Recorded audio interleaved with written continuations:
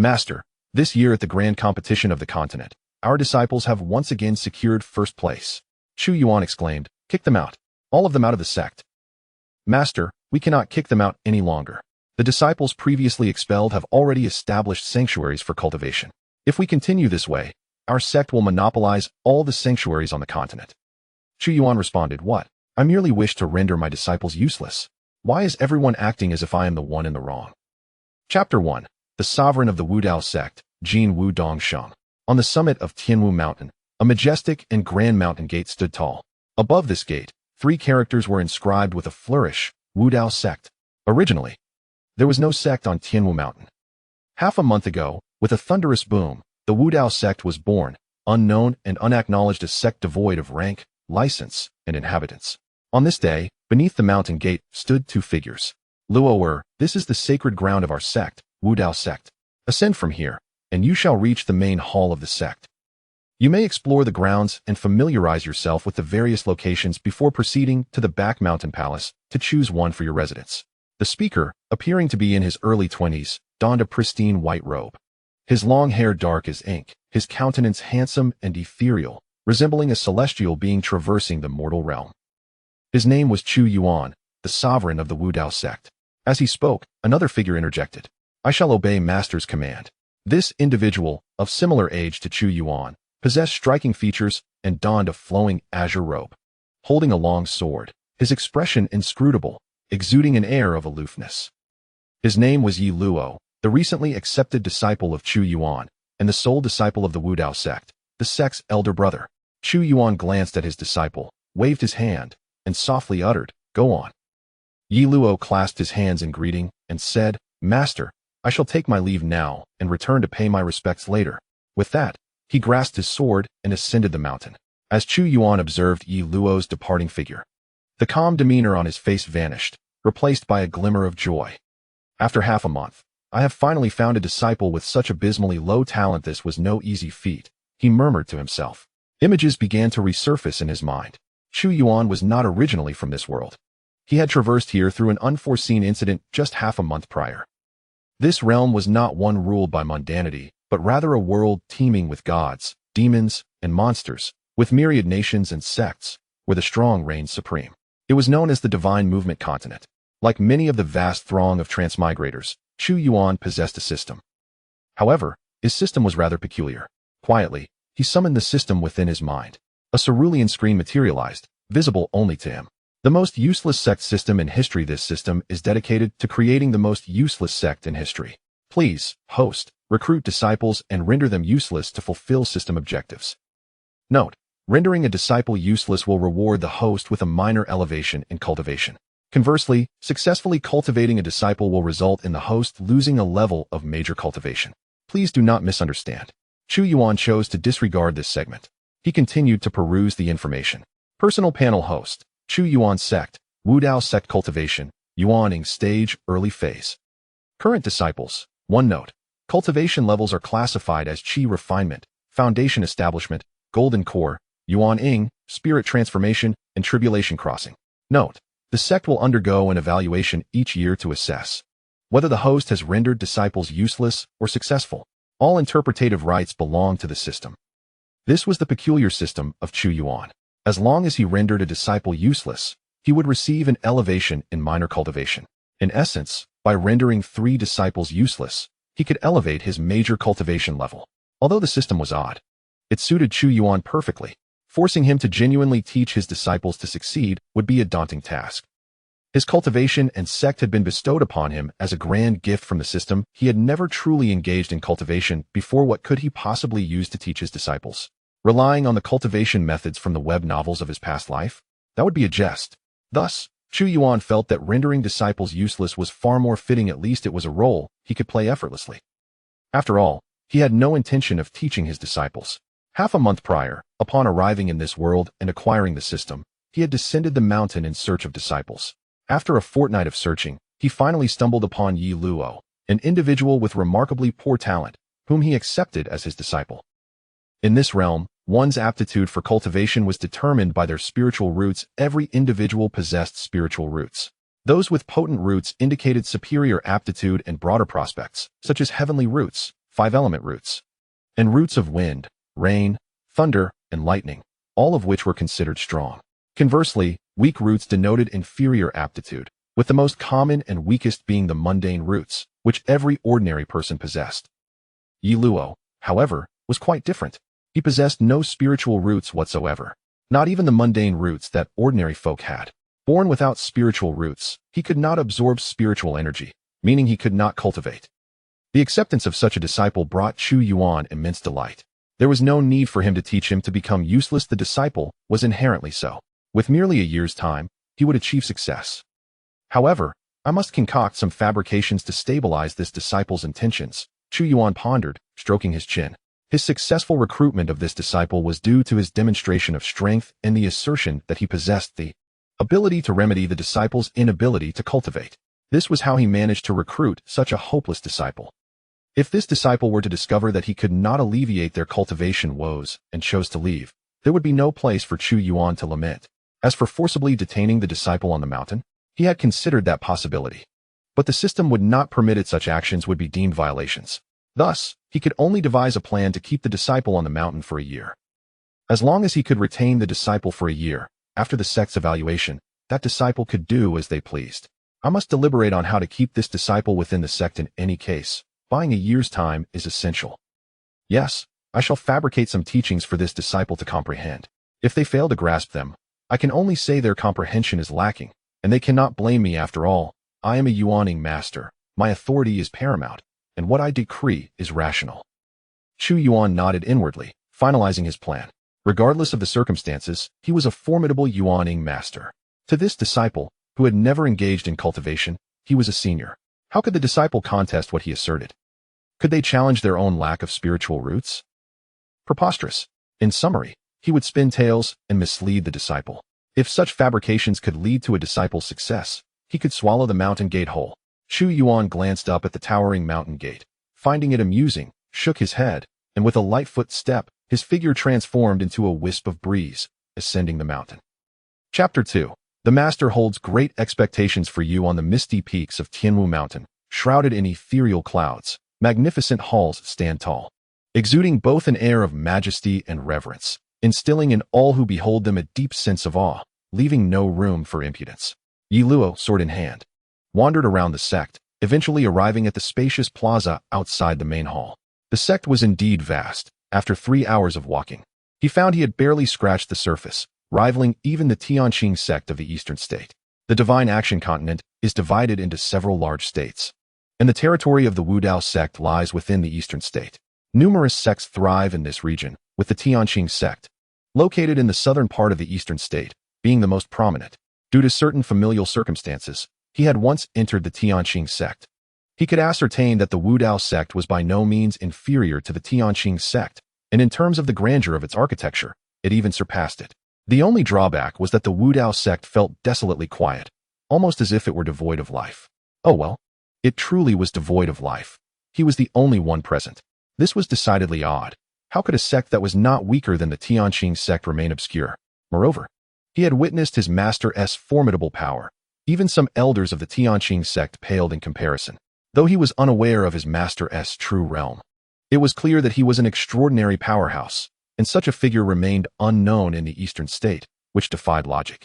The only plausible explanation was that the Wudao sect was a reclusive sect that had recently re-emerged into the world. Yes, that must be it.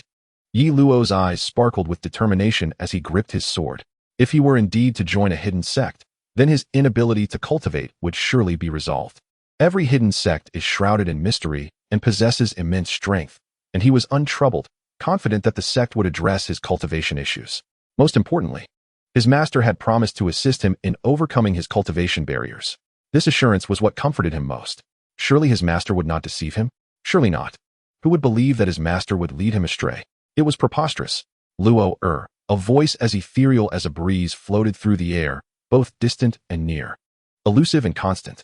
Upon hearing this voice, Ye Luo reined in his myriad thoughts, adopting a fade of aloofness. He needed to maintain his image before his master.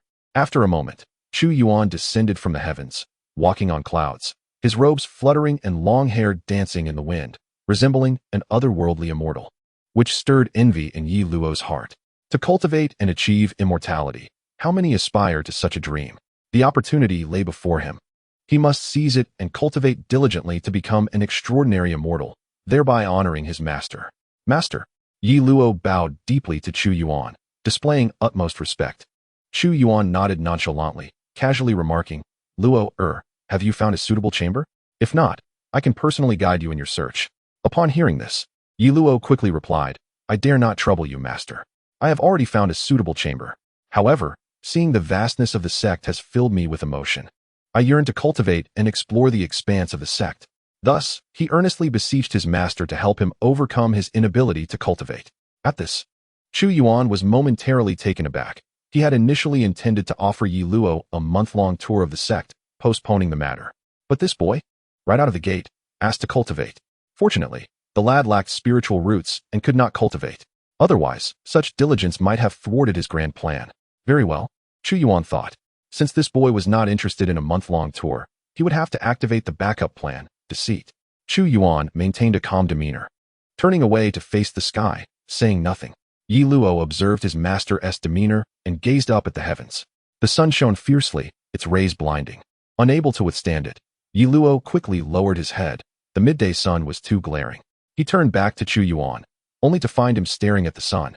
Unperturbed, his expression unchanged. Ye Luo could not help but marvel. His master was indeed extraordinary, able to gaze directly at the sun without flinching, while he, an ordinary mortal, could hardly endure its brightness. What Ye Luo did not realize was that Chu Yuan was cursing inwardly. According to standard procedure, Ye Luo should have inquired about what he was observing, prompting Chu Yuan to spin a tale. Instead, the boy remained silent, seemingly unaware of the discomfort caused by the sun's glare. Chu Yuan could feel the heat in his eyes. He was sure that if he closed them, tears would flow freely. If that happened, what would become of his image? He could not afford to close his eyes. Chu Yuan silently awaited Ye Luo to speak. Yet, Ye Luo stood there in silence, seeming reluctant to disturb his master. This infuriated Chu Yuan, nearly prompting him to unleash his formidable power and send this insipid disciple to the afterlife. Fortunately, just as Chu Yuan was about to lose his composure, Ye Luo finally spoke. Disciple earnestly requests master to help resolve the impediment to my cultivation. I shall diligently practice in gratitude for your kindness. Goodness, you are dancing on the edge of death. Chu Yuan silently withdrew his hand from his sleeve, turning his back to Ye Luo, and in a calm voice, he said, To resolve your inability to cultivate is quite simple. With a mere wave of my hand, it can be done. However, I do not wish for you to begin cultivating just yet. Do you understand why? Do not wish for me to begin cultivating? Ye Luo was perplexed and shook his head. Disciple does not understand. Chu Yuan took a few steps forward, ensuring that his disciple did not see the tears streaming down his face. As he walked, he continued, You are born without spiritual roots, destined to be unable to cultivate. Such a special circumstance is not uncommon throughout history. Figures like Xiao Huohua, who was deemed useless for 3 years, yet ultimately became the Flame Emperor, and Shi Hao, who had his supreme bone extracted at a young age, but eventually became the Heavenly Emperor, along with the likes of the crooked-mouthed Dragon King. All these individuals arose from special circumstances, yet they ultimately became figures of great renown. Thus, I hold great expectations for you. Luo, do you understand? Ye Luo was momentarily stunned. The Flame Emperor? The Heavenly Emperor? The crooked-mouthed Dragon King? Why had he never heard of these names? Were they perhaps secrets unknown to the common folk, recorded only in hidden sects? Chapter 3, Holding the Stars. Plucking the sun and moon to open the door with tales of ancient secrets. Was this the style of hidden sects? Fascinating.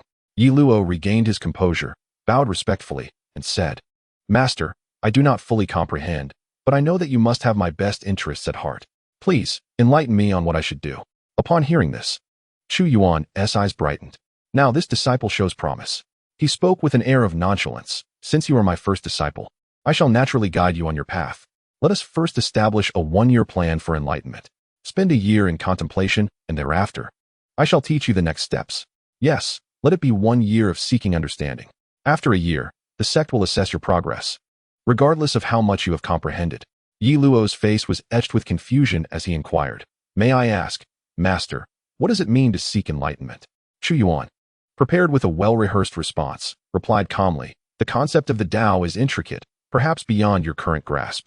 Allow me to elucidate for you. The Tao is nature. It is the cosmos. It is all things.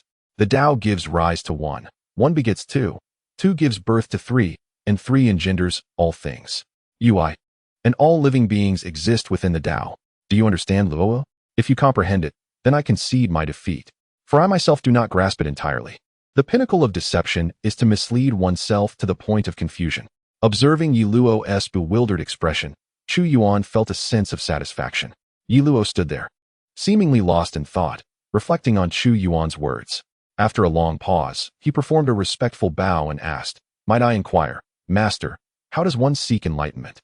The Tao is manifold, and many paths lead to the same destination. One merely needs to discover the path that resonates with their own understanding. Ye Luo pressed on. "May I ask, Master, having practiced the sword for many years, can I attain enlightenment through it?" "Indeed," Chu Yuan affirmed.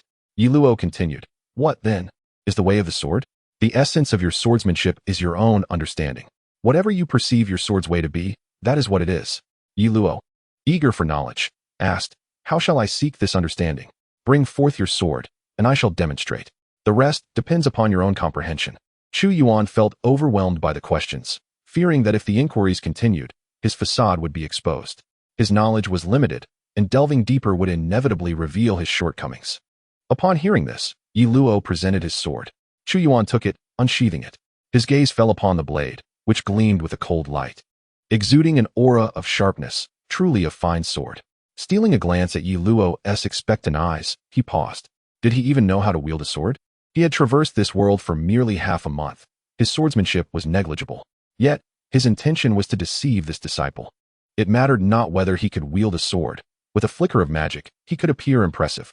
"Watch closely," Chu Yuan murmured, gripping the sword tightly. He raised his gaze to the heavens, his palm turning. A surge of magical energy enveloped him, and with a mighty swing, he struck the sky. A thunderous roar erupted as a beam of magical sword light shot forth, cleaving through the heavens. The overwhelming force dimmed the world around it. This strike seemed to threaten the very fabric of existence, bearing an unstoppable momentum. With a resounding crack, the layers of clouds above split apart, revealing a cerulean sky. Chu Yuan watched this spectacle with satisfaction, discreetly wiping a tear from his eye before turning to the astonished and yearning face of Ye Luo. His heart swelled with certainty. This was a success. He had effectively dazzled him. This minor advancement in his realm was now secured. "Do you understand?" he asked softly, his back to Ye Luo. Ye Luo, coming back to his senses from the shock of his master's display, gazed at Chu Yuan with a mixture of confusion and admiration, shaking his head. "Master, your disciple is dull-witted and does not comprehend." Not understanding is precisely what I expected, Chu Yuan thought to himself with a hidden smile. He continued, "If you do not understand, then contemplate deeply. I hope you can grasp this within a year. This sword contains the essence of my teachings, which you must ponder thoroughly. If you can glean even a fraction of its meaning, you will have begun to understand the Tao. If you can grasp 3 or 4 aspects, you will be a formidable force.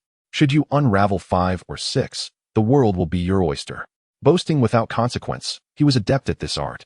Ye Luo's eyes ignited with fervor as he clasped his hands in reverence and asked, "Master, what if one were to achieve full understanding?" With a hint of irritation, Chu Yuan replied, "Ambition can lead to folly. Should you attain full understanding, I shall bestow upon you these words. With stars in hand and the sun and moon at your command, there is none like you in this world. Contemplate diligently, and if you encounter any confusion, return to seek my guidance." With that, he summoned clouds beneath his feet, gracefully departing with an air of nonchalance. Though his eyes sparkled with satisfaction, especially upon witnessing Ye Luo, frozen in awe, his contentment deepened. This was secure, he mused.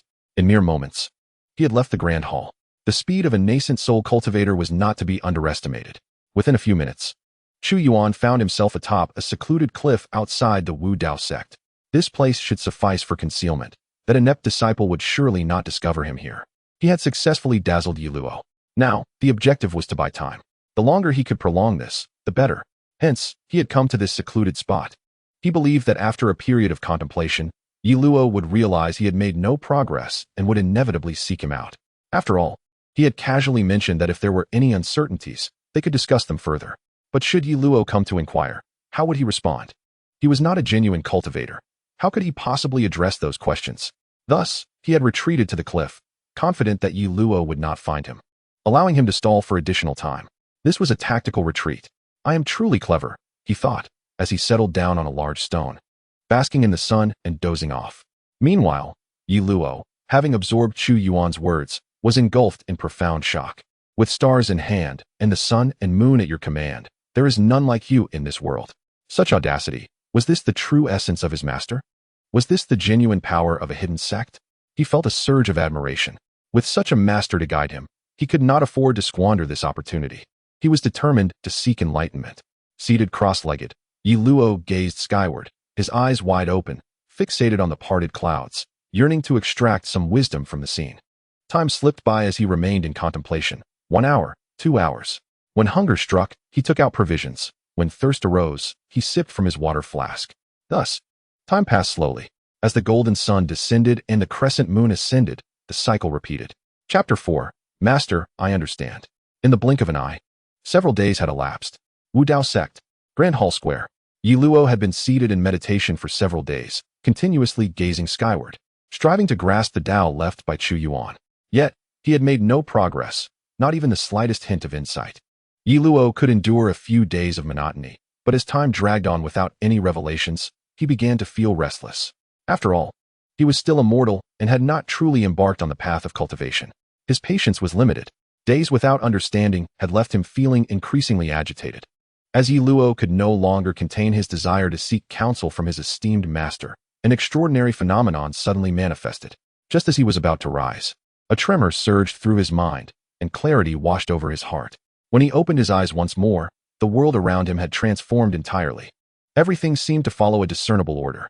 Gazing at the sky, he beheld golden chains of order intricately woven amidst the clouds, their vast and boundless energy permeating the atmosphere.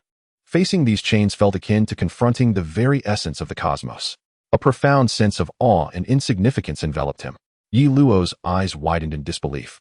His spirit engulfed in overwhelming astonishment, rendering him momentarily speechless.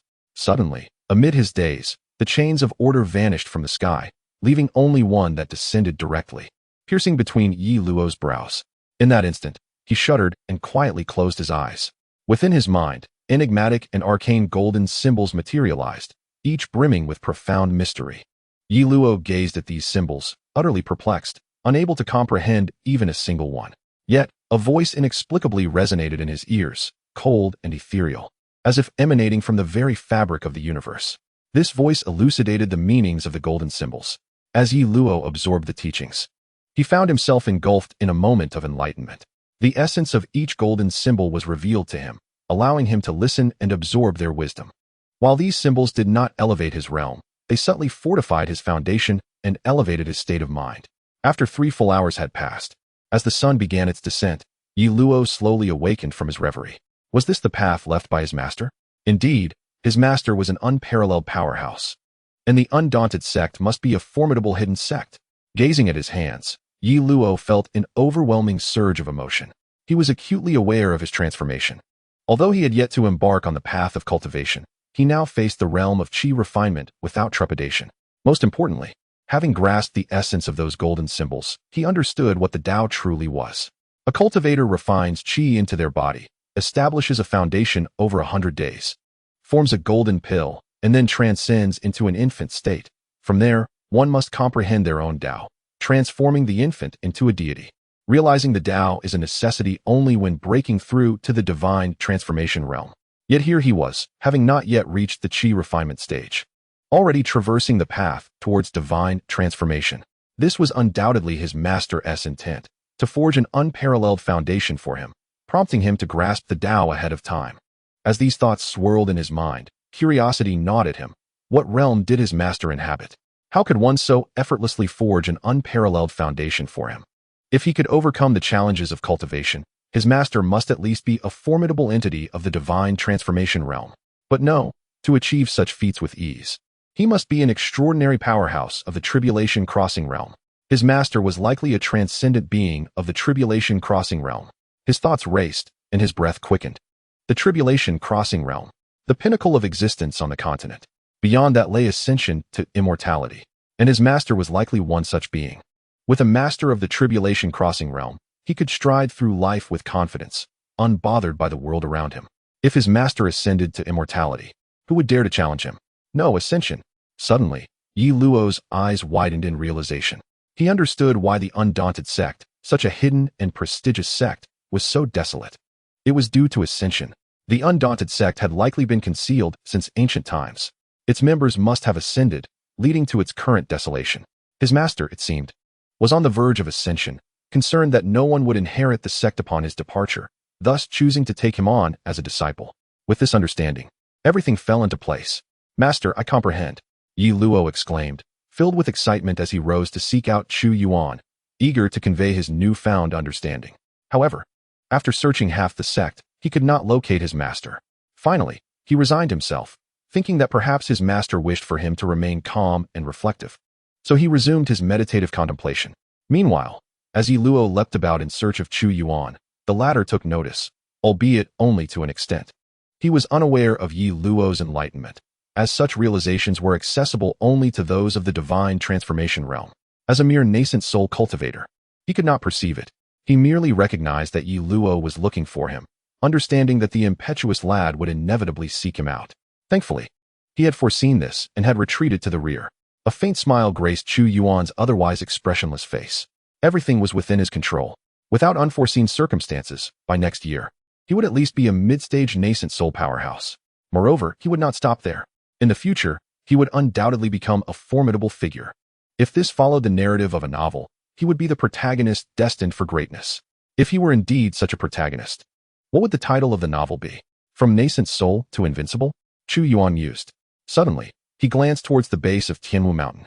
In his spiritual sense, he observed a figure clad in black robes, carrying a large box, hastening up the mountain. Who could this be? Why were they intent on entering the Undaunted Sect? But who was this individual? What business could they possibly have with this desolate sect? Aside from himself and Ye Luo, what else existed within the Undaunted Sect? No, wait. Ye Luo. Could it be that this individual was a relative of Ye Luo, having learned that he could not assist Ye Luo with his cultivation issues, and had come to retrieve him? This shouldn't be. After much contemplation, Chu Yuan ultimately decided to descend and ascertain the intentions of this mysterious visitor. At the foot of Tianwu Mountain, a man in black robes hurriedly ascended, carefully bearing a massive box. His movements were cautious, even avoiding flight, glancing back occasionally as if fearful of being discovered. Ha ha ha, the holy land of Dongzhou is but this, allowing Zhang San to escape successfully. The figure chuckled softly, his voice brimming with arrogance. His name was Zhang San, a name that struck fear into the hearts of many powerful factions across Dongzhou. Within a span of 3 years, he traversed the prominent sects of the eastern state, clandestinely pilfering their esteemed manuals and secret texts. And even the soul's sacred ground for cultivation in the eastern state fell victim to his nefarious grasp. He is infamously known as the outlaw Zhang San. Recently, he brazenly stole the entirety of the scripture library from the sacred ground, subsequently setting the entire repository ablaze, inciting countless formidable beings from the sacred ground to pursue him relentlessly. Thus, he cautiously fled to the foot of Tianwu Mountain, intending to ascend and evade the uproar. He hastily made his way upward when, suddenly, he sensed something amiss and abruptly halted. Raising his gaze towards the peak of Tianwu Mountain, he discerned a presence of Tao. Could it be that a cultivator of the transformation realm resided atop the mountain? Surely, those hounds of the sacred ground could not have caught up with him. It was impossible. Not to mention his adept concealment techniques, those hounds would not reveal their Tao energies. They would have attacked him directly. Upon further scrutiny, however, he realized that the aura of Tao was quite feeble, far less imposing than that of a true transformation realm cultivator. Zhang San's gaze sharpened as he focused on the mountain summit. As a being at the pinnacle of the nascent soul stage, he was on the verge of comprehending the Tao and ascending to the transformation realm, rendering him particularly sensitive to Tao energies. He could perceive that the Tao aura emanating from the peak was indeed faint. The entity atop the mountain was either a half-step transformation realm being or one who had just recently broken through into that realm. In any case, he had no reason to fear. With that thought, Zhang San continued to ascend, carrying his large box. At that moment, a voice floated gently towards him. "Fellow Taoist, please pause." Zhang San was taken aback and looked up to see a man in white robes descending gracefully from the clouds, blocking his path. The man's ethereal demeanor resembled that of a celestial being, akin to a peerless powerhouse gracing the mortal realm. Zhang San's pupils contracted, and he instinctively became vigilant. The newcomer was none other than Chu Yuan. With his hands clasped behind his back, Chu Yuan addressed Zhang San with an air of calm, "Esteemed Taoist, beyond this point lies the territory of my sect. I kindly request that you refrain from proceeding further. Your sect? Zhang Xin questioned, surprised. There is a sect atop the mountain? No, this was perplexing. When did a sect emerge atop Tianwu Mountain? How could he have been unaware? Yet, that was not the crux of the matter. The earlier Dao aura must have originated from the disciples of this sect, didn't it? Maintaining an impassive facade, Zhang Xin placed the large box behind him and inquired, "May I ask who you are, and what sect resides on the mountain?" He subtly stirred his magical energy, prepared for any eventuality. The other party's otherworldly presence was strikingly formidable, evoking a sense of facing the master of a sacred ground. He dared not underestimate him. Chu Yuan replied with a nonchalant demeanor, "The sect atop the mountain is the Wu Dao sect, and I am its master. My sect is but a small one. There is no need for concern. Only I and a single disciple practice here, seeking tranquility and wishing to remain undisturbed. If you have no business here, I kindly urge you to descend. Only you and a single disciple practice here?" Zhang Xin mused. Was that Dao aura emitted by your disciple? And if they are at the transformation realm, what realm does their master occupy? Could it be the tribulation realm above transformation? It was no wonder. No wonder this individual exuded such an ethereal quality. He was an ancient being of the tribulation realm. However, this old fellow had not recognized him as the outlaw. He could easily slip away. A flicker of luck crossed Zhang San's eyes as he cupped his hands in greeting. "Since you do not wish to be disturbed, I shall take my leave." Without a moment's hesitation, he turned to depart. After a few steps, just as he prepared to soar into the air, a voice echoed behind him. "Fellow Taoist, you have forgotten your box." Zhang San was startled by the voice, nearly losing his balance. He turned to see the large box he had left behind. Internally cursing his carelessness, he approached, hefted the box, and expressed his gratitude. "Thank you for the reminder, senior. If there is nothing else, I shall take my leave." Yet Chu Yuan spoke again. "Fellow Taoist, what do you have in such a large box?" "It contains the manuals and texts I have pilfered from various sects," Zhang Xin thought to himself. Could he utter such a confession? If he did, this old fellow might very well initiate a campaign against him. He could not say such a thing. He had to continue deceiving. Zhang Xin endeavored to keep his expression serene, inhaling deeply before replying, "Senior, within this box are merely the items I use to make a living. Some counterfeit cultivation techniques meant for sale to mortals who, facing imminent demise, foolishly seek immortality." Counterfeit cultivation techniques? Fake ones? Chu Yuan mused, intrigued. How splendid. My Wu Dao sect's transmission hall is deserted. Acquiring some counterfeit techniques to bamboozle my disciples would be rather advantageous. Fake cultivation techniques? Zhang Sen internally scoffed, but dared not show any sign of defiance. He obediently retrieved the large box, swiftly unfastening it. "Senior, these are all counterfeit techniques. They cannot be taken seriously. Even after 70 or 80 years of cultivation, one would achieve nothing of substance. Should you require genuine techniques, I happen to have some. Upon your word, I would gladly present them to you." As he spoke, he cautiously stepped backward, wary of Chu Yuan's potential wrath. Chu Yuan rolled his eyes, dismissing Zhang San's antics. He chose to ignore the flattery and approached the large box. He reached in and retrieved one of the tomes. Heavenly Dao True Body. The title was indeed grand, yet regrettably, it was a counterfeit. Upon opening it, the first line elicited a chuckle from Chu Yuan. Assuming a transformation realm cultivator comprehends the Dao, visualizing the heavenly Dao in their mind, communicating with it, and absorbing its power into themselves, allowing them to become accustomed to the heavenly Dao's strength. In battle, they draw upon the heavenly Dao's power, forming the heavenly Dao True Body. The deeper their understanding, the greater the enhancement. It was evident that this was intended to deceive. He glanced at the next tome, on the postpartum care of immortal pigs. Chu Yuan nearly burst into laughter internally, resembling a hefty figure of 200 pounds, while maintaining an outwardly composed demeanor. He set the book down and turned to Zhang San, speaking with an air of indifference. "I shall purchase all of these. Let us price them by weight." "How much per pound?" Zhang San was taken aback. "Price them by weight. These are esteemed manuals from various sects, including some secret techniques from the sacred ground of the Eastern State. Such valuable items priced by weight. Should the heads of those sects hear this, they would surely be enraged to the point of madness." Zhang San's face stiffened. He wanted to respond, but was at a loss for words, ultimately falling silent. Chu Yuan, unfazed, hefted the box, weighing it thoughtfully. "I estimate this, including the box, to be approximately 8 pounds. I shall offer you 1 tael of silver per pound, totaling 8 taels. Here you go." He produced 8 taels of silver from his sleeve and handed them to Zhang San. Do not inquire about the source of his wealth. The answer lies in his opportunistic actions upon descending the mountain, where he seized fortune from the affluent to aid the impoverished. Zhang Sen gazed at the 8 taels of silver in his hand, feeling an overwhelming urge to weep. What could he possibly say? The deception was woven from his own fabric. Could he dare claim that these were genuine secret texts? If he spoke such words, the old fellow in the tribulation realm might very well eliminate him, reclaiming the secrets as his own. For now, continuing this charade seemed to be his only chance at survival. Thus, silence was his best course of action. Yet, exchanging 8 taels of silver for these fraudulent texts left him feeling deeply dissatisfied. Zhang Sen swallowed hard and, gritting his teeth, addressed the elder, senior. While it is permissible to sell these counterfeit texts for 8 taels, I beseech you to take me as your disciple and impart your wisdom upon me. I wish to enter your esteemed sect. He had come to realize that there was no recovering those texts. If he could not reclaim them, he may as well become a disciple of this elder, thus retaining access to the texts and acquiring guidance from a tribulation realm master. Chu Yuan, carrying a large chest, raised an eyebrow at Zhang San's proposal. You wish to join my Wudao sect?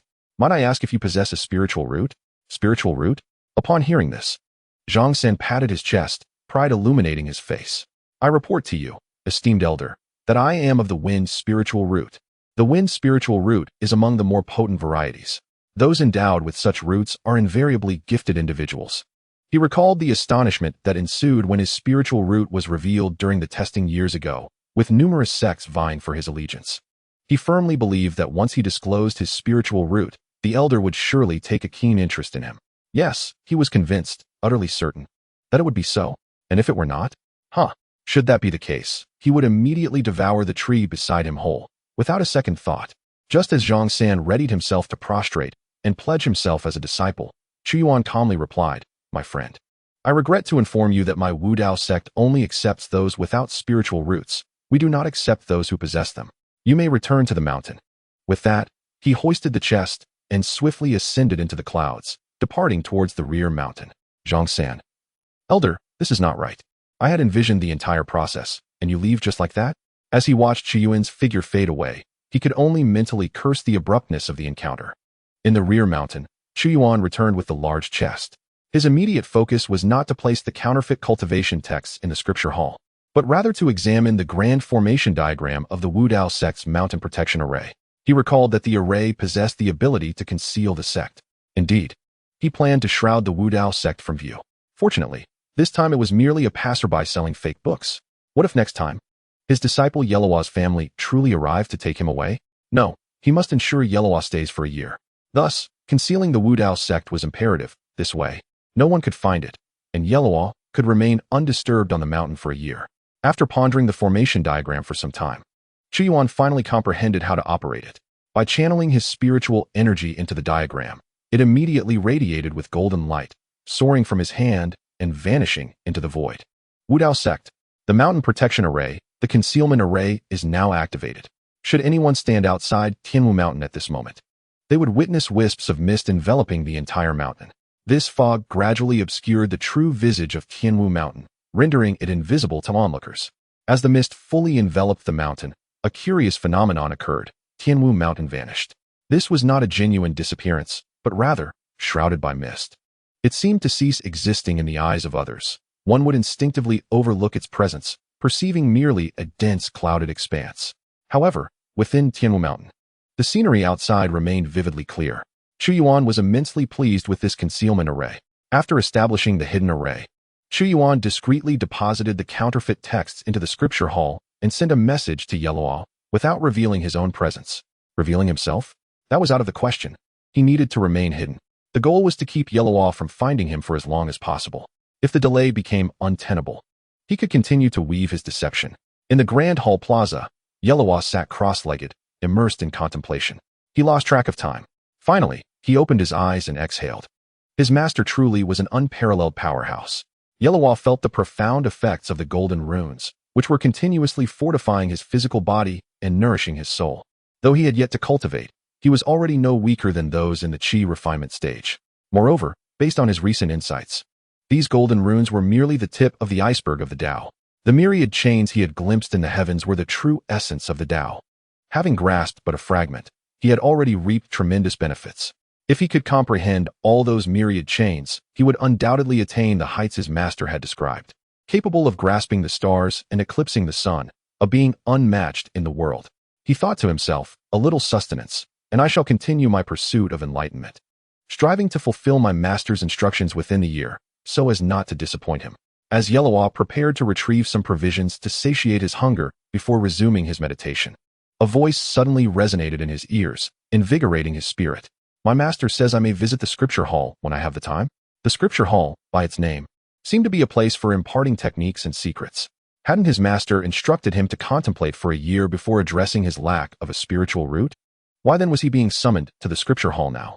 He deliberated briefly, grasped his sword, and rose, heading towards the outer plaza of the main hall.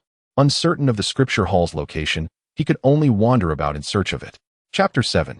Sold for 8 taels. Before the scripture hall, Ye Luo stood, gazing up at the ancient and solemn palace before him.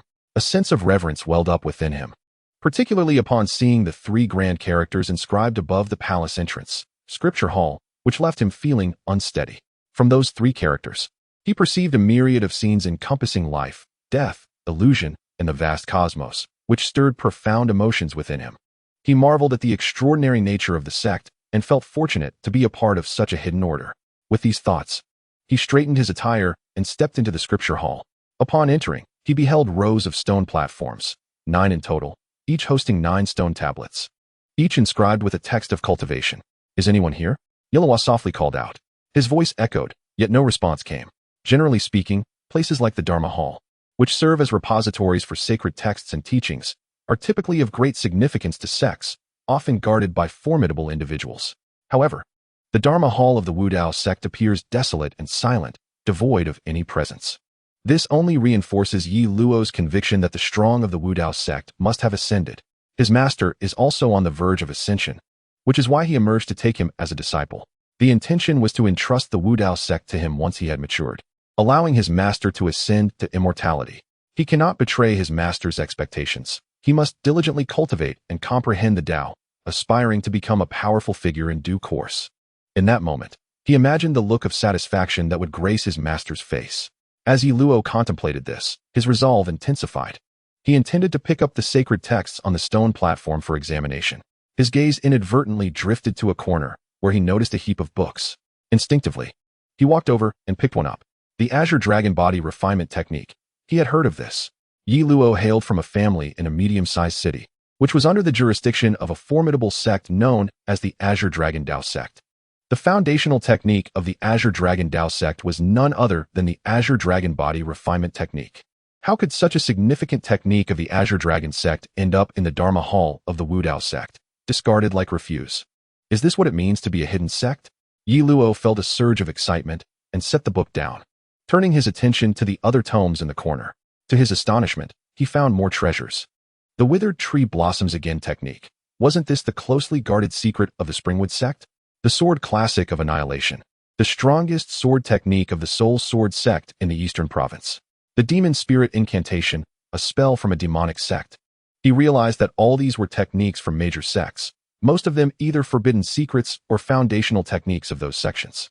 Each tome, if revealed, could incite fierce competition and bloodshed among countless powerful beings. Yet, these treasures had been relegated to a dusty corner of the Wu sect. Is this the depth of a hidden great sect? Ye Luo took a deep breath to quell his excitement, striving to restore his heart to tranquility. He lacked spiritual roots and could not cultivate. No matter how extraordinary these texts were, he remained unable to practice. In contrast, his master, fully aware of his lack of spiritual roots, still brought him to the Dharma Hall.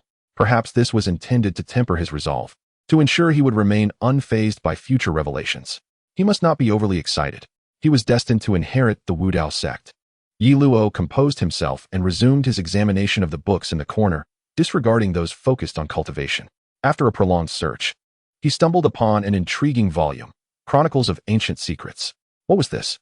A record of events from ancient times? His curiosity piqued. Perhaps he could glean information about the Wu sect from this book. He sat down on the ground and opened it. The first line left him in a daze. It is said that in ancient times, all beings were devoid of spiritual roots. The realms of nascent soul, transformation, and tribulation were merely thresholds for cultivation.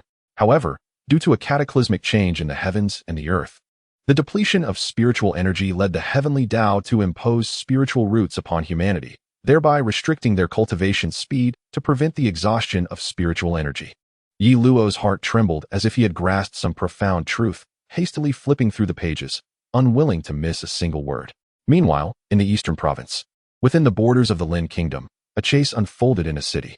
The pursued was none other than the notorious Zhang San. Exhausted, Zhang San employed every trick in his arsenal to escape, yet he could not shake off the numerous pursuers. He could only keep them at bay with great difficulty. As he fled, he glanced back at the formidable figures from various sects, feigning ease and laughing heartily. You call yourselves the elite of the sects? Is this all you've got? You can't even catch me. What use are you? He aimed to provoke these powerful beings, hoping to exhaust their energies and seize the opportunity to slip away. His plan was ambitious, but alas, he was doomed to fail. Just as Zhang San finished his taunt, a colossal palm descended from the heavens, crashing him into the ground. The entire city trembled as clouds of dust enveloped the area. Moments later, an elder clad in black emerged from the dust, holding Zhang San as one would handle a lifeless dog.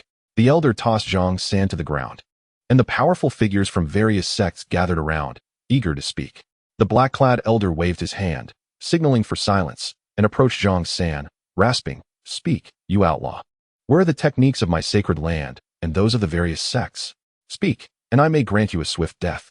Zhang San, gasping for breath and bleeding from his mouth, trembled as he pulled out 8 taels of silver from his pocket and offered them to the elder. The elder accepted the silver, scanning it with his consciousness, but found nothing of note. He furrowed his brow and tossed the silver to those behind him, urging them to examine it, wondering if it were a peculiar storage artifact. The numerous strong figures inspected the silver meticulously, but discovered nothing. Zhang San sighed and said, "Don't bother, this is no storage artifact. It's just silver. I sold all your sect's sacred texts for 8 taels of silver." The elder was taken aback. The assembly of powerful figures exchanged incredulous glances. Each of their sect's texts was priceless. How could they be sold for a mere 8 taels? Were they being mocked? As the expressions of the powerful figures turned hostile, Zhang San swallowed hard, insisting, "It's true. At Tianwu Mountain, there is a sect called Wudao Sect, and their leader is a formidable figure in the tribulation realm who forcibly acquired those texts for 8 taels of silver. If you don't believe me, I can take you there. If I'm lying, then you can take my head and use it as a ball to kick around." Chapter 8. The weather was splendid today.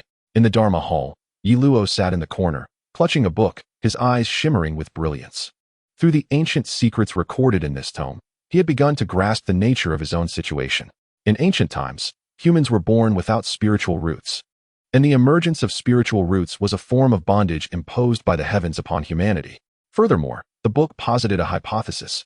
If, at birth, a person possessed a unique and powerful constitution, then spiritual roots would not limit their cultivation speed. Perhaps due to the changing times, some unforeseen circumstances might arise. But as long as one could cultivate, rapid progress would undoubtedly follow. If he was not mistaken, he belonged to this category of individuals. Ye Luo took a deep breath, murmuring to himself, "So, I am not a failure, but rather a person of extraordinary talent. No wonder my master brought me to the Dharma Hall. It was to help me understand all of this. Master, I now comprehend your profound intentions." He felt a surge of exhilaration. After enduring the burden of being labeled talentless for so many years, anyone would find it unbearable. Now he comprehended that he was indeed a person of extraordinary talent, which instantly alleviated his previous frustrations. He was not a forsaken child of destiny, but rather one whom fate envied. Simultaneously, the final shred of doubt he harbored regarding his master was dispelled. He pondered why his master, a formidable being on the brink of transcending tribulations and the leader of a hidden sect, chose to take him, a disciple devoid of spiritual roots, rather than those gifted with heavenly or earthly roots. It turned out that it was precisely because he was the one with true extraordinary potential. Upon learning this, Ye Luo did not feel a sense of pride. Instead, the weight of responsibility grew heavier in his heart. Without his master guiding him to the Hall of Transmissions, he would remain oblivious to these profound secrets. All of this was a gift from his master, and he could not afford to betray his master's expectations. With a spark of determination in his eyes, Ye Luo returned the book to its rightful place and turned to exit the Hall of Transmissions. He sought enlightenment and yearned to hone his swordsmanship, aspiring to mature swiftly in order to repay his master's boundless grace. No longer hesitating, Ye Luo hastily returned to the Grand Hall's plaza to seek enlightenment. Thus, he entered a phase of arduous training, contemplating the path by day and practicing swordplay by night. Day after day, in the blink of an eye, several days had passed. On one particular day, a group of individuals arrived in a clearing outside the Misty Mountain. Each of them walked upon the air, with the lowest among them possessing golden core cultivation and the highest having reached the spirit transformation realm. They were the elites of various sections. At the forefront, a black-robed elder grasped Zhang San, his face dark with fury as he surveyed the swirling clouds and mist around them. His divine sense swept across the area. Where is this Misty Mountain? This Zhang San is clearly toying with them. A lawless rogue indeed. How audacious to deceive us at this juncture. Ha ha, in all my years. This is the first time I've been fooled. You can take pride in being the first to deceive me, but it may cost you dearly. The black-robed elder rasped, his eyes glinting with palpable murderous intent. The expressions of the other elites were grim, though their eyes reflected more concern than anger. They had failed to retrieve their sect's sacred texts, which would make returning home a difficult endeavor. Zhang San, observing the expressions of these formidable figures, recognized the gravity of the situation and hastily exclaimed, I swear, I truly did not deceive you. Just ahead, within the mist, lies the Misty Mountain, and atop it, there exists a sect called the Unpathed Sect. I assure you, I am not lying. If you do not believe me, release me, and I will guide you there. It is right before us. If it is not there, I shall perform a feat of swallowing a stone before you. This very stone, I will consume without using any magical energy. He pointed to a massive stone several meters away, his face resolute. The stone, however, seemed perplexed. What does this have to do with me? Why am I being targeted for swallowing? Meanwhile, the black-robed elder, furious to the point of laughter, had already scanned the area with his divine sense. Nothing could escape his perception. Yet the other elites did not share his skepticism and urged Zhang San to lead them forward. Even the slightest chance was too precious to forsake. The black-robed elder, with no other choice, permitted Zhang San to descend and guide the way. Upon landing, Zhang San quickly led the group into the mist. I truly am not misleading you. Just ahead is the Misty Mountain, and atop it lies the Unpathed Sect. I do not know why, but the last time I came, the mist was not this dense. This time, it is so thick. Behold, the Misty Mountain is right here. Gazing at the expansive emptiness before him, Zhang San was left dumbfounded. Where was the Misty Mountain? Only a thick fog enveloped the area. Oh heavens, where is the Misty Mountain? Come forth, or I shall lose my head. Zhang San felt the air behind him grow thick with tension. Tamaka being at the spirit transformation realm along with a group of golden core and nascent soul cultivators repeatedly, one could easily surmise what his fate would be. So, how's the weather today? Have you all had your meals? Zhang San feigned nonchalance, turning to smile as he spoke. As soon as he finished, he took off like the wind, unleashing his magical energy to flee. You seek death. Great might and seal. The black-robed elder erupted in rage, unleashing a palm strike imbued with overwhelming might toward Zhang San. The ground trembled as the force radiated from the Misty Mountain, shaking an area of 1,000 miles. Even Chu Yuan, lounging in the sun at the back of the Unpathed Sect, was startled by the commotion, losing his footing in surprise. Is there an earthquake? Chu Yuan looked around in confusion. Instinctively, he released his divine sense at the nascent soul level, scanning the surroundings. In an instant, he understood. There were powerful beings battling outside the Misty Mountain, and the intensity of their confrontation posed a threat even to him. The combatants were stronger than he. Are there truly so many powerful cultivators in this realm? Those casually fighting outside his sect surpassed him in strength. Was his nascent soul cultivation too weak?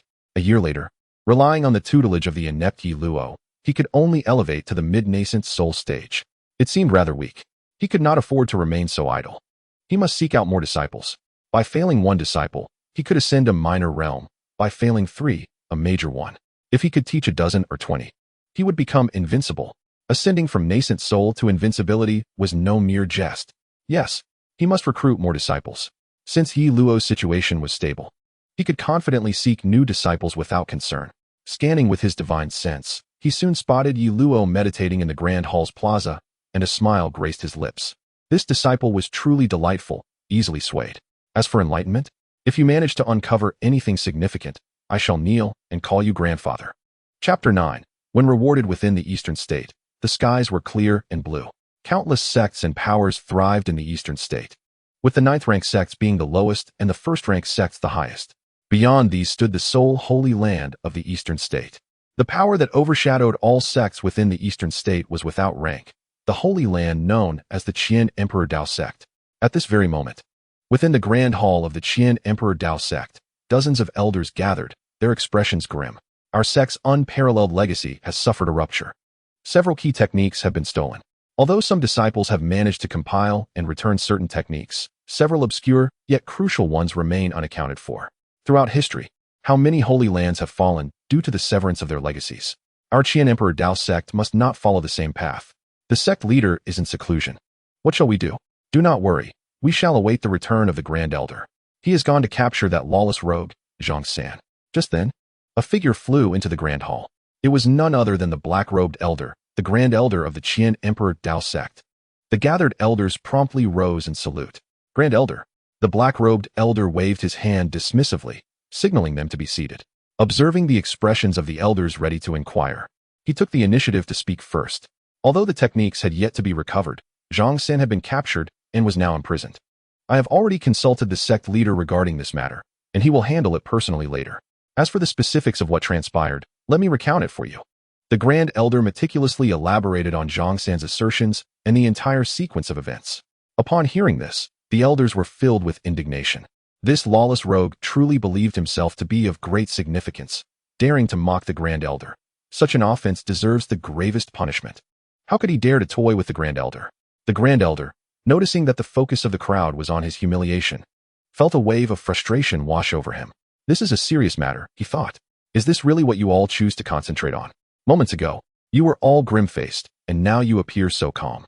And what of that one blushing with suppressed laughter? The theft of techniques is a matter of utmost gravity. How can there be any mirth amidst such a situation? No, it seems this group harbors discontent towards me. The Grand Elder widened his eyes, preparing to question them when suddenly, a voice interrupted. Zhang San did not lie. The elders looked up to see a stern-faced, middle-aged man with a square countenance striding into the room. He was none other than Chu Yuan, the current leader of the Qian Emperor Dao sect. The gathered elders, including the Grand Elder, quickly suppressed the unusual atmosphere and bowed respectfully to Chu Yuan. We greet the sect leader. With a casual wave of his hand, Chu Yuan took his seat at the head of the hall and spoke in a flat tone. You may rise. I have employed a secret technique of our sect on Zhang San and confirmed that he indeed spoke the truth. The scriptures and techniques of various sects, including some from our own, have been sold by Zhang San for a mere 8 taels of silver to a sect known as the Wudao sect. A wave of astonishment rippled through the elders. 8 taels of silver for such a wealth of sect scriptures, including their sacred techniques? It was utterly ludicrous. No one would believe such a tale if spoken aloud. The elders remained in stunned silence, yet the Grand Elder quickly regained his composure and inquired, Sect leader, if Zhang San has not lied, then where is this Wudao sect? Is the Tianmu mountain he mentioned truly real? I have already visited the location he described, and it was nothing but an empty expanse. Chu Yuan shook his head and replied, according to Zhang San, the leader of the Wudao sect is a peak existence in the tribulation realm, and it is highly likely that the Wudao sect is a hidden sect, easily eluding your scrutiny, Grand Elder. Tribulation realm, hidden sect. The mere utterance of these terms nearly brought the already bewildered elders to their knees. A tribulation realm expert. In this realm, such beings are the pinnacle of power throughout the eastern continent. Apart from a select few sacred places like the Qian Emperor Dao sect housing 1 or 2 tribulation realm elders, no other sect possesses such power. This illustrates the rarity of tribulation realm beings. However, if they originate from a hidden sect, it becomes understandable. Hidden sects, as recorded in ancient secrets, chose to remain concealed due to past calamities or the emergence of unparalleled prodigies. Some sects opted for seclusion, dedicating themselves to cultivation, withdrawing from worldly affairs, and over long epochs, fading into obscurity, thus earning the title of hidden sections. Undoubtedly, each hidden sect has withstood the test of time, growing formidable and enigmatic. Sect leader. With a hidden sect now emerging in the eastern continent, might this pose a threat to our sacred dominion? That is not the crux of the matter. What concerns us is the stance of this hidden sect towards our eastern continent's sacred place. If possible, let us handle matters amicably. The elders spoke, most favoring a diplomatic approach towards the Wudao sect. No one truly understood the depth of a hidden sect's foundation. Hastily antagonizing them would yield no benefits, making cooperation a more prudent choice. However, Chu Yuan shook his head once more. Currently, we do not even know where they are located. How can we discuss amicable relations? What I propose is to first send someone to attempt contact with the hidden Wudao sect, ascertain their stance, and then decide on our next steps. Chu Yuan spoke slowly. But who should we send to contact this hidden sect? The elders began to murmur among themselves, deliberating on who would be best suited for the task. Seeing this, The Grand Elder stepped forward without hesitation, declaring, "Sect leader, allow me to go." After a moment's contemplation, Chu Yuan nodded in agreement. Yet, one elder muttered under his breath, "Sect leader, sending the Grand Elder may not be wise. He was toyed with by a lawless rogue. Sending him would be a disgrace to our sacred place." The Grand Elder's face flushed with anger, glaring at the elder as if he were about to strike. Had he not fought in ages? How dare someone openly declare him foolish? This individual deserved to be dealt with in the mountains. Observing this scene, Chu Yuan frowned and said, "Enough of this. Grand Elder, prepare yourself to visit the hidden sect." With a long sigh, the Grand Elder turned to leave, feeling that the sect leader was showing favoritism towards that elder. Ultimately, he had misplaced his trust. Chapter 10. Master, I have come to understand once more. Wudao Sect. After meeting with Ye Luo, Chu Yuan expressed his intent to descend the mountain for some matters before preparing to depart. After all, time was of the essence. Having realized his own inadequacies and strength, Chu Yuan aspired to recruit more untalented disciples. Teaching a mediocre disciple would elevate him by a minor realm, while 3 would grant him a significant elevation. It wouldn't be long before he became invincible. Everything was under the control of Chu Yuan. At the mountain gate, a gentle breeze blew, shrouding the area in mist. Ye Luo accompanied Chu Yuan to the gate, where they both stood. Chu Yuan gazed out at the clouds beyond the gate in silence. A refreshing breeze rustled his white robes as he stood with his hands clasped behind him, embodying an ethereal presence akin to a celestial being. Ye Luo hesitated for a moment before finally speaking. "Master, I have begun to grasp a fragment of the path you have imparted, and I have integrated it into my sword techniques. I humbly request your guidance." "You have grasped something? What exactly have you understood? Surely you haven't merely sat idly, conjuring up fantasies?" A thought crossed Chu Yuan's mind. If someone developed delusions, could they still be considered a disciple worthy of his teachings? Perhaps so. He decided not to dwell on it.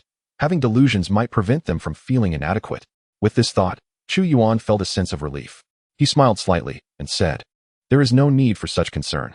I am aware of what you have grasped. It amounts to but a fraction of the whole. The true essence remains elusive to you. Look up more often, and you will come to understand my intentions. For now, I must take my leave. Focus on your understanding, and do not be complacent." Upon finishing his words, he took to the skies, soaring gracefully like the wind. Yet, a sigh escaped his heart. How long had it been since he had been so easily deceived, leading him to develop a delusion? Alas! Yet, the delusion was perhaps a blessing in disguise, providing him with a sense of stability. This disciple would undoubtedly resolve the matter. He merely awaited the results of the assessment to elevate his cultivation. With this thought in mind, a smile graced Chu Yuan's face as he hastened his descent down the mountain. As for Ye Luo, after listening to Chu Yuan's words, he fell into deep contemplation.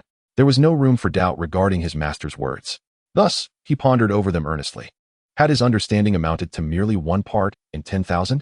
If he were to consider the scene he had once witnessed, countless chains in the vast sky, the principles of the Tao permeating throughout, then indeed, his comprehension was but a fraction, perhaps even less than 1 in 10,000. However, what was the true essence of his master's words that urged him to look up? Ye Luo raised his gaze to the heavens, where the sky was bright and the sun blazed fiercely. The brilliance was blinding, and beyond that, he found no further revelation. Surely, his master could not be deceiving him. With enlightenment preceding it and the secrets gleaned from the hall of transmission following, there could be no one who doubted his master's integrity. Could there? With a heart full of confusion, Ye Luo returned to the grand hall, settling down in meditation. He bore the sun's glare, keeping his eyes open and gazing upward. His master would not mislead him. He must look up more often to grasp his master's intention. He could not betray his master's expectations. Ye Luo calmed his mind and focused on the sky. An hour passed with no revelation. Yet, he did not grow impatient. His recent insights, along with the nourishment from the golden characters, had transformed his state of mind. 2 hours passed, still no clarity. After 3 hours, twilight began to descend. Yet, Ye Luo remained with his eyes wide open, observing the heavens. Suddenly, a jolt reverberated through his mind. A wave of clarity surged within him, compelling him to close his eyes momentarily. When he opened them again, he beheld a dramatic transformation in the sky. All clouds and stars had vanished, leaving only an expanse of darkness. Ye Luo gazed upward, as if confronting the entirety of existence. A profound sense of insignificance washed over him. Was this the meaning of his master's teachings? The heavens were vast, unfathomably so, and he had only witnessed the tip of the iceberg, yet had felt a sense of pride, eager to perform before his master. Thus, his master had awakened him. "Master, I understand. Ye Luo exclaimed inwardly. His realization blossomed. And within him, golden characters flickered. A thought emerged. Human effort could never rival the heavens. Instead, one ought to harness the power of the heavens for oneself. Ye Luo unsheathed his sword, closing his eyes tightly. In the next moment, he swung the sword forward. The sword, devoid of sharpness, descended lightly. Yet, the sound of its resonance filled the air, and the wind from the blade howled. Fortunately, there was no one around. Had there been, they might have witnessed a terrifying spectacle, likely meeting their demise from fright, for this strike was not aimed at a person, but at the heart. With a clang, Ye Luo executed the strike, his complexion paling as he collapsed to the ground, exhausted. The sword fell with a clatter beside him. A satisfied smile adorned his face. He had grasped the essence of his master's teachings, and had even comprehended this sword technique. Surely, his master would feel delight at his swift enlightenment. As Ye Luo contemplated this, he closed his eyes to rest. The following morning, he awoke from hunger. After securing his sword, he glanced at the nearby bundle, only to find it devoid of provisions. A frown creased his brow. He knew that food was scarce within the sect. Now that his master had departed, what would he eat? Ye Luo pondered. Could it be that his master had forgotten he required sustenance? Just as this thought crossed his mind, he dismissed it. His master could not have overlooked preparing food for him. It was certainly not an oversight. Perhaps his master intended for him to resolve the matter of food on his own. There must be some animals down the mountain. He should venture down to see. Ye Luo murmured to himself. It was also a good opportunity to test the strength of the sword technique he had comprehended. However, based on his understanding, he surmised that a chi refinement cultivator would likely be unable to withstand it, while a foundation establishment cultivator might endure a blow or two. But beyond that, he was uncertain. Nevertheless, even this was sufficient. Having not yet embarked on the path of cultivation, he could surpass the chi refinement stage. He was aware that he had only joined the sect for less than 2 months, yet had already reached such heights. If he could cultivate further, what terrors might he unleash? Most importantly, he still had several months to deepen his understanding. What might he uncover then? All remained uncertain, yet under his master's guidance. Anything was possible. In any case, Ye Luo was thoroughly satisfied with his current combat prowess. With the body of a mortal, he surpassed the chi refinement stage. He was Ye Luo. He would not bring shame to the hidden sect. Chapter 11. My Grand Elder could never be so obsequious as the golden crow sank in the west, and the dark moon rose in the east. Time passed once more. Outside the misty mountain, the clouds and fog remained formidable, enveloping the area for thousands of meters. A mere mortal entering would struggle to find their way. Even cultivators would find it difficult to navigate by sight alone, relying instead on their spiritual sense. The Grand Elder from the Qian Emperor Dao sect arrived within the misty confines, accompanied by 2 elite disciples, intending to pay a visit to the reclusive Wu Dao sect. The Grand Elder regarded the 2 disciples behind him. Remember, when visiting a hidden sect, it is imperative not to offend them. Cast aside your usual arrogance, he instructed, wary that his impulsive disciples might jeopardize the visit. He sighed inwardly. Were it not for the sect leader's direct order to bring 2 elite disciples to broaden their horizons, he would never have brought them along. Yet, he understood the sect leader's intentions. Bringing 2 elite disciples to gain experience was one thing. The primary aim was to showcase the strength of the Qian Emperor Dao sect to the hidden sect. These 2 elite disciples, at a young age, had already reached the golden core stage, making them suitable representatives of the Qian Emperor Dao sect. The disciples, upon hearing his words, offered no objections and bowed respectfully. Yes, Elder. Seeing their compliance, the Grand Elder said nothing further. With a wave of his broad sleeves, he led the 2 disciples forward, preparing to observe the area as previously indicated by Zhang San. As the 3 individuals stepped into the mist, merely a few minutes had passed when they encountered a figure, compelling them to halt. This was the domain of the reclusive sect. Those who could be found here were either members of the sect or formidable cultivators visiting it, thus inherently connected to the hidden order. It was prudent to observe first. Moving slightly forward, they discerned the scene ahead despite the fog.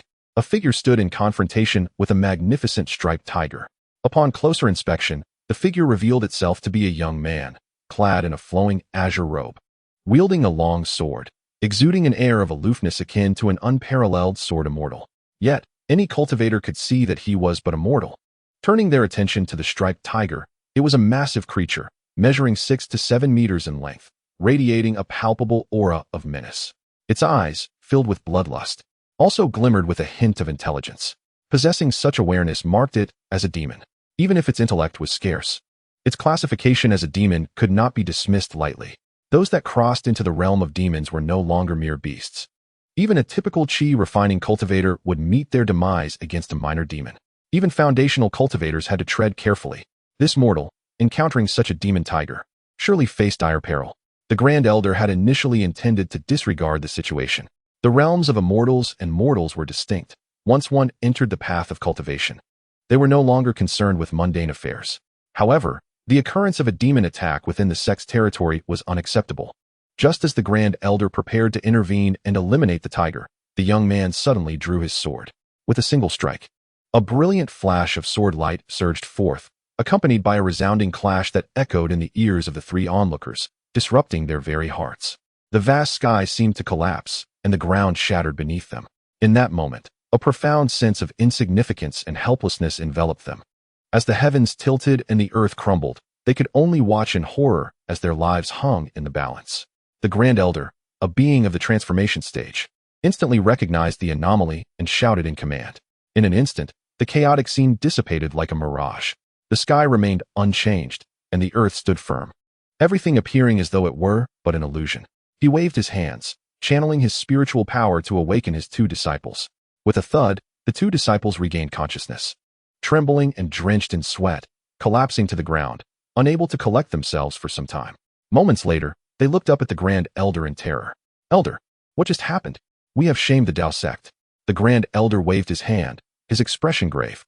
"That strike just now involved the essence of the transformation stage's Dao.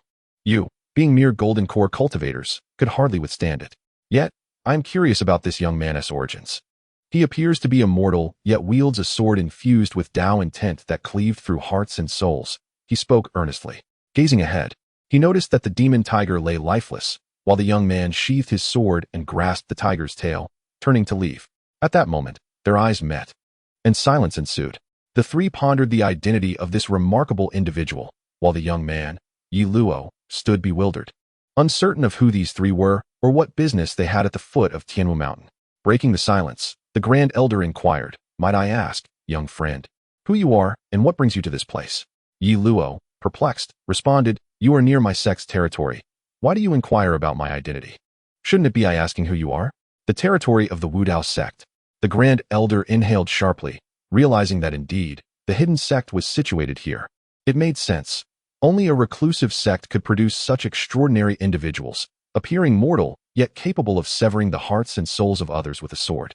"So, young friend, you are a member of the Wudao sect. No wonder you are so striking, refined, and poised. My name is the Grand Elder of the Chindi Dao sect. I have come to visit the Wudao sect. I hope you will forgive any offense." In his effort to impress Ye Luo, the Grand Elder laid aside his esteemed reputation within the sect and flattered the young man profusely. Meanwhile, the two elite disciples stared in disbelief. Was this truly their Grand Elder, known for his solemnity and unwavering demeanor? They were utterly baffled. Outside Tianwu Mountain, Ye Luo found himself somewhat bewildered by the old man's obsequiousness and the two young disciples' astonished expressions. They sought to visit his Wudao sect, claiming to hail from the Chindi Dao sect. Why did the name Chindi Dao sect sound so familiar? He couldn't recall where he had heard it before. So he dismissed it, treating it as a trivial sect. As for their visit, since his master was currently away, he had no authority to make decisions on such matters. What did it matter what the Chindi Dao sect was? The old man's flattery was excessive, employing every compliment imaginable. Clearing his throat, Ye Luo softly said, "I apologize, esteemed elder, but my master left several days ago on business and has yet to return. I am unable to facilitate any visits. I kindly ask that you return another day." With the tiger's tail in one hand and his sword in the other, he prepared to depart. Upon hearing this, the Grand Elder's expression stiffened. "Your master is not present? Thus, a visit cannot be arranged?" After painstakingly uncovering clues about the hidden sect, if Ye Luo were to leave now, where would he find the Wudao sect again? While he knew the sect was nearby, his spiritual sense could not pinpoint its location. "Young friend, please wait. I represent the Chindi Dao sect. If your master is unavailable, may I inquire if there are any other elders from your sect present?" The Grand Elder's demeanor was remarkably humble. Once a revered Grand Elder of the Chindi Dao sect, he was accustomed to being treated with the utmost respect. Now, however, he found himself speaking in a subservient tone. Yet, for the sake of the hidden sect, such humility was warranted. Ye Luo paused, irritation flickering in his eyes. He was hungry and had no time to waste. He took a deep breath and said, "I am the sole disciple within the sect. My master is the sect leader, and there are no elders left in the sect. The elders have long ascended. If you wish to pay a visit, you may wait until my master returns. If there is nothing urgent, you may leave for now." The Grand Elder nearly fell to his knees in shock. No elders left in the sect? All the elders had already ascended? What kind of reclusive sect is this? The revelation contained within that single sentence was staggering. It should be noted that, in the current divine motion continent, no one had ascended for nearly 10,000 years. Ever since the appearance of spiritual roots 10 millennia ago, it seemed that cultivators could no longer ascend. Those who had ascended were figures from a millennium past, as different eras permitted their ascension. From this statement, it was clear that this reclusive sect, the sect of No Tao, had existed for at least 10,000 years, possessing a profound heritage. How powerful could the legacy of the sect of No Tao be? Perhaps even a single hair from it would surpass the strength of his own Qian Emperor sect. The Grand Elder, who had always maintained a slight stoop, was now completely bent over, utterly submissive. "This handsome, accomplished young friend, might I inquire if you are in need of a protector? What do you think of having a being of the transformation realm as your guardian?" The Grand Elder licked his lips, a glimmer of excitement sparkling in his murky eyes. The two elite disciples behind him gasped, "Heavens! This Grand Elder must be an imposter. Normally, he looks down on everyone. Now he's bent over like this. Could this truly be the Grand Elder?" They inexplicably thought of the large yellow dog near their cave abode, which would lick its lips and bend its back in a similar fashion whenever it saw food. Ye Luo observed the old man's demeanor, startled. This old fellow seemed somewhat off. It would be wise to leave quickly. He waved his hand and said, "No need. I already have my master.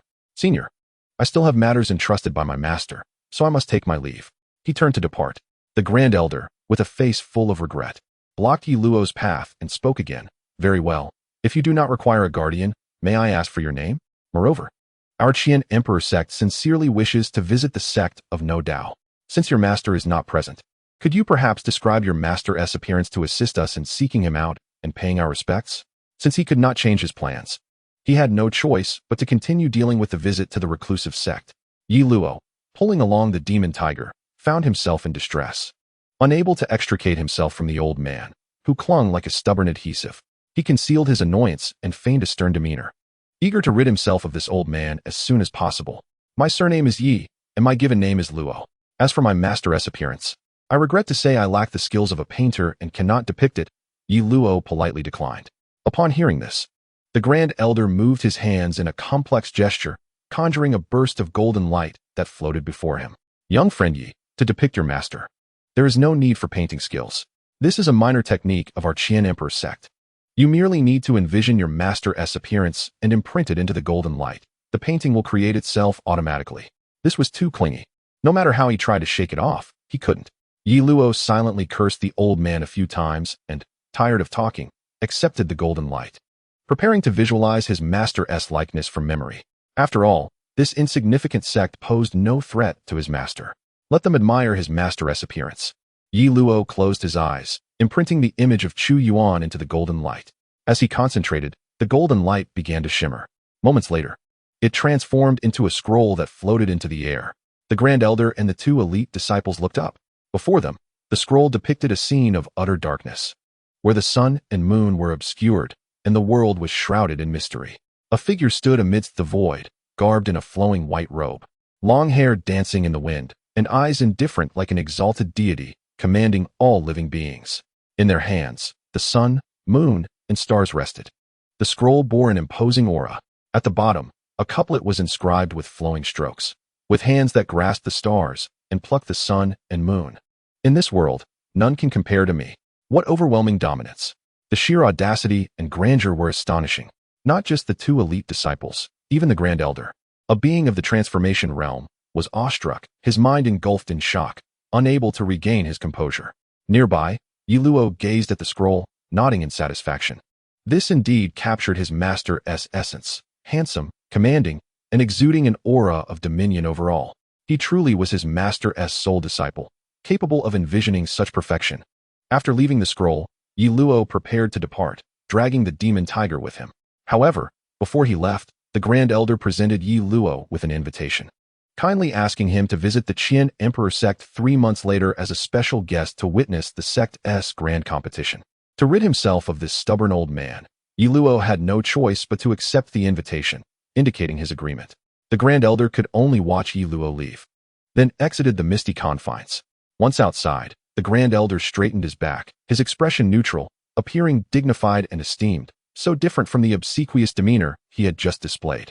The two elite disciples could no longer contain themselves. One of them spoke up, "Grand Elder, why were you so humble just now?" That humble tone left them in disbelief, coming from their Grand Elder. Hearing this, the Grand Elder shot a blank look at the two elite disciples and slowly replied, "What do you mean by humble?" I merely spoke in a kinder tone. In the presence of a reclusive sect, I represent the Qian Emperor sect. Is there any issue with being cordial? Is that what you call cordial? Another disciple couldn't help but interject, "Grand Elder, do you have a misinterpretation of the word?" "What, Grand Elder? It seemed you were contemplating defection, even expressing a desire to be a guardian." That reclusive sect has existed for at least 10,000 years, possessing unparalleled heritage. Who wouldn't want to ally with them? But they wouldn't accept. The Grand Elder's heart echoed their sentiments, yet he could never admit such thoughts aloud, lest he lose his esteemed position. He could only feign ignorance, maintaining a stoic expression as he replied, "You must have been struck by young friend Ye's sword and entered an illusion. How could I be that kind of person? I am utterly devoted to the Qian Emperor sect. Furthermore, how dare you slander me with thoughts of defection? Such a crime is unforgivable. Upon returning, I shall mention this to the Law Elder. You two will be sent to the Eternal Night Peak to clean the latrines." With a flourish of his sleeve, he adopted a righteous demeanor and strode away, head held high, looking down on others. The two elite disciples murmured, "Look at him. Is he even human? Bullying the weak, pretending to be the victim, when he was the one who had been fawning." In the realm of Dongzhou, within the illustrious borders of the great Zhou dynasty, stood the majestic Silver Moon City. At the city gate, Chu Yuan, with hands clasped behind his back and his robe billowing in the wind, gazed contemplatively at the towering city walls and the verdant hills beyond. "At long last, I have arrived," he murmured to himself. This was not his first visit to this city, when he first traversed into this world. It was here in Silver Moon City that he sought a capable apprentice among the wastrels, and it was here that he unearthed valuable information about this realm. Now, in pursuit of a second apprentice of similar ilk, it was only fitting that he first stroll through the familiar streets of Silver Moon City. As he approached the city gates, he noticed a long queue of individuals waiting to enter, all required to pay an entry fee. Yet for Chu Yuan, the notion of waiting in line to pay was utterly ludicrous. This was not merely a matter of frugality, but rather a question of his dignity as a formidable entity of the nascent soul realm. With a graceful movement, he summoned clouds beneath his feet and transformed into a fleeting breeze, slipping effortlessly into the city. Upon entering, he navigated the streets with ease until he found a familiar inn, the Immortal S Intoxication Inn. This establishment was well connected. Its proprietor possessed extensive contacts and was privy to both celestial and mortal affairs, including the whereabouts of the wastrel Ye Luo. Reflecting on past encounters, a faint smile graced Chu Yuan's lips as he prepared to greet the innkeeper.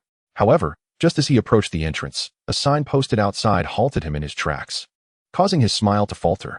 The sign read, "No entry for this person and dogs," accompanied by a crude sketch that, despite its abstract nature, unmistakably depicted him.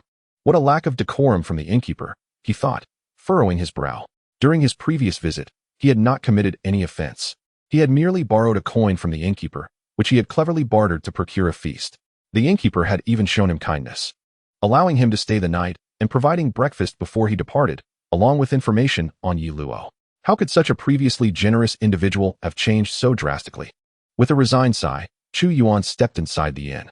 The atmosphere was as lively as ever, filled with laughter, conversation, and the clinking of glasses. Paying no heed to the bustling sounds, he strode directly to the counter, where a plump middle-aged man was busily calculating on an abacus, oblivious to Chu Yuan's approach. "Dear innkeeper, your hospitality leaves much to be desired," Chu Yuan remarked quietly. He had intended to treat this innkeeper as a friend, hoping to share a meal and reminisce. Yet here he was, met with such ungraciousness. The innkeeper, upon hearing that familiar tone, suddenly froze, slowly raising his head to find Chu Yuan standing before him. A tremor coursed through his corpulent frame, fueled by indignation. This audacious figure had the audacity to return. In all his years of business, he had never been so humiliated. Having been extorted by this man for a lavish meal, a night's lodging, and breakfast, truly a disgraceful chapter in his life. You dare show your face here again? Did you not see the sign outside?" The innkeeper rasped. His loud voice drew the attention of all patrons within the inn, who turned their gazes toward the unfolding drama. Chu Yuan, however, remained unfazed. a smile still gracing his countenance. Innkeeper, I regarded you as a friend, yet you treat me thus. Alas, this saddens me. If we cannot settle this matter with a feast, then I fear our friendship is at stake. The innkeeper scoffed, his eyes widening in disbelief. Do you think my inn remains as it once was? Ever since your last threat, I have engaged the services of a foundation establishment master to guard my establishment. Do you dare to act with impunity here? Unperturbed, Chu Yuan chuckled lightly. I beg your pardon, but I am a being of the nascent soul realm. Chapter 14. The infant shatters into elixirs? In the Immortal S Intoxication Inn, a grand feast of delicacies and fine wines lay before Chu Yuan.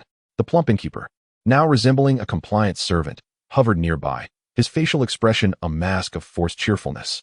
Esteemed one, had I known you were a being of the nascent soul realm, I would never have dared to offend your celestial presence. The sign outside was but a jest. Please do not take offense. Someone, remove that sign and leave the portrait with the inscription. This person may enter. Dining and revelry all complimentary. Now fully aware of Chu Yuan's exalted status, the innkeeper was all too eager to please, hastily summoning every dish in the inn to present to him. Fearing the wrath of this powerful nascent soul master, he was determined to avoid any further slight. Chu Yuan, in high spirits, patted the innkeeper's shoulder and laughed. See? I knew our bond was too profound for you to turn your back on me so easily. The innkeeper, while wearing a smile, internally lamented. If I were a nascent soul master and you but an innkeeper, would you still speak of friendship so readily?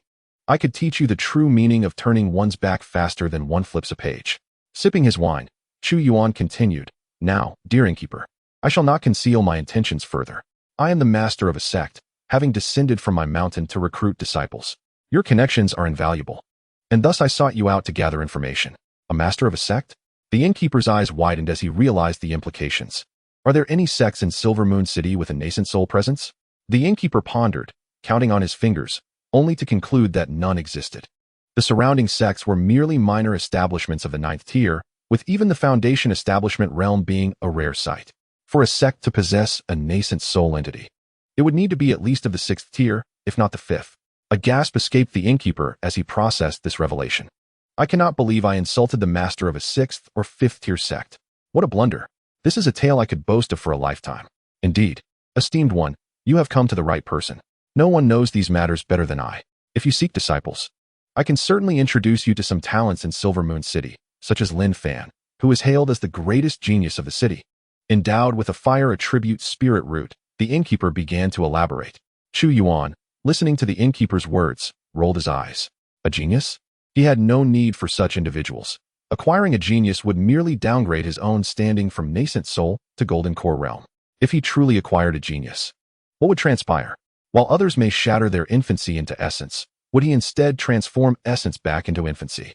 As Chu Yuan contemplated this scene, a shiver ran down his spine, prompting him to exclaim, What I seek is not this. I desire information about waste materials, do you understand? Just like the news about Ye Luo last time. The rotund shopkeeper was momentarily taken aback. Rejecting a genius in favor of waste? What kind of logic is this? Observing Chu Yuan's earnest demeanor, he began to ponder deeply. After a brief moment, the shopkeeper clapped his hands and declared, As for waste materials, I have indeed heard a rumor. In Wuchang City, adjacent to Silver Moon City, there is a genius in formations. This individual possesses a profound understanding of array techniques, and is said to have been able to set up some basic formations by the tender age of 8. It is rumored that this genius was born with a heavenly spiritual root, but at the age of 10, they inexplicably suffered a lightning strike that destroyed their spiritual root, rendering them unable to cultivate and relegating them to the status of waste. He spoke with a tone of lamentation. A once promising genius, endowed with a heavenly spiritual root, was now a casualty of fate. Chu Yuan's eyes sparkled with excitement, nearly causing him to clap his hands in approval. Here comes another opportunity, a stepping stone towards his ascent. This was practically his destined apprentice. With the spiritual root obliterated, it meant there was none. Unable to cultivate, another Ye Luo, easily manipulated. Excellent. What is this genius's name? Where is he specifically located? Chu Yuan was positively exhilarated at the prospect of acquiring yet another wasteful disciple, further elevating his own standing. The shopkeeper responded with utmost reverence, Esteemed one. This individual is named Zhang Han and currently resides in the Zhang family of Wuchang City. His status is likely not very high, as he is after all a waste. This template feels oddly familiar, Chu Yuan mused, and without hesitation, he departed the inn, setting his sights on Wuchang City. Before leaving, he imparted a few words to the shopkeeper. We are like old friends, and discussing money would only sour our relationship. Since you have graciously allowed me to enter without charge, I cannot let this kindness go unreciprocated. However, I do not frequent here often, so I cannot waste such privileges. Henceforth, when my sect disciples descend to Silvermoon City, they shall come to you, and you may extend my privileges to them. Farewell, old friend. With these parting words, Chu Yuan departed with an air of elegance, leaving the shopkeeper seething with indignation. He had never encountered such an audacious yuaning expert. Not only was he indulging himself, but he also intended to drag his entire sect into the fray. Is this even human? Meanwhile, within the grand hall of the Qian Di Dao sect, the Grand Elder held a scroll. The Qian Yuan sect master and several elders were gathered around, examining the scroll. Is this a scroll crafted from our sect's secret arts? Who is depicted within? Such grandeur, wielding the stars and celestial bodies, truly terrifying. No, should we not consider the background of this person? The inky darkness seems to suggest a rupture in space. What kind of existence is this? To break through space and seize the sun and moon. Am I the only one who finds this individual somewhat handsome? Grasping the stars and plucking the sun and moon. There is no one like me in this world. The elders were taken aback by the audacity of this figure. They had not discerned the deeper implications, merely captivated by the appearance and the boldness of the claims. Only the Qian Yuan sect master, with a profound gaze, focused intently on the scroll and inquired, could this be an individual from the reclusive sect, Wudao sect? The Grand Elder, maintaining a stoic expression, nodded gravely. He recounted the events that transpired near Tianwu Mountain to the elders and the sect master, omitting any segments where his tone had been amicable. Surely, such information should not be disclosed. The Grand Elder still had his pride. Chapter 15. The smile of the antagonist inside the grand hall of the Qian Di Dao sect. Gasps filled the air. The elders were astonished by the revelations regarding the Wudao sect. Moments later, they collectively expressed their disbelief. So the elders of the sect have ascended, leaving no one behind? Is this how domineering reclusive sects can be? A seemingly ordinary disciple wielding a sword nearly shattered the resolve of 2 of our Golden Core disciples. Is this what a reclusive sect entails?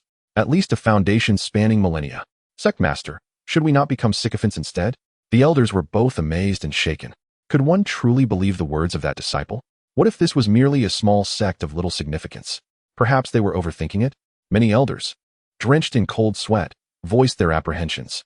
Upon hearing this, everyone rolled their eyes in exasperation. The Grand Elder, holding the scroll firmly, proclaimed, "Are we merely overthinking this? Then how do we explain this scroll? Only someone who has witnessed such a scene could have engraved it so vividly, leaving a profound impression. Otherwise, do you believe this is mere imagination? Please, do try to conjure such a scene if you can. The audacity of your claims is astonishing." The recently outspoken elders found themselves blushing with embarrassment, lowering their heads in silence. After a moment of contemplation, the Qian Yuan sect master slammed his palm on the table, declaring, "Enough. We need not continue discussing this. The existence of the reclusive sect is beyond doubt. What is of utmost importance now is to ascertain their stance. It is imperative that we establish a friendly relationship with the Wudao sect. Let us strive toward a mutual flourishing of both our sects." The Qian Yuan sect master had evidently made a resolute decision.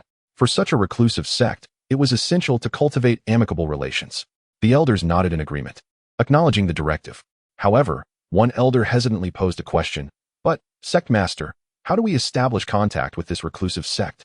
A single disciple cannot represent the entire sect. And with their leader absent, how shall we proceed?" The sect master fell silent for a moment, furrowing his brow before responding. "The leader of the reclusive sect has departed, and we have no knowledge of their whereabouts. Let us first search throughout the eastern state.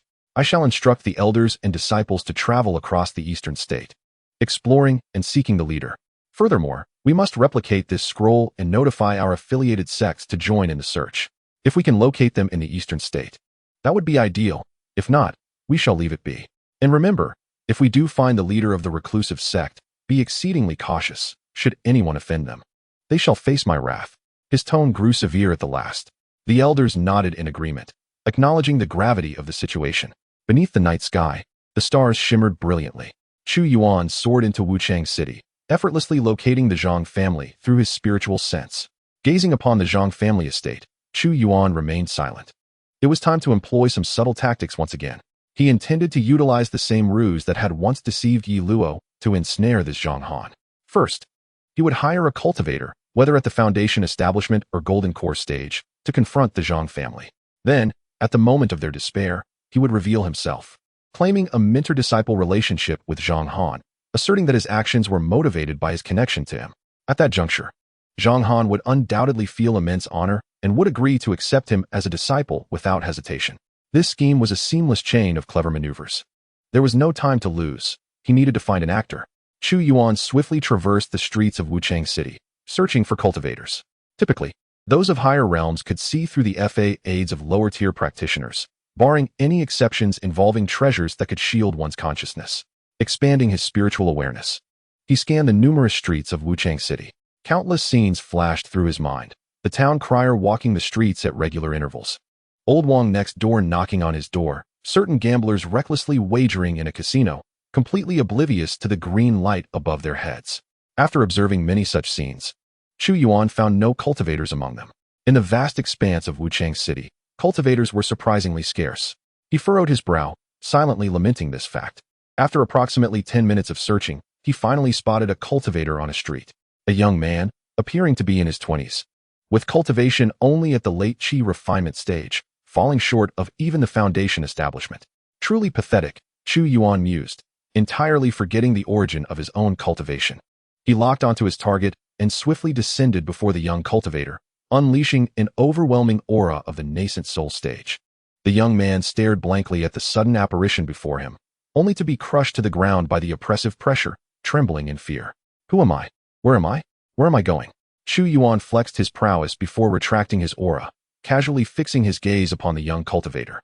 The latter scrambled to his feet, panic evident, and stammered, "Esteemed senior, have I offended you in any way?"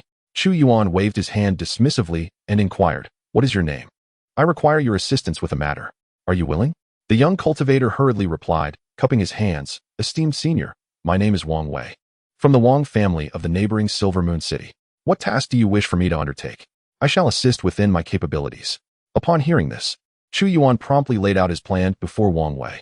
"Rest assured, if you execute this task well, I shall not treat you poorly. Rewards and treasures are not out of the question." Chu Yuan's voice dripped with temptation. Do not ask. He was merely attempting to deceive with empty promises. In reality, he possessed no treasures. His own wealth was nearly depleted, and even average Qi refinement cultivators were likely wealthier than him. Wang Wei's expression turned complex at these words. "Esteemed senior, you want me to act? To play the villain? How am I to portray the villain?" Chu Yuan waved his hand nonchalantly and replied, "It's simple. The villain is the type who, cackles wickedly. You understand, Wang Wei?" Chapter 16. Zhang Han within the East State, in Wuchang City. The night was pitch black. Wang Wei stood before the Zhang family estate, his expression a tumultuous mix of emotions. He stepped forward, reminding himself, "I am the villain. I am the villain." The guards stationed at the entrance of the Zhang estate called out in unison, "Halt. You cannot proceed." Wang Wei paused but recalled Chu Yuan's instructions and raised his hand to cast a spell. A five-pointed star of white light surged forth, striking the guards with tremendous force, sending them flying to the ground. Although they suffered minor injuries, they were not severe, as Wang Wei had controlled his strength. He pressed onward into the estate. The fallen guards, witnessing Wang Wei's advance, rushed to a large bell nearby, striking it furiously. Dong, dong, dong. The sound echoed thrice, stirring the entire Zhang family into a frenzy. Above the clouds, Chu Yuan floated upon a white cloud, observing the unfolding scene. When he saw Wang Wei unleash his spell, his eyes gleamed with interest. He possessed the magical prowess of the nascent soul stage, yet lacked any spells or magical artifacts, relying solely on raw power. Such spells were tantalizing to him. He had heard of places in various cities that specialized in selling spells. Perhaps he should explore them another day. Chu Yuan silently resolved this as he continued to watch the scene below. Wang Wei had drawn the attention of the Zhang family, and soon he was surrounded by numerous onlookers, all of them mere mortals, with only a few at the late Qi refinement stage, on par with Wang Wei. Could he manage this? Chu Yuan was taken aback, but made no move, choosing instead to observe. In the square of the Zhang family, Wang Wei found himself entirely encircled. The head of the Zhang family glared at him, demanding, "Who are you? What is your purpose in intruding upon my estate?" Having held the position of family head for a long time, his voice carried an innate authority. Wang Wei, startled by the rebuke, instinctively considered an apology. However, recalling Chu Yuan's presence, he swallowed his words and, biting his lip, forced a laugh, declaring, cackling. I have come to find your Zhang family. To challenge you. His peculiar laughter elicited strange looks from those around him. Surely, he could not be a fool. The head of the Zhang family snorted. Challenge us? You? Wang Wei, with a wretched grin, continued, cackling. Yes, just me. The head of the Zhang family's expression hardened, and without further ado, he covered his palm in a layer of white light, launching an attack at Wang Wei with incredible speed. Wang Wei was caught off guard, sent flying as if a kite severed from its string, spiraling through the air. In the sky, Chu Yuan thought, is that all? I was promised a swift defeat of the Zhang family. Wang Wei has failed me. Without hesitation, Chu Yuan lowered his own aura, pressing down upon Wang Wei and swiftly descending. The oppressive presence of the nascent soul stage forced all members of the Zhang family in the square to the ground, their faces flushed, unable to raise their heads. Chu Yuan descended slowly, clad in a flowing white robe, his demeanor calm and composed, akin to an otherworldly celestial being. Upon landing, he retracted his aura. Only then did the Zhang family members rise, their expressions filled with sheer terror as they beheld this ethereal figure. Under the recent surge of momentum, they felt nothing but submission in their hearts, devoid of any anger or intention to resist. The disparity in their realms was simply too vast. The head of the Zhang family also altered his demeanor, repeatedly inquiring, What commands do you have, esteemed elder? Upon your arrival at our Zhang family? As he spoke, his gaze fell upon Wang Wei, who resembled a defeated dog. Could it be that Wang Wei and this formidable figure were in league? He felt a shiver of fear. Chu Yuan maintained an expressionless visage, emanating an air of coldness as he regarded the head of the Zhang family, grasping the situation. He cast a glance at the unconscious Wang Wei, feeling a sense of relief. This fellow had already succumbed to unconsciousness. Therefore, Chu Yuan coldly articulated, Rest assured, I have no connection with this person. I sense that someone in your Zhang family shares a fortuitous bond with me and is destined to become my disciple, hence my descent here. Upon hearing this, the members of the Zhang family collectively exhaled in relief, only to be soon engulfed by a wave of curiosity. Who among them had caught the attention of this powerful being? Chu Yuan then inquired, Where's Zhang Han of the Zhang family? The moment those words were uttered, the head of the Zhang family and his kin were taken aback. The fact that Zhang Han was unable to cultivate had been common knowledge for a decade. Would this powerful figure truly seek to take this incapable Zhang Han as a disciple? The head of the Zhang family bitterly explained, Esteemed elder, Zhang Han is my son. But a decade ago, due to certain circumstances, his spiritual roots were destroyed, rendering him unable to cultivate. Are you aware of this matter? It was precisely due to his lack of spiritual roots that he had come here. Chu Yuan silently rolled his eyes, maintaining a facade of sternness as he replied, No matter. I possess means to assist him in cultivation. Bring Zhang Han forth. I wish to take him away to the sect for training. The head of the Zhang family, upon hearing this, was filled with excitement, repeatedly affirming, Excellent, excellent. Esteemed elder, please wait a moment. I will fetch Honor right away. He hurriedly dashed outside. Chu Yuan remained in place, quietly releasing a sigh of relief. If he had mentioned this earlier, it would have sufficed. Why all the unnecessary embellishments? Who knew what was going on in his mind? A member of the Zhang family approached respectfully, asking, Esteemed elder, how should we handle the intruder who trespassed into our Zhang family? Chu Yuan glanced once more at Wang Wei. Although this individual had no relation to him, the mere fact that he had encountered Chu Yuan was a form of fate. Perhaps it would be wise to send him away. Thus, Chu Yuan articulated his thoughts. The family member quickly cupped his hands in acknowledgement, then summoned two others to take Wang Wei away. Chu Yuan watched as Wang Wei was led away, his gaze fixed upon the sky. The rest was now up to him. After waiting for a while, the head of the Zhang family returned with another individual. This was a young man, roughly the same age as Wang Wei, around 20 years old, possessing a handsome visage that rivaled his foremost disciple, Ye Luo. Yet, while Ye Luo exuded an air of aloofness akin to a sword immortal, this young man possessed a refined demeanor, evoking a sense of gentle spring breeze. At first glance, one could perceive the elegance in him. This must be Zhang Han. His demeanor was undoubtedly promising, yet regrettably, he was deemed a waste. This was Chu Yuan's initial impression of Zhang Han. Chapter 17. The Grand Elder Cannot Be a Sycophant. Days later, outside Wuchang City, a figure stood poised upon a hillside. Clad in a white robe, with long hair cascading over his shoulders, his aura was ethereal and otherworldly, reminiscent of an immortal wandering through the mundane world. It was Chu Yuan. Following closely behind him was Zhang Han. Evidently, during these few days, Zhang Han had already pledged himself to Chu Yuan as a disciple and willingly accompanied him back to the sect for cultivation.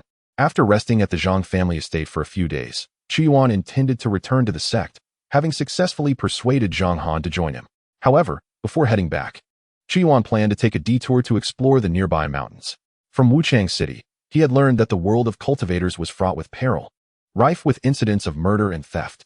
Indeed, he, Chu Yuan, was contemplating engaging in such nefarious activities. He was left with little choice, for he was utterly impoverished. As a nascent soul cultivator, he was devoid of even a decent cultivation technique. Thus, resorting to murder and theft became a necessity. Disciple, the Xintian mountain range lies in this direction, correct? Come, I shall take you there. My first lesson for you will be to experience the world of cultivators firsthand, Chu Yuan declared, extending his finger from the wide sleeve of his robe towards a specific direction, his eyes shimmering with excitement. Murder and theft. This would be his inaugural venture into such matters. He felt a surge of exhilaration. Yes, master, Zhang Han responded gently, his eyes reflecting a tranquil depth, as if nothing could disturb his inner peace. Having refrained from cultivation for over a decade, he may have lagged behind his peers, but the trials of those years had imbued him with an unshakable calm. Upon hearing Zhang Han's response, Chu Yuan ceased his words, using his magical powers to envelop Zhang Han, their feet rising as if borne by a gentle breeze towards the Xintian mountain range. Meanwhile, within the grand hall of the Qian Emperor Dao sect, a piece of news arrived that captured the utmost attention of the sect's higher-ups. Someone had discovered the whereabouts of the reclusive sect master. Upon receiving this news, the upper echelons of the Qian Emperor Dao sect erupted into a flurry of discussions. The Grand Elder, holding a scroll, addressed the assembled elders and the sect master. According to the information, it was a wandering disciple of our sect who made this discovery. 3 days ago, in the mundane Dezhou Wuchang City, he encountered an individual who bore an uncanny resemblance to the person depicted in this scroll. However, this individual only possesses the nascent soul realm and lacks the overwhelming presence of the figure in the scroll. He appears to be an ordinary nascent soul cultivator, devoid of any notable qualities. The Grand Elder elaborated meticulously. The elders began to voice their thoughts. Could it simply be a case of resembling someone else? Is he really the same person? Unlikely. I believe this aligns with the nature of a hidden strongman. Of course, a recluse would not wish to reveal themselves. Masquerading as a nascent soul cultivator fits the profile of a hidden strongman perfectly. I concur, the nascent soul appearance is likely a guise. This hidden sect master clearly does not wish to be disturbed.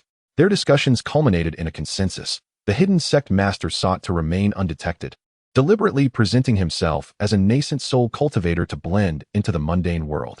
However, the gathered elders found themselves in a quandary. The hidden sect master evidently desired solitude, yet they had finally uncovered his whereabouts. To refrain from disturbing him would render their efforts futile. Thus, they pondered whether to intrude or not. After much deliberation, their gaze turned towards the sect master, seeking his decision. The sect master furrowed his brow, deep in thought, reluctant to concede defeat. Suddenly, a spark of inspiration struck. Since this hidden sect master prefers to remain incognito, it would be inappropriate for us to intrude. However, we could orchestrate an accidental encounter. The sect master squinted his eyes and spoke slowly. An accidental encounter. All the elders' eyes sparkled with excitement. Indeed, they could not disturb this reclusive sect master. But that did not mean they could not chance upon him. A chance encounter is a matter of fate. Surely, this hidden master could not refuse such an opportunity. And who knows, if they were to meet him, perhaps his good mood would inspire him to share some invaluable insights. One must recognize that a sect with a lineage spanning tens of thousands of years is immensely formidable. Even a mere strand of its heritage could greatly benefit them. With this thought, the elders were filled with enthusiasm. Sect Master, allow me to make the encounter. Nonsense, let me go. Sect Master, do not be deceived by my outwardly polished appearance. I am but a humble sycophant at heart, yearning for this chance. I shall surely win the favor of this reclusive master. Sect Master, permit me to go instead. As the elders clamored over each other, the sect master Chu Yuan fell silent once more. He was at a loss as to whom to choose. In truth, he wished to undertake the journey himself. However, he had the entire Qiandi Dao sect to manage, and thus could not afford to be absent. After much deliberation, they ultimately decided to send the Grand Elder. It was evident that Chu Yuan, unable to go himself, also did not wish to let these sycophants take the lead. Hence, he chose the seemingly venerable Grand Elder, trusting that such a solemn figure would not behave in a sycophantic manner. Indeed, Chu Yuan firmly believed that if someone as grave as the Grand Elder were to stoop to flattery, he would swallow the very pillars of the hall whole. Upon receiving this opportunity, the Grand Elder revealed a glimmer of excitement on his otherwise expressionless face. Sect Master, I shall surely accomplish this task. The Wu Dao sect and the Qian Dao sect will undoubtedly forge a bond of friendship. Initially, Chu Yuan had no intention of saying much, but upon witnessing the Grand Elder's demeanor, an inexplicable sense of foreboding flickered in his heart. Had he underestimated the situation? Shaking his head, he dismissed the unsettling thought. Grand Elder, as you embark on this journey, take along a few disciples, feigning a training expedition. If you seek a chance encounter, you must conduct yourselves with subtlety. Do not expose our intentions. If this leads to hostility between our sect and the Wu Dao sect, I shall not spare you, Chu Yuan stated calmly. The Grand Elder nodded eagerly in agreement. I have heard that the reclusive sect master has departed Wuchang City and is headed towards the Xiantian mountain range. I shall set forth immediately to meet him there. Chu Yuan nodded silently, a tinge of regret lingering in his heart. Alas, this opportunity was not meant for him. If only he did not bear the burden of his sect's title, he would surely have been the one to flatter the master. Chapter 18. The old sycophant. Upon receiving the command, the Grand Elder swiftly assembled a team of disciples. They flew at full speed, traversing the distance to the Xiantian mountain range in less than a day from the eastern state. The Grand Elder led a contingent of elite disciples, all at the Golden Core level, weaving through the forested terrain. The rationale behind sending these elite disciples was straightforward. Firstly, they would serve as a facade, showcasing the profound heritage of the Qian Dao sect to the reclusive sect master. Secondly, there was the possibility that one of these disciples might catch the eye of the millennia-old master of the hidden sect. With this in mind, the Qian Dao sect dispatched a team of Golden Core elite disciples. As they journeyed, the Grand Elder imparted instructions to his disciples. Remember, we are visiting an unparalleled powerhouse. Maintain your composure. While we are here for a chance encounter, do not appear overly subservient. Just act normally, do you understand? The Grand Elder meticulously advised, fearing that any misstep by his disciples might offend the master of the hidden sect. Should their actions lead to animosity between the Qian Dao sect and this reclusive sect, he would be devastated. Do not worry, Grand Elder, we understand. The disciples responded enthusiastically, their eyes gleaming with excitement. Satisfied with their response, the Grand Elder continued guiding the group forward. The Xiantian mountain range was merely a medium-sized range near Wuchang City, home to mostly minor beasts, with truly formidable creatures being rare. Thus, the number of cultivators visiting this area was limited, particularly powerful ones. Those who ventured here were often of lower cultivation or wandering practitioners. Consequently, the Grand Elder paid little heed to the mountain range, focused solely on finding the reclusive sect master. After nearly half an hour of searching, they finally made a discovery. In the distance, two figures were strolling leisurely. One of them was the very person depicted in their scroll, amidst the dark and mysterious cosmos, wielding the stars and moon, gazing down upon the world with indifferent eyes. This was him. Although the aura was distinctly different, it was undoubtedly a deliberate disguise by this hidden figure. The true essence was captured in the scroll. There he is. Remain calm. Act as if we are merely traveling for leisure, and let us encounter him, the Grand Elder commanded, his tone tinged with nervousness. The disciples adjusted their demeanor accordingly. Once prepared, they approached the direction of Chu Yuan. Meanwhile, Chu Yuan, accompanied by Zhang Han, wandered through the mountains. He was searching for cultivators. As for why he sought them, do not inquire. The answer is simply to rob and kill. Chu Yuan scanned the surroundings, employing both his vision and divine sense. Finally, he spotted them ahead, cultivators within their vicinity. Here they come, let the robbery begin. Mobilizing his magical energy, his robes fluttered without wind, preparing to strike. However, upon closer inspection with his divine sense, he realized with dismay that it was not a single person but a group of at least 20. In this day and age, are cultivators really traveling in packs? Chu Yuan's eyes widened, his hand trembling as he hastily withdrew his magical energy. Over 20 people? Not worth the trouble. Just as he was about to leave with Zhang Han, he noticed the group heading straight for them. In the blink of an eye, they descended before Chu Yuan. He was taken aback. He was about to leave, yet this group blocked his path? Could it be that they too sought to rob and kill? That was impossible. He was as poor as could be, with nothing to offer. No treasures, no techniques, no gold or silver. He was the epitome of a destitute cultivator. Well, he did have a few taels of silver in his boots, and his robe was quite valuable, worth 100 taels of gold. Besides these, he possessed nothing of worth. What benefit would there be in killing him? Could it be that he is admiring his attire? Chu Yuan felt a surge of anxiety. As he tensed, his countenance stiffened, presenting an appearance of indifference, perhaps even a hint of anger. The elder and his companions ahead were certainly aware of the shift in Chu Yuan's demeanor. each of them taken aback, fearing their presence had unsettled this reclusive figure. The elder, unable to mask his astonishment, quickly clasped his hands and said, "Esteemed friend, I am the Grand Elder of the Qian Emperor Dao sect. We have ventured forth with disciples to explore and, upon passing the Xiantian mountain range, noticed a radiant glow emanating from this place. We speculated that a divine being must reside within the mountains and sought to inquire further. Alas, it appears that the divine light emanates from you, and I am utterly captivated by your striking appearance, prompting me to bring my disciples to pay our respects. Should we have caused any offense, I humbly ask for your forgiveness." With that, he bowed deeply, his forehead nearly touching the ground. Upon hearing this, not only was Chu Yuan stunned, but even Zhang Han was rendered speechless. The 20 or so disciples widened their eyes in disbelief, astonished at the Grand Elder's unexpected display of deference. The usually solemn Grand Elder was, in fact, an ardent admirer. What a hidden sycophant he was! How well he had concealed it. Amidst a throng of lesser flatterers, they had never realized that the true elder sycophant was none other than the Grand Elder himself. Chu Yuan, standing to the side, took a deep breath, his mind swirling with questions. Was it not said that the world of cultivation was rife with treachery, where brother turned against brother and father against son?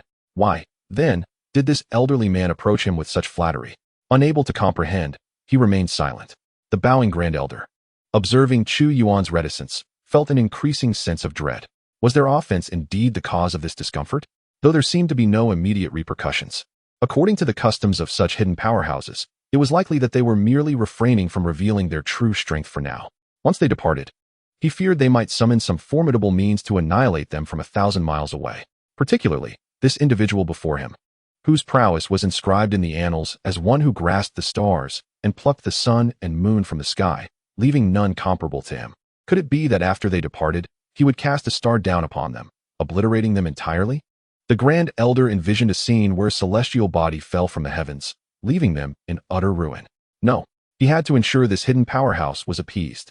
Thus, he resolved to part with some wealth to avert disaster.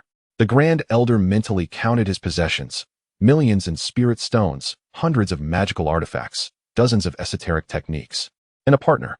But alas, these were mere trifles unworthy of such an esteemed being. What a calamity! He had offended a hidden powerhouse. What was to be done? He was anxiously waiting for a resolution.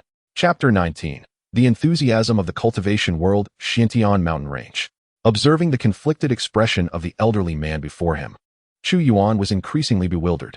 According to the tomes he had perused in Wuchang City, the world of cultivation was notoriously ruthless. It was commonplace for brothers to turn against each other and for fathers and sons to become adversaries over resources for cultivation. The realm often saw acts of murder and theft, all in pursuit of greater advancement on the path of cultivation. Initially, Chu Yuan had believed it, arriving at the Xiantian mountain range with aspirations of engaging in such treachery. Yet, now he found himself doubting it. The elder's demeanor suggested that the cultivation world was not as it appeared. There was an unexpected warmth in his approach.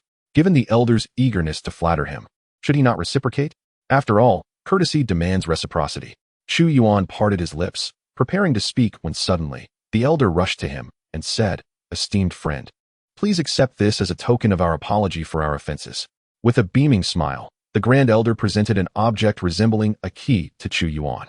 Upon examining it closely, Chu Yuan noticed it was marked with numerous scars, as if it had been forged through battles with blades. Apart from its simplicity, it bore no remarkable features, save for a single ancient character engraved upon it. Is this truly the compensation he speaks of? Chu Yuan mused. This trinket would scarcely fetch a price at a roadside stall. It seemed that even in the realm of cultivation, there was a hint of cunning and insincerity. His expression grew complex. Not far away, the Grand Elder observed Chu Yuan's reaction and, misinterpreting it as one of satisfaction, felt a surge of joy. While others may not recognize its significance, he was acutely aware that this key was the fabled key to the ancient sword sovereign's relics. It was his most treasured possession. The legend held that with this key, should one find the ancient sword sovereign's site, they could inherit all of its legacies and potentially establish a sanctuary for cultivation. Yet, the Grand Elder had never encountered the opportunity to locate the relics, and he was loath to surrender it to his sect. Now, he could bestow it upon this hidden figure as a gift, ensuring that the figure would remember him fondly. Look at the transformation in his expression, he thought. He must have discerned the key's origin. Truly a peerless powerhouse, capable of seeing through it at a glance. The Grand Elder's heart swelled with joy. Meanwhile, the multitude of golden core disciples, witnessing the Grand Elder's generous offering, could no longer contain themselves. If they could curry favor with this esteemed individual, who would need to join the Qian Emperor Dao sect, gifts, they must present gifts. Consequently, numerous disciples hastily retrieved various treasures from their storage bags to present to Chu Yuan. Senior, this is the Grand Elder's gift, and it is unrelated to our offerings. This is our true gift, they exclaimed. Indeed, Senior, please accept this offering from us. One precious item after another was laid before Chu Yuan, most of which were treasures befitting the golden core realm. As he gazed upon these items, his eyes ignited with fervor, nearly bursting into laughter. What splendid individuals they are, he thought. No more will I believe that the cultivation world is filled with treachery. Just look at how warmly they present me with so many treasures. Chu Yuan was eager to accept their offerings. However, just as he was about to do so, the Grand Elder suddenly waved his hand, unleashing a beam of spiritual light that obliterated the treasures before him.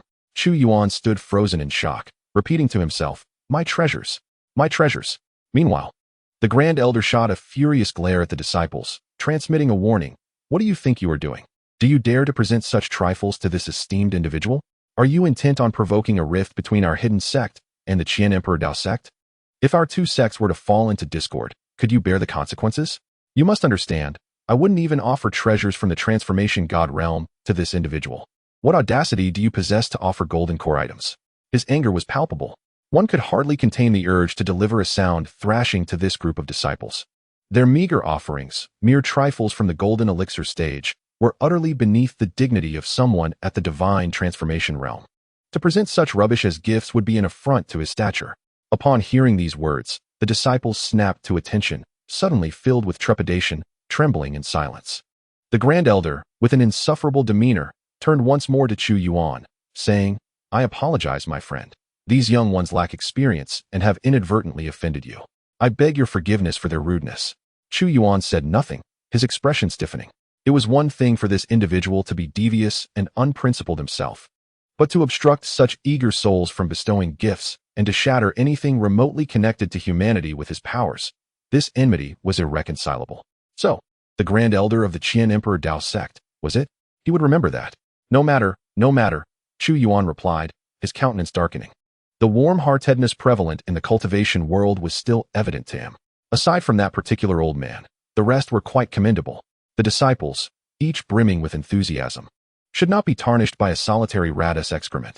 Taking a deep breath to steady his emotions, Chu Yuan glanced at the sky and turned to Zhang Han, saying, "Disciple, the hour is late. Let us rest here for the night." Truth be told, Zhang Han was somewhat bewildered by the unfolding scene. Yet this did not hinder his obedience to his master's command. "Yes, master," he replied, bowing respectfully. As he did so, he glanced at the sky, which remained quite bright. Chu Yuan, hearing this, nodded slightly, his gaze directed firmly at the Grand Elder and his entourage, conveying a clear message: "I intend to rest now. You, vermin, should depart." However, the Grand Elder did not take his leave but rather approached to say, "Ah, friend, seeing as the sky is darkening, why not let us all rest together? There is strength in numbers, which will also help us guard against the beasts of the mountain." If outsiders were to overhear this, they would surely be left in fits of laughter. A throng of golden elixir disciples, led by a divine transformation elder, this assembly could easily traverse vast mountain ranges. Yet here they were, in the presence of a moderately sized mountain, claiming that they required numbers for protection against the mountainous beasts. Listening to the old man's words, Chu Yuan's lips twitched in irritation. Did he not realize he was trying to drive them away? Yet, the cultivation world thrived on warmth, and he could not simply expel them outright. Grinding his teeth, he reluctantly nodded in agreement. Chapter 20. Enlightenment. Once again at the misty mountain, enveloped in ethereal clouds, beauty reigned supreme. In the main square of the Wu Dao sect, Ye Luo remained seated in meditation, contemplating the heavens. He sensed he was on the brink of grasping the second chain of order from the sky. He had a feeling that upon comprehending this second chain, he would undergo a transformation of sorts, though he had yet to fully realize the second chain. His daily celestial observations were affecting constant changes within him, especially as the golden characters perpetually nourished his being. Ye Luo underwent transformations almost daily. His aura became increasingly ethereal, appearing as one with the universe. A golden mark shimmered upon his forehead, signifying his extraordinary nature. Indeed, His master was not to be underestimated. A mere suggestion to look up more often before departing had led him to such profound insights. Ye Luo was overcome with emotion. Through his contemplation over these days, he had come to understand far too much. The heavens followed a traceable path. By seeking these signs, he could discern the forces of the universe. Gradually, he had refined this method into a systematic approach he named celestial observation technique. The origin of this technique, stemming from his master's simple advice, filled him with awe for his master's inscrutable wisdom. With a gentle exhale, Ye Luo turned his gaze towards the direction beyond Misty Mountain, murmuring, "I wonder when Master will return." If he knew I had grasped the meaning behind his words, he would surely be pleased. The thought of his master's approving smile filled Ye Luo with a sense of fulfillment. He had never failed to meet his master's expectations. Smiling, Ye Luo drew his sword and began to practice in the square. The long sword danced in his hands, slicing through the air with exhilarating speed, imbued with a natural and profound grace that captivated all who beheld it. Unbeknownst to Ye Luo, with his exquisite swordsmanship, an ordinary foundation establishment practitioner would struggle to withstand even a few of his strikes. This unique grace was the essence of the Tao, characteristic of those at the divine transformation stage. Were outsiders to witness this, they might very well be struck dumb with shock. Here was someone who had yet to enter the Qi refinement stage, yet was already walking the path of divine transformation. Oblivious to such realizations, Ye Luo remained wholly absorbed in his swordplay, the sword in his hand moving ever faster, its light coalescing into a singular brilliance, the essence of the Tao manifesting. In the midst of this dance, a jolt surged through his mind, propelling him once again into a state of enlightenment. Suddenly, he halted his swordplay, settling into a meditative posture. A chain of order descended from the sky, entering his brow. In an instant, fresh golden characters appeared in his mind, as enigmatic and obscure as ever.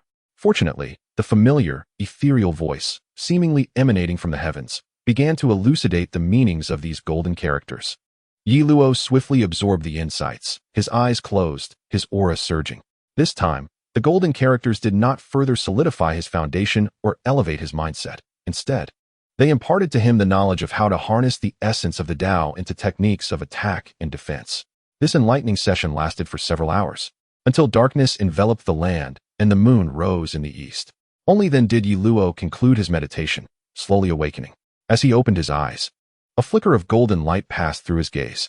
So, this understanding I have attained is known as the essence of the Tao, which can coalesce into techniques of offense and defense. His master had urged him to look up more often. Perhaps the intent was not merely for him to grasp the celestial observation technique, an ancillary benefit, but rather to encourage him to fully comprehend the entirety of the Tao. Having only grasped a mere fragment thus far, he had already reaped such significant rewards. What grandeur awaited him upon mastering the whole? Contemplating this, Ye Luo looked once more to the heavens, and suddenly, a realization struck him. No, I have misunderstood. The essence of my master's message was to guide me towards the celestial observation technique, not merely as an adjunct, but with the hope that I would soon comprehend the second chain of order. I had misinterpreted his intent. This was a profound warning from my master.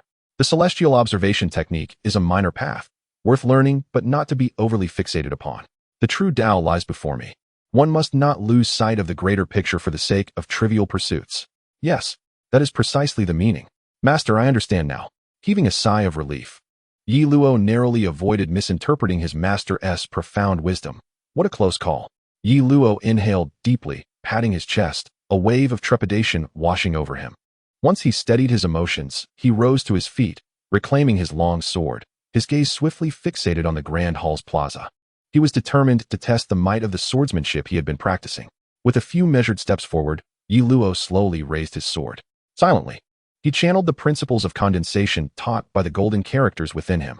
As he did, a radiant golden light enveloped the entire blade, exuding an aura of natural law as if the golden glow itself embodied the essence of the Tao. Any object that dared to collide with it would surely be obliterated. Ye Luo fixed his eyes on the golden light upon the sword, and with a determined glare, he struck forward. In an instant, the golden light coalesced into a beam of sword energy, slicing through the air. A thunderous roar erupted as the sword energy struck the ground, sending tremors through the earth, akin to a meteor crashing down with ferocity. Billowing clouds of dust ascended into the air. After a considerable pause, the dust began to settle. Ye Luo focused his gaze, only to discover that the ground remained entirely unscathed, devoid of even a single mark. He was taken aback. He had felt the strength of his strike, yet it had failed to break the surface. Not even a hint of a trace was left behind. Indeed, he realized he was still too weak. With such meager prowess, how could he face his master with pride? When his master returned, how could he explain that he could not even cleave the ground? A bitter smile crept upon Ye Luo's lips. Little did he know that the sect was established by the system itself, and the flooring was crafted from an exceptionally sturdy material, difficult to breach even by those of the transformation stage. At that moment, Ye Luo was engulfed by a sense of disappointment, feeling disheartened by his own inadequacy and the thought of having let down his master. He shook off the despair. He could not fail to meet his master's expectations. He would strive harder. His resolve reignited within him. Meanwhile, in the Xintian mountain range, Chu Yuan, resting in the quietude, suddenly heard the system's alert echoing in his mind. Sect under attack detected. Detection complete. This attack originates from a disciple. Detection of sect development trajectory indicates issues. Initiating assessment of disciples' strength to determine if they have become a failure. Night enveloped the Xintian mountain range like ink. Chu Yuan, seated on the ground, abruptly opened his eyes and glanced at the stillness of those around him. He then carefully listened to the voice in his mind. Detection of sect under attack. Detection complete. This attack originates from a disciple. Detection indicates issues with sect development trajectory. Initiating assessment of disciples' strength to determine if they have become a failure.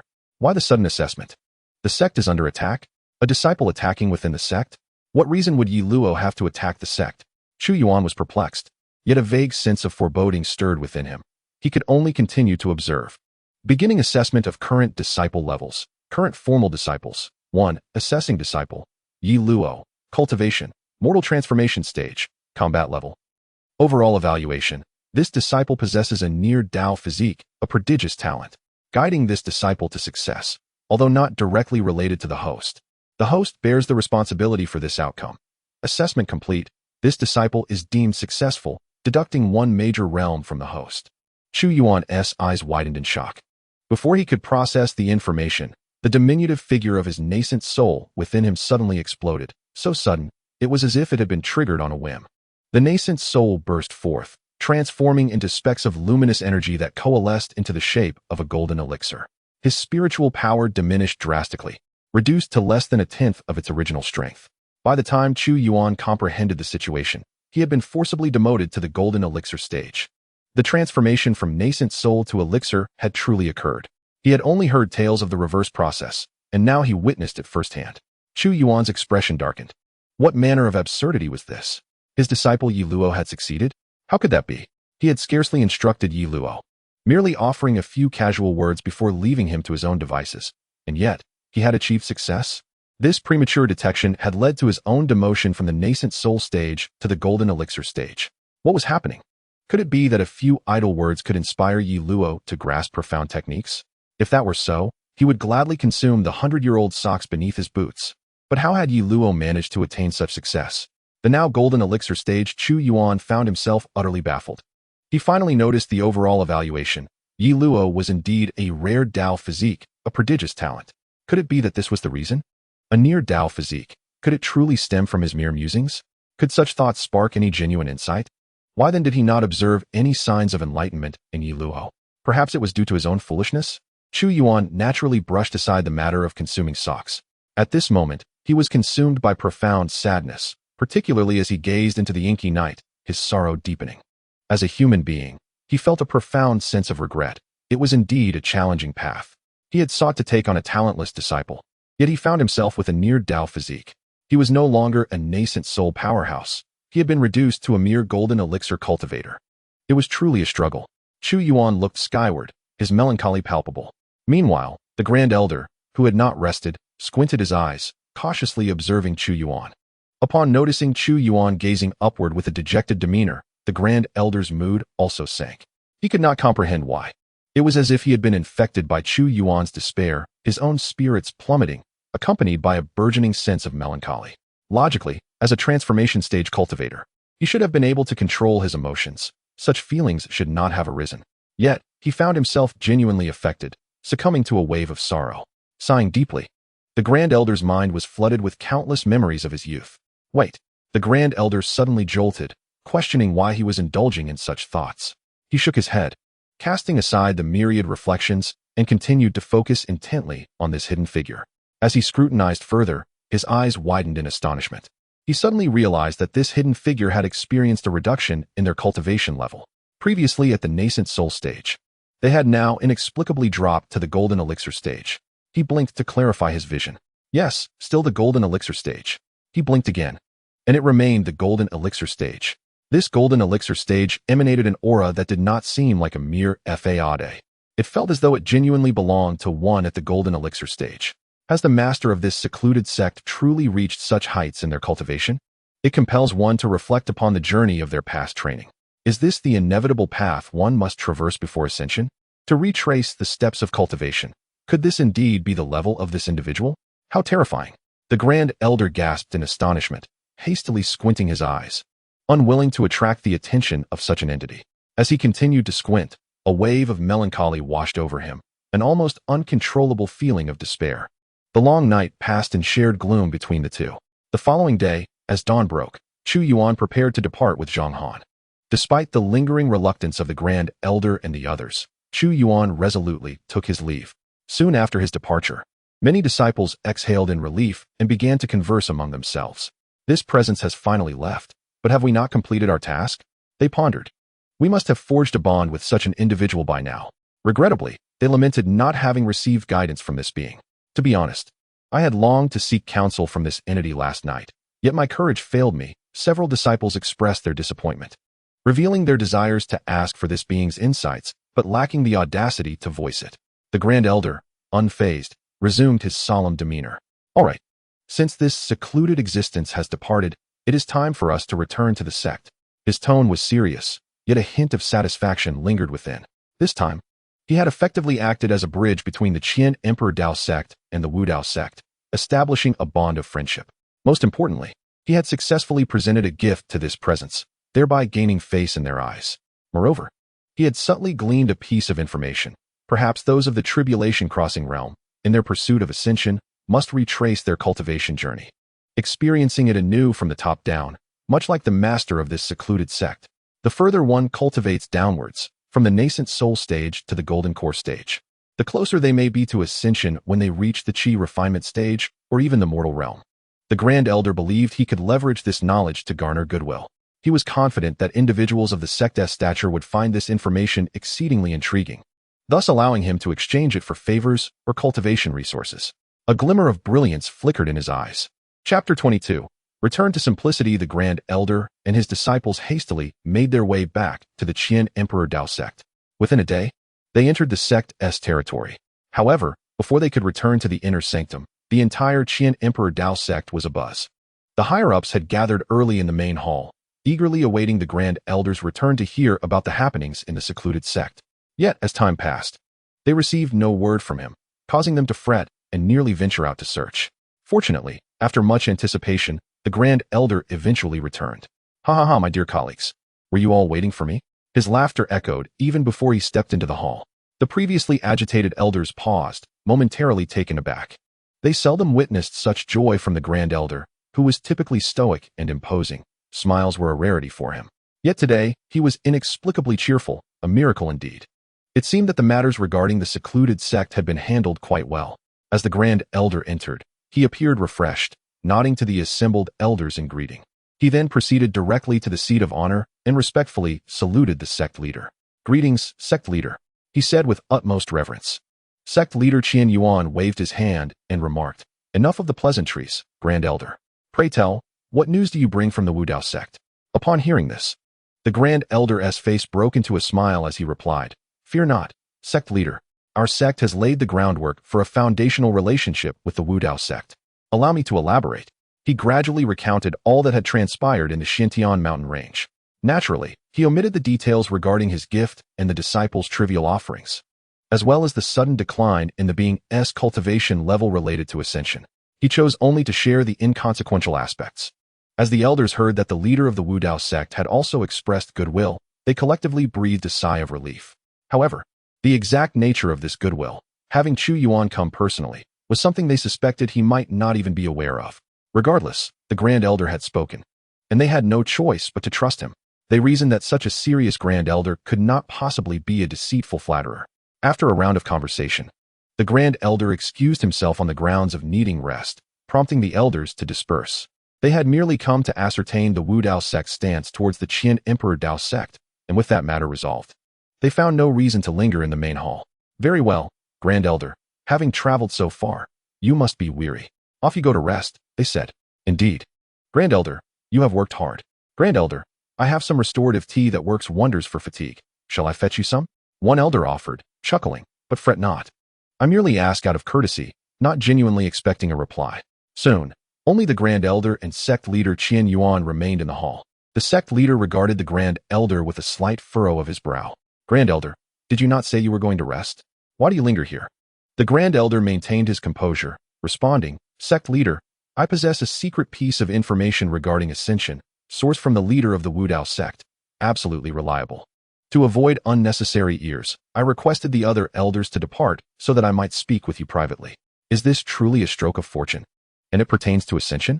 The sect leader's face lit up with excitement as he urged, please, do share. After a moment's pause, he waved his hand to create a barrier, shielding their conversation from prying ears. Once satisfied, he declared, now, you may speak freely. The Grand Elder cleared his throat, rubbing his fingers together, hesitant to divulge the information without some form of compensation. The sect leader, generous in spirit, promptly offered, speak, and once you have finished, you may visit our sect's treasury to select 3 treasures of your choice. Well, sect leader, I am quite keen on that tome, the 18 chapters of mystical methods. The Grand Elder replied, not a problem. I shall make arrangements for you to collect it afterward, the sect leader assured. And regarding the spirit liquid in your cave abode, do you still have some? Of course, of course. The sect leader responded, laughing. I've heard you possess a treasure in your cave, certainly, certainly. He interjected. And your partner whom? The sect leader coughed. I did not mean that. Rather, I was referring to the pearl around your partner's neck, said to possess calming properties. My own partner has recently encountered difficulties in her cultivation. Of course, the sect leader affirmed. Under the significant concession made by the sovereign of Chu Yuan, the Grand Elder finally wore a satisfied smile on his aged face, clearly delighted. Grand Elder, may I speak now? The sovereign of Chu Yuan was visibly agitated. He had reached the pinnacle of the God transformation realm, merely a step away from the tribulation transcendence realm. A future he was certain awaited him. Yet, he found himself bewildered about the path beyond the tribulation transcendence. Would ascension truly be possible after reaching that stage? This perplexity plagued him, especially considering no one had ascended in millennia. Now, however, whispers of ascension had surfaced, while he would normally dismiss such claims from others. The source of this information was a reclusive figure from the tribulation transcendence realm, hailing from a hidden sect with a legacy spanning over 10,000 years. Such intelligence warranted serious contemplation. Upon hearing this, the Grand Elder, no longer hesitating, shared his musings. It is highly probable that ascension requires retracing the path of cultivation. But in reverse, after listening to the Grand Elder, the sovereign fell into deep contemplation, turning to scrutinize him. Are you certain this is what that esteemed being conveyed? A flicker of doubt lingered in the sovereign's mind. The Grand Elder, gritting his teeth, affirmed, absolutely. Would I fabricate such a statement? If I had, the sovereign would certainly withhold those cultivation resources from me. He could only grimace and concede that this indeed was the message from that esteemed being. After all, his interpretations were undoubtedly correct. Upon hearing this confirmation, the sovereign's lingering doubt dissipated. So it is true. To ascend from the tribulation transcendence realm, one must indeed traverse the cultivation path anew, albeit in reverse. How profound that notion is, indeed reflective of the wisdom of that esteemed figure. The sovereign gestured for the Grand Elder to depart, preparing to enter seclusion for a period of profound introspection. As this matter pertained to ascension, a topic not to be taken lightly. Chapter 23, Disciple Ye Luo. Welcomes the master. Beyond several hundred miles from Tianwu Mountain lies another peak known as Taiwan Mountain. After several days of arduous travel, Chu Yuan arrived there with Zhang Han, claiming it was time for a brief respite before continuing their journey. Zhang Han, without a trace of suspicion, followed his master to rest at this location. However, at that moment, Chu Yuan's heart was tumultuous. He gazed towards Tianwu Mountain, lost in thought. The gentle breeze rustled his pure white robe, his long hair dancing in the wind. The ethereal aura he once embodied now bore a hint of melancholy, akin to a celestial being lamenting the rise and fall of the mortal realm. This melancholia was not unfounded. His eldest disciple, Ye Luo, had dealt him a grievous blow, causing him to plummet from the nascent soul realm to the golden core realm. He could scarcely fathom that this disciple, whom he believed he had thoroughly grasped, had genuinely attained enlightenment and subsequently betrayed his expectations. It turned out that Ye Luo's claims of comprehension were not mere fabrications. He had indeed grasped the essence of swordsmanship, rather than indulging in fanciful delusions. Throughout, Chu Yuan had assumed Ye Luo was merely afflicted by delusions. In hindsight, it was he who had misjudged the situation. The memory of his own transformation from nascent soul to golden core flooded back, and he could not suppress the urge to spew blood in frustration. Suddenly, he recalled a saying from web literature: those bearing the surname Yi are destined to be protagonists. He had taken in a disciple fated for greatness. How could he not suffer a decline in his own cultivation? Yet now, it was too late for regrets. The die had been cast. He resolved to remember this lesson well. In future endeavors to recruit disciples, he would never accept anyone bearing the surname Yi, regardless of their apparent ineptitude. Despite his heartache, Chu Yuan pondered how to face Ye Luo moving forward. Should he return and expel Ye Luo from the sect? Impossible. It was due to Ye Luo that he had suffered such a significant loss in cultivation. To simply cast Ye Luo out would be a grave mistake. He must extract every ounce of knowledge from him before making such a decision. Yes, he would draw out the insights Ye Luo had gained, thereby recovering some of his losses. After all, he was now left with nothing, lacking in all respects. With this thought, Chu Yuan's dismal mood began to lighten, though dissatisfaction still lingered. However, his spirits lifted when he turned his gaze towards Zhang Han, a naturally talentless individual. Devoid of spiritual roots, yet possessing an extraordinary physique, he could comprehend that. But if someone had their spiritual roots obliterated by lightning, what could possibly remain? If spiritual roots were annihilated, how could one possess any special constitution capable of achieving enlightenment? He would rather strike his head against a rock than accept such absurdity. After all, if it were truly that simple, why had he, Chu Yuan, not attained similar insights? Ye Luo was undoubtedly an exception. No ordinary person could achieve such feats. Thus, he firmly resolved that Zhang Han's current modest stage of cultivation would be secured. I, Chu Yuan, have declared it so, he affirmed. With a sigh of relief, Chu Yuan addressed Zhang Han. Let us proceed. The sect lies just ahead. We shall rest upon our arrival. Without waiting for Zhang Han's response, he waved his expansive sleeves, conjuring a cloud to whisk them towards the Wudao sect. Upon the cloud, Chu Yuan navigated their flight, while Zhang Han stood beside him, gazing down at the vast expanse of mountains and rivers. He looked up at his master's not particularly broad back, curiosity glimmering in his eyes. He was not foolish. It was evident that his master was shrouded in mystery, a formidable figure, yet during their time in Wuchang City, he appeared utterly unfamiliar with the realm of cultivation, exuding an air of curiosity. In the Xiantian mountain range, those who beheld his master's prowess had seemed formidable, yet each acted like sycophants, eager to elevate him to celestial heights. Clearly, his master bore a notable reputation within the cultivation world. Zhang Han's own family, the Zhangs from Wuchang City, had some knowledge of the various sects and their powerful figures, yet he had never heard of his master's name. This could only imply one thing. His master belonged to the ranks of the most powerful within the cultivation realm, beyond his comprehension. If his deductions were accurate, his master's sect must also be extraordinarily strong. However, these notions remained mere conjectures, unconfirmed. Yet, in Zhang Han's heart, answers began to crystallize. Disciple, we have arrived. Look, it lies ahead, Chu Yuan declared, gathering his composure as he pointed towards a billowing expanse of cloud and mist. Zhang Han, upon hearing this, craned his neck to peer ahead, yet all he could see was a shroud of fog, obscuring any discernible landscape. A thought emerged in his mind. Could it be a formation? As if to affirm his speculation, Chu Yuan smiled, channeling his spiritual power into the void to communicate with the protective mountain formation. Suddenly, the dense clouds parted as if guided by an invisible hand, revealing a pathway. It was as though an ancient celestial realm awaited the return of its master. Chu Yuan observed the scene before him, nodding in satisfaction, then turned to Zhang Han. Seeing the dazed expression on the latter's face filled him with even greater contentment. To ensure that this disciple remained, it was crucial to instill a sense of awe in him, a principle that Chu Yuan understood deeply. Just look at how adorable this disciple appears when mesmerized. It was worth the considerable expenditure of his golden core realm energy to communicate with the formation diagram. This initial step had been executed flawlessly, a perfect beginning that promised an equally splendid continuation. However, he felt a wave of fatigue wash over him. His golden core energy was already limited. Prolonged flight and the effort spent on the formation had nearly depleted it. This made Chu Yuan long for the Yuaning realm. Had he still possessed that level of power, completing these actions would have consumed scarcely 1/10 of his energy. Though he felt a tinge of sorrow, he refused to grow complacent. Golden core was golden core. Chu Yuan reaffirmed his belief that by nurturing a few more disciples, he could surely rise again, provided he did not encounter a troublesome individual like Ye Luo. Yes, I have ascended from the golden core to invincibility. Chu Yuan restored his confidence, his expression becoming one of serene composure. Come, my disciple, I shall introduce you to your senior brother, he said lightly. He then descended with Zhang Han to the foot of Tianwu Mountain and began their ascent. Do not question the reason for walking. It was merely due to his depleted energy, rendering him unable to fly. Zhang Han asked no further questions and followed Chu Yuan upward. After half an hour of climbing, they finally reached the mountain gate. Zhang Han gazed at the towering entrance, his heart swelling with certainty. His master was indeed a formidable figure, and the sect was a powerful establishment. Just as they stepped through the gate, a voice suddenly rang out.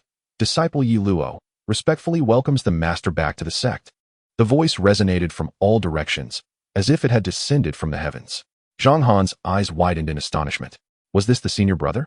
He seemed quite formidable. That night, beneath the rear mountains of the Qian Emperor Dao sect, within a secluded cave, the sect leader Qian Yuan sat cross-legged, exuding an overwhelming aura. However, his mind remained fixated on his own primordial spirit. After 100 days of foundation establishment to condense a golden core, enduring the trials of the golden core to reach the Yuan Ying, and ultimately comprehending the Tao to transform into the primordial spirit, he was indeed a practitioner of the divine transformation realm, possessing a primordial spirit. At this moment, he was still contemplating a profound statement: to cultivate from above downwards, retracing the path of cultivation, returning to simplicity, and ascending to immortality. Although he remained in the divine transformation realm, this did not hinder his understanding of the words. Should he truly grasp the opportunity for ascension, would not his future cultivation be smooth sailing? The thought of eventually reaching the tribulation-transcending realm and ascending filled him with an irrepressible urge to laugh. Yet, Qian Yuan found himself at a loss regarding this understanding, his only recourse being to introspectively examine his primordial spirit. If he were to cultivate from above downwards, the next step would be to transform his primordial spirit into a Yuan Ying. But how could a primordial spirit, which had already attained such a state, revert to a Yuan Ying?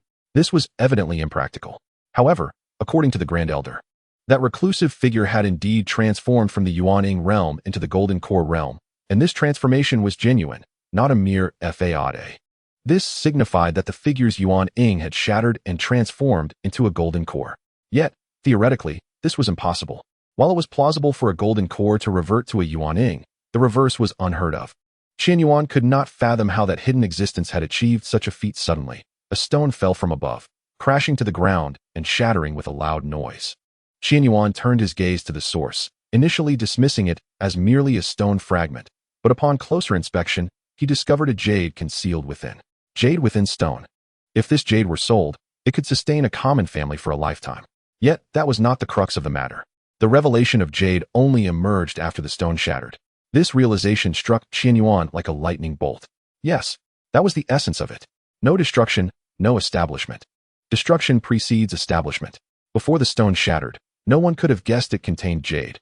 Only after its fracture was the jade revealed. No destruction, no establishment. Destruction precedes establishment. Qian Yuan grasped the insight, feeling a wave of clarity wash over him.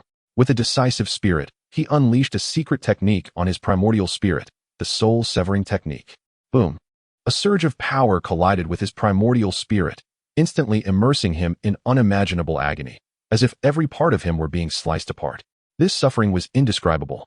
Qian Yuan's face turned pale, his garments drenched in cold sweat, yet he gritted his teeth and persevered. Only through enduring hardship can one aspire to ascension. He endured for 3 whole hours. After 3 hours, the pain persisted, but Qian Yuan felt himself nearing his limit.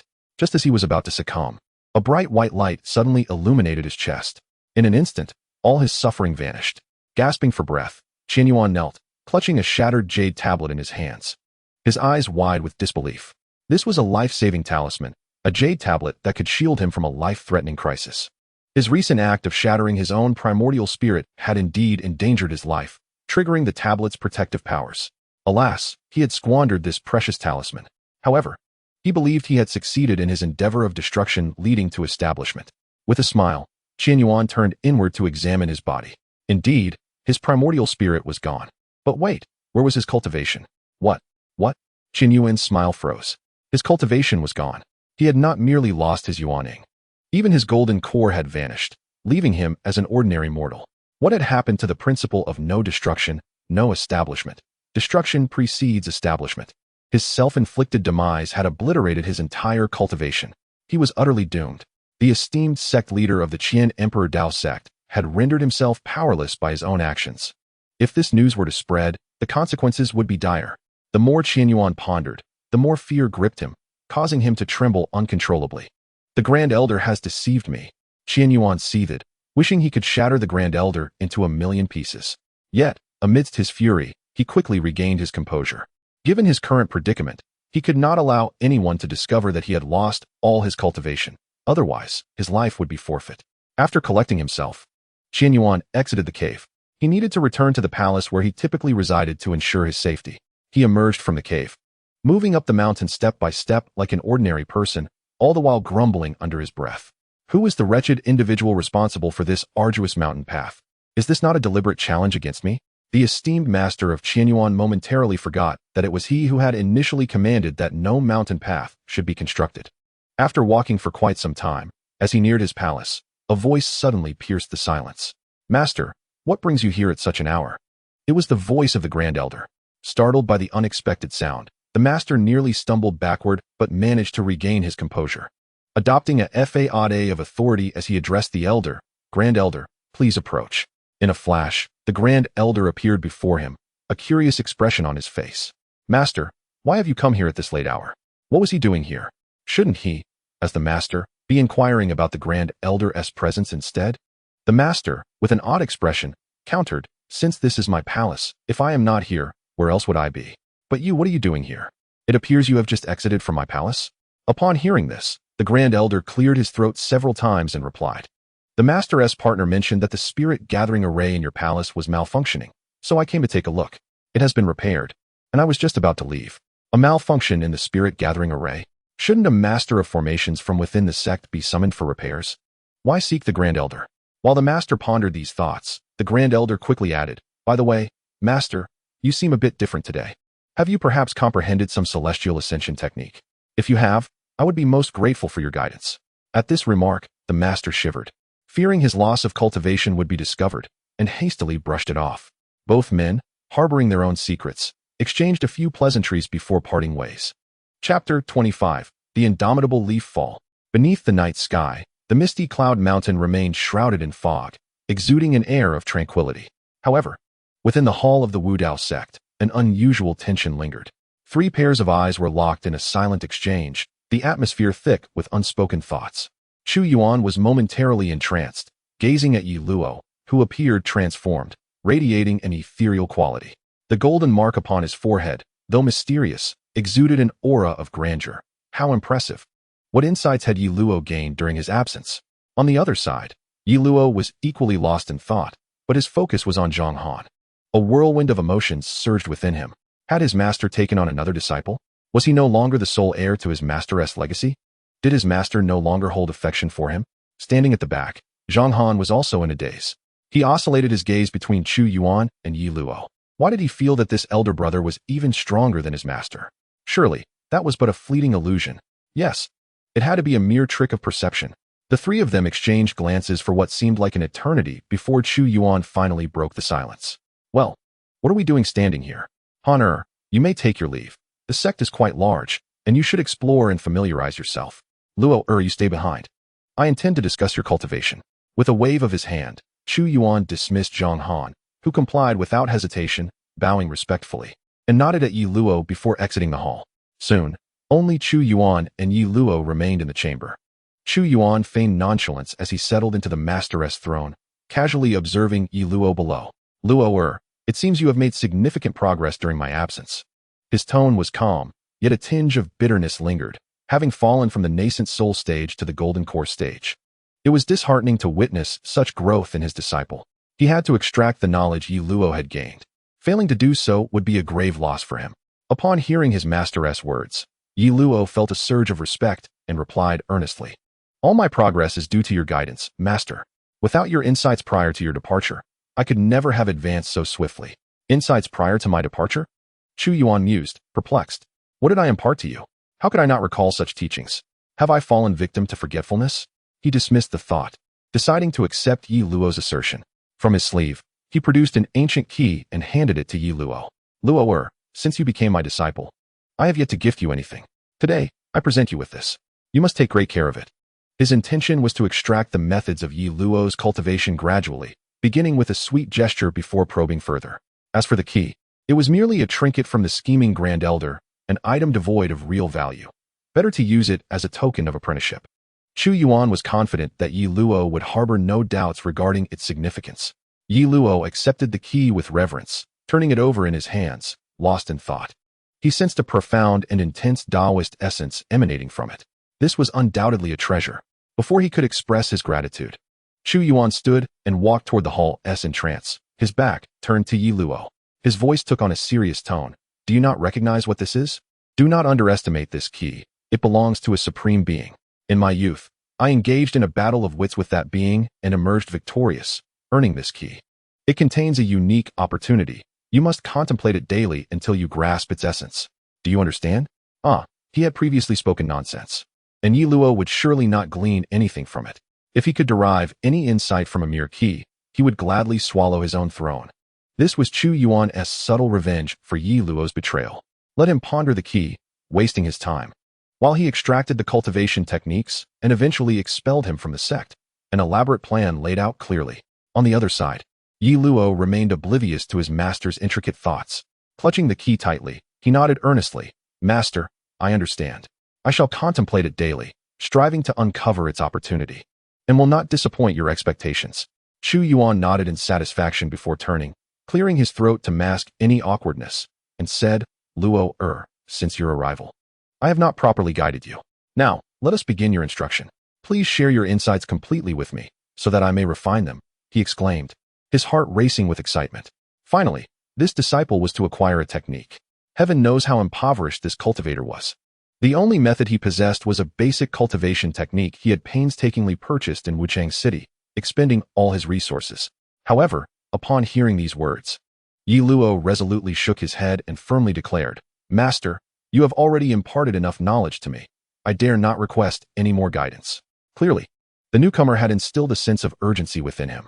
He did not wish to disappoint his master. He yearned to demonstrate his own abilities. Ye Luo believed he could grasp the essence of the Tao without assistance. This singular thought consumed him at that moment. Upon hearing this, Chu Yuan was momentarily stunned.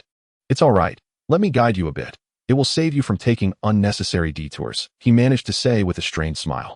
Yet, Ye Luo stood unwavering, clasping his fists in respect. Master, I am capable of resolving all matters on my own. Please trust in me. I shall not betray your expectations. I do not dare to indulge in further guidance. I take my leave, wishing you peace. With that, he turned and exited the hall, his back radiating an undeniable resolve. Ye Luo departed with an elegant grace, leaving Chu Yuan dumbfounded. Wait. He hasn't even received the technique yet. Is he leaving just like that? Could he not receive the technique first? Chu Yuan lamented silently as he picked up the basic cultivation manual to read. 3 days later, atop Tianmu Mountain at the Wudao sect, outside the Great Hall, Chu Yuan lay back on a recliner he had somehow procured, perusing the manual. While reading, he stole glances at Ye Luo, who was seated nearby, meditating and contemplating the heavens. His heart raced with impatience. You simpleton, hurry up and seek my counsel. If you don't ask, how can I extract the technique from you? For 3 consecutive days, Chu Yuan had inquired whether Ye Luo required his guidance. Yet the latter stubbornly declined. Were it not for the facade he maintained, Chu Yuan might have been tempted to knock some sense into him. With no other option, he resigned himself to sitting there, hoping to discern what Ye Luo was cultivating on his own. Not far from him, Ye Luo sat cross-legged, gazing at the sky, a golden mark on his forehead subtly shimmering. He diligently adhered to his master's command to observe the heavens, utilizing the technique of heavenly observation. He was on the verge of comprehending the third chain of order. After half an hour of silent contemplation, he paused to rest. Is master still here? Ye Luo sighed in relief, glancing over at Chu Yuan, who was reclining. A slight smile crept onto his lips. Is master still testing me? Unfortunately, I discerned your intentions long ago. For the past 3 days, his master had made a concerted effort to seek him out, claiming he wished to offer guidance. This unusual behavior had certainly piqued Ye Luo's curiosity, leading him to believe there was a deeper motive at play. Indeed, Ye Luo suspected his master intended to assess his progress after a period of hands-off mentorship, perhaps attempting to entice him with the promise of guidance. The prospect of receiving instruction from a transcendent master on the verge of ascension was undeniably tempting. The answer to whether he would succumb to such temptation was a resounding no. Ye Luo was determined to prove his own capabilities and the steadfastness of his resolve. Noticing Ye Luo had ceased his movements and sat upright, Chu Yuan cleared his throat. Luoer, allow me to ask once more. Do you truly not require my guidance? Bear in mind, one moment of my instruction could spare you months of arduous cultivation. Chu Yuan spoke nonchalantly, though internally he was seething. Upon hearing this, Ye Luo's eyes glimmered with amusement. Ah, I see. Master is attempting to tempt me. I must demonstrate my unwavering resolve. Master, I am capable of cultivating independently. As the saying goes, a teacher opens the door, but the cultivation is up to the individual. I do not dare to impose upon you for further guidance. Ye Luo rejected the offer with unwavering determination. Chu Yuan took a deep breath, his emotions bubbling beneath the surface, yet he maintained a facade of calmness. He stood, paced a few steps, and then turned to face Ye Luo, speaking coolly. My intention to guide you is simply to discern the nature of your swordsmanship. Should it be suitable, I could impart to you an unparalleled sword technique. If you grasp this technique, you could rise above all sword cultivators, standing atop the world. Perhaps this phrasing would resonate more clearly with him. If you comprehend this technique, I shall bestow upon you a piece of wisdom. In the skies, there are 300,000 sword immortals. Even they must bow their heads before me.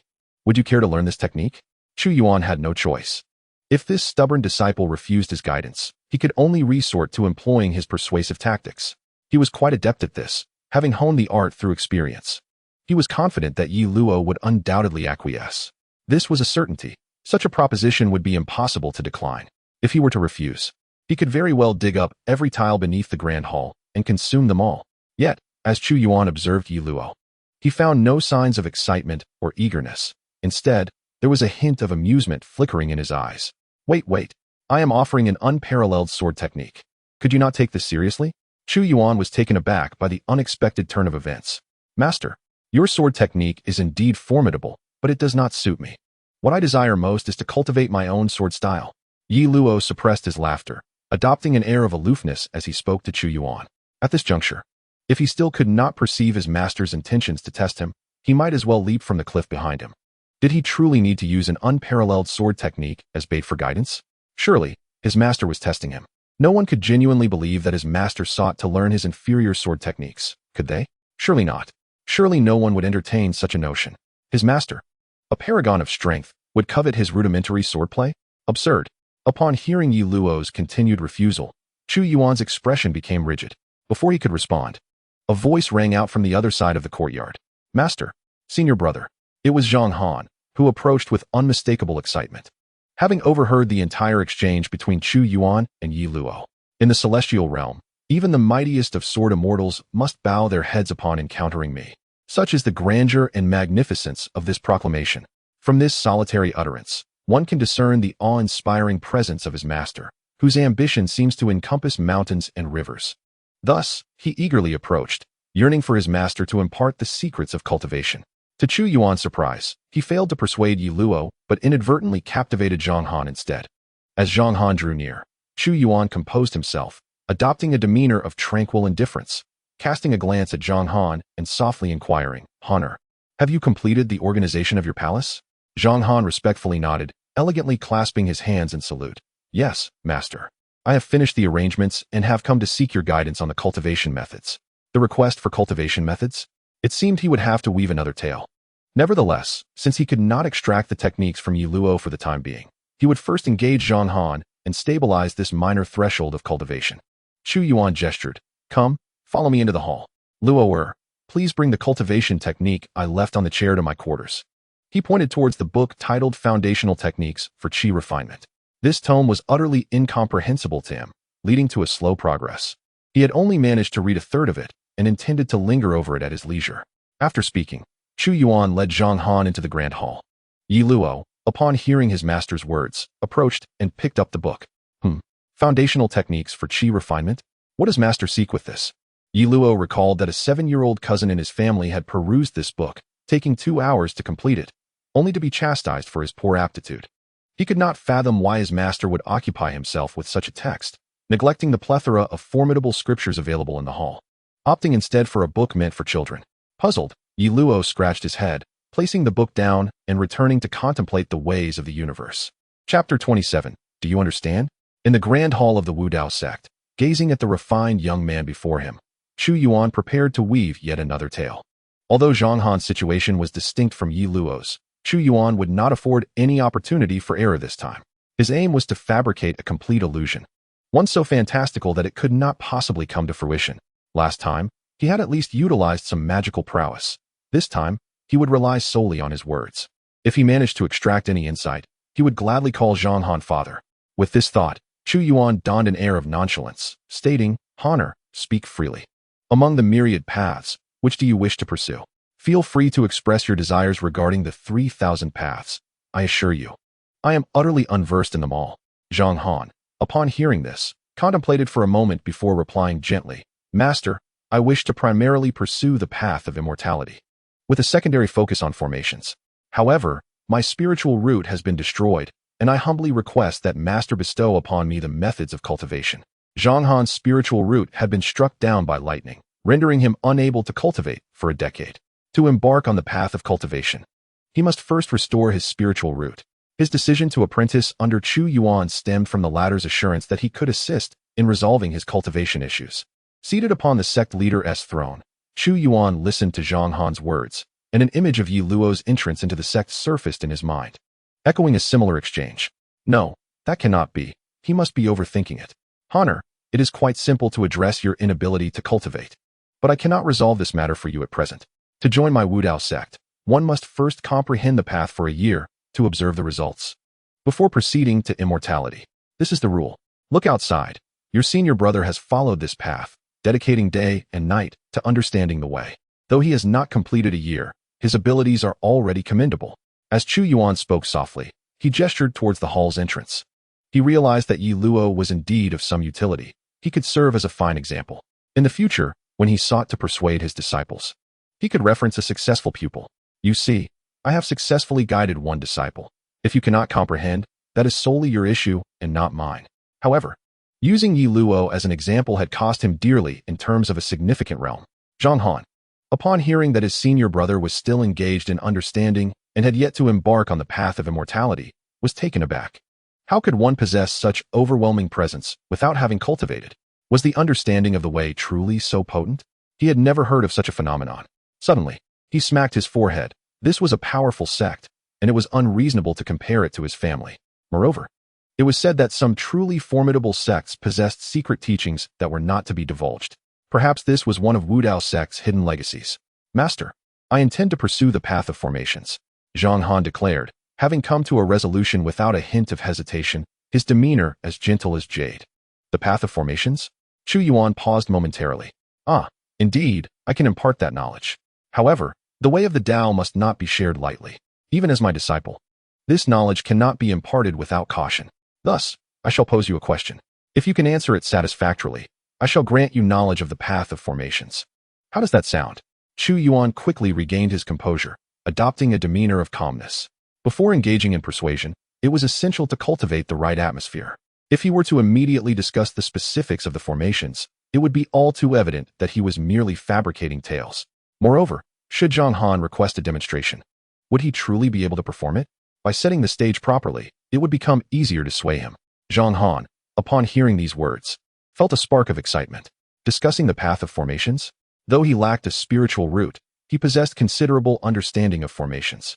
With confidence, he respectfully inquired, "Master, may I ask?"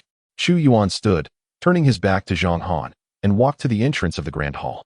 A gentle breeze swept through, causing his flowing white robes to flutter and his long hair to dance in the wind, bestowing upon him an inexplicable charisma. Master inquires, "What is the path of formations?" "What is the path of formations?" Zhang Han's expression became perplexed. He had always enjoyed studying formations and possessed a fair understanding of many. Yet, when asked to define the path of formations, he found himself at a loss. What constitutes the path of formations? Under Chu Yuan's gaze, Zhang Han instinctively lowered his head. unable to meet his master's eyes. Time passed slowly, and several minutes went by with Zhang Han still bowed, lost in thought. Chu Yuan, unable to contain himself, thought, I do not wish to waste time here with you. Have you arrived at an answer? Zhang Han lifted his gaze slightly, hesitantly responding, Master, the path of formations lies in the arrangement of arrays. To vanquish foes through formation, to rise with the array, to stand undefeated against 1,000 adversaries? Incorrect. Chu Yuan interjected before Zhang Han could finish, dismissing his response outright. Regardless of its accuracy, denying it served his purpose. He needed to elevate the atmosphere. How could he acknowledge that Zhang Han had spoken correctly?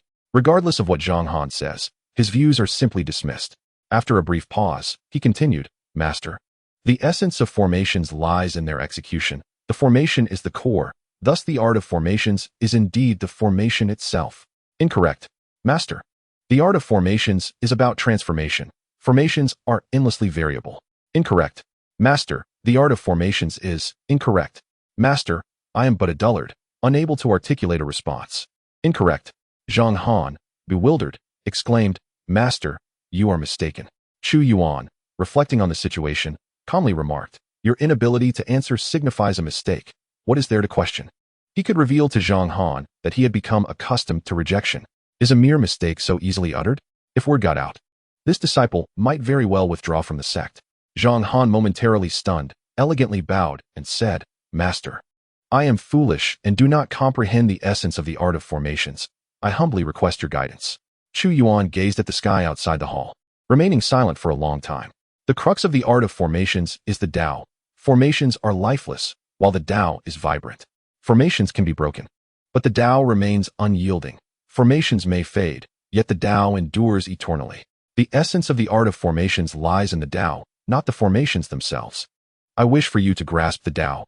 You have chosen the art of formations, yet I do not instruct you to merely understand formations. Do you comprehend? Chu Yuan spoke slowly, his tone imbued with profound significance. Upon finishing, he cautiously glanced at Zhang Han, only to find him utterly perplexed. He immediately felt relieved. Not understanding? Such bewilderment is normal, for he himself could scarcely comprehend his own words. Indeed, the highest level of deception is to inadvertently deceive oneself. Chapter 28. Have you comprehended? Standing in the grand hall, Zhang Han was overwhelmed. The words of his master echoed in his mind.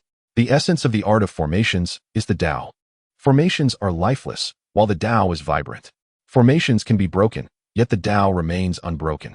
Formations may cease to exist, but the Tao is eternal. These statements struck Zhang Han's ears like the resonating sound of the great Tao, leaving him astounded. Although he did not grasp the precise meaning of these words, he felt their profound truth, each syllable resonating with the essence of understanding. Is this the wisdom of a master? Fearsome indeed. The words of his master awakened him to realization. He understood. He fervently implored his master for another opportunity. Zhang Han spoke hurriedly, recalling his master's earlier words. He must answer a question before receiving the teachings. He had failed to do so, and if his master chose not to impart the Tao because of this, he would suffer greatly. Thus, Zhang Han could not help but feel anxious. Meanwhile, at the entrance of the hall, the gentle breeze surrounded Chu Yuan, who remained silent, observing Zhang Han from the corner of his eye. This second disciple was indeed promising. Look at that earnest expression. It starkly contrasted with Ye Luo's demeanor upon entering the sect. This second disciple certainly would not be akin to Ye Luo. However, he must not speak too freely now. He needed this second disciple to understand the immense value of the Tao he sought. This would also buy time for the disciple's patience. If he failed to comprehend, over time, the disciple would undoubtedly grow impatient. Yet at that point, would he feel embarrassed to seek him out again? After all, it was under his fervent pleas that he imparted the Tao. Would it not seem as though the disciple was inept for needing to consult him again? In such a scenario, the disciple would surely hesitate to solicit his guidance. He would thus prolong the time needed for the disciple to grasp the basics, and before long, a year would pass, and that minor realm would be within reach. Reflecting on this, it seemed that Ye Luo was merely an anomaly. Most disciples are ordinarily lacking. Teaching a disciple who is inherently unworthy is a matter of simply having hands, is it not? Everything is under my control. Chu Yuan's silence only heightened Zhang Han's anxiety. If this led to him losing the opportunity for cultivation, he would regret it deeply. Without hesitation, Zhang Han knelt and bowed his head to his master, pleading for another chance, expressing his sincere desire to follow him in cultivation. His tone was earnest. fearing that his master might truly withhold the teachings due to his earlier failure. Just then, Chu Yuan abruptly turned, helped Zhang Han to his feet, and sighed softly. "Foolish child, enough of this. I shall impart to you the art of formations. Come, let us begin." Chu Yuan turned and walked toward the hall's exit. Zhang Han took a deep breath, his heart racing with excitement. Was he finally about to step into the realm of cultivators? He hurriedly followed his master, both proceeding to the other side of the Grand Hall's plaza. Chu Yuan first cast a glance at Ye Luo, who was meditating several kilometers away. Before moving to a spacious area, observing the ground beneath him, he concentrated his magical energy at his fingertip and made a decisive slash downward. The sound of metal clashing echoed as his energy met the ground. Yet, there was no trace left behind. The air fell into silence. Chu Yuan's raised finger froze momentarily before naturally lowering. "Honor, have you comprehended?" Chu Yuan asked nonchalantly, his demeanor unfazed. Zhang Han, bewildered, pondered. "What have I comprehended? Who am I? Where am I going?" Chu Yuan stood nearby, patiently awaiting Zhang Han's response. Internally, he cursed the ground, wishing to etch a mark for Zhang Han to ponder over. But alas, was the ground forged from titanium alloy? He, at the golden core stage, could not even leave a scratch. Could he not receive some respect as a golden core cultivator? Fortunately, Chu Yuan's quick wit prevailed. He countered with a question, urging Zhang Han to reflect. Surely, it was not his fault, but rather Zhang Han's lack of comprehension. Zhang Han inhaled deeply and respectfully declared, "Master, your disciple is dull and has yet to achieve understanding." Chu Yuan feigned a sigh, appearing somewhat regretful. "Your comprehension is considerably weaker than your elder brother's." He grasped it in an instant. "Very well, let us go to the mountain gate. I shall make it simpler for you to comprehend." Chu Yuan shook his head in exasperation. "Any issues? If so, just use Ye Luo as an example. After all, I taught him, so if there are issues, it is certainly due to your lack of understanding, not my fault." With that, Chu Yuan turned and descended toward the mountain gate. In the square, I find myself at a loss. Yet beneath the mountain gate lies a substantial stone, and surely I cannot be at a loss there. Beside the gate of the Wudao sect, a large stone stands, vividly etched in his memory.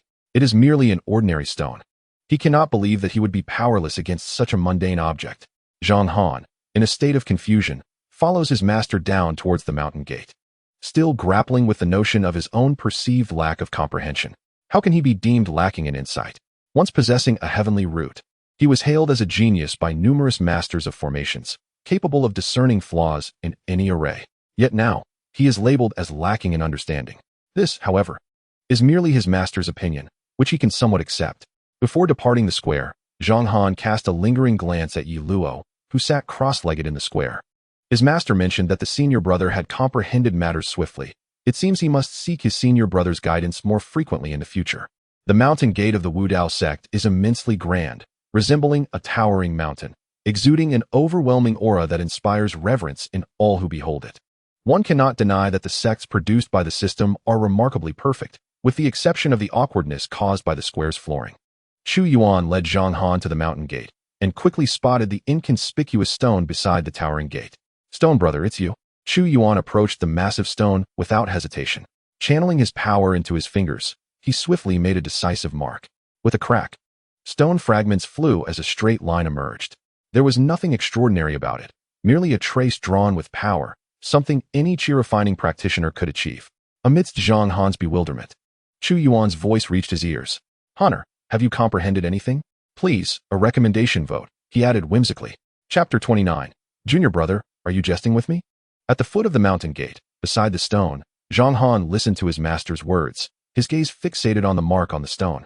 Feeling a surge of anxiety, he could not discern anything on the stone, his mind a blank. Yet, his master had just asked if he comprehended anything.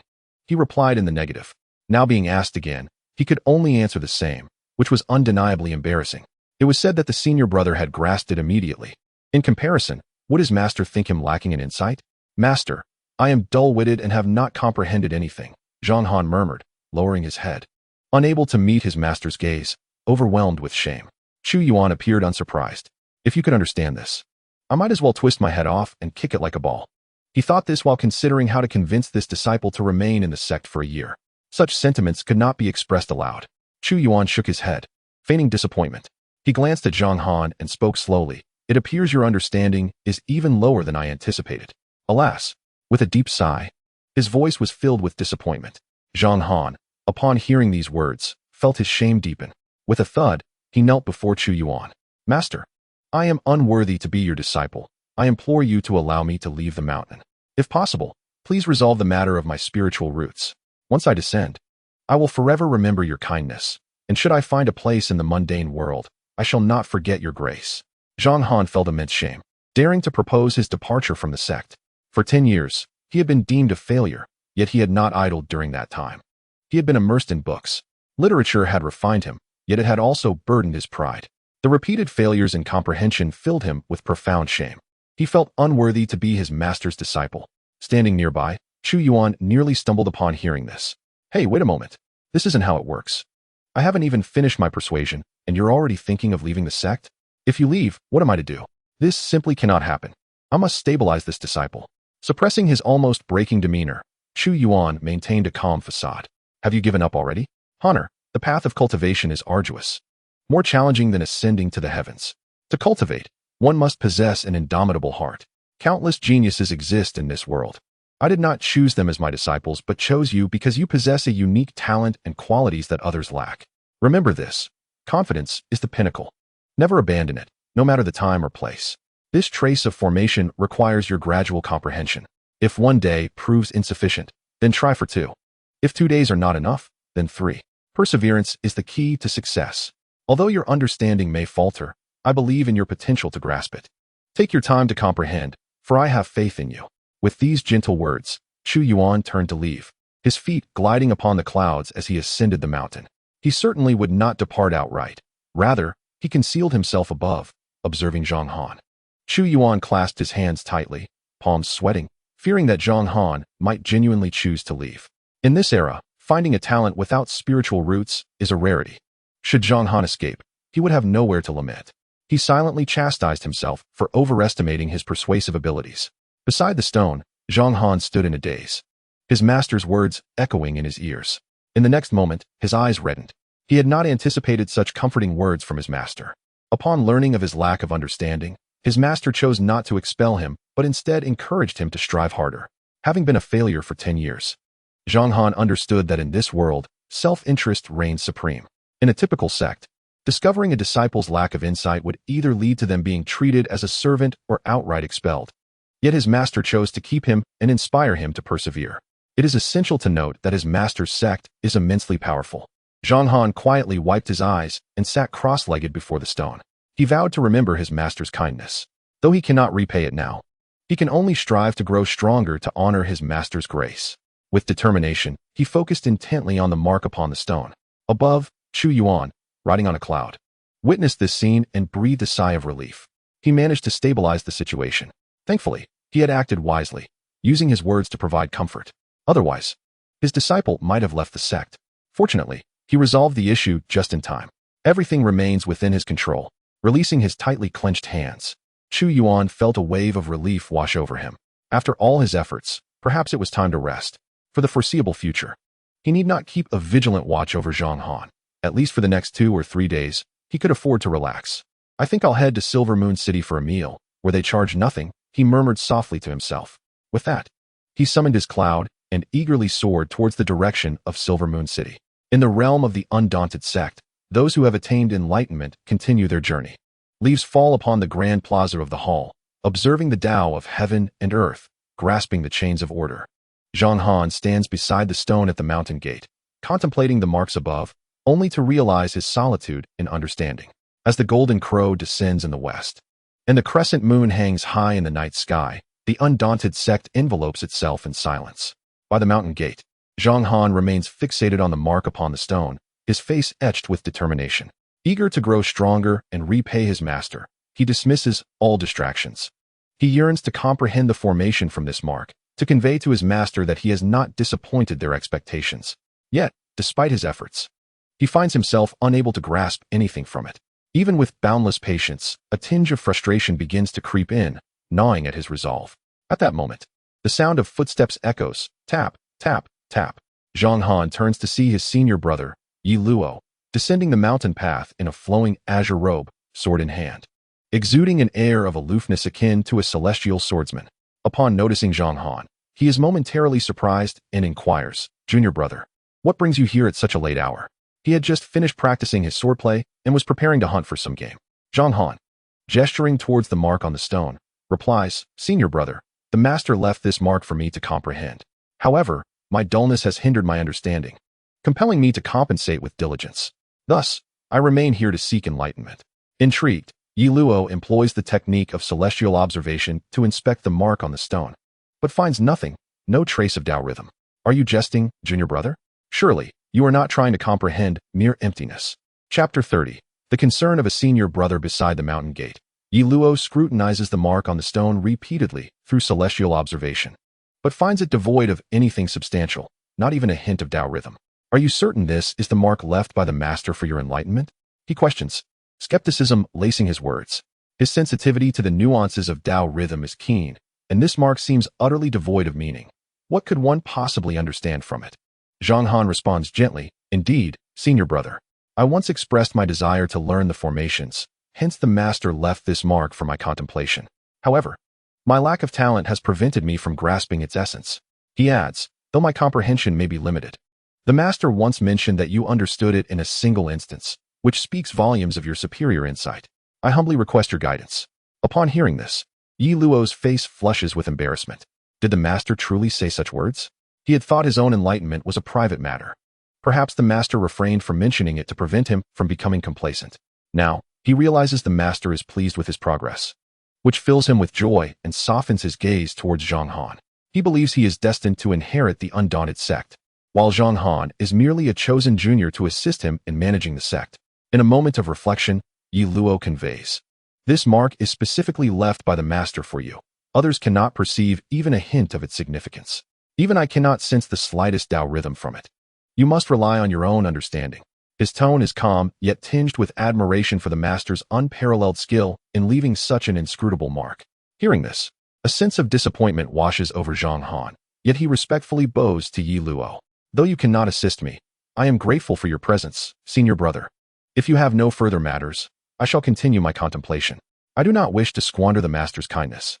As he turns to resume his meditation on the mark, Ye Luo interjects, raising a hand. "While I may not be able to help you directly, I can take you to a place that may prove beneficial." "Where to?" Zhang Han inquires. "To the Hall of Transmission." When they arrive at the Hall of Transmission, it is already the witching hour. Ye Luo, draped in his azure robe, wields his sword like an exalted swordsman, the golden mark on his forehead glowing faintly, making him stand out in the darkness. "Enter freely. Observe whatever you wish. It may aid you," he says slowly. Internally, he resolves to assist this seemingly slow-witted junior brother. As the eldest disciple, it is his duty to alleviate the master's concerns. He decides to look after Zhang Han, ensuring his swift growth, believing that it will bring great joy to the master. Zhang Han furrows his brow and asks, "Senior brother, should we not seek permission from the elders guarding this sacred place before entering?" Ye Luo, taken aback, replies, "Junior brother, did the master not inform you? Our sect is a hidden one. The elders ascended long ago, and the Hall of Transmission is unguarded. Besides, there are only the two of us disciples. What need is there for guardianship?" Zhang Han's eyes widen in astonishment, all decorum forgotten. The sect he has joined is a hidden one? The elders have already ascended? Realization dawns on him. He had thought he had merely joined a powerful sect, unaware that it was a hidden one. This was akin to believing he had stumbled upon a grain of sesame only to discover it was a cannonball.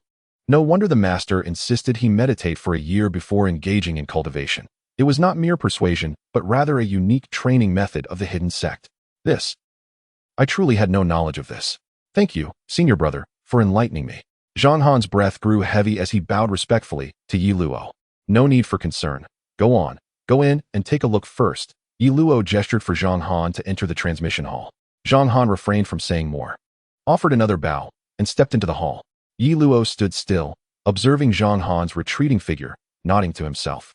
He was determined to assist this junior brother in attaining enlightenment. If this junior brother succeeded in understanding the Tao, it would spare their master from constant troubles. He would be alleviating the master's burdens. To bring joy to their master, he must help Zhang Han achieve enlightenment. Meanwhile, within the Qian Emperor Tao sect, numerous elders gathered once again in the grand hall, their faces etched with fury. A traitor had emerged from their sect. News of the hidden sect and the portrait of its master had been leaked. This traitor deserved nothing less than death. What a calamity this year had become. Previously, they had faced the theft of their sacred secrets and numerous scriptures by rogue outsiders, and now, the betrayal, the plan of their sect. The dual blossoms of the unprincipled Qian emperor had yet to be completed, and now the news had been exposed. What could they possibly do? Master, what should we do? Where are you? The elders expressed their confusion, looking towards the master's throne. To their astonishment, the Qian Yuan master was nowhere to be found. Had he not just been present? How could he vanish in the blink of an eye? After a lengthy search, they finally discovered the Qian Yuan master squatting behind a pillar. The elders were curious about why he was crouching there. The Qian Yuan master merely smiled. Picked something up. How could he tell them that he had lost all his cultivation and felt uncomfortable due to the invisible pressure emanating from them? Could he even say such a thing? If he did, he feared he would be finished. Chapter 31. The innate formation heart, the Qian Yuan master. Feeling the peculiar gazes of the elders, suppressed his discomfort and returned to his throne. Why are you all looking at me? Where were we? About the leaked information. Right? Actually, it's not a major issue. We have already established initial contact with the unprincipled sect. We hold the advantage, for the unprincipled sect is still hidden. Even if they learn of this news, what can they do? Moreover, as the Grand Elder mentioned, he sent an invitation for our sect's Grand Competition 3 months from now to the disciples of the unprincipled sect, inviting them to witness the event. When the time comes, connecting with the disciples of the unprincipled sect would be tantamount to liaising with the sect itself. The Qian Yuan master, enduring his discomfort, feigned an imposing demeanor as he spoke, though inside he felt utterly stifled. Just not long ago, he had been a formidable figure in the god transformation realm, renowned throughout the eastern province. Now, he had been reduced to a mere mortal, and irreparably so. Upon returning to his palace, the Qian Yuan master attempted to restore his cultivation, yet found it utterly impossible. His body was in a strange state. Simply put, it was stuck. Originally, his shattered soul meant certain death. No means could save him unless a divine being intervened. Yet, his unique life-saving technique had inexplicably preserved his life, placing him in an exceedingly awkward situation. Without a soul, yet still alive. Meanwhile, the elders remained oblivious to the Qian Yuan master's predicament. After hearing his words, they felt relieved. If the Qian Yuan master believed they still held the advantage, then all was well. Thankfully, the Grand Elder had sent out an invitation.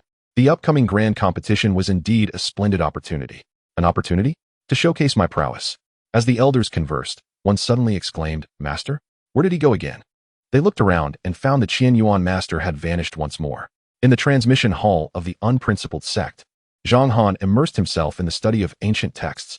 He did not peruse any powerful techniques or forbidden secrets. Instead, he focused on historical accounts, hoping to uncover insights regarding enlightenment. He read through the night. As dawn's light streamed into the hall, he finally emerged from his reverie. Zhang Han placed down an ancient tome, exhaling deeply. Though he had not found explicit instructions on how to attain enlightenment, he had discovered invaluable information. The account of a person from a millennium ago bore striking similarities to his own, Li Ling, the Grandmaster of Formations, a genius who dominated the realm of formations 1,000 years prior.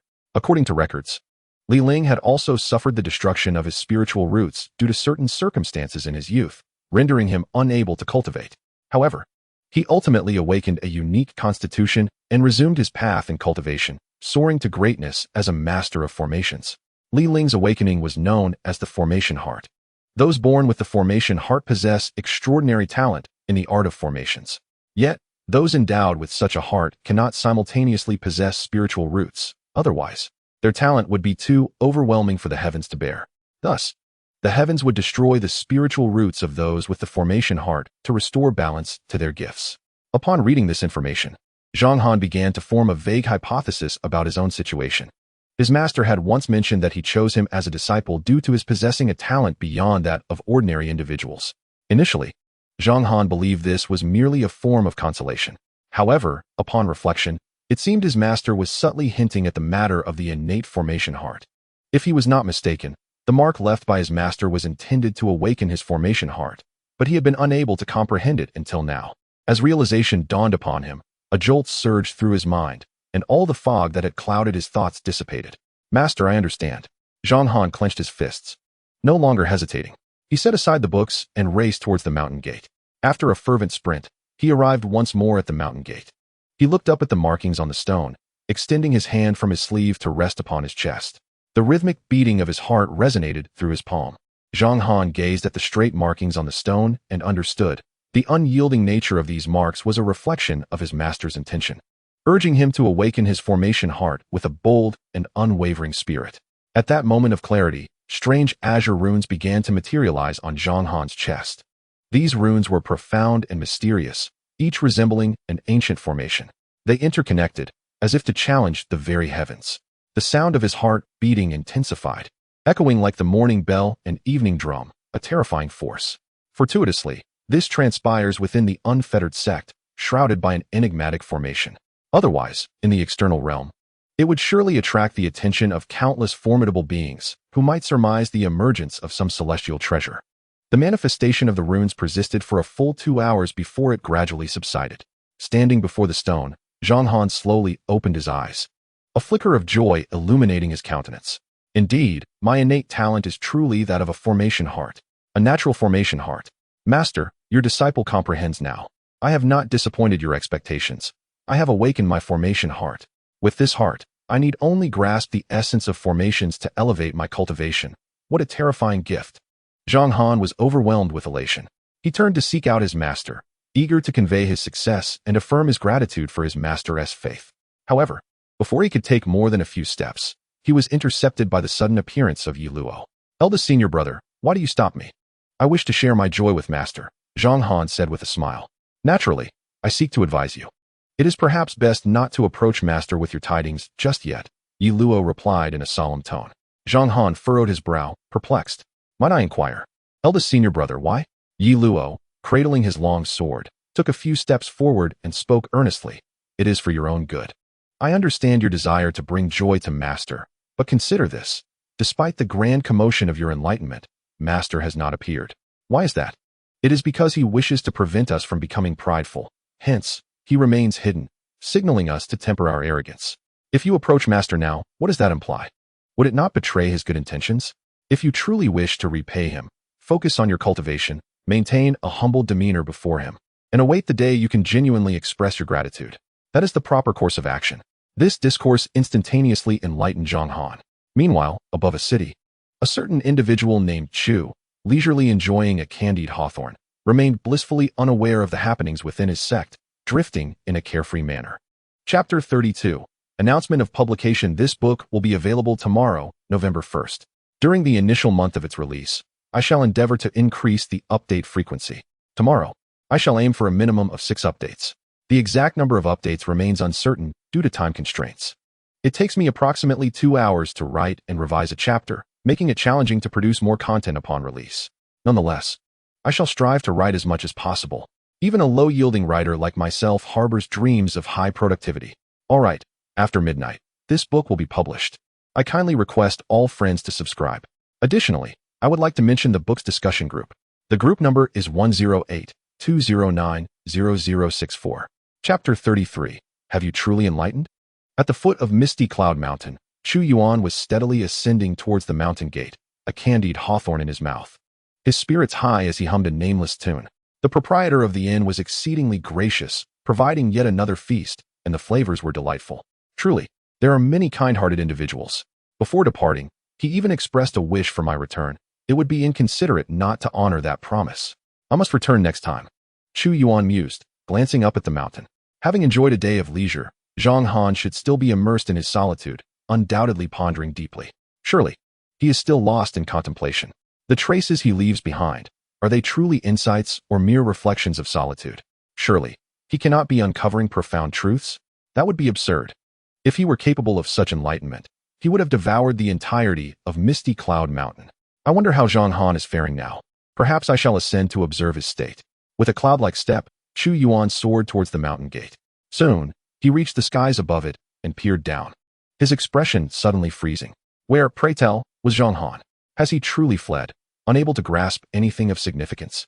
In this day and age, have the youth's psychological fortitude diminished so greatly? Chu Yuan's face darkened as his consciousness expanded, scanning the entire sect. Within his awareness, he found Ye Luo gazing at the sky in the main hall, while Zhang Han was perusing books within the Hall of Teachings. The lad had not escaped. He was merely engrossed in reading. With a sigh of relief, Chu Yuan relaxed, grateful that Zhang Han had not fled. How lazy he is.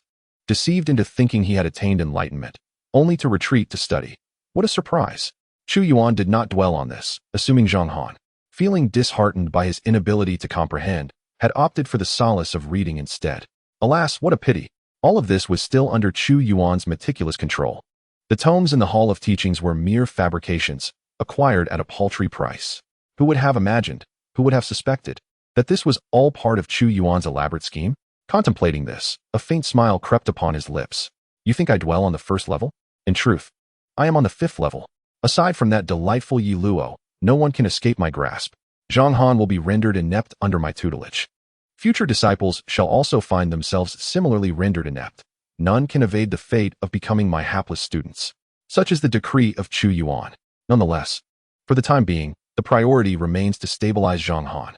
After much contemplation, he resolved to descend and meet Zhang Han. He believed the only variable at present was Zhang Han's mindset.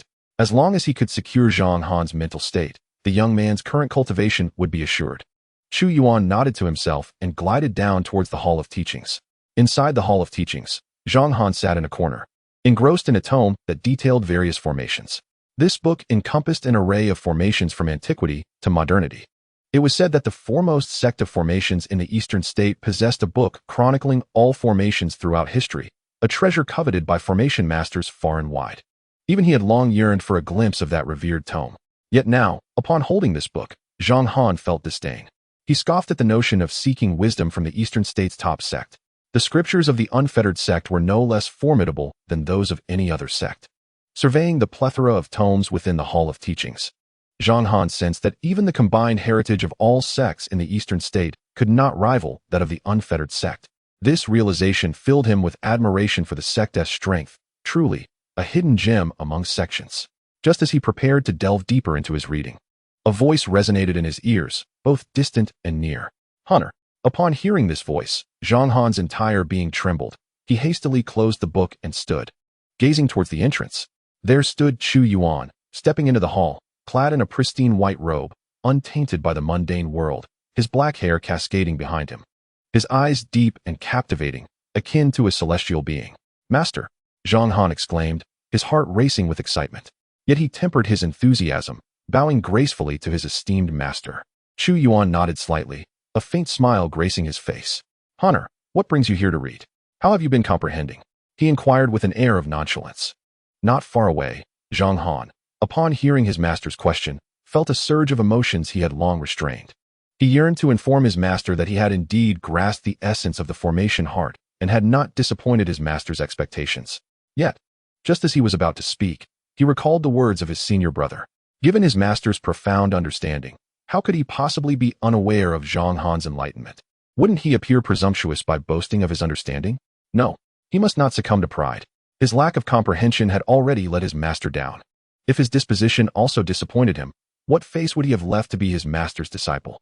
Zhang Han clenched his fists in silence, inhaling deeply to restore his composure. Master, I have gleaned a modicum of understanding. My senior brother mentioned that the Hall of Transmissions possesses myriad wondrous teachings, so I have come to peruse them.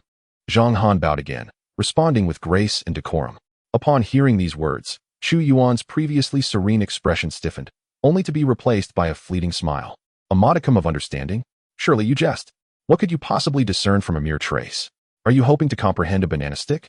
It was evident that Zhang Han was merely feigning modesty to avoid reproach. Nevertheless, it was prudent to inquire further, should there be any errors. He might risk losing his golden core. Honor, have you truly gleaned even a modicum of insight?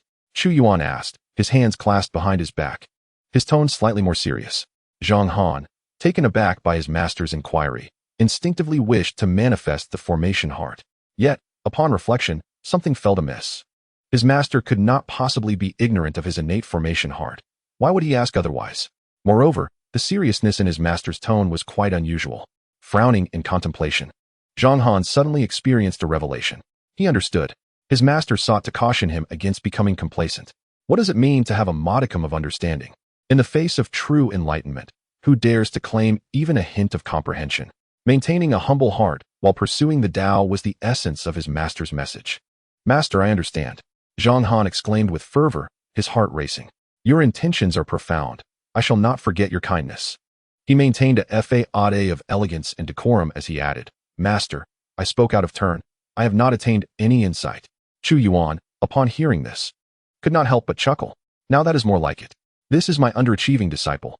In the Hall of Transmissions, hearing these words, Chu Yuan felt an overwhelming sense of joy. Indeed, this disciple was merely spinning tales. What modicum of understanding? It was all nonsense, a fabrication. Surely, no one would genuinely believe that this disciple had comprehended anything. This second disciple was simply an underachiever. How could he possibly have grasped anything? Yet, Zhang Han truly lacked awareness. How could he resort to deceit? Did he not realize that those who lie must swallow 1,000 needles? Forget it. Since this disciple remained an underachiever, he felt at ease. Since he had not attained any insight, he would need to invest more time in comprehension. Do you understand? Chu Yuan nodded slightly, satisfied with his words. Standing a short distance away, Zhang Han was momentarily taken aback, then nodded, replying, Master, I understand. He did not perceive the underlying meaning of his master's words, thinking only that his master wished for him to achieve enlightenment as soon as possible. Chu Yuan, hearing this, felt even more content, regarding Zhang Han with admiration. This disciple is truly a relief compared to Ye Luo, who unexpectedly betrayed me. As long as you understand, I shall take my leave now. Focus on your comprehension and do not be negligent. With that, Chu Yuan turned to depart, his spirits soaring. In his joyful mood, he intended to seek out the innkeeper of Silver Moon City for a celebratory drink. This was not about seeking favors. It was simply a desire to share merriment. Zhang Han, noticing Chu Yuan's intent to leave, initially wished to bid him farewell. However, a fleeting thought prompted him to call out urgently, Master, wait. I have matters I wish to discuss with you. He feared his master might leave without hearing him. What is it? Chu Yuan paused, raising an eyebrow in curiosity. Zhang Han respectfully bowed and stated, Master, I wish to learn about formations, but I am unaware of where the materials for formations are located within the sect. Hence my inquiry. He possessed a natural formation heart. The true terror of this innate gift lay not in an extraordinary understanding of formations, but in the ability to set up formations and comprehend them, thereby elevating his cultivation directly. That was the true horror of possessing a natural formation heart. However, Zhang Han could not find the necessary materials for setting up the formations.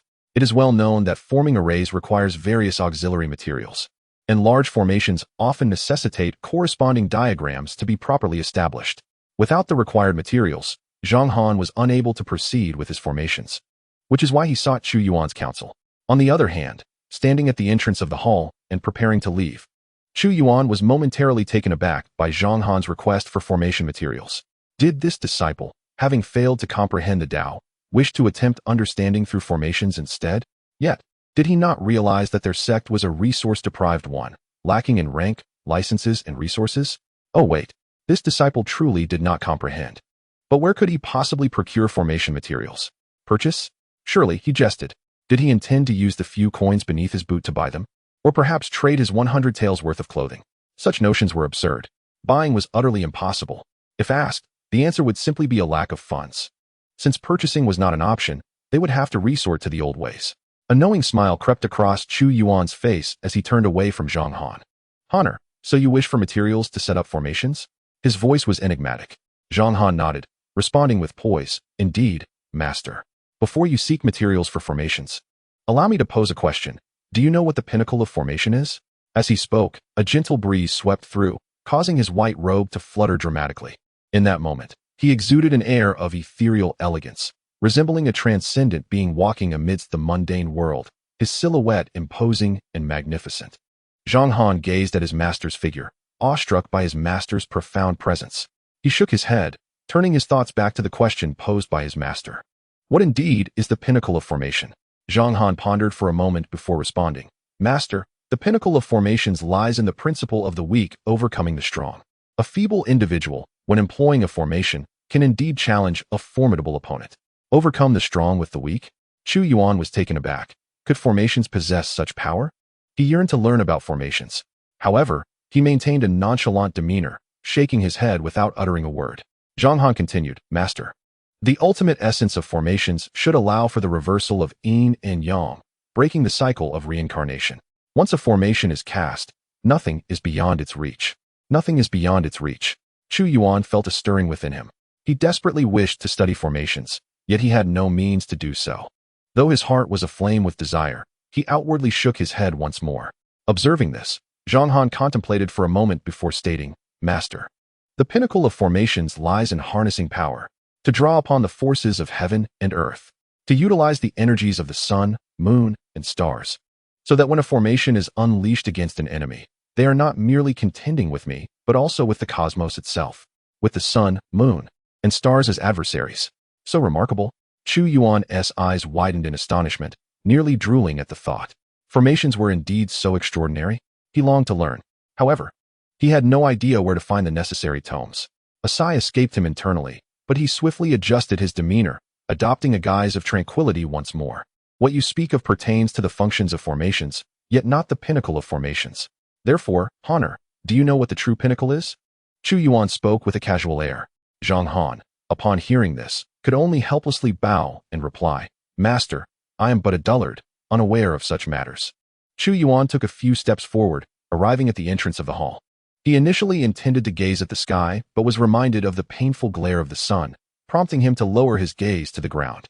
In truth, the pinnacle of formations is not defined by sheer power or fearsome prowess. Rather, it embodies an ultimate technique.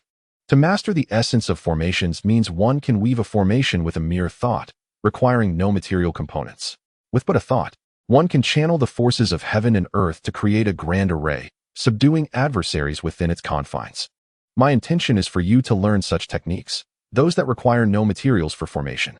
A thought to establish a formation, a thought to subdue the enemy. Remember, no materials are needed. Chu Yuan emphasized several key phrases. No materials are needed. He truly lacked the funds to procure materials for formations.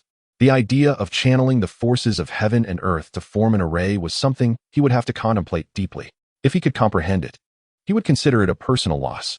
On the other side, Zhang Han stood frozen, struck by these revelations. To channel the forces of heaven and earth into a grand formation without needing materials? He was left in a daze, unable to process it. Observing this, Chu Yuan swiftly took his leave, whispering to himself, You cannot see me. You cannot see me. You cannot see me. I truly have no money to squander on materials. Chapter 35. Zhang Han understood once more. Chu Yuan departed quietly and gracefully, like a breeze. Meanwhile, Zhang Han remained at the entrance of the hall, lost in thought. He held no doubts about his master's words. Rather, he was profoundly shaken by their implications. No materials needed. A thought to channel the forces of heaven and earth into a formation. Was this truly feasible? In the realm of cultivation, formations typically required prior acquisition of materials. Powerful formations necessitated crafting formation diagrams, refining them, and practicing repeatedly before one could successfully establish a formation. The process was daunting, and during confrontations, no one would foolishly wait for an opponent to complete their formation before engaging in battle. The shortcomings of formation masters were glaring. Yet, what his master described, a thought to channel the forces of heaven and earth into a formation to subdue foes, sans materials, seemed to remedy all those shortcomings. But how could this be possible? Were it anyone else saying this, Zhang Han would have surely dismissed them. However, since it was his master speaking, he had no choice but to believe. Surely, a supreme expert would not deceive him, would they? Zhang Han was resolute. Such a method must exist. Yet, his master had not instructed him on how to learn it, leaving him utterly perplexed. After much contemplation, he decided to leave the hall of transmission, intending to seek guidance from his senior brother, hoping he might possess insights. Upon reaching the plaza outside the hall, he soon spotted his senior brother, Ye Luo, seated in meditation, contemplating the heavens. Zhang Han relayed everything his master had said and inquired how he might learn this technique. To his surprise, Ye Luo displayed a relaxed demeanor, not answering directly, but instead posing a question. Is that all? Upon hearing this, Zhang Han did not feel anger, but rather adopted a humble demeanor, bowing respectfully. I beseech you, senior brother, teach me. Zhang Han was quite excited. The prospect of learning to form arrays without materials and to draw upon the forces of heaven and earth was unprecedented in the entire eastern state, even across the entirety of the divine travel continent. Under the guidance of his master, how could he not be elated? This realization left him in awe of the hidden sect's might. Ye Luo rose, casting his gaze skyward. I may not know how to form arrays, but I do understand how to harness the forces of heaven and earth. He spoke slowly, his tone imbued with gravitas. While he might not grasp other aspects, he was indeed an expert in the art of borrowing from the cosmos. How could he spend endless nights contemplating the heavens merely to pass the time? Ye Luo surmised that since their master had revealed this method to his junior brother without divulging the specifics, it must have been a deliberate act. The goal was likely to establish greater authority over his junior brother, preparing for a future where he would succeed the leadership of their sect. Yes, this must be the case. Otherwise, why would their master withhold the precise training methods? It was inconceivable that their master was merely speaking nonsense. His intent was clearly to bolster Ye Luo's authority. With this realization, Ye Luo smiled subtly, having formed a strategy in his mind. Meanwhile, upon hearing that his senior brother understood how to harness the forces of heaven and earth, Zhang Han's tone grew slightly urgent as he inquired, "Might I ask, senior brother, how does one borrow the forces of heaven and earth?" Ye Luo, calm and unhurried, replied, "If you wish to borrow the forces of heaven and earth, you must first comprehend the nature of the Tao. Only by understanding the Tao can you harness the cosmic energies." "And what, pray tell, is the Tao? Are you certain you wish to hear this? I fear you may not grasp it." "I am certain." "Very well. Then I shall enlighten you on the nature of the Tao. Junior brother, lend me your ear. The concept of the Tao, though intricate, is simplified by my senior brother for your understanding. The Tao embodies nature, the universe, and all existence. It is said that the Tao begets one, one begets two, two begets three, and three begets all things. You, I, and all sentient beings reside within the Tao. Do you comprehend, junior brother?" Ye Luo, having borrowed these words from his previous conversation with Chu Yuan, cautiously observed Zhang Han after speaking. A sense of inexplicable satisfaction arose within him upon witnessing Zhang Han's bewilderment. It was rather delightful to see someone else confused. However, a troubling thought crossed his mind. He too had once stood before their master, equally perplexed as Zhang Han. This realization dampened Ye Luo's spirits. As for Zhang Han, he was torn between confusion and embarrassment. The meaning behind his senior brother's words eluded him, and he felt ashamed of his lack of understanding. It was one thing to fail to grasp their master's teachings, but now he could not decipher his senior brother's words either. Gritting his teeth, Zhang Han bowed his head and humbly admitted, "Senior brother, your junior is dull-witted and does not comprehend." Ye Luo waved his hand dismissively, adopting an air of superiority. He had established enough authority. It was time to properly instruct his younger brother. "It is perfectly normal for you not to understand, junior brother. Allow me to impart a technique to you and see if you can grasp it." With that, Ye Luo brought his fingers together and traced the air, releasing a beam of white light that entered Zhang Han's brow. He imparted to Zhang Han the rudimentary technique of observing the heavens. Zhang Han closed his eyes, absorbing the essence of this technique, the art of celestial observation. At that moment, Zhang Han was profoundly astonished. He finally understood why his senior brother spent so much time gazing at the sky. It was a means to perceive the Tao and harness the power of the universe. How formidable his senior brother was. What kind of existence could have taught such a master? Not to mention the elders of their sect, all of whom had ascended to terrifying realms. Truly, his sect was composed of extraordinary beings. However, the art of celestial observation did not yield any practical benefits for Zhang Han, as his path diverged from Ye Luo's. Yet, it undeniably sparked inspiration within him. The power of the universe encompasses not only the forces of the sun and moon, but also various other energies. The materials required for formations are equally diverse. For instance, the yin-yang formation predominantly requires items of extreme yin or extreme yang.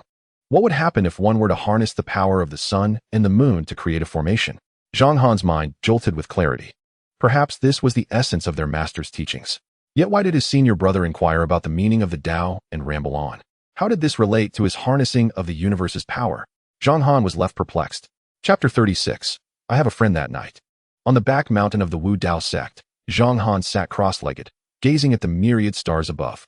A gentle breeze caressed him, rustling the fabric of his scholarly robes, and his serene countenance radiated tranquility. Yet, the light in his eyes shimmered with wisdom.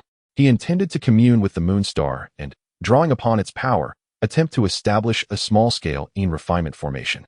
As a mere mortal devoid of any magical power, he could only rely on meditation to connect with the moon star. If he could visualize the moon star in his mind, he could use the formation's core as a medium to communicate with it and thereby channel its strength to create the formation. Zhang Han whispered a few incantations, his resolve solidifying. With the technique his senior brother had provided, he felt more confident in reaching out to the moon star. He needed to master this formation technique taught by their master as swiftly as possible. Though his comprehension may be limited, he firmly believed that diligence could compensate for his shortcomings. No longer hesitating, Zhang Han settled his mind, closed his eyes, and envisioned the moon star. Whether due to his vivid imagination or some other factor, as soon as he began to conceptualize it, a vivid image sprang forth in his mind. A colossal sphere hung in the firmament, its surface enveloped in a chilling blend of yin energy. Countless stars formed a resplendent river of light that encircled this celestial body. The moon star, a key element sustaining the myriad sentient beings of the divine walking continent.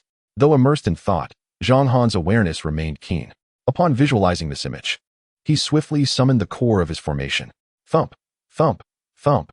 His heartbeat surged, resonating like war drums, igniting his fervor. From his chest, ancient blue runes materialized, rapidly transforming into beams of light that surged skyward, subtly directed toward the moon star. Buzz. Above, the moon star, previously obscured by dark clouds, suddenly radiated an intense brilliance.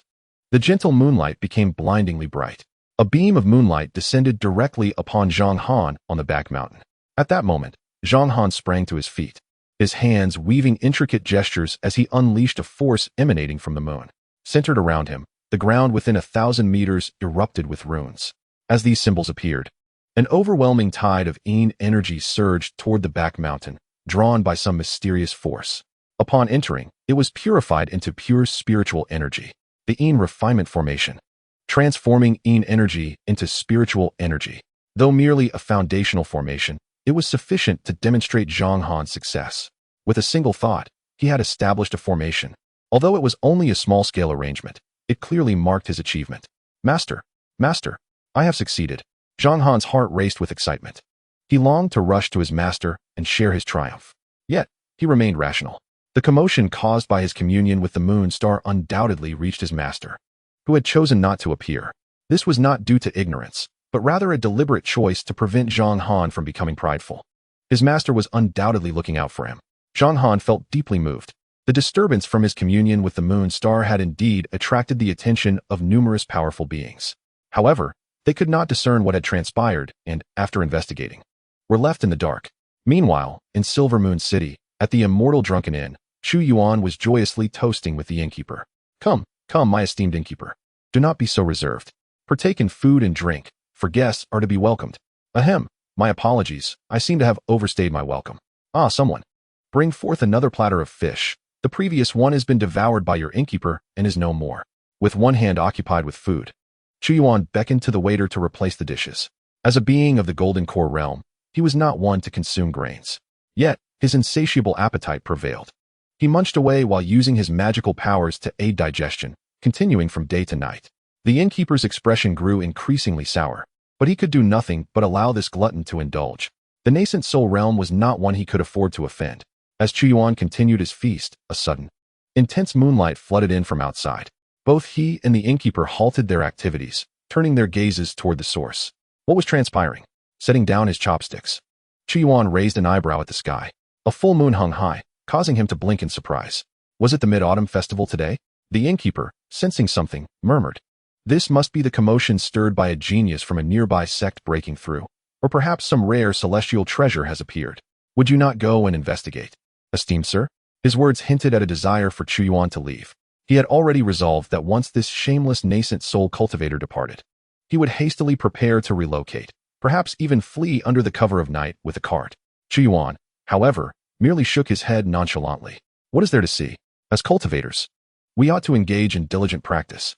To chase after a mere beam of moonlight for some celestial treasure is folly.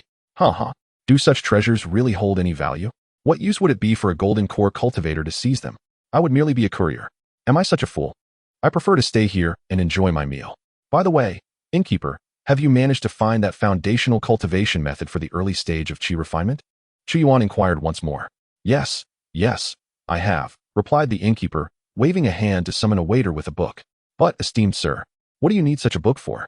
Chu Yuan accepted the book quietly, maintaining a calm demeanor as he explained.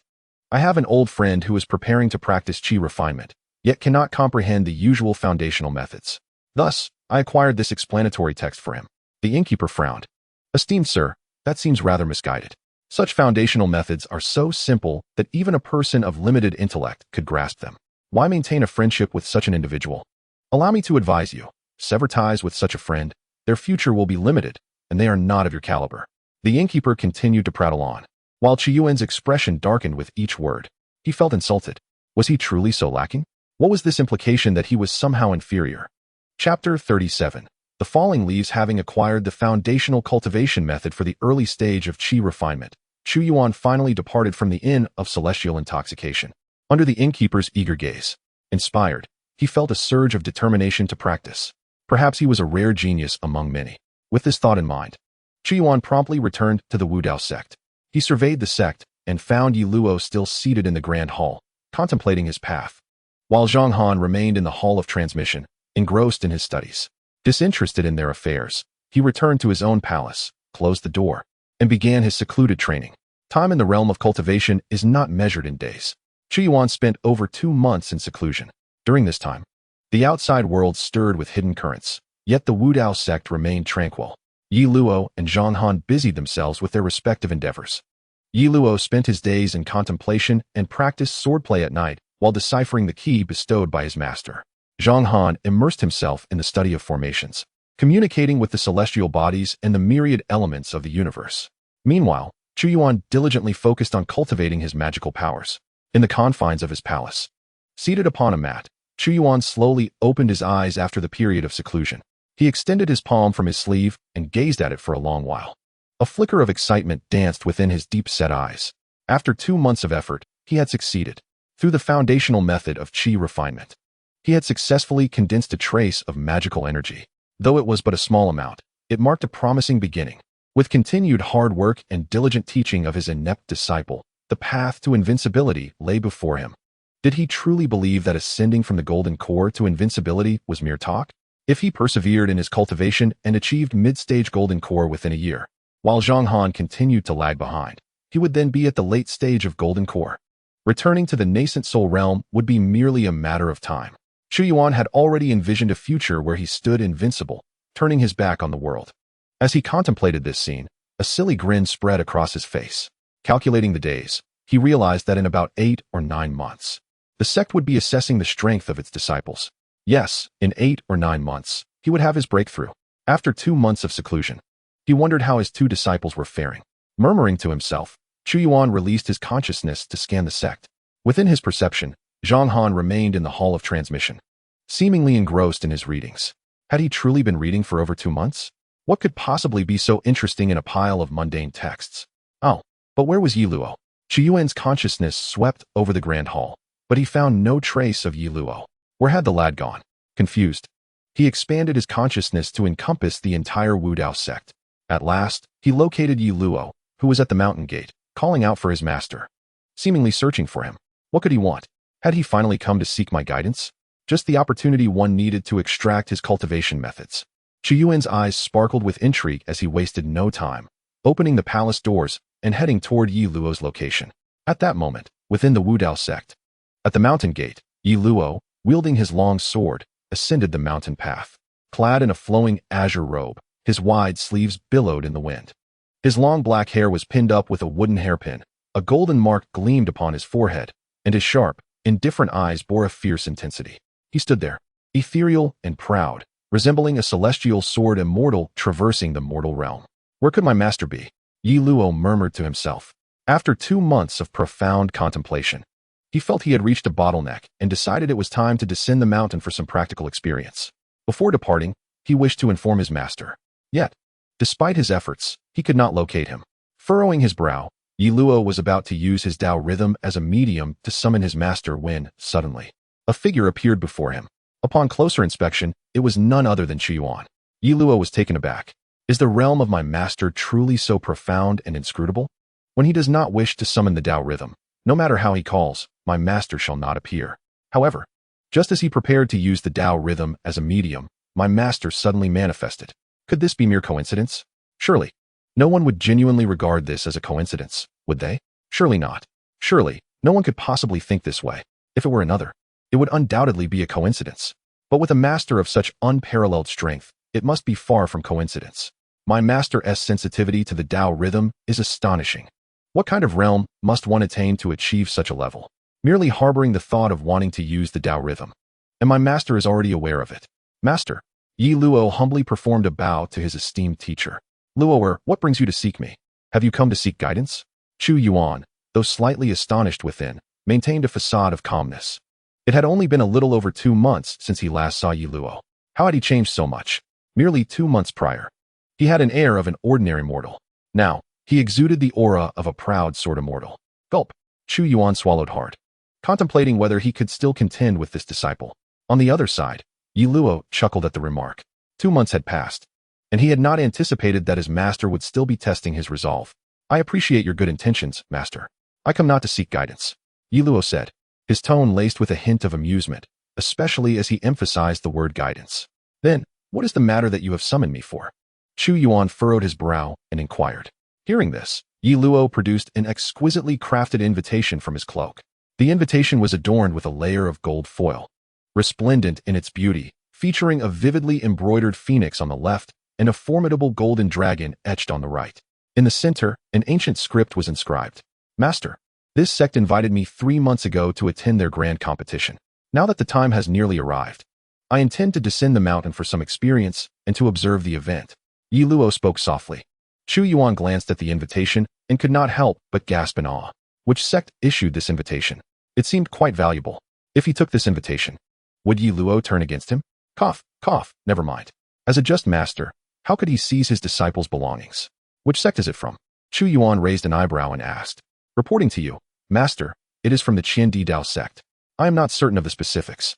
Ye Luo replied honestly. Upon hearing this, Chu Yuan was momentarily taken aback. The Dao sect? He was aware of it. The sect of that cunning elder residing in the Xiantian mountain range. Despite numerous gifts being offered to him, that scheming elder had resolutely destroyed them all rather than give them to him.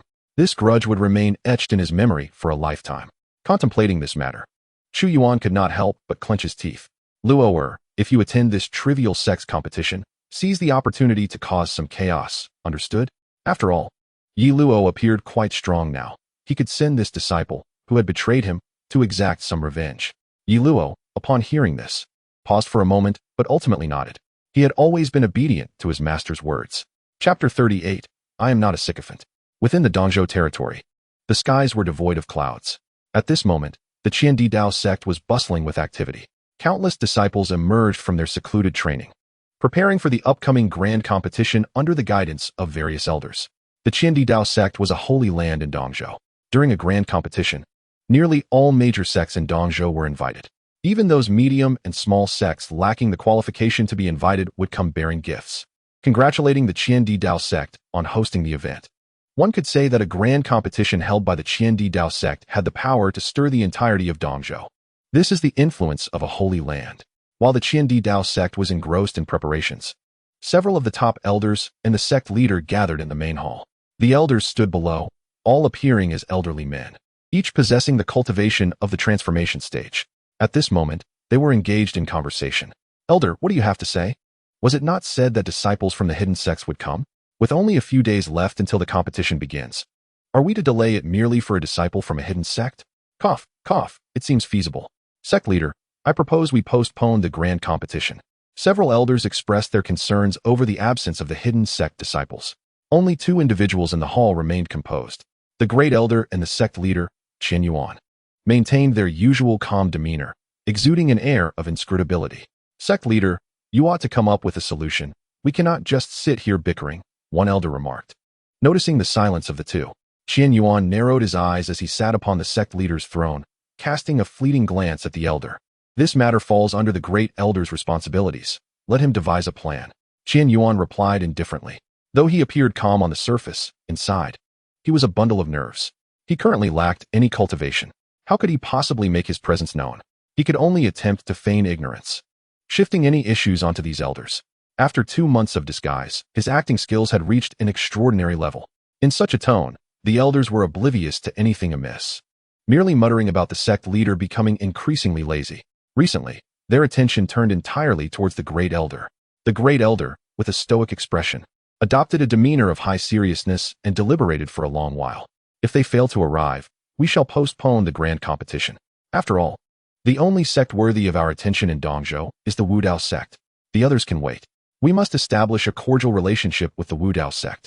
How can we commence before their disciples arrive? Wouldn't that worsen the relationship between our sects? The great elder asserted with righteous conviction, presenting himself as a figure concerned solely for the sect's welfare, not as a sycophant. The sect leader, Chu Yuan, upon hearing this, had no desire to elaborate further and stated, in that case, let us postpone the grand competition.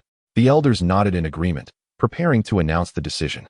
Just then, a disciple arrived swiftly, flying in on a sword and landing inside the grand hall. Sect leader, the disciples from the hidden sect have arrived, the disciple exclaimed, his voice urgent and animated. At this announcement, the elders and sect leader Chu Yuan turned their gazes toward the disciple.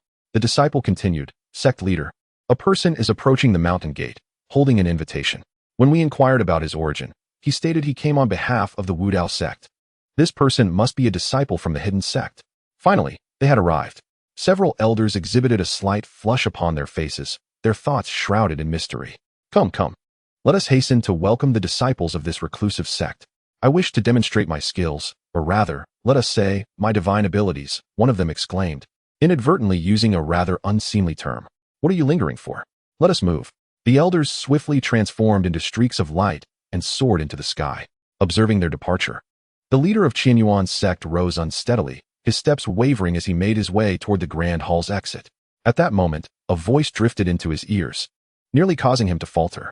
Master, why do you not join them? Turning to see the grand elder beside him, he retorted, shouldn't I be asking you that? Why are you not going? The grand elder shook his head, his tone solemn. As the grand elder of the Qian Emperor Dao sect, revered and esteemed, how could I lower myself to their level? He scoffed, a bunch of sycophants. As he spoke, he discreetly activated the sect's formidable barrier. Fly? I will see if you can fly at all, he muttered. Upon completing the barrier's activation, the grand elder devoted considerable focus to communicating with the sect's protective formations, targeting those who had just taken flight. Let us see if you can soar 1,000 meters, unpursued. Meanwhile, the leader of Chu Yuan's sect, oblivious to these machinations, maintained a facade of indifference. Indeed, as expected of the grand elder of the Qian Emperor Dao sect, I too believe it unwise to play the sycophant. He nodded in agreement. The grand elder smiled, calculating the time. By now, those few in the divine transformation realm should have been suppressed, he mused. Yes, it is time for me to make my move. While that may be so, Master, as the esteemed Qian Emperor Dao sect of Eastern State, we ought to showcase our grand presence. I believe we should proceed, the grand elder suggested casually. The leader waved his hand dismissively. There is no need for me to go. Your presence alone is sufficient to convey our sincerity. The grand elder, upon hearing this, said nothing further and promptly took to the skies. Soon, the leader found himself alone in the vast hall, exhaling a sigh of relief as he wiped the sweat from his brow. The trials of portraying the leader of a holy sect were indeed formidable, perpetually teetering on the edge of exposure. Thankfully, his acting skills proved to be exceptional. No, I must inquire if this reclusive sect possesses a means to restore my strength once their disciples arrive, he contemplated, placing his hopes upon them. For he saw no other recourse. Meanwhile, beneath the mountain gate of the Qian Emperor Dao sect. Chapter 39. The depth of the grand elder's flattery standing before the towering mountain gate. Ye Luo gripped his sword, his eyes squinting into mere slits. Though this gate dwarfed that of his own Wu Dao sect, he felt the grandeur of Qian Emperor Dao sect lacked the profound essence that his own sect exuded. How to articulate it? The gate of Wu Dao sect imparted an aura of mysterious profundity, whereas the Qian Emperor Dao sect's gate was merely magnificent. In comparing the two, Ye Luo found his own sect to be superior. Yet, to think the Qian Emperor Dao sect is the holy land of Eastern State is quite surprising. He murmured to himself. Previously unaware of the Qian Emperor Dao sect, he had only learned of its significance through inquiries. Given his former standing, merely knowing of illustrious sects was commendable. To him, the existence of such a sect was akin to a divine realm. He had only been aware of the holy land in Eastern State, not its true name, Qian Emperor Dao sect. However, his astonishment stemmed not from ignorance of its name, but rather from his master's disdainful remarks about this holy land. He recalled his master advising him to create disturbances during the sect's grand competition, branding it a trash sect. The esteemed holy land of Eastern State. Reduced to mere trash in his master's eyes, what audacity. Yet, Ye Luo felt that before his Wu Dao sect, the holy land might indeed be deemed as such. Do not ask, for I trust my master implicitly. The thought of inciting chaos within the Eastern State's holy land thrilled him. Since attaining enlightenment, he had yet to engage in combat, uncertain of his own prowess. This descent from the mountain served to test his combat capabilities. Yet, why has it taken so long for the Qian Emperor Dao sect to respond? How can a holy land operate with such inefficiency? As Ye Luo pondered, a voice echoed from afar. Is it not a joy to have friends arrive from distant lands? Ah, young Yi, it has been far too long. I trust you are well. The grand elder emerged from beyond the mountain gate, his face beaming with a smile, wholly devoid of his usual solemnity. "Ah, it is you. Old flatterer. Cough, cough, esteemed elder," Ye Luo instinctively began, nearly referring to him as the old sycophant, but quickly corrected himself. Recognizing the need for decorum before such a prestigious sect, the Grand Elder's joy intensified upon being recognized. "Indeed, it is I. Look at you, young Yi. Weary from your journey. You must be exhausted. Come, come, I have prepared accommodations for you.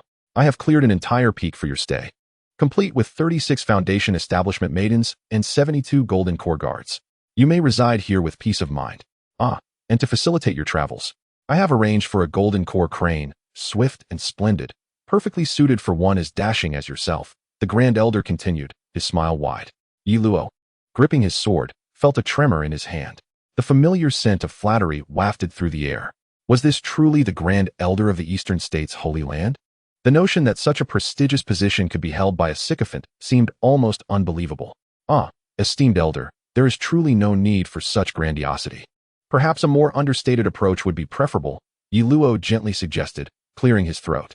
Upon hearing this, the Grand Elder laughed heartily. "This is not ostentation. It is merely how we receive our esteemed guests at the Qian Emperor Dao sect." With those words, Ye Luo found no further objections to voice and followed the Grand Elder, preparing to enter the mountain gate.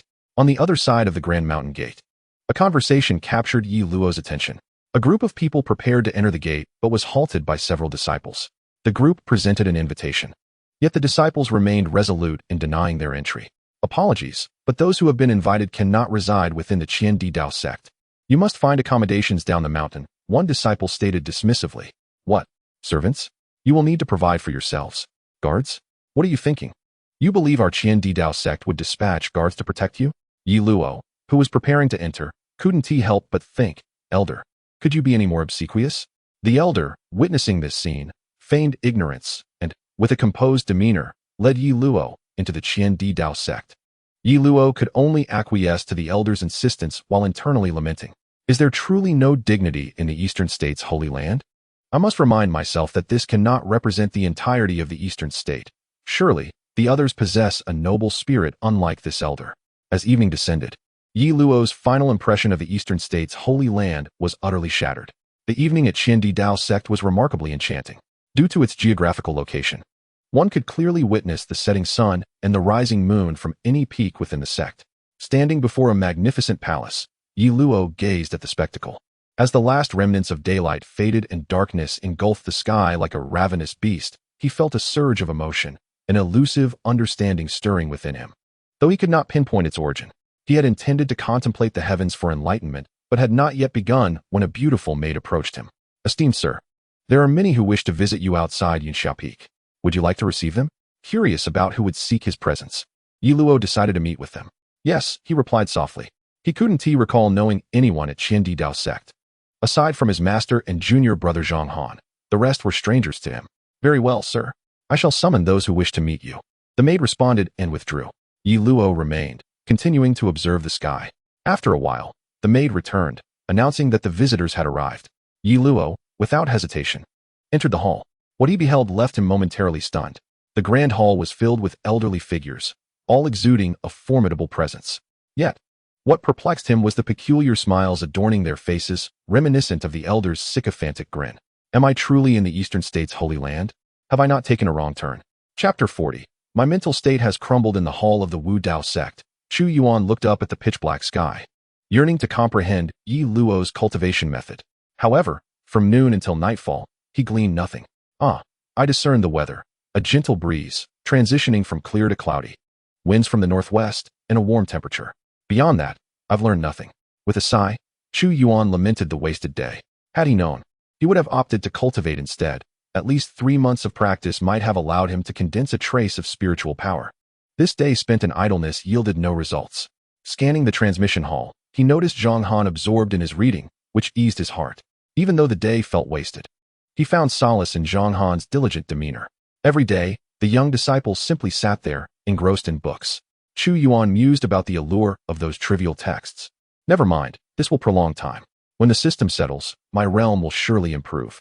Unbeknownst to him, the disciple had long since completed his betrayal. At that moment, Chu Yuan pondered, why have I never seen Zhang Han eat? Although he is a mortal, I've never witnessed him dining. Perhaps he has provisions of his own. I cannot be expected to monitor him constantly. Surely, I've overlooked his meals. Regardless, he is trustworthy, so I shall not concern myself with him. Rubbing his chin, Chu Yuan withdrew his consciousness, choosing not to dwell on Zhang Han any longer. This disciple was remarkably honest, unlike Ye Luo. Chu Yuan felt a profound sense of security regarding Zhang Han. How could such a docile disciple betray me? Perhaps I should reconsider my approach, dissolve the partnership, and consume the entire sect's infrastructure in one gulp. However, he sensed that the Wu Dao sect was rather desolate. Observing his surroundings, he realized the sect was quite vast, housing numerous halls. The transmission hall was merely one of many. Due to the lack of resources, he had closed the other halls. Now, he contemplated reopening them, as they could serve as a means to retain disciples. If he could delay them for a year, he would succeed in achieving his realm enhancement through the system's evaluation. Moreover, with multiple halls, he could establish a rule. To receive his teachings, one must first navigate through these halls, spending designated months in each. This strategy was indeed feasible. He resolved to reopen those halls, but first needed to prepare some counterfeit goods. Chu Yuan envisioned crafting a set of weapons that appeared formidable but were, in reality, subpar. He would then open a hall, enticing disciples to seek the approval of these divine weapons before they could exit. Yet, how could he secure such approval for mere fakes? Thus, he could buy time and achieve great success. With determination, Chu Yuan nodded to himself. Let us put this plan into action. He swiftly conjured a cloud of spiritual energy and soared towards Silver Moon City, intending to inquire where such weapons could be procured, of course consulting the innkeeper, renowned for his vast knowledge. Half a day later, in front of the Xianzue Inn in Silver Moon City, carriages lined the entrance, while the innkeeper directed numerous servants, sweating profusely as they carried goods. He was ready to leave. In truth, he should have departed 3 months ago. The formidable nascent soul cultivator was far too terrifying and shameless for him to confront, prompting his desire to flee. However, he was constantly consumed by the fear that the shameless Yuanying expert would come and witness his attempt to flee, and in a fit of rage, strike him down with a single blow. Thus, he procrastinated day by day, extending this charade for 3 full months without seeing the Yuanying expert approach. Only today did the shopkeeper muster the courage to prepare for his escape. Hey, when you move, be gentle. That stool you're handling is quite precious. Crafted from rare wood. If you damage it, you won't be able to afford the cost. He admonished. I said to be gentle, not slow. Move with care. But hurry up. The shopkeeper stood there, directing his servants as they transported items, sweat beading on his forehead, nearly soaking his garments, revealing his urgency. As he continued to issue commands, a voice drifted into his ears. Shopkeeper, are you not making things difficult for them? You want them to be careful yet move quickly. How can they manage that? The shopkeeper instinctively waved his hand and retorted loudly, I paid for this. Why shouldn't I give a few instructions? A figure nearby spoke with a casual tone, but you're not exactly being reasonable, asking them to be gentle while rushing them. If you can do it, why don't you show me how? The shopkeeper's anger flared. I'm the one paying. Who dares to prattle in front of me? Are you looking for a fight? He halted mid-sentence, his body stiffening as he turned slightly to glance beside him. To his shock, he saw Chu Yuan standing there with a calm smile, observing the servants as they worked. This devil, when did he arrive? The shopkeeper felt a chill run down his spine and stiffly asked, Master, when did you come? Chu Yuan seemed unfazed, hands on his hips as he watched the bustle. Just now. I didn't want to interrupt your commanding presence. Please, continue as if I weren't here. With a casual wave of his hand, he added, By the way, where are you moving all this to? You're not relocating, are you? Relocating? Should I admit that? The shopkeeper felt tears welling up, hastily denying, No. Not at all. I'm quite content here in Silver Moon City, especially with esteemed acquaintances like you around. There's no need for a move. I'm merely opening a branch store. Yes, just a branch store. Initially, the shopkeeper hoped to brush it off, but upon hearing his words, Chu Yuan's eyes lit up. A branch store sounds splendid. Why not establish it right at the foot of my Sect's mountain? I can allocate a piece of land there. It's a beautiful spot with clear waters and fresh air. What do you think? Care to consider it? As for the rental fee, I'll offer it to you at 1 million gold a year. How does that sound? The shopkeeper felt his sanity unraveling. Chapter 41. Borrowing money in the wake of the shopkeeper's fervent refusals. Chu Yuan reluctantly abandoned the idea of having the branch store at the foot of the Wu Dao sect. It wasn't he that Chu Yuan lacked desire. It was simply the shopkeeper's fervent insistence, which nearly pushed him to the brink. As Chu Yuan indulged in a sumptuous feast, he whispered to himself, lamenting, What a pity. I had hoped to descend the mountain daily for such delightful meals. This way, The disciples in the sect wouldn't need to worry about their sustenance. The shopkeeper, who had been waiting nearby, nearly stumbled in shock, taking a deep breath in relief that he had been decisive earlier, brandishing a knife to his throat. Otherwise, he might have actually been compelled to open a branch store. With him dining here every day, what business would I have? I might as well close up shop, he thought, feeling fortunate. Seated at the table, Chu Yuan had no such concerns. After savoring a few bites, he decided to get straight to the point. Shopkeeper, I didn't come here to indulge in merriment. I have a matter to inquire about before taking my leave. I know you're well informed. If you have information, you mustn't keep it from me. Upon hearing this, the shopkeeper perked up. You're leaving after just asking a few questions? Not staying to enjoy a meal and a night's rest? Master, feel free to ask whatever you wish. I assure you, I will share everything I know. Even if I don't have the answer, I can seek information from others. This Xinzue Inn is renowned for its intelligence. Any news can be uncovered with a little inquiry. The shopkeeper transformed into a sycophant, grinning and eager to please, a stark contrast to his previous demeanor. I seek to know where I can procure weapons, particularly those of a lesser caliber, in bulk. Chu Yuan placed his chopsticks down and spoke slowly. Weapons? Are you certain you don't mean magical artifacts? With your status, you should be dealing in artifacts, the shopkeeper replied, momentarily taken aback. Chu Yuan waved his hand dismissively. No need to worry. Take your time to think. I'm not in a hurry. Waiter, bring out more dishes. Seeing Chu Yuan order another round of dishes, the shopkeeper's smile faded. If he were a Yuanian cultivator and this person was a mere mortal, he would have extracted the man's soul repeatedly for amusement. In all his days, he had never encountered such an audacious expert. Today, he had truly broadened his horizons. Did he really expect to glean information from him? It was a foolish dream.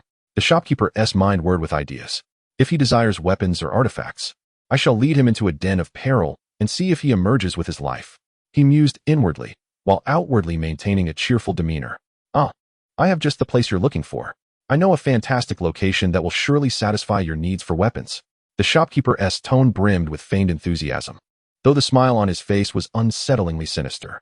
Chu Yuan, oblivious to the nuances, raised an eyebrow and inquired, Are you sure you've thought of something so quickly? I need weapons, specifically weapons, in bulk, do you understand? The shopkeeper hastily waved his hands. Yes, I understand completely. So what's the scoop? Chu Yuan asked, a hint of confusion in his voice. Here's the deal, master. If you head east from Silvermoon City, you'll come across a large, conspicuous lake. Next to that lake, there's a blacksmith shop run by an old man renowned for crafting weapons. You can find any weapon you desire there, the shopkeeper spoke, his tone laced with subtle persuasion. In truth, there was indeed a blacksmith shop by a lake to the east of Silvermoon City. However, an ill-tempered recluse resided there. While the recluse might craft a magical weapon for the fortunate few, most visitors would return empty-handed. If they angered the recluse, they might even lose their lives. That was precisely what this audacious Yuanian cultivator sought. With the audacity of this individual, it is certain to incite some disputes. Should he inadvertently meet his demise, he would likely leap for joy on the spot. Unbeknownst to Chu Yuan, who sat nearby, the intricate details of the situation eluded him. After listening to the innkeeper, he nodded thoughtfully. While that may be the case, my good innkeeper, in times of urgent need, I beseech you to lend me some gold. I find myself somewhat strapped for resources and fear I may not be able to procure what I need. Chu Yuan spoke slowly, contemplating that weapons could not possibly be as inexpensive as books. The last time he purchased those tomes, he spent 8 taels. In terms of weaponry, 8 taels would barely suffice to acquire a heap of scrap metal. He certainly did not possess much wealth. Surely, he could not resort to pawning his garments to settle debts? The innkeeper managed a reluctant smile, waving his hand dismissively. What's the fuss? It's merely gold. How much do you need? Consider it my sponsorship for a magnate such as yourself. Spending a bit of gold to make the man before him vanish seemed like an exceedingly worthwhile investment to the innkeeper. Upon hearing the innkeeper's consent, Chu Yuan's eyes sparkled anew.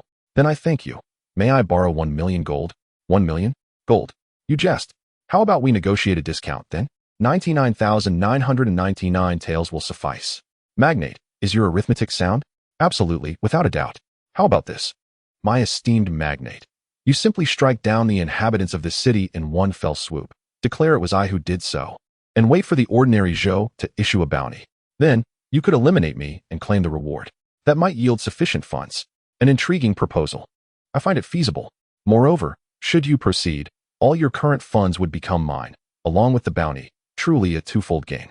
After some back and forth between Chu Yuan and the innkeeper, the latter ultimately relented, providing Chu Yuan with 100,000 taels of gold along with a bundle of silk.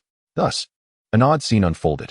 Without any storage artifacts, Chu Yuan found himself supporting a massive treasure chest while bearing an immense load of silk.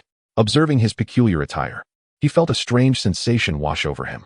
Indeed, it seems to affirm that saying, even while bearing a golden treasure and a load of silk, I, Chu Yuan, remain invincible in this world. Today has been quite a busy day. Time does not permit a second update. I have matters to attend to in the morning. Thus, I can only manage one update today. I promise 3 updates at least tomorrow. Please forgive me. I humbly request your support with recommendations. Chapter 42. The uncertain Taoist. To the east of Silver Moon City lies a vast lake, one of the grandest even in all of Eastern State. This lake, famed for its crystal-clear waters, is often referred to as the Mirror Lake. For ages, rumors have circulated about this lake. Some claim to have seen true dragons here, while others assert that standing before the lake at midnight allows one to glimpse an alternate self. Yet, these tales are merely folklore. To those in the realm of cultivation, the Mirror Lake is a stunning sight, brimming with spiritual energy, akin to a celestial paradise. The mundane populace's visions are merely the result of inhaling excessive spiritual energy, leading to hallucinations they cannot comprehend. The absence of contention among cultivation sects for this celestial haven can be attributed to the blacksmith shop situated beside the Mirror Lake. Within that shop resides a reclusive figure known only as the Uncertain Taoist. At this moment, inside the blacksmith shop, an elderly man clad in tattered garments and straw sandals, with hair ashen and gray, wielded a hammer, rhythmically striking a glowing piece of iron. Each strike resonated with a profound cadence, imbued with the essence of the Tao. This man was none other than the Uncertain Taoist. He continued to hammer the iron, his focus unwavering until it reached a vibrant hue. Only then did he retract the hammer, using tongs to place the glowing metal into a dark wooden barrel, sealing it with a lid. He then turned to tidy up the remnants of his work. Eventually, his gaze settled upon a corner of the shop, where a young man clad in resplendent attire stood. The Uncertain Taoist squinted, observing the youth for a moment before speaking slowly. "Speak. What brings you here? Esteemed predecessor of the Uncertain Tao, it appears your presence has become a source of frequent disturbance for our Tianqing sect. It is not merely a matter of having consumed a small portion of your provisions and owing you a favor," the young man replied, his voice hoarse with restraint. Fearful of disturbing the venerable figure. "A message? What news do you bear?" inquired the Uncertain Taoist, narrowing his eyes. "Recently, it has come to our attention that a hidden sect has emerged within the borders of Eastern State, one of considerable significance. Our Tianqing sect received this news promptly." Along with a depiction of the sect's leader, the young man explained cautiously, retrieving a scroll from his robe. Upon hearing the mention of a hidden sect, the Uncertain Taoist's murky eyes brightened. He gestured, and the scroll floated gracefully into his grasp, unfurling before him. What lay before his eyes was an ancient image depicting a realm shrouded in darkness, void of life, as if the world had met its end. Amidst the obsidian backdrop stood a figure clad in white robes, surrounded by a myriad of shimmering lights, their hair billowing wildly, resembling a divine being surveying the mortal realm. In the figure's grasp floated celestial bodies, the sun, moon, and stars, imbued with an aura of indifference and majesty, akin to a deity or demon. Even from behind the scroll, it resonated with an overwhelming presence. Particularly striking was the inscription at the bottom, elegantly inscribed, "Grasping the stars and plucking the sun and moon. There exists none like me in this world. What manner of existence is this?" The Uncertain Taoist stood transfixed. The young man in resplendent attire, witnessing this spectacle, let out a sigh of relief. Upon learning of the hidden sect and acquiring the scroll, their sect had consulted a traitor from the Qiandi Dao sect. This scroll, a mere imitation, bore none of the original's true grandeur. To appease the Uncertain Taoist, they had employed ancient artifacts to enhance its appearance, ensuring it radiated an aura of inscrutable might. Little did the young man realize, the actual scroll, thanks to Ye Luo's formidable imagination, appeared far more magnificent than the imitation. The imitation, clearly inferior, paled in comparison to the original. However, who among the Qiandi Dao sect knew the truth? After a prolonged period of contemplation before the scroll, the Uncertain Taoist shook his head, finally regaining his composure. With a wave of his hand, the scroll retracted, cradled within his grasp as if it were a precious treasure. "From whence did this news originate? And where did you acquire this scroll?" the Uncertain Taoist inquired, his gaze fixed upon the young man in resplendent attire. "Elder Wuchang, this news has been relayed from the sacred land of the Eastern State. This scroll was brought out by a trader from that very place. It is said to be merely a copy of the original painting. The true artwork is incomparable to this imitation. The young man in the splendid attire spoke. His head bowed. The sacred land of the eastern state. The imitation scroll pales in comparison to the genuine article. Elder Wuchang murmured to himself. Could the esteemed sacred land of the eastern state possibly be lying? Such a notion is evidently absurd. Furthermore, this scroll confirms that it is indeed no fabrication. Yet, how can such an existence remain unascended in the mortal realm? Such beings should have ascended ages ago, perhaps 10,000 years past. What is the name of this reclusive sect? Elder Wuchang inquired. The sect of no Tao, replied the young man in splendid attire. The sect of no Tao? The Tao is fundamentally formless, emerging from nothingness into existence. The sect of no Tao boasts bold claims. But why has he never heard of this sect before? He should be familiar with the names of the great sects from the previous era. Elder Wuchang felt perplexed. Having lived for so long, he had never encountered this sect's name. Is it possible he has been ignorant? Very well, I have received this news. You may leave now. Elder Wuchang waved his hand. Dismissing the young man in splendid attire, he issued an order for him to depart. The young man glanced at the tightly held scroll in Elder Wuchang's hand and cleared his throat twice. The scroll had cost the sect many precious resources. If he were unable to retrieve it, he feared the elders of his sect might take his life. Meanwhile, Elder Wuchang remained expressionless, gazing outside the blacksmith's shop, showing no inclination to return the item. Observing this, the young man could only sigh in resignation. He turned to leave, but was momentarily stunned by a figure soaring across the sky. Seizing the opportunity, Elder Wuchang, during the young man's moment of distraction, stowed the scroll into his storage treasure and then lifted his gaze. What is it? Elder Wuchang inquired, feigning ignorance. In the next moment, a figure in the sky caught his attention. A silhouette, cradling a golden treasure chest and draped in silk, approached atop a cloud of magic. The visage of this figure bore an uncanny resemblance to that depicted in the scroll. Chapter 43. Ultimately bowing to life above the mirror lake. Chu Yuan held a golden treasure chest, draped in silk, his feet resting upon a cloud of magic. He surveyed the exquisite landscape of the mirror lake, yet did not lose sight of his purpose. His consciousness swiftly scanned the surroundings, searching for the blacksmith shop. At last, within his perception, he spotted the somewhat dilapidated blacksmith shop nestled beside the mirror lake. This is it. Chu Yuan's eyes brightened as he descended towards the shop. Upon landing and setting down the silk and chest, he turned to find two individuals standing before the blacksmith shop, one elderly and one young. Both regarded Chu Yuan with fervent gazes, akin to famished wolves eyeing a tender lamb. The intensity of their stares made Chu Yuan's scalp tingle. Could it be that they were captivated by his charm? Such a thought was implausible. Even if he were exceptionally handsome, it could not elicit such a reaction. No, something was amiss. These two were not ogling him for his looks. They were undoubtedly coveting his wealth, the golden treasure chest, the silk, and his attire worth 100 taels of silver. Money has always stirred the hearts of men. These two must be dealt with. Chu Yuan grew vigilant, maintaining an outwardly calm demeanor, though his concealed hand trembled slightly.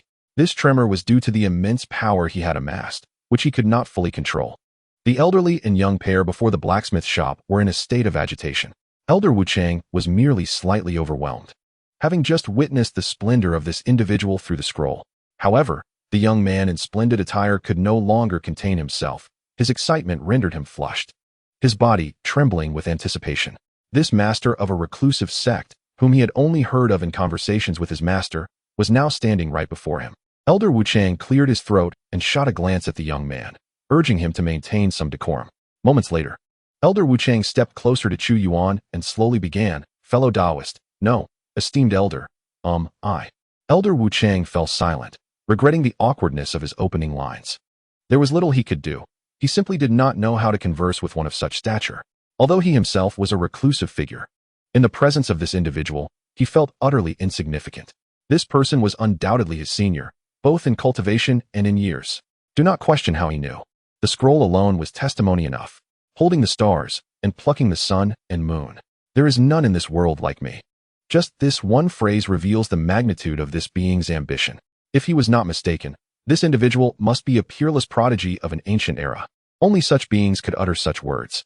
Yet, Elder Wuchang was not one to flatter. He typically spoke with unvarnished honesty, and now, faced with such a presence, he found himself at a loss for words. On the other side, Chu Yuan watched this scene unfold, a cold smile creeping onto his face. Well, Who would have thought this person is so naive? This must be his first attempt at extorting money, and he is so nervous about it. How unfortunate for him to have found me. Just as Chu Yuan prepared to take the initiative, Elder Wu Chang spoke again. May I inquire, esteemed elder, what brings you here? Should you require any assistance from this humble Taoist, please do not hesitate to express your needs. Elder Wu Chang resolved to approach the conversation with a calm mindset, having abandoned the notion of flattery. Yet, he sighed inwardly. In these times, failing to flatter was also a mistake. It seemed he, Elder Wu Chang, must bow to the demands of life and practice the art of flattery. Upon hearing these words, Chu Yuan's hand, which had been gathering power, trembled slightly as he fixed his gaze upon Elder Wu Chang for a prolonged moment. Did this fellow discern that he was not cut out for robbery and thus opted to abandon the endeavor? Remarkable. He had nearly unleashed my golden core power upon you. Chu Yuan was entirely oblivious to the fact that standing before him was a formidable figure at the tribulation crossing stage. What else would one seek at a blacksmith shop? Naturally, to purchase weapons. What weapons do you have here? Show them to me, Chu Yuan stated with a somewhat brusque tone. As the individual before him had harbored thoughts of robbing him, it was only natural for his demeanor to reflect his displeasure. Weapons. Esteemed elder, please come in. Elder Wu Chang promptly stepped aside, creating a path. Observing this, Chu Yuan strode into the blacksmith shop. The impermanence Taoist followed closely behind Chu Yuan and entered as well. The only one left trembling in place was the young man in extravagant clothing, still shaking even though no one was before him. The blacksmith shop was rather modest in size, consisting merely of a wooden table, a forge, and several dark wooden barrels beneath the forge. Apart from these, there was nothing else, an expanse of emptiness. Do you not have any weapons here? Chu Yuan inquired, raising an eyebrow. Yes, please wait a moment, senior. The impermanence Taoist replied hastily and scurried into the back room. Chu Yuan gazed at the old man's departing figure, feeling perplexed. Why call him senior? An old man referring to him as such? Surely, he must be a bit daft. Was it customary in the immortal cultivation world for individuals to address customers with such deference? Chu Yuan was far from certain. To be honest, even at this moment, he only had a rudimentary understanding of the rules of the immortal realm. After a brief interval, the impermanence Taoist emerged, dragging a large chest behind him. He opened the chest to reveal it brimming with weapons. Senior, please take a look at these weapons, he said, his face breaking into a smile that resembled a chrysanthemum. I shall have a look. Chu Yuan snapped back to attention and examined the weapons within the chest. There were quite a few, at least 40 or 50 pieces, all jumbled together. They encompassed a variety of types, yet these weapons appeared rather lackluster. Each one was dull and lackluster. Is this all you have? Chu Yuan's expression turned somewhat peculiar. The impermanence Taoist, observing him, revealed a smile, believing these items would surely satisfy this esteemed presence. These were not crafted by him. He could not forge such divine weapons. They were relics passed down through his lineage. As for their dullness and blunted edges, there was but one explanation. Divine artifacts grow dim. Senior, how do you find these weapons? If you are pleased, you may take one, the impermanence Taoist began. But Chu Yuan interrupted. All right, they are passable at best. Just pack them all up. I will take them. I'll give you 10 taels of silver per pound. Calculate the total, he stated dismissively. The impermanence Taoist was left speechless, feeling as if his entire worldview was crumbling. 10 taels of silver per pound? Take them all. These were genuine, divine weapons. One must understand that in the realm of immortal cultivators, treasures are classified. The lowest tier is mundane artifacts, followed by magical artifacts, which are further divided into inferior, middle, and superior grades. Above these are spirit treasures, which are extremely rare. A large sect might not possess even a single spirit treasure, and if they did, it would be a prized possession. The chest of weapons before the impermanence Taoist contained nothing but spirit treasures, all of high caliber. Each piece could incite fierce competition among countless powerful beings. Yet now, he was being offered 10 taels of silver per pound? Where on earth can spirit treasures be purchased at such a price? The impermanence Taoist pondered, torn between rejecting the offer and not knowing how to articulate his refusal. What? You are dissatisfied with 10 taels per pound? Chu Yuan's tone turned brusque.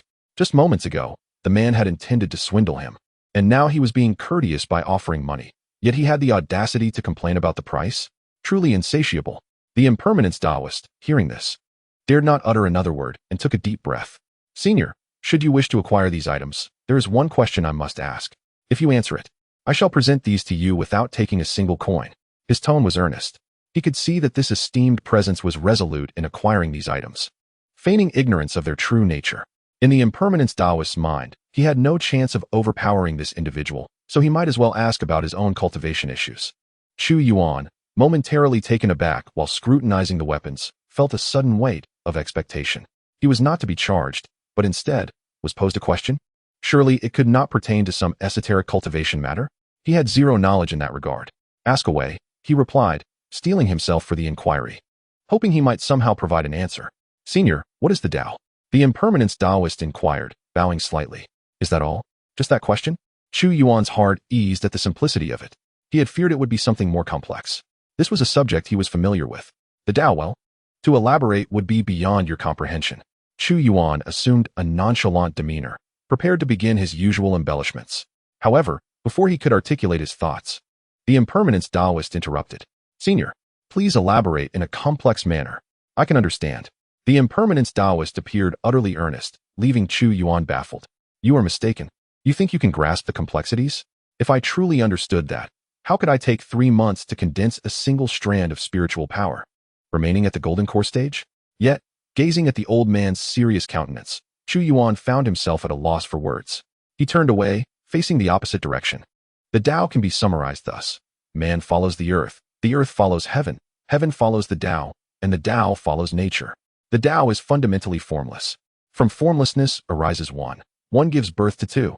Two gives birth to three, and three gives birth to all things. The Tao that can be spoken is not the eternal Tao. The name that can be named is not the eternal name. As he recited, he realized he had forgotten portions of the Tao Te Ching and felt a wave of embarrassment wash over him. All right, that is sufficient.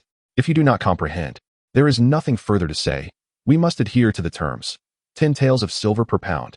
Chu Yuan waved his hand, unable to weave his usual fabrications. It was absurd to expend so much effort when he could simply purchase them. Meanwhile, the impermanence Taoist listened, his brow furrowing in confusion. He grasped neither the first segment nor the second fully, but the latter stirred something within him, hinting at a breakthrough, yet remaining elusive. Senior, please take these weapons. I shall not charge you. The impermanence Taoist gritted his teeth, realizing there was no other option. He would simply offer these spirit treasures to this esteemed presence, hoping it would be remembered favorably. However, he did not consider himself entirely at a loss. The insights gained from this exchange might very well elevate his own cultivation. Not charging. Then I shall take them. By the way, do you have any other quality weapons? Chu Yuan closed the chest, casting a glance around the shop. After scavenging a pile of scrap metal to fill the palace, he now sought a weapon for himself. Senior, do you require any specific armament? The corner of Wuchang Taoist's mouth twitched in response. Haven't the finest weapons already been claimed? What else could there be? No need for you to search. I shall take a look myself. Chu Yuan approached the inner room and cast a glance inside. His eyes immediately gleamed with excitement. At the entrance of the inner room lay a long sword, 3 feet in length, with a blood-red blade adorned with the intricate carving of a crimson dragon, exuding a captivating scarlet glow, appearing as if it could sever all in its path. What a splendid sword! Chu Yuan exclaimed as he picked up the blood-red blade and caressed it with admiration. How much is this sword? Never mind. I shall leave you the silver and silk outside. This will suffice. I must take my leave now. May fate allow us to meet again. With that, Chu Yuan grasped the blood-red sword, hoisted the box of scrap metal, and departed on his cloud of magic, all within the blink of an eye, leaving Wuchang Taoist in a state of bewilderment. What does the senior intend to do with the sword I used for illumination? Wuchang Taoist pondered, feeling somewhat lost. The blood-red sword was merely a tool for light, at best a low-grade item, not even worthy to be called a treasure. Perhaps it would shine brighter when infused with mana, but its utility was negligible, too dull even for felling a chicken. Such is the nature of seniors. Their actions elude my understanding. Compared to them, I seem less like a recluse. Wuchang Taoist shook his head, glancing once more at the silver and silk outside, then back at his own meager possessions. To be a recluse amidst the grandeur of the world, engaging in mundane affairs with ordinary items. This is the essence of seclusion. I have much to learn. With a sigh, Wuchang Taoist reflected. In the realm of Dongzhou, at the Qian Emperor Dao sect, excitement filled the air as the Grand Competition, drawing the attention of all sects in Dongzhou, unfolded. Upon a lofty mountain, a circular arena had been established, surrounded by an array of formations that shielded the combat from outside disturbances. Enveloped by these formations were floating discs, each laden with refreshments and attended by maidens. Only representatives from esteemed sects were invited to sit upon these discs, a privilege exclusive to the most prominent sects, while lesser sects, even mid-sized ones, were deemed unworthy of entry. Among the floating discs, one particularly grand disc hosted the Chu Yuan sect's leader and numerous high-ranking elders. Ye Luo also occupied a space on this disc. Sitting at a table, he surveyed the throng of elders surrounding him, rendered speechless by their sycophantic behavior. Upon his arrival at the arena, these elders had ushered him to this large disc, boasting that all invited guests were seated upon such grand platforms. Yet, glancing at the minuscule discs below, he could not comprehend their audacity to claim an equal share. The esteemed elders of Dongzhou's holy land reduced to mere flatterers. What a disgrace! Ye Luo observed the elders, then turned to regard the Chu Yuan sect leader, who sat still and serene. At least the leader of the Qian Emperor Dao sect exudes reliability. Yet, he reminded himself of his intention to cause a stir during the competition. A directive from his master that he could not forget. A glimmer of determination flickered in Ye Luo's eyes as he directed his gaze toward the Grand Elder. Esteemed Grand Elder, might outsiders be permitted to participate in your sect's competition? He inquired. How could that be possible? The competition is exclusively for the elite disciples of the inner sect and the direct disciples of the elders. Even outer sect disciples are barred from participation, let alone outsiders. The Grand Elder replied, chuckling. Mid-sentence, he suddenly paused, his eyes widening in realization. Could it be, young friend Ye, that you wish to compete personally? He took a deep breath, awaiting an answer. Indeed, Grand Elder, I wish to engage in a friendly match with the disciples of your esteemed sect. Ye Luo affirmed with a nod. The Grand Elder was momentarily taken aback. There had never been a precedent for outsiders participating in their competition. He glanced at the other elders, seeking their opinions, only to find them gazing at the sky, indifferent. This left the Grand Elder seething with frustration. After a prolonged silence, his gaze settled on the Chu Yuan sect leader. Before he could voice his thoughts, the leader nonchalantly declared, let the Grand Elder handle everything. Remaining seated like a mountain, with eyes half closed, the leader's demeanor was unyielding. Upon hearing this, the Grand Elder exhaled in relief. Then, as per your disposition, young friend Ye, if you wish to participate, you may do so. However, given your esteemed status, I suggest you join only after the top 10 disciples have been determined. The Grand Elder's face broke into a smile, a hint of satisfaction evident in his expression. Ye Luo, upon hearing this, voiced no objections. He took a sip of tea from the table, gazing imperiously at the arena below. Within the arena, the matches had commenced. Two disciples were engaged in a fierce contest of spells, unleashing dazzling displays of magic and formidable artifacts. The battle was fierce, yet it was merely a clash between disciples of the Golden Core realm. Ye Luo, seated upon the disc, found the spectacle lacking in intrigue. Is this truly the extent of the Golden Core realm? I had expected something far more impressive, he mused, suppressing a smirk. How could the prestigious Qian Emperor Dao sect produce disciples of such caliber? Surely, these two must simply be unremarkable. Determined to see a more formidable display, Ye Luo resolved to remain patient, observing the unfolding duel with a stoic expression. As time passed slowly, half a day slipped by, leaving Ye Luo on the brink of slumber. Finally, the Grand Elder softly called his name, rousing him from his stupor. What is it, Grand Elder? Are we about to witness stronger disciples? Ye Luo inquired, sitting up slightly, eager for the anticipated display of prowess. His expectations were reasonable. The disciples before him seemed to be akin to children at play. The pinnacle of strength rests within the Yuan-Ing realm. After observing for a while, he felt drowsy. Unbeknownst to Ye Luo, the top 10 competitors for the sect's grand tournament had already been determined. Upon hearing this, the elder's face stiffened momentarily, but he quickly masked it with indifference. There is nothing to worry about, young friend Ye. The top 10 have been established, and we are nearing the conclusion of the sect competition. You wished to participate, did you not? How about stepping onto the stage now? The elder's smile bloomed like a chrysanthemum. What? The top 10? Is this all there is? Ye Luo was taken aback. He had not anticipated that the esteemed sect competition of the Eastern State would yield such results. It seemed there were merely 10 individuals at the Yuaning level. The elder's expression stiffened again, evidently offended. Yet, upon considering Ye Luo's background, he could only smile and say, indeed, this is the top 10. They cannot compare to a prodigy like you, young friend Ye. Perhaps it would be best if you did not participate. I doubt these disciples can match your prowess. Not participating? How could he cause chaos without stepping onto the stage? How could he fulfill his master's command? If he failed to execute his master's wishes, would his future as the sect leader of the Wudao sect not be in jeopardy? Ye Luo shook his head vigorously and said, I must participate. I kindly ask for your assistance, Great Elder. Upon hearing this, The elder could only nod and gestured to a nearby elder. The elder understood and flew towards the center of the arena on his sword. The great elder then turned to Ye Luo and said, "Young friend Ye, do take it easy. These 10 disciples are treasures of our Qian Di Dao sect." Ye Luo nodded, devoid of any false modesty. He felt that facing those 10 disciples would be akin to slaughtering chickens. However, his master had instructed him to create some chaos. Was merely stepping on the Qian Di Dao sect enough? Ye Luo began to ponder deeply, contemplating whether his master had a more profound intention.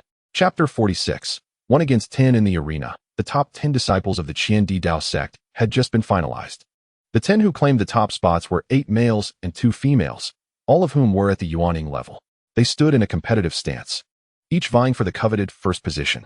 Their strengths were relatively comparable, making the outcome uncertain. Their spirited determination was understandable. Just as these 10 disciples prepared to commence the battle for supremacy, an elder, riding a flying sword, hovered in midair, observing the 10. The battle for first place will pause momentarily, as a distinguished guest wishes to join the sect competition. You will now compete as 11 instead of 10. The elder's voice boomed throughout the arena. The disciples were not the only ones taken aback. Numerous representatives from other sects in attendance were equally astounded. The Qian Di Dao sect was allowing an outsider to join the competition, an unprecedented occurrence. The representatives were not merely surprised by the exception. They were bewildered by the reasoning behind it. In truth, across the entire eastern state, no sect had ever commanded the respect of the Qian Di Dao sect. There had been none before, but now there was one, the reclusive Wu Dao sect. It seemed that only the Wu Dao sect could elicit such a concession from the Qian Di Dao sect. Would this hidden sect finally reveal itself to the world? The representatives' breaths quickened, and they rose from their seats, their gazes fixed intently upon the arena. Within the arena, amidst the startled eyes of the 10 disciples, Ye Luo, clad in a flowing azure robe and wielding a long sword, slowly approached from one side of the competition corridor. His arrival seemed to summon an invisible aura that enveloped the 10 disciples. Particularly, his gaze radiated an oppressive force.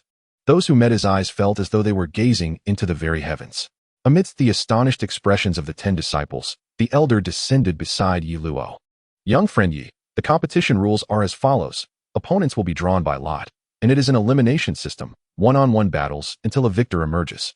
The champion will receive numerous rewards, including a chance to challenge a senior disciple. To explain the challenge right, should you emerge victorious, you may choose a senior elder as your direct disciple. If you challenge a steward and succeed, you would become a steward. Of course, if you dare to challenge the sect leader and prevail, the position would be yours, ha. The elder spoke with a teasing tone. Unbeknownst to him, Ye Luo pondered deeply upon hearing this. A challenge, right? Was this not a setup for him to trample upon the Qian Di Dao sect? Noticing Ye Luo's silence, the elder continued with a smile. "However, this challenge right is certainly of no use to you, young friend Ye. Now, whom do you wish to challenge first? I can arrange it discreetly." Discreetly? Ye Luo looked at the 10 disciples. Yuaning? Too weak, far too weak. There was no need for any discreet arrangements. If his master learned that he needed to confront 10 Yuaning disciples one by one, he would likely receive a slap for his incompetence. There is no need for that, elder. I will only draw my sword once. Let these 10 disciples come at me together. If they can withstand a single strike, I shall concede. Ye Luo shook his head and spoke softly. Huh, young friend Ye, are you jesting? You want all 10 disciples to come at you simultaneously? The elder was taken aback, his expression shifting in disbelief. You heard me correctly. Let them unleash their best skills together. Ye Luo waved his hand nonchalantly, displaying an air of arrogance. The elder's expression shifted repeatedly. To refuse Ye Luo would offend the hidden sect. Yet to acquiesce carried the risk of damaging the Qian Di Dao sect's reputation. If the finest 10 disciples of the eastern state were defeated by a single strike, it would be a disgrace. However, if Ye Luo were to lose, relations with the hidden sect would become awkward. The complexities of the situation weighed heavily upon the elder. After much deliberation, he could only sigh. Please wait a moment, young friend Ye. I will consult with the great elder and the sect leader. The elder clasped his hands in respect and soared toward the great elder. Observing this, Ye Luo remained unperturbed, closing his eyes and standing still, allowing the gentle breeze to caress his face as he stood resolutely. An aura of profound mystery emanated from him. The 10 disciples beside him exchanged glances, at a loss for words. After a while, the elder returned once more, offering a slight nod to Ye Luo. However, upon noticing that Ye Luo had closed his eyes, a twitch of dismay crossed his lips. He turned to the assembled crowd and spoke slowly. Due to the request of our esteemed guest, The format of the sect competition has been altered. The top 10 disciples of our sect shall engage in a contest with this guest. This individual possesses profound cultivation. The top 10 disciples must not be careless and must showcase their full abilities. Should any of the top 10 disciples manage to defeat the guest, each will be awarded the top prize and the right to challenge. Conversely, if the guest prevails, he shall be declared the first amongst us in this competition. The elder's voice resonated throughout the arena, reaching the ears of all present. The revelation caused a stir among the audience, igniting a flurry of discussions. The Qian Emperor Dao sect had audaciously altered the rules once again. Indeed, we had underestimated the influence of the hidden sections. But the members of this hidden sect are truly remarkable. How embarrassing for the Qian Emperor Dao sect. A victory would lack honor, while a defeat would be spectacular. Ignoring the murmurs of the crowd, within the arena, various formations were activated once more, signaling the commencement of the duel. 1 against 10. Ye Luo slowly opened his eyes, his gaze settling upon the 10 disciples, each wearing peculiar expressions. He sighed inwardly. Pitting himself against 10 golden core cultivators was undeniably an act of bullying. Who could he blame? Only the 10 disciples themselves, who were truly lacking in prowess. Go ahead and make your move, Ye Luo said softly, his voice calm yet firm. Unleash your strongest skills. I shall strike only once. If you do not emerge victorious from that single blow, I shall concede. His words reached the ears of the 10 disciples, igniting within them a spark of unspoken ire. To face 10 opponents was one thing, but to declare he would strike just once? Though they were disciples of a hidden sect, such arrogance was unwarranted. Silently, the 10 disciples withdrew their respective treasures and began to invoke their spells, preparing to engage. Just then, one male disciple spoke up. I excel in formations. Since you have requested our strongest skills, may I set up a formation? Formation? The other 9 disciples twitched at his audacity. How could he propose such a thing? In a normal battle, who would wait for someone to set up a formation? Moreover, employing formations in this manner was hardly fair. If the other party agreed, they would willingly kneel and call him grandfather, adding their names to his family tree.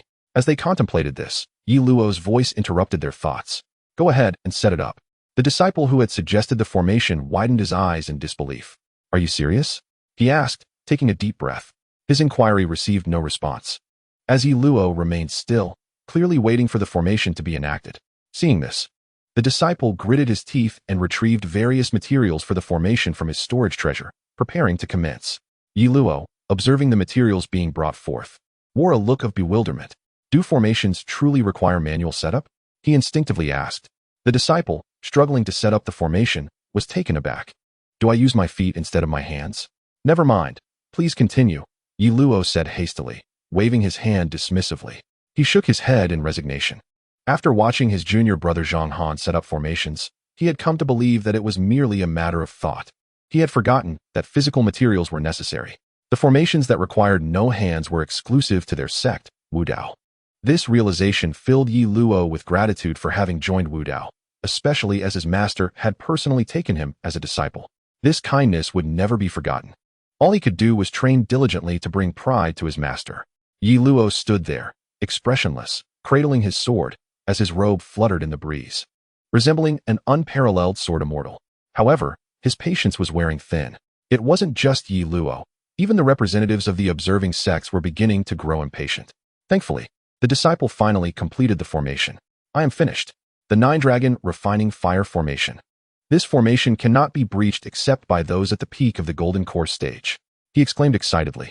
The other 9 disciples perked up, readying their treasures for battle. With the formation complete, the duel was set to commence. Ye Luo lifted his gaze to survey the intricate patterns of the formation, a soft smile gracing his lips. Navi, he murmured, the sound reaching the ears of the 10 disciples. It was well known that his sword was never intended to harm. With a hum, Ye Luo's hand grasped the hilt of his sword, fingers closing around it. As he drew the sword from its sheath, a transformation enveloped him. The golden mark upon his forehead gleamed with brilliance. An aura of celestial mystery radiated outward, accompanied by a piercing sword cry that echoed through the heavens. Even with numerous formations in place, the sound permeated the air, causing representatives from various sects to instinctively rise, a sense of impending doom washing over them. Before any could react, they noticed the once bright sky had darkened, massive rifts tearing through it as the heavens seemed to collapse.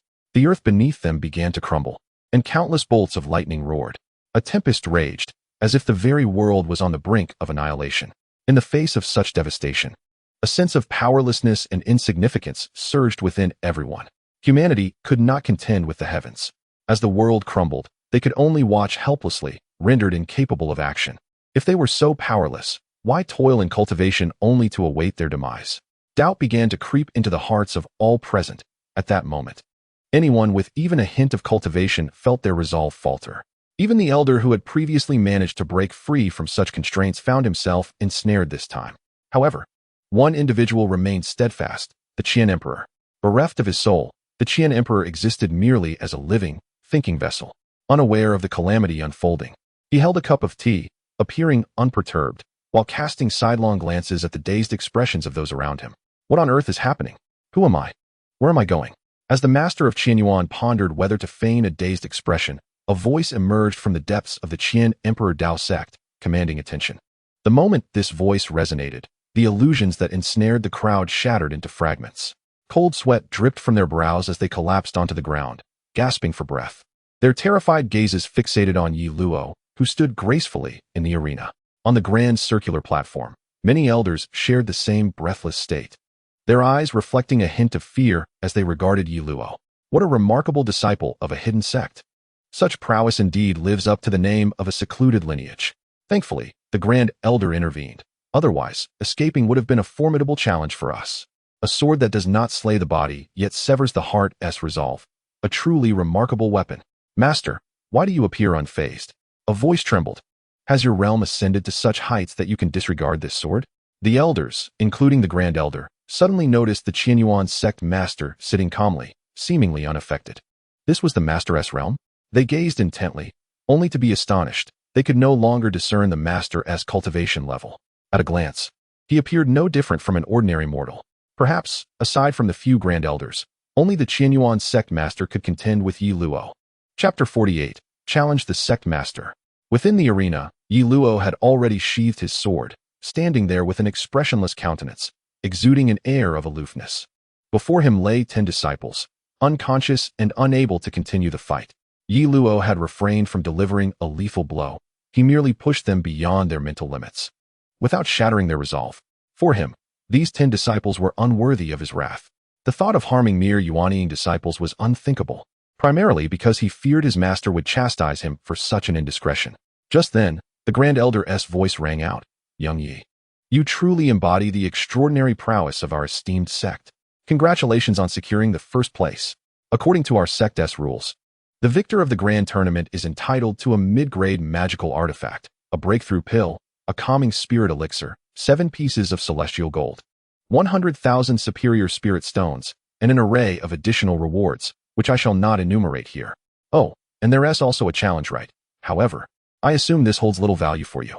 The Grand Elder, riding on a cloud of spiritual energy, wore a broad smile, winking at Ye Luo. It was clear that his mention of additional rewards was a subtle invitation for Ye Luo to select what he desired. Upon hearing this, Ye Luo merely smiled faintly. Did they truly believe that their sect lacked such trifles? Surely, no one would think that a hidden sect like theirs would be in want of such items. It was likely that his master had simply been too indifferent to present them. Once he ascended to the position of sect leader of the Wu Dao sect, the true treasures would undoubtedly be within his grasp. He had no reason to covet these baubles. I shall forego these items. Let them be reserved for the disciples of your esteemed sect. However, I wish to exercise my challenge right. What? Young Ye, you wish to utilize your challenge right? Who do you intend to challenge?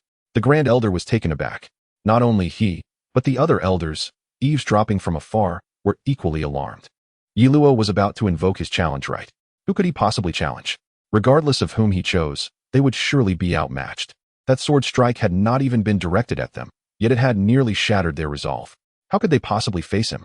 And if they were to lose, what would become of them? The rules of the challenge were clear. To challenge a direct disciple meant winning would grant one that status. To challenge a sect steward would result in the same, and challenging an elder would bestow that title upon the victor. However, the defeated would risk losing their position. The elders of the Qian Emperor Dao sect were in a state of panic. Meanwhile, representatives from other sects transitioned from fright to a spectator's excitement. If a disciple of a hidden sect were to use their challenge right, what would happen if they succeeded? Could the Qian Emperor Dao sect still assert dominance over a hidden sect? Such a notion was clearly implausible. Amidst the gazes of onlookers, Ye Luo slightly lifted his head. his indifferent eyes scanning the elders assembled on the grand platform. Finally, his gaze settled upon the Chu Yuan sect master, who alone had remained unaffected by his sword strike. What better way to disrupt the Qian Emperor Dao sect than to trample its leader underfoot? Moreover, in his view, only the Chu Yuan sect master was worthy of standing against him. It is you. Ye Luo's pupils contracted. Grand Elder, I wish to use my challenge right to challenge your sect's master. I humbly request the Chu Yuan sect master to impart his teachings. With that, Ye Luo, sword in hand, bowed respectfully to the Chu Yuan sect master. A wave of astonishment rippled through the crowd as everyone rose to their feet, incredulous at Ye Luo's audacity in challenging the leader of a sacred ground. Were disciples of hidden sects truly so bold? On the grand platform, the elders feigned shock at Ye Luo's intent to challenge the Chu Yuan sect master. Ah, how fortunate it is that he is not challenging me. But how could this young friend dare challenge the master? This cannot be allowed.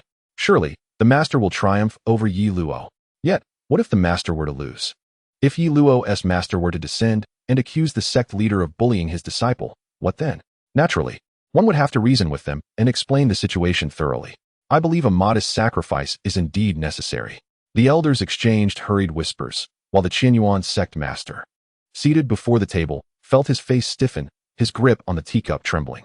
Tea splattered onto his hand, yet he remained oblivious. I am doomed. I have boasted too much. How does one recover from such arrogance? I need assistance, urgently. The Chu Yuan sect master's heart ached with despair, fully aware of his precarious situation. How could an ordinary man like him hope to contend with Ye Luo? Wouldn't stepping forward be akin to courting death? But if he did not, how could he maintain the dignity of the sect leader? As the Chu Yuan sect master wrestled with these thoughts, the grand elder quietly approached his side. Master, it is time to take the stage. This challenge rite is a tradition of our Qian Emperor Dao sect and cannot be altered. You must engage with young Yi, and it would be best to reach a stalemate. Otherwise, we may find ourselves in a troublesome predicament.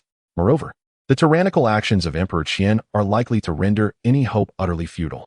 The grand elder, with a stoic expression, counseled the leader of Chu Yuan's sect, exuding an air of solemnity that starkly contrasted with the jovial demeanor of the earlier old man. The leader of Chu Yuan's sect, seated at the table and hesitant to move, nearly spat in the grand elder's face upon hearing these words. A tie? He thought to himself, I might as well be slain in an instant. Yet, he had no choice but to participate. The rules of the Qian Emperor Dao sect could not be broken. This posed a conundrum with no resolution. It seemed that he must sacrifice his dignity for survival and put on a show. Drawing a deep breath, the leader of Chu Yuan's sect rose and approached the edge of the large circular platform, gazing downwards in silence. Observing this scene, the crowd understood that the leader was about to descend. They collectively held their breath, eager to witness the impending clash. In their sight, the leader of Chu Yuan's sect stood before the vast platform. A minute passed, then 10, and eventually half an hour elapsed. Unable to contain himself any longer, the grand elder spoke up. Sect leader, what are you waiting for? The leader of Chu Yuan's sect cast a fleeting glance at the grand elder, maintaining his composure as he gazed ahead, his hands clasped behind his back, embodying the demeanor of a formidable figure. Finally, he spoke, his lips parting slightly. Waiting for my mount. Chapter 49. You shall be the exemplary one. Within the arena, Ye Luo stood with his sword in hand, a few strands of hair dancing in the wind. His gaze was fixed ahead. A colossal crane descended, bearing the leader of Chu Yuan's sect from the circular platform. The crane's cry resonated throughout the heavens. In mere moments, it hovered above the arena, its massive wings stirring up a tempest. Observing that he was still 3 or 4 meters above the ground, the leader of Chu Yuan's sect gritted his teeth and leaped down. The instant his feet struck the ground, regret surged through him. An intense pain radiated through his body, and he nearly cried out. But the cold gaze of Ye Luo and the multitude of spectators compelled him to suppress his agony, feigning an air of nonchalance. Ye Luo, standing opposite him, keenly observed the leader's trembling legs and narrowed his eyes. Was this tremor a result of excessive tension? It appeared that the leader of Chu Yuan's sect was giving his all. In light of this, Ye Luo could not afford to be careless. The previous strike, the heart-cutting sword, had been ineffective against the leader. Thus he resolved to employ a sword technique imbued with the essence of his Tao to engage in battle. I humbly request your guidance, sect leader. Ye Luo adjusted his breathing slightly, cradling his long sword as he regarded the leader of Chu Yuan's sect. Due to the pain, the leader's hands began to shake as he raised one, attempting to maintain the facade of a strong man. Young friend Yi, as a distinguished guest of our sect, I should afford you the courtesy of striking first. However, I am curious as to why you have chosen to challenge me. The leader's voice trembled slightly, and a strained smile crossed his face. Because you are the only one in this arena who can disregard my sword strike. Hence you are the only one worthy of battling me. Ye Luo replied without hesitation. Upon hearing this, the leader of Chu Yuan's sect felt a bitter pang in his heart. Indeed, something had transpired before, yet he seemed to have overlooked it for some reason. Now, he was being perceived as a formidable challenger. But alas, he was merely a mortal. There was no alternative but to act. He would elevate Ye Luo's perceived strength a notch. Thus, if he were to be defeated, his reputation would not be entirely tarnished. Young friend Ye, since you are aware that I can disregard your sword strike, what manner of techniques do you intend to employ against me? The leader inquired. My strength exceeds that of others, so I shall wield my most powerful sword technique in our duel. This technique, conceived through my own understanding, has never been tested against an opponent, sect leader. You shall be the first, Ye Luo asserted earnestly. Am I to infer that I should feel honored? Must you hold me in such high regard? I am but a mortal. Without further ado, Ye Luo declared, please bestow your guidance upon me. As he spoke, the golden mark upon his forehead began to shimmer.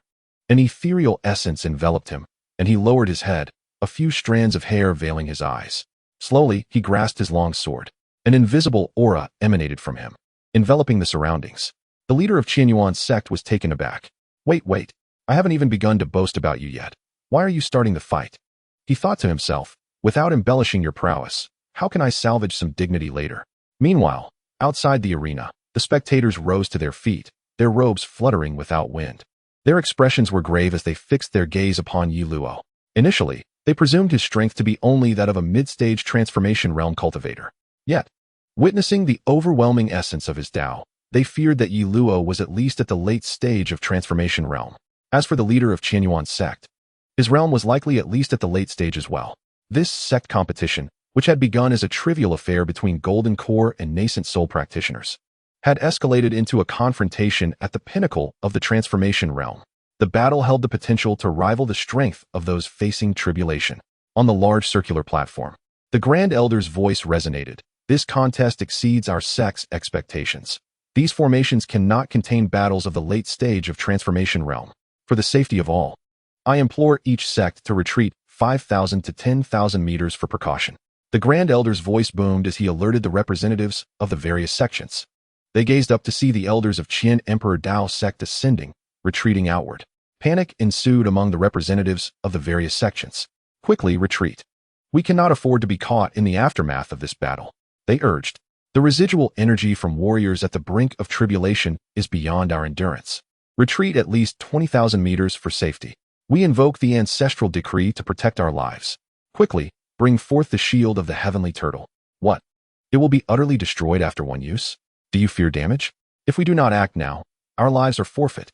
One by one, the representatives of the sects soared into the air, hastily retreating to a safe distance of 20,000 meters, where they summoned their various life-preserving treasures, finally exhaling in relief.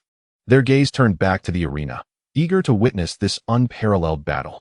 However, some timid souls remained vigilant, prepared to flee at a moment's notice should anything seem amiss, ready to ignite their lives in a desperate escape. Within the arena, all the floating platforms had emptied. Only Ye Luo and the leader of Chu Yuan's sect remained, standing in opposition. The essence of Ye Luo's Tao intensified, his form blurring and melding with the fabric of the universe. Before him, confronting him felt akin to facing the entirety of existence itself, magnifying the insignificance of any individual. Just as Ye Luo's fingers gripped the sword, preparing to draw it and consolidate his Tao into a lethal strike, suddenly, the leader of the Chu Yuan's sect, standing in opposition, opened his mouth wide and spewed a mouthful of fresh blood. In the next moment, his abdomen seemed to have been struck with great force. His entire body flew backward like a kite with a broken string, crashing against the arena wall and leaving it cracked. You are incredibly strong. What kind of sword technique is this? Such sharpness. This sword is surely among the realms of transcending tribulations. Half kneeling on the ground, with blood trickling from the corner of his mouth, the leader of the Chu Yuan sect gasped weakly, appearing gravely wounded. Ye Luo, preparing to draw his sword, looked down at his hand in confusion. My hand is still my own. The sword hasn't even been drawn yet. His fingers had merely grasped the hilt. So, what just happened? You have won. There's no need to look further. Truly, the waves of the Yangtze River pushed the waves ahead, among the younger generation of Dongzhou. You should be regarded as the leader, said the leader of the Chu Yuan sect. With that, his body fell straight down, motionless, save for his eyelids fluttering occasionally. The crowd, 2,000 meters away, cried out for recommendations with a flurry of exclamation marks. Chapter 50. The Chu Yuan sect leader is useless. Silence enveloped the arena and its surroundings. Ye Luo stared blankly at his palm, while onlookers gaped at the fallen leader of the Chu Yuan sect. Is this it? Where is the grand battle? Have their last-ditch efforts been in vain? The crowd fell into a hushed silence. At that moment, the chirping of birds seemed unusually piercing, and the atmosphere grew eerily strange. After a brief silence, many turned their gazes toward the elders of the Qian Emperor Dao sect nearby, their intent unmistakable. They sought an explanation from these elders. Yet, the elders themselves were equally bewildered. Had their leader truly been defeated just like that? The esteemed master of Dongzhou had fallen so utterly that they had not even grasped the manner of his defeat. Those unaware might think their leader was merely acting. Fortunately, the Grand Elder reacted swiftly. He glanced at the fallen leader in the arena and then at the crowd's response.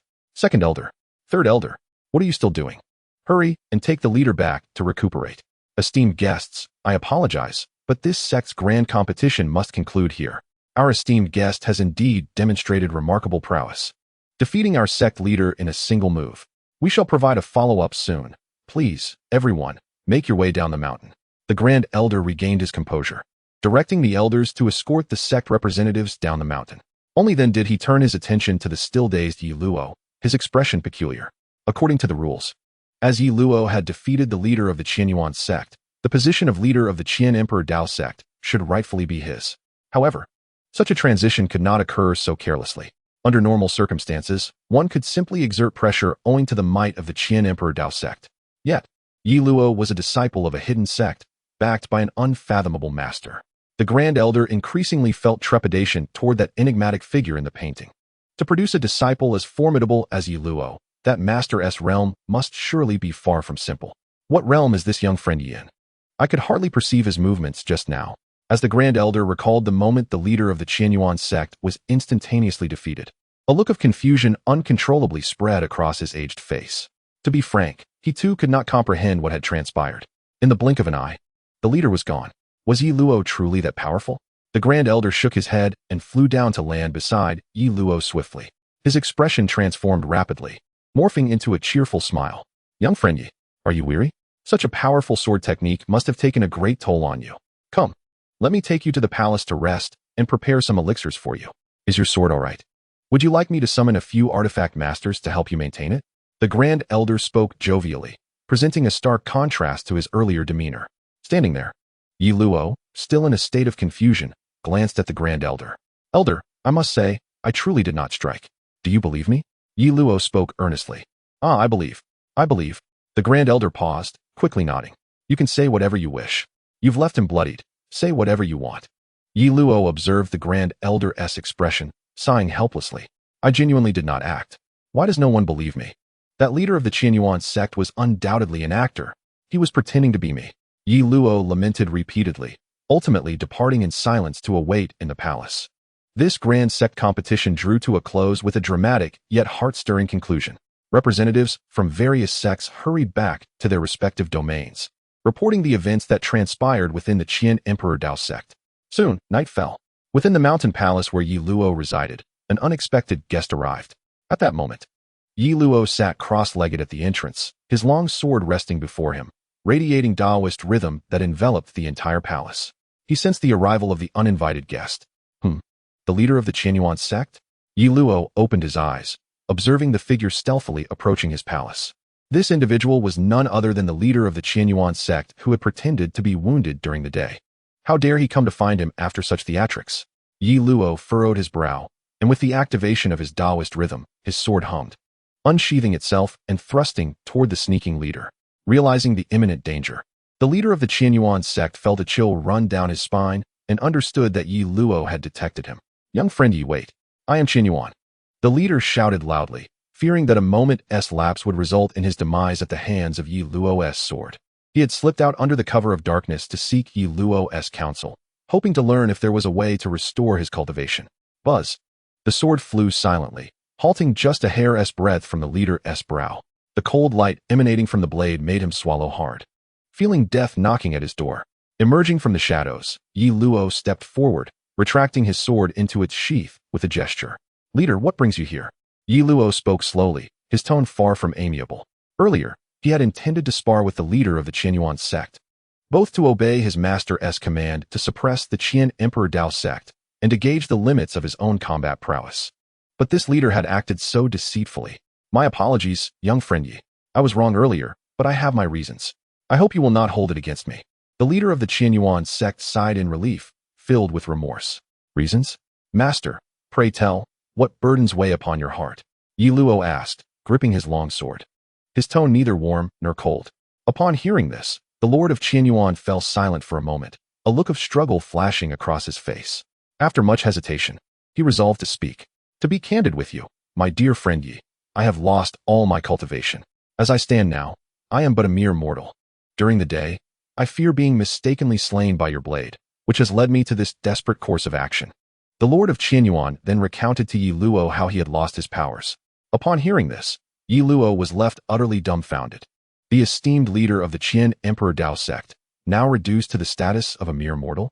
Furthermore, with a shattered primordial spirit that could not be mended, he was completely unable to cultivate, rendered a mere wastrel? What was he to say? Chapter 51. Regrets of the Past at the Foot of the Mountain. Before the palace gates, Ye Luo gazed incredulously at the Lord of Yuan, the leader of the Eastern States' sacred ground, a master of the transformation realm, now utterly bereft of his powers, existing as a common man. Moreover, he had maintained this charade of strength for 3 months without anyone in the Qian Emperor Dao sect noticing. Who would believe such a tale if it were to be told? Ye Luo took a deep breath and fixed his gaze upon the Lord of Yuan. Master, if you have been pretending all this time, why choose now to reveal these matters to me? Are you not afraid I might disclose this to the elders? No.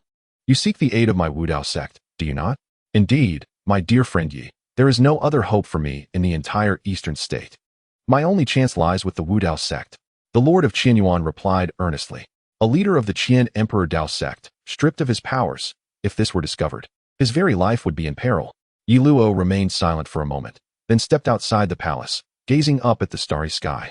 A cool breeze swept past, rustling his robes. After a brief pause, Ye Luo spoke once more. I cannot assist you. However, my master might be able to help. I have only been with my master for less than half a year and possess but a scant understanding of my Wu Dao sect. Thus I am unsure how to address your predicament. Yet my master, the leader of the Wu Dao sect, possesses profound abilities. Perhaps only he can provide the aid you seek. Upon hearing this, the Lord of Yuan was filled with excitement and astonishment. Excited by the prospect that perhaps there was indeed a solution to his plight. He was astonished by the terrifying power of the Wu Dao sect. He had witnessed Ye Luo's strength firsthand. Even the average transformation realm cultivator would likely not be his match. Yet this formidable being had only been in the sect for less than 6 months. The Lord of Yuan had thought he held a high regard for the Wu Dao sect, but it seemed he had still underestimated it. My young friend Ye, do you have a means of contacting your master? I wish to meet him. If only I could. I would agree to any terms. The Lord of Yuan said, struggling to contain his excitement. I'm afraid my master is elusive, rarely seen. Typically, it is nearly impossible to locate him unless you accompany me back to the Wu Dao sect, where you might have the chance to meet him, Ye Luo replied, shaking his head. Then I shall accompany you to the Wu Dao sect. As long as you agree, I will comply with any conditions you set. The Lord of Yuan declared through gritted teeth. As the leader of the Eastern States' sacred ground, he possessed knowledge that surpassed that of anyone else. Yet even he could not resolve his own situation. Thus, his sole hope rested with the Wu Dao sect. If he could recover, he would have the chance to rise again. Therefore, he was willing to pay any price. Ye Luo, however, did not immediately acquiesce but hesitated. I could, but I do not wish to return to the sect just yet. I plan to travel for a while before returning, and I intend to leave the Qian Emperor Dao sect tomorrow. To be candid, he still wished to journey throughout the Eastern state, to elevate the name of the Wu Dao sect, ensuring that all remembered its might and the greatness of his master. Upon hearing this, the Lord of Yuan promptly responded without hesitation, then please allow me to accompany you, as the leader of a sacred ground. I have much experience and can assist you in various ways, as long as I can return to the Wu Dao sect with you. Your experience is indeed valuable. But you are now a mere mortal. Are you certain you will not be a burden? Ye Luo asked, regarding him with a hint of disdain. The Lord of Yuan, catching the glint in Ye Luo's eyes, felt a surge of indignation. How had he, the esteemed leader of the Eastern States' sacred ground, ever been looked down upon? Yet now, he found himself in such a position. My young friend Ye, I will not be a burden. I will bring my own steed, which possesses the strength of the golden core realm. The Lord of Chu Yuan insisted through clenched teeth. Given what you have said, your primordial spirit is lost, and the bond with your steed is severed. How do you intend to communicate with it? Through feelings? Ye Luo suddenly pondered, intrigued. Yes, through feelings. Moreover, my steed is unaware of my lost powers, the Lord of Chu Yuan replied. But what if your steed discovers your loss of powers? Would it not also scorn you? Thank you. I feel quite offended, the Lord of Chu Yuan retorted. Enough of this banter. Since you wish to travel, we shall depart under the cover of night. It may be difficult to leave during the day. Let us leave a letter and be on our way. Ye Luo smiled and shook his head. Very well. With that, he turned and walked back into the palace to prepare a letter for those who had been overly eager in their affections before departing. The Lord of Chu Yuan wished to say more, but, after some thought, concluded that leaving under the cover of night might indeed be the best course of action. Thus, he turned back toward his palace. After some arrangements, they left behind 2 letters and set off into the night. The disciples guarding the gates saw Ye Luo and did not dare to stop him, allowing him to leave unimpeded. The following day, the elder arrived bright and early at Ye Luo's palace, eager to chat. However, upon arrival, he found no trace of Ye Luo. After searching extensively, he finally discovered a letter left behind by Ye Luo. Upon opening it, he realized that Ye Luo had already departed to travel throughout the eastern state.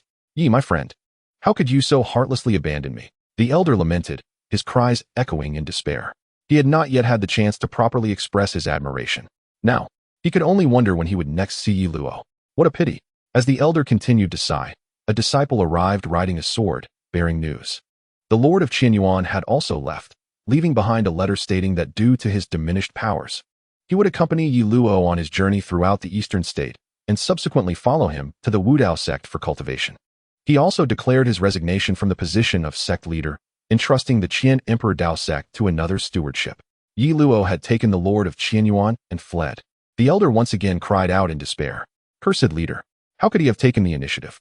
On the surface, feigning a disposition of tranquility and indifference, while covertly attempting to entice Ye Xiaoyu, is simply unbecoming of a son. Initially, I believed that within the Qian Emperor Dao sect, I was the most ardent admirer. Yet little did I anticipate that the true concealed sycophant was the sect leader himself. Regret fills my heart. The Grand Elder laments deeply. Today has been yet another busy day. I shall make up for it tomorrow, with 3 updates guaranteed. My apologies, dear readers. Chapter 52, The Divine Weapon Pavilion atop Tianwu Mountain. The clouds swirl endlessly, layers upon layers, so dense that even the most piercing sunlight cannot penetrate the mist. Above the gates of the Wudao sect, Chu Yuan cradles a massive iron chest in one hand while brandishing a blood-red longsword in the other.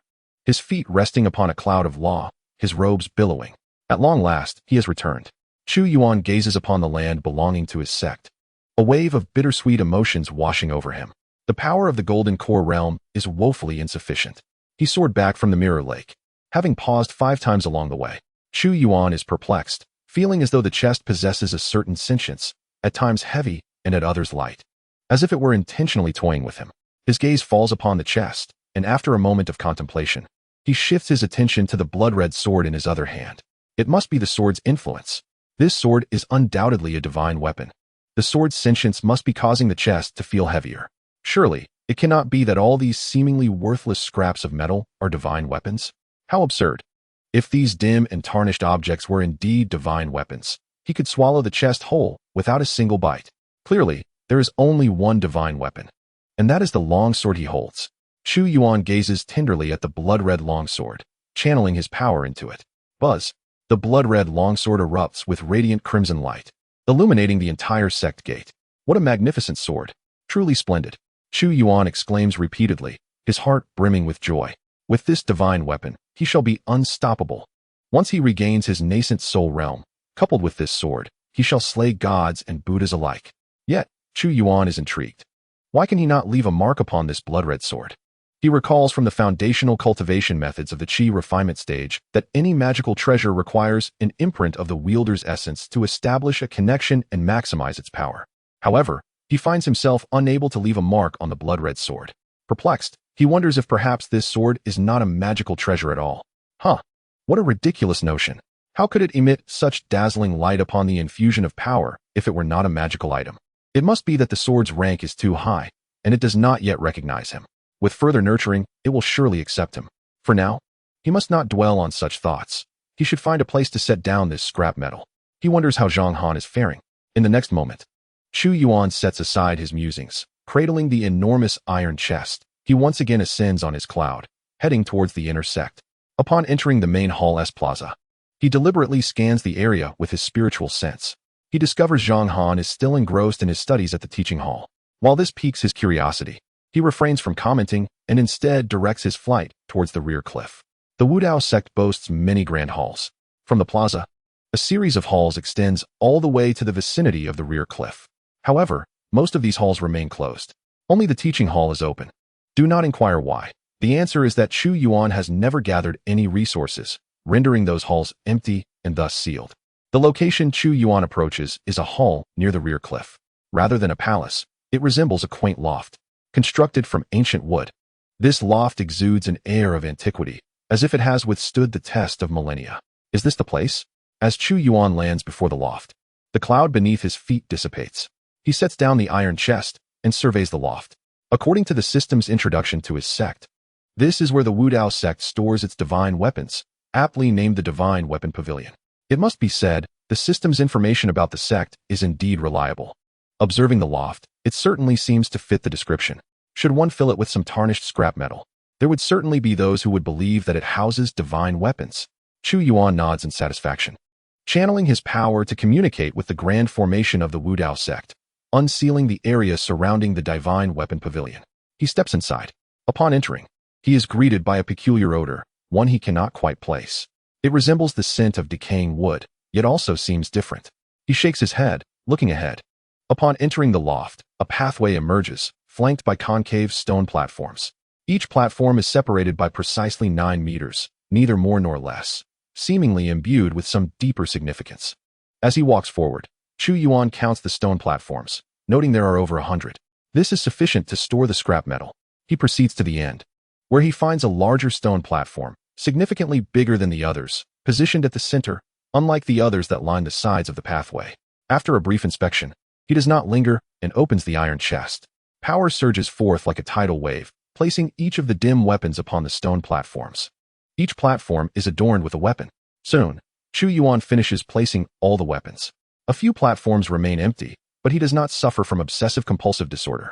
He merely glances at them before departing, satisfied. All is well. This divine weapon pavilion can now serve to impress others.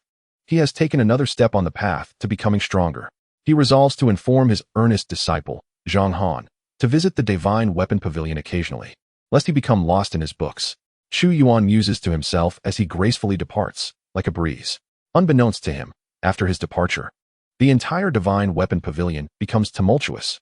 The once dull and lifeless weapons awaken, radiating brilliant light, a terrifying aura arising from them. This overwhelming power collides, as if they were competing for dominance.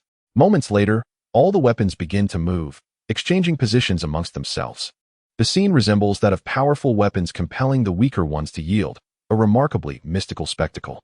Finally, atop the hierarchy, akin to a king among weapons, rests an ancient bronze mirror, its surface emanating waves of golden light.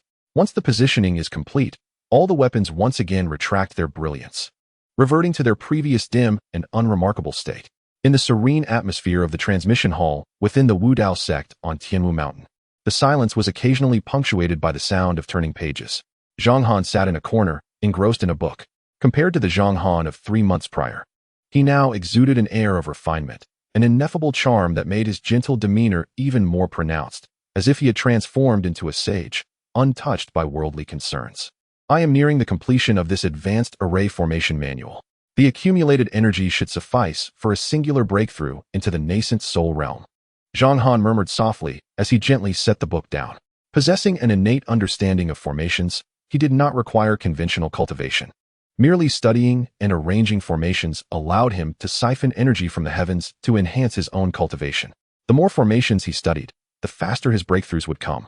However, Zhang Han chose a different path, choosing to accumulate the energy harvested from his studies within his heart of formations, biding his time for a momentous breakthrough. He refrained from explaining this choice, as he sought only to surprise his revered master. Zhang Han held deep gratitude for his master's kindness, constantly contemplating how to repay such generosity. The most effective means of expressing his gratitude, he believed, was to strengthen his own cultivation, thus bringing joy to his master. Presently, he appeared as an ordinary mortal, yet he envisioned a future where he would surge into the nascent soul and even the divine transformation realms, certain that his master would be profoundly pleased. As he contemplated that day, a flicker of anticipation ignited in his calm, deep-set eyes. At that moment, an ethereal voice drifted in from outside the hall. Hunter, startled, Zhang Han jolted back to reality, carefully placing the book back in its corner before rising to peer outside. He beheld Chu Yuan approaching on a cloud, his robes billowing, hair flowing, and countenance serene, resembling a transcendent being as he entered the hall. Disciple Zhang Han pays homage to master. Zhang Han's heart raced with fervor as he bowed deeply, filled with emotion. Without his master, he would not be the person he was today. He might still have languished in a mundane family, regarded as a mere failure, perhaps even facing erasure from the family lineage to preserve its honor. His current accomplishments were all due to his master's guidance. In terms of gratitude, his master unequivocally held the foremost position in his heart. Zhang Han vowed to repay his master in this lifetime. Unbeknownst to Chu Yuan, who casually entered, was the depth of his second disciple's feelings. Honor, there is no need for such courtesy. I have come to remind you that while reading is commendable, one must prioritize one's health. Neglecting your well-being for the sake of books is not worthwhile. Do you understand? Chu Yuan spoke earnestly as he approached his disciple. Zhang Han felt a swell of emotion. Behold what it means to have a master, to come solely to remind me to take care of my health. With such a master, my life is complete. Master, I understand, he replied, suppressing his excitement. However, the texts in the transmission hall are indeed quite obscure and complex. In order to comprehend them, I must dedicate myself to studying them. I appreciate your concern, master. Chu Yuan paused at Zhang Han's words. The texts here are obscure? How curious. Yet, it is reasonable to think that poorly written works would be challenging to understand.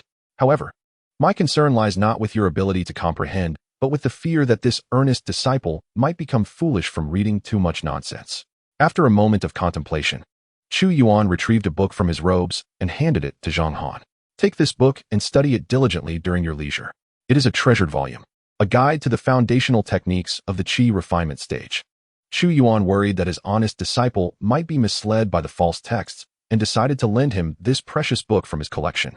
Knowing that Zhang Han lacked spiritual roots and could not cultivate in the conventional sense, thus, it would not harm him to delve into genuine literature. Zhang Han accepted the book, glancing at it with bewilderment. What is this?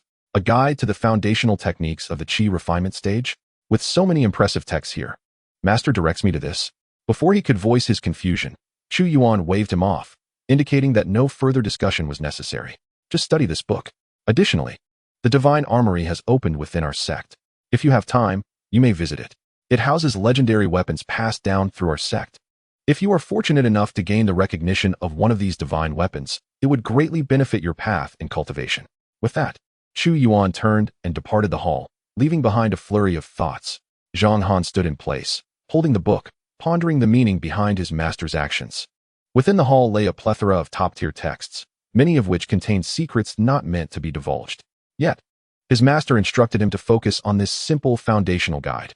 With a feeling of confusion, Zhang Han opened the book and read through it in a mere incense stick's time, finding it devoid of any peculiarities. Save for the fact that a guide existed for such a basic text. Is the guide truly necessary for something so elementary? He mused, glancing at the book's cover, Guide to the Foundational Techniques of the Qi Refinement Stage. The word foundational echoed in his mind. Suddenly, a jolt reverberated through Zhang Han's mind, and he sprang to his feet. Master, I understand now. Chapter 54, almost captured as a steed in the Dao transmission hall of the Wu Dao sect. Zhang Han's eyes sparkled with clarity, his heart brimming with enlightenment. He comprehended the essence of his master's teachings. The treatise on the foundational cultivation techniques for the early stages of Qi refinement was indeed a clarion call for him to prioritize fundamental training. For days, he had immersed himself in the study of various advanced and intricate formations, seeking to harness immense energy. Among the array of formations he explored, many were ancient in origin. Yet, he had neglected to grasp the foundational principles behind these ancient formations, fixating solely on advanced studies. His master was evidently concerned that without a solid foundation, his future path would be fraught with obstacles. Thus, the The provision of this book served as a gentle reminder to focus on the basics of cultivation. Surely, it was absurd to think that his master intended to delve into the foundational techniques himself. Taking a deep breath, Zhang Han set the book, Exposition on Basic Cultivation Techniques for the Early Stage of Qi Refinement, aside. He turned to scour the collection of texts for information on the foundational practices of ancient formations. Without hesitation, he buried himself in the tomes, disregarding his master's mention of the divine armament pavilion. What could possibly be more captivating than the written word? Zhang Han held no interest in wielding divine weapons. He resolutely declared that he would not visit the divine armament pavilion, should he dare to venture there. He might as well consume the very floor of the Dao transmission hall. Meanwhile, in a tavern within a city of the eastern state, Ye Luo and the leader of the Chu Yuan sect were taking a respite. Ye Luo remained adorned in his distinctive attire, a flowing azure robe, cradling his long sword. With strands of hair partially obscuring his gaze, exuding an air of mystery and aloofness, reminiscent of a celestial swordsman standing proudly against the world. In stark contrast, the Chu Yuan sect leader appeared disheveled, his robes tattered, feathers sticking out haphazardly, and his face smeared with grime, as though he had just emerged from a fierce battle. Observing the leader's disarray, Ye Luo discreetly distanced himself, his eyes filled with disdain. Forgive my curiosity, but what exactly transpired between you and your steed? Why did it go into a frenzy upon realizing your lost powers? Ye Luo inquired, a hint of exasperation in his tone. Initially, the two had been riding a colossal celestial crane, intending to survey the borders of the eastern state. However, during their conversation regarding the leader's depletion of strength, the crane had overheard them. The steed turned hostile, attacking the leader as if harboring a deep-seated grudge, even attempting to mount him. Had Ye Luo not intervened, the leader might have found himself reduced to a mere mount for the celestial crane. I cannot fathom it. That crane was forcibly subdued and captured by me. I believe that after all this time, we had developed a bond, yet here I am, almost reduced to its steed. The Chu Yuan sect leader lamented, his voice tinged with disbelief. Ah, such is the nature of karmic retribution, Ye Luo remarked, shaking his head with a sigh. Enough of this. Do you have any funds? Ye Xiaoyu? The leader asked awkwardly. Alas, I possess only a couple of silver coins from long ago, which have already been exchanged for our lodging. How could I have afforded to sit here otherwise? Besides, what would I need money for? What about you? Why do you require funds? Ye Luo queried, puzzled. To acquire clothing, of course. This attire is hardly suitable for public appearance. The leader replied with resignation. Ye Luo scrutinized the leader from a distance, taking in the ragged and filthy state of his garments, which could easily be mistaken for those of a beggar. You, a former leader of the Qian Emperor Dao sect, lack funds, he remarked, incredulous. Indeed, who among cultivators carries currency? I possess abundant spirit stones, but they remain in a storage pouch that I have sealed with restrictions. Should anyone but me attempt to open it, it would self-destruct, the leader explained, his expression a mixture of despair and disbelief. Upon hearing this, Ye Luo fell silent, seated in contemplation, the atmosphere thickening with tension. After a prolonged silence, he broke the stillness. What do you intend to do now? Shall we make do with your current attire and head to the eastern states' borders to devise a plan? No, I refuse to compromise my dignity. I must first change into proper clothing before we depart. The leader firmly shook his head, rejecting the proposal. What then do you plan to do? Ye Luo inquired, shaking his head. At this, the leader fell silent, his gaze fixated on Ye Luo with an intensity that sent shivers down his spine. Why are you looking at me like that? Ye Luo could not help but voice his discomfort. In light of the current predicament, we have but two options, to either rob for some funds or to acquire a more presentable outfit, the leader proposed solemnly, raising two fingers to emphasize his point. Ye Luo promptly rejected the idea. Absolutely not. If you wish to engage in such actions, you must do so alone. I cannot bear to be associated with such disgrace. If my master were to learn of it, he would surely break my legs. The esteemed disciple of the hidden sect, the Wu Dao sect, resorting to thievery. Seeing Ye Luo's resolute refusal, the leader could only wave his hand in resignation, slipping away furtively. Ye Luo paid him no mind, withdrawing an ancient key from his robe, studying it intently. This key had been gifted to him by his master, who had stated it contained an extraordinary opportunity for him to comprehend. Due to recent obligations, he had yet to delve into its mysteries, but now he seized the moment to examine it closely. The key exuded a certain resonance of Tao, yet its deeper significance eluded him. However, he trusted his master's words that it held great potential. Just as Ye Luo was about to employ his celestial observation technique to discern the key's secrets, A commotion erupted outside. He stowed the key away, sword in hand, and approached the tavern entrance to investigate. To his astonishment, he beheld a familiar figure in a state of disarray, pursued by several individuals. Is that the Chu Yuan sect leader? Chapter 55. The legacy of the Wu sect spanning 30,000 years within the bustling inn of the city. Ye Luo gazed at the panting master of the Chu Yuan sect before him, feeling a wave of incredulity wash over him. The former master of the esteemed Eastern Holy Land, despite lacking cultivation, surely possessed strength surpassing that of an ordinary person. Yet, to be caught while merely fetching a garment and subsequently pursued and attacked by a group was quite disheartening. Were it not for his intervention, who could fathom the consequences that might have ensued? With this thought, Ye Luo could not help but shake his head in resignation. Master Chu Yuan, it seems that retrieving your attire is no longer feasible. Perhaps we should set forth to the eastern border at once? Ye Luo suggested. Upon hearing this, the master of the Chu Yuan sect quickly shook his head, glancing down at his tattered garments. The thought of venturing out in such a state left him feeling utterly restless. No, that simply cannot be. Why don't you, my young friend Ye, go on my behalf? The master gazed intently at Ye Luo, his eyes brimming with anticipation for the young man's acquiescence. The idea of undertaking the task himself filled him with dread, for he would surely be discovered. Absolutely not. Ye Luo firmly declined. My young friend Ye, if you agree, I shall immediately impart one of the Chu Yuan sect's most guarded secrets to you. The master of the Chu Yuan sect exclaimed, gritting his teeth. At this, Ye Luo chuckled and shook his head. Master Chu Yuan, do you truly believe my sect lacks in tomes of esoteric knowledge? I do not exaggerate. The depth of our sect's repository of law rivals that of the entire eastern region. What techniques could I possibly lack, provided that I am willing to learn? Ye Luo spoke slowly, a wry smile gracing his lips. It was absurd to suggest that his family's repository of law was deficient in any art. The master of the Chu Yuan sect, seated nearby, clearly found this hard to believe. In his eyes, no matter how deep the Wu sect's roots, it was impossible for them to possess expertise in every conceivable discipline. There must be some areas where the Chu Yuan sect excelled. My young friend Ye, our Chu Yuan sect possesses a secret technique known as the speed character secret, which belongs to our most confidential teachings. Only the sect master of each generation is permitted to learn it, for it is profoundly complex, the master explained, evidently attempting to entice Ye Luo. Ye Luo paused, momentarily taken aback, gazing blankly at the master of the Chu Yuan sect. Are you referring to the speed character secret? Does it not begin with the phrase, the pinnacle of speed can indeed obliterate heaven and earth? He inquired, his voice tinged with curiosity. This left the master of the Chu Yuan sect speechless. Is this not one of our most guarded secrets? How did Ye Luo come to know of it? The master was utterly bewildered. My young friend Ye, how do you know of the speed character secret? He countered, puzzled. This secret is housed within our repository of law, tucked away in a corner to the west, Ye Luo replied casually. The master exclaimed, our Chu Yuan sect's most guarded secret is known to the Wu sect? Moreover, it's been left in a corner? His disbelief was palpable. This is preposterous. I have a technique known as the Great Destruction Burial Art, which wields immense power and is revered as a secret. For its execution leaves a 100-mile radius devoid of life, disturbing the natural order, the master asserted.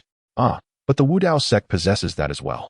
It is tucked away in the southern corner, Ye Luo interjected. The Chu Yuan sect has a technique called the Fallen Immortal Sword Art. Yes, we have that too. Forgotten in a corner. The master of the Chu Yuan sect was left in utter disarray. How can it be that you have everything? He stammered, grappling with a burgeoning suspicion that perhaps the Chu Yuan sect's origins were intertwined with the Wu sect, the latter being the ancestral ground of the former. He completely forgot about Zhang since selling numerous secrets for a mere 8 taels to the Wu sect. At that moment, one thought consumed him. What exactly was the Chu Yuan sect? My young friend Ye, may I inquire about the depth of the Wu sect's history? The master asked. Forcing a smile, Ye Luo frowned slightly at this question. He was not particularly well versed in the history of the Wu sect. He was unaware of the brilliance that characterized its ancient past. In truth, I do not possess extensive knowledge about the history of the Wu sect. I only know that the elders have ascended, and my master is the last remaining member, nearing ascension himself. The sect exists solely to seek out a successor to carry on its legacy. Of course, barring unforeseen circumstances, I shall soon become the sect master, Ye Luo articulated slowly. Then, my young friend Ye, do you possess any relics bestowed by your esteemed master? I consider myself somewhat knowledgeable, and should you permit me to see them, I might discern the history of the Wu sect. The master of the Chu Yuan sect said, his teeth clenched. At this, Ye Luo hesitated momentarily. What relics had his master bestowed upon him? His master primarily focused on guiding him in the path of enlightenment and seldom offered material gifts. Wait, what about that key? Ye Luo retrieved an ancient key from his bosom, presenting it to the master of the Yuan sect. Master, this is the only item my master has ever gifted me. He mentioned it belonged to a formidable being, and through a duel of magic, he managed to claim it. When he entrusted this key to me, he spoke of its containing great opportunities, urging me to comprehend it fully. Might you discern the origins of this key, Master Yuan? Ye Luo inquired earnestly. On the other side, the master of the Yuan sect was rendered speechless upon seeing the key. In the next instant, he trembled as he reached for it, wiping it clean with his tattered sleeve. This is the key to the ancient sword sovereign's ruins. I have sought this key for no less than 50 years, having received no word of its whereabouts. I never imagined I would come across it today. The master suddenly froze, his expression shifting. Wait. What did my young friend you just say? This key belonged to a formidable being? Your master, the sect master of the Wu Dao sect, acquired it through a duel of magic? The master recalled a long-standing rumor that in ancient times, this key had been in the possession of a powerful figure known as the Void Breaker. 30,000 years ago, for reasons unknown, the Void Breaker sustained grave injuries, ultimately leading to his demise. The key to the ancient sword sovereign's ruins vanished along with him. The master felt a chill run down his spine as he considered a horrifying possibility. Could it be that the sect master of the Wu Dao sect had been the one who gravely injured the Void Breaker 30,000 years ago? If that were true, it would explain how this key came to be in the possession of the Wu Dao sect. Had it been an ordinary person, the master of the Yuan sect would have dismissed it as mere fortune. However, given the circumstances of the Wu Dao sect, he could not entertain such a notion. If this were indeed true, then the Wu Dao sect had maintained a legacy extending back at least 30,000 years. A wave of trepidation washed over the master as he envisioned the sect master of the Wu Dao sect gazing down at him from the void. Chapter 56. Charge. Within the inn, the master of the Yuan sect shared his conjectures with Ye Luo. Upon hearing them, Ye Luo, the entire individual was astounded. What did you say? The Wu Dao sect has a lineage of at least 30,000 years? Master once severely injured the legendary figure Pasu Daoren? Ye Luo inhaled deeply. Incredulity etched across his face.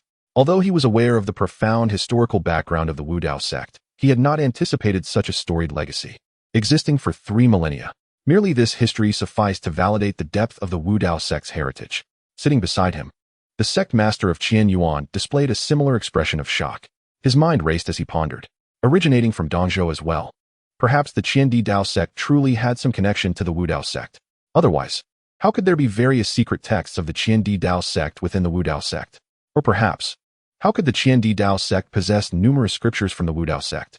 The Yuan sect master gazed at Ye Luo with fervent eyes, knowing he was about to embark on his own training at the Wu Dao sect. Young friend Ye, this is merely a conjecture. Moreover, if it were indeed true, then the lineage of the Wu Dao sect might extend beyond 30,000 years. After all, a respected master also requires time to grow, and surely, the master is not the first sect leader of Wu Dao sect. Calculating it thus, the Wu Dao sect might possess a heritage of at least 50,000 years. The Yuan sect master grew increasingly excited, his face flushed with enthusiasm, as if he were a disciple of the Wu Dao sect himself, brimming with pride. Conversely, Ye Luo remained composed, seated quietly in his chair, while the Yuan sect master leapt up in excitement. Awaken. That is my sect, not yours. Ye Luo softly reminded him. The Yuan sect master replied. What harm is there in letting me be excited for a moment? Young friend Ye, how about we forego the eastern border and return directly to the Wu Dao sect instead? Coughing twice, he spoke with great eagerness. No. I intend to visit the eastern border first. Plans have been set, and they cannot be altered. Ye Luo resolutely declined. He yearned to explore the border, to witness its splendor, hoping it would aid in his understanding of the Tao. He felt a distance still lay between him and comprehending the third chain of order, and he suspected personal experience was necessary for his enlightenment. Do you truly not plan to return to the Wu Dao sect early? The Yuan sect master pressed on. No such intention, Ye Luo affirmed. By the way, sect master Yuan, do you possess any means to decipher this key?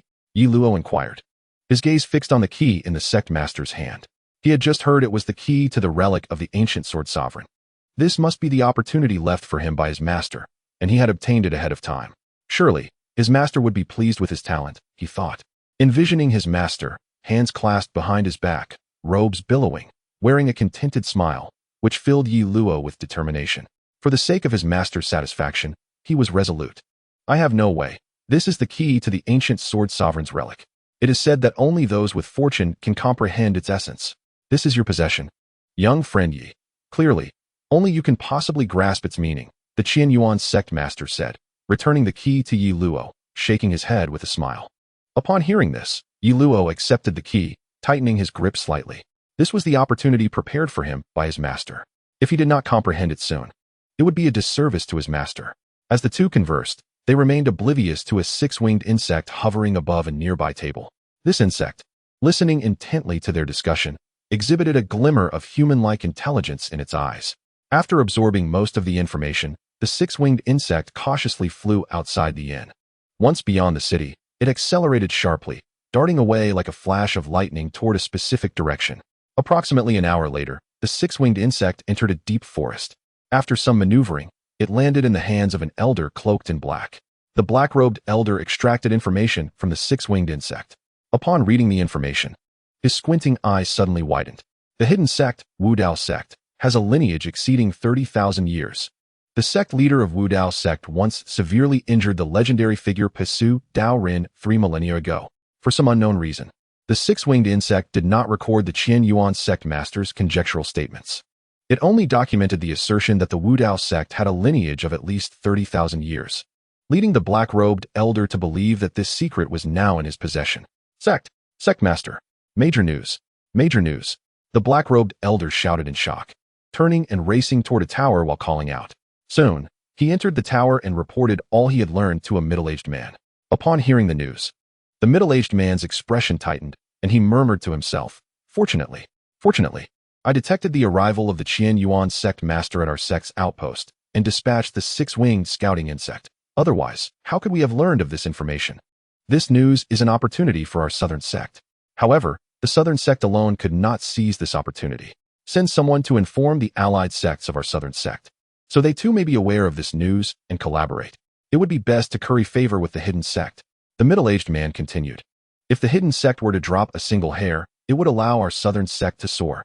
The black-robed elder nodded, acknowledging the command, and turned to relay the message to the other sections. The middle-aged man thought for a moment and called the black-robed elder back, saying, When you send the message, just state that the Wudao sect has a lineage of at least 40,000 years. Do you understand? The black-robed elder, puzzled, asked, Sect master, why? The middle-aged man shot him a glare and replied, Do you not understand the art of misdirection? The true information must remain with our southern sect, externally. Simply state that the hidden sect, Wudao sect, has a lineage of at least 40,000 years. Do not question why we do not publicize at least 1,000 more years. It is better to suppress it. Clearly, this would be more advantageous. He dares not question it. If the Wudao sect discovers that he has belittled them, what then? There is no choice. We will muddle the waters for now. Meanwhile, the black-robed elder, upon hearing this, quickly nodded in agreement, not daring to express further thoughts. The middle-aged man clenched his fists, resolute. As long as their southern sect seized this opportunity to curry favor with the Wudao sect, their sect would undoubtedly rise. The prerequisite was to locate the Wudao sect. Otherwise, all preparations would be futile. Presently, only one disciple of the Wudao sect was outside, that being the young friend Ye. The middle-aged man racked his brain, contemplating how to encounter this Ye. Days later, the entire Eastern Zhou cultivation world began to tremble. The reason was simple. More information regarding the hidden sect was unearthed and circulated widely. The news spread so fervently that it even reached the mundane realm. Initially, the rumors circulating around the vicinity of the South Gate seemed somewhat reasonable. However, as word spread to other regions of the eastern province, the tales became utterly fantastical, akin to wild stallions breaking free. The extraordinary news proclaimed that, in the northern part of eastern province, it was revealed that the hidden sect was, in fact, a formidable sect from ancient times, boasting a history of at least 100,000 years. What? 100,000 years? Who have you heard this from? Are you not afraid that the hidden sect will take offense at your disparagement? It is clearly a legacy of 300,000 years. Whom have you been listening to? Was it not a legacy of 700,000 years? Surely, you've misheard. I have heard that the first leader of the hidden sect was the very being who founded the mortal realm, later establishing the sect of No Way, where the essence of the Tao is born from nothingness. Could it be that some still believe that the hidden sect and the sect of No Way possess a mere legacy of 70,000 years? Such rumors abound in the world of cultivation. Some merely exaggerate by a fraction, claiming the hidden sect has a legacy of several 100,000 years. Others, however, are far more alarming, asserting that this world was created by the hidden sect, when, in truth, Eastern Province is the origin of the divine travel continent. At that moment, the entire Eastern Province was thrown into turmoil. Countless individuals sought ways to connect with the hidden sect, attempting to bring forth a union of the two sections. Even the matter of the defeat of the sect master during the grand competition of the Qian Emperor Dao sect was suppressed. Amidst the escalating rumors, a certain individual surnamed Chu arrived in Silvermoon City. Do not inquire about his purpose. He came solely to express his gratitude to the innkeeper, for he had reaped a considerable amount of scrap metal and acquired a supreme divine weapon, a blood-red longsword. The innkeeper was a genuine person, and he could not be treated unjustly. As Chu Yuan soared through the skies above Silvermoon City on his cloud of law, he glanced at his hand. Enveloped in a piece of cloth were several taels of silver. These taels were of great significance, for they had been hidden beneath his shoe soles, untouched until now. To show his appreciation, Chu Yuan intended to present these taels to the innkeeper as a token of gratitude, a gift from a future invincible being. If preserved well, could the value of these taels not multiply by thousands or even tens of thousands in the future? As Chu Yuan pondered this, his spirits lifted, and he swiftly approached the celestial drunken inn. Once near the inn, he spotted the innkeeper's figure, seated by a window on the second floor, engaged in a lively conversation with an individual resembling a merchant, both appearing to relish the discussion, punctuated by hearty laughter. Intrigued, Chu Yuan lowered his cloud, wishing to eavesdrop on their conversation. Inside the celestial drunken inn, on the second floor, the innkeeper was animatedly recounting tales to the merchant, his laughter resonating through the air. You cannot fathom this, but I managed to outsmart a nascent soul expert. I, a mere mortal, outwitted a mighty nascent soul being. He exclaimed, his delight palpable. A dignified nascent soul elder, bested by an innkeeper. This is a tale I must inscribe in my family genealogy to inspire pride in my descendants. The merchant, sitting nearby, sipped his drink, furrowing his brow in skepticism. Yet, observing the innkeeper's earnest expression, he began to waver. Innkeeper, do tell, how did you manage to outsmart a nascent soul expert? He inquired, curiosity piqued. To drive the tiger and swallow the wolf. I cannot divulge all the details. The innkeeper replied mysteriously. But why would you risk such a venture? If you had failed, the repercussions could have been dire. The merchant remained unconvinced, perplexed by the innkeeper's audacity. Should he fail, a single finger from a nascent soul expert could obliterate his entire family. Upon hearing this, the innkeeper exhibited no concern. Rather, he chuckled casually. This individual comes to my establishment regularly, feasting and drinking at my expense while prying for information. If I let this continue, how can I conduct business? Regardless, even if my plan fails, I doubt I would suffer any grave consequences. The innkeeper spoke with confidence. The merchant seemed poised to respond when a voice interjected from nearby. Innkeeper, if you are being oppressed, you can confide in me.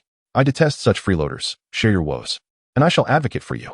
Upon hearing this, the innkeeper slammed the table, exclaiming, Advocate? How could a mere mortal like me contend with cultivators? The voice persisted. If you cannot, then what of me? The innkeeper retorted loudly. But that individual is the leader of a sect. We are powerless against him. The voice responded again. So what if he is a sect leader? Isn't everyone a sect leader in their own right? Speak, innkeeper, which sect is it? I shall stand up for you. The innkeeper raised an eyebrow, glancing at the merchant. Old Zhao, enough with the theatrics. You need not put on such a performance for anyone.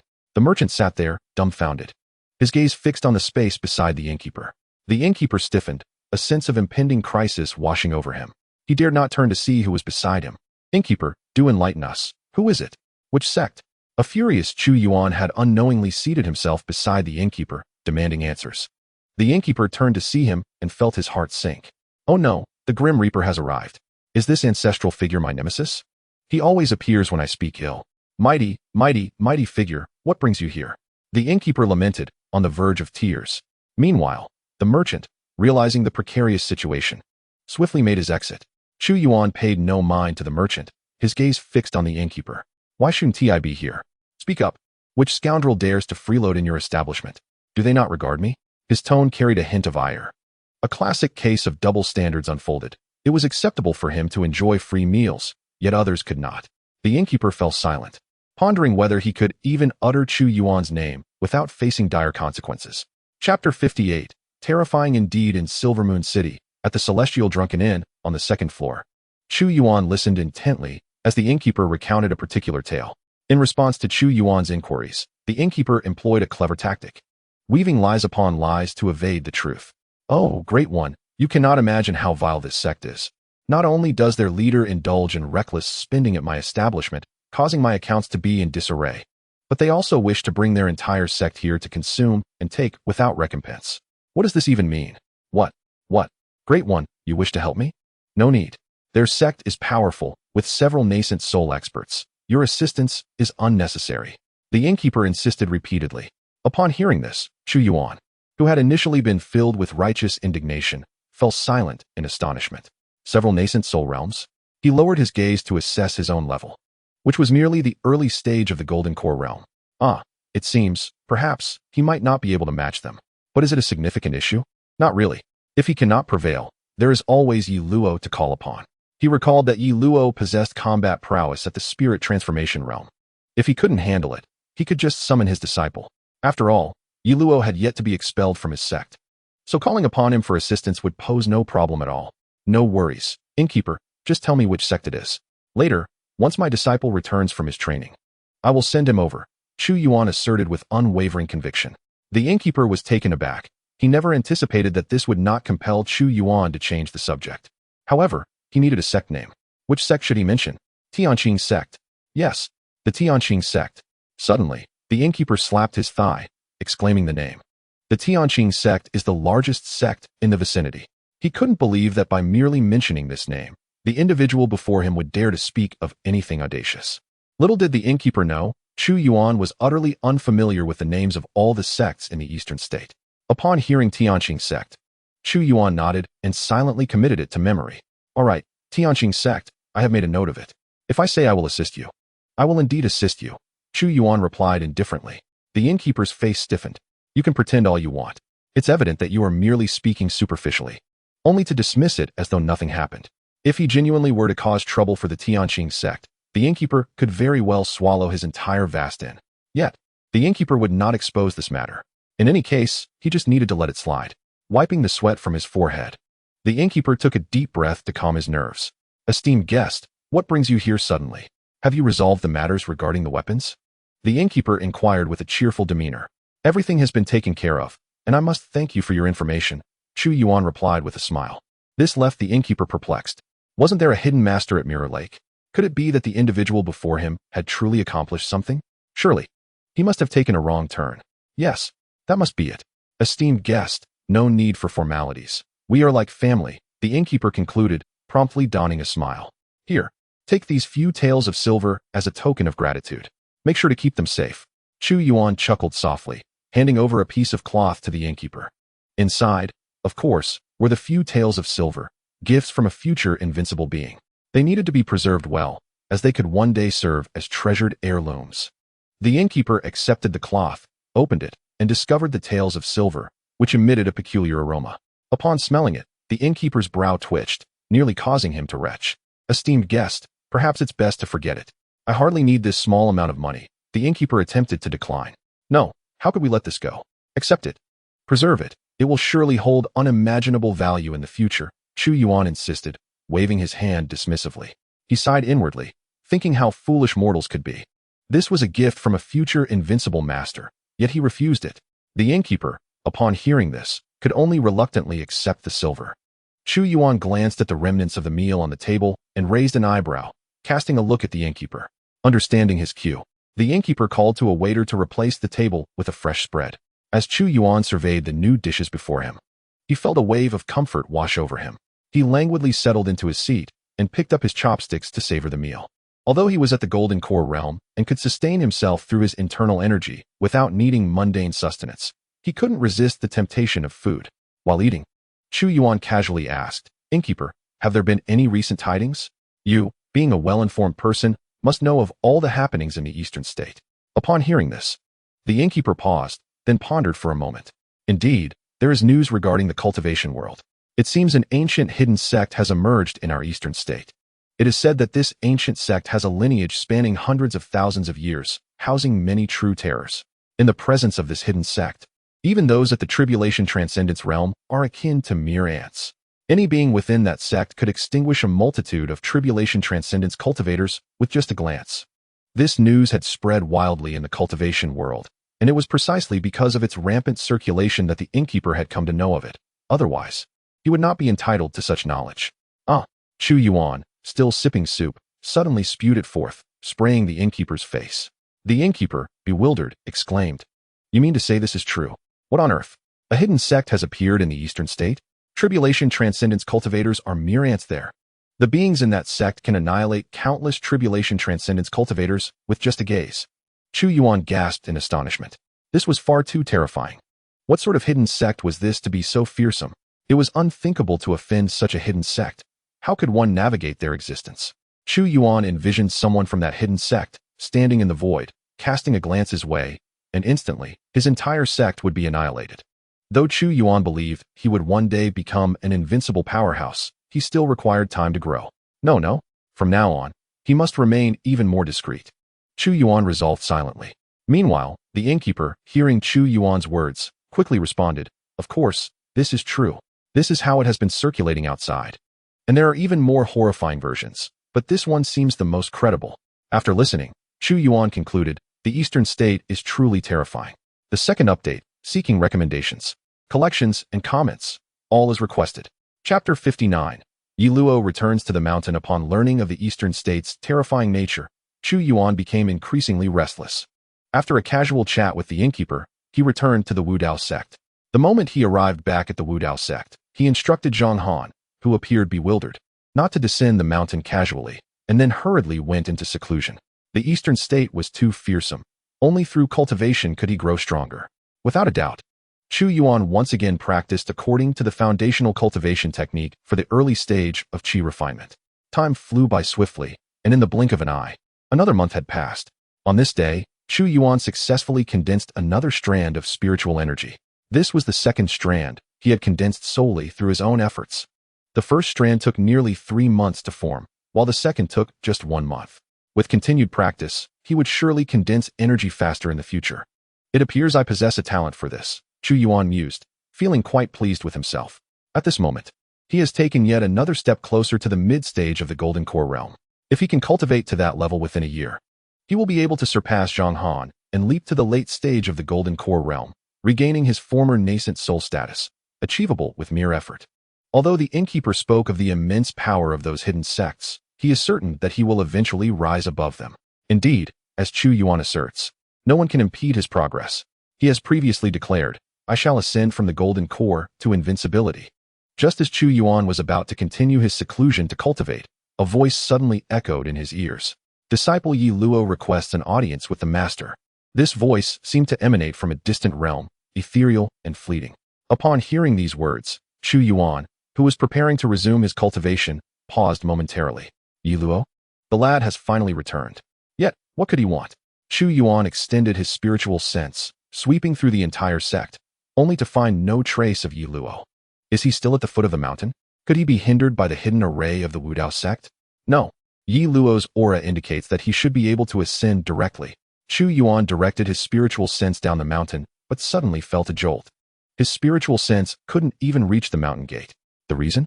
It was simply too limited. Specifically, the spiritual sense of one in the early Golden Core stage is altogether too short. Nostalgia for the 4th month of the nascent soul stage filled Chu Yuan with bittersweet regret as he resignedly exited his seclusion chamber and flew towards the mountain gate. Upon reaching the mountain gate, his spiritual sense finally allowed him to perceive the situation below. There stood Ye Luo at the foot of the mountain. Ye Luo must be able to ascertain the location of Tianwu Mountain. Otherwise, he could not possibly stand so accurately at its base. If Ye Luo could find the Wudao sect, why had he not yet ascended?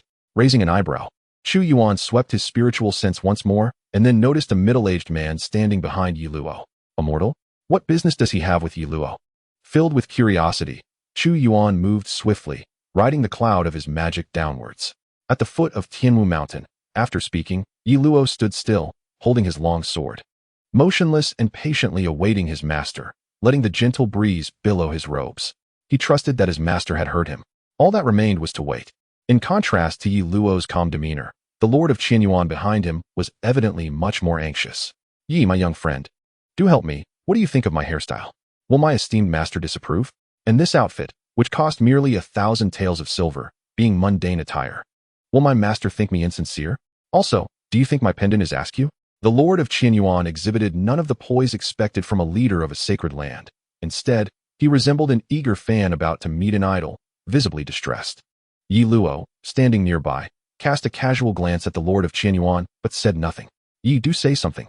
If I inadvertently offend the master, it will not bode well. The Lord of Yuan urged anxiously. You are here to meet my master, not for matchmaking, Ye Luo remarked coolly. The Lord of Yuan was taken aback, left speechless for a moment. An awkward silence fell upon them.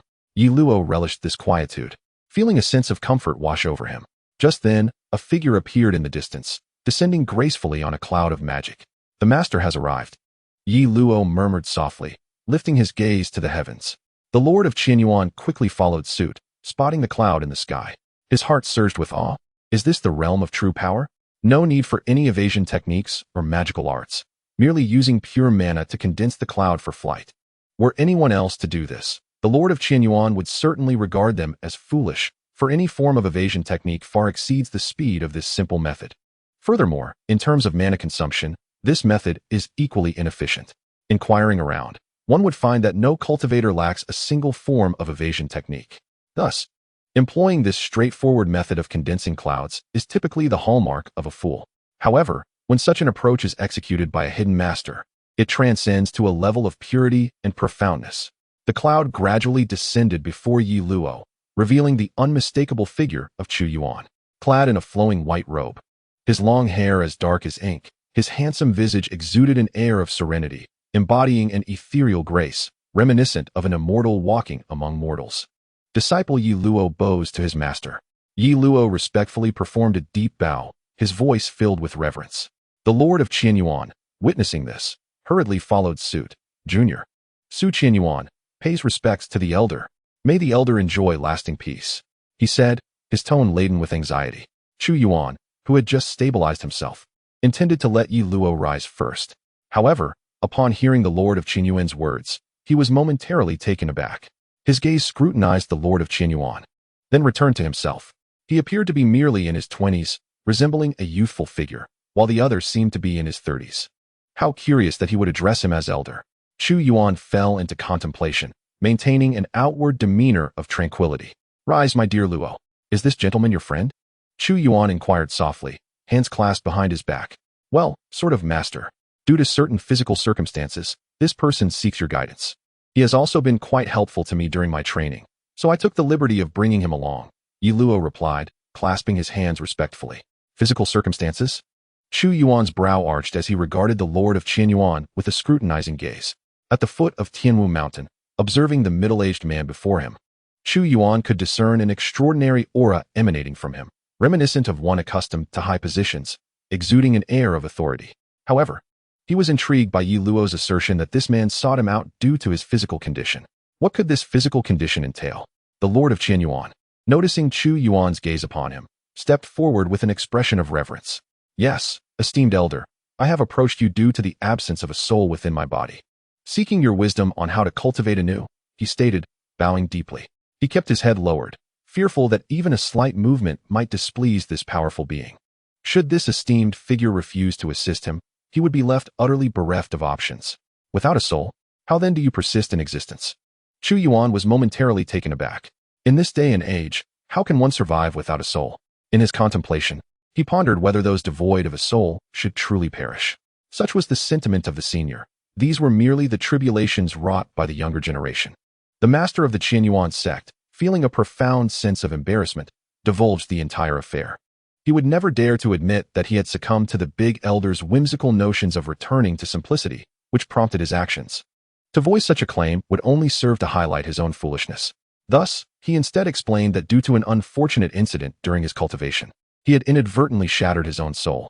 However, thanks to certain life-preserving measures, he survived despite his soul's destruction, albeit rendered incapable of further cultivation. Standing before him, Chu Yuan listened with rapt attention, exclaiming that this individual was indeed a talent. Oh no! To cultivate and yet obliterate one's own soul, this was the mark of a true genius.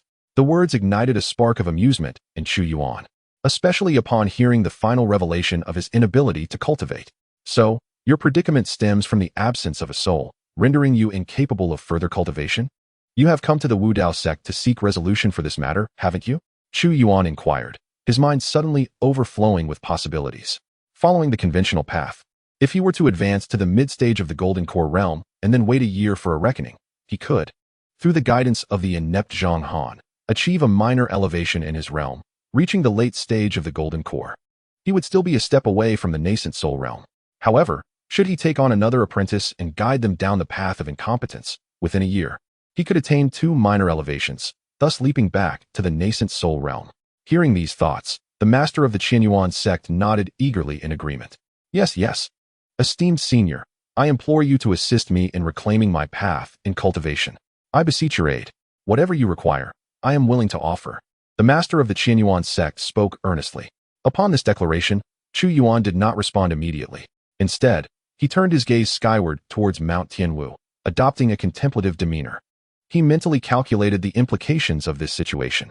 According to his speculation, this peculiar individual who could shatter his own soul had witnessed Ye Luo, who possessed no spiritual roots, still managing to cultivate, thus leading him to forge a connection with Ye Luo.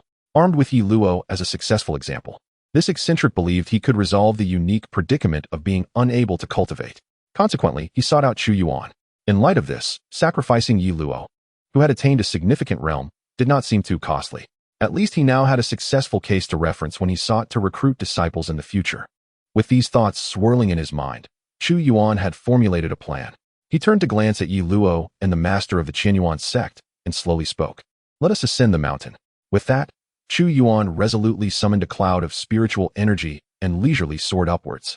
The surrounding mists parted before him, as if his very presence was that of a celestial being, unapproachable by any earthly entity. As for how he accomplished this, it was merely a matter of mastering the early stages of the Golden Core realm's magical diagrams. Ye Luo and the master of the Yuan sect stood momentarily stunned, until Ye Luo was the first to regain his composure. Let us go. Ye Luo grasped the master of the Yuan sect, his feet dancing in rhythm with the path of the Tao, propelling them both upwards. This spectacle evoked a sense of awe in the master of the Yuan sect, who marveled at the hidden sect's extraordinary methods. The senior's flight was reminiscent of a return to simplicity, while the disciple's boldness in using the Tao's essence for his ascent was nothing short of astonishing. Upon reaching the grand hall of the Wu Dao sect, Chu Yuan naturally took his place upon the throne of the sect master. Resolving your cultivation impediment is within my capabilities. However, the Tao must not be imparted lightly. Should you wish for me to share the great Tao with you, you must join the Wu Dao sect. Are you willing? Chu Yuan spoke slowly. Upon hearing this, the master of the Yuan sect was taken aback. Is it truly that simple to join the Wu Dao sect? Esteemed senior, I am indeed eager to join the Wu Dao sect. But is it truly so easy to gain access to the great Tao? The master of the Yuan sect questioned, puzzled. Chu Yuan nearly choked on his words, struggling to suppress a laugh. How could this generation of disciples be so difficult to deceive? You hesitate at such a straightforward invitation? If you don't display some aptitude for persuasion, you might remain oblivious to my true origins. With a calm facade, Chu Yuan maintained his composed demeanor. What do you think? The Tao has always been before you. It is merely that you could not perceive it. Joining the Wu Dao sect is akin to lighting a guiding lamp upon your path. Admission is granted to those with destiny. Yet the comprehension of the Tao requires immense willpower and wisdom. Do not presume that joining the Wu Dao sect guarantees your ascension to strength. Such a mindset is misguided. Do you understand? Chu Yuan stated in a tranquil tone. The master of the Yuan sect, standing to the side, nodded in realization, kneeling before him. I wish to join the Wu Dao sect. I implore you, master, to accept me as your disciple. Chu Yuan nodded in acknowledgement, hands clasped behind his back, outwardly exuding an air of nonchalance, while internally he reveled in joy. Excellent. Another minor elevation secured. Reaching the nascent soul realm is now within reach. Indeed, this young one is teachable. By the way, what is your name? Chu Yuan suddenly recalled, inquiring. In his fervor, he had completely forgotten to ask the name of this disciple. Surely, it could not be Yi, could it? The master of the Yuan sect replied hastily, Master, my surname is Su, and my name is Yuan. Su Yuan. Excellent. Not a Yi. Then there should be no significant issues. Chu Yuan sighed in relief. Chapter 61. The tenacious Su Yuan. In the grand hall of the Wu Dao sect, gazing at the respectful middle-aged man before him, Chu Yuan felt increasingly satisfied. A disciple entirely devoid of a soul, With no prospect of cultivation whatsoever, and not bearing the surname Yi but Su, this brought him a sense of reassurance. So far, Chu Yuan had accepted 3 disciples. Look at this. The disciples surnamed Zhang and Su are quite promising. Only Ye Luo seems a bit unruly. However, it appears manageable now, as he has Ye Luo as a successful case to reference for future persuasion. With these thoughts in mind, Chu Yuan felt a surge of joy. Turning his attention to Su Qianyuan. Reflecting deeply, he swiftly prepared a set of persuasive lines. Qianyuan, since you have joined the sect, I shall outline the path that lies ahead for you, allowing you to mentally prepare. You must listen closely, Chu Yuan began slowly. Upon hearing these words, Su Qianyuan's eyes lit up, his spirit invigorated, ready to absorb the teachings. As for Ye Luo, he gracefully acknowledged Chu Yuan with a bow and quietly withdrew. The Tao must not be imparted lightly. Indeed, this is the wisdom bestowed by the master upon the 3rd disciple. Ye Luo was wise enough not to linger foolishly. In truth, Chu Yuan had not even noticed whether Ye Luo remained, his focus solely on the attentive 3rd disciple, nodding in satisfaction. You are devoid of spirit, unable to cultivate, and it is clear that following the conventional path of immortality is not an option for you. Even if you were to persist in this endeavor, your progress would certainly pale in comparison to that of an average practitioner. There are countless paths to transcendence, and one need not be fixated solely on the path of cultivation. Given your circumstances, my disciple, I propose that you pursue the path of body refinement. What are your thoughts on this? His voice was calm, imbued with an inherent persuasive quality. Su Qianyuan instinctively inclined his head in agreement, but, upon reflection, his expression grew peculiar. The cultivation realm does have practitioners of body refinement, yet those endeavors are merely trifling diversions, hardly worthy of earnest pursuit. It is a well-known fact that the path of body refinement has its limitations, capping out at the golden core stage. Moreover, a typical golden core attained through conventional cultivation, enhanced by spiritual energy, would possess physical prowess no less than that of one who has followed the path of body refinement. The advantage of body refinement is only evident in the qi refining stage. Beyond the foundation establishment stage, it becomes little more than child's play. Su Qianyuan had considered body refinement, but had concluded that it was more a fanciful notion than a practical reality. At this moment, his extensive knowledge came to the forefront. He would not be easily swayed by Chu Yuan, as others like Ye Luo and Zhang Han had been. Master, the path of body refinement is limited to the golden core stage and lacks combat efficacy. Is there truly a way to achieve immortality through this path?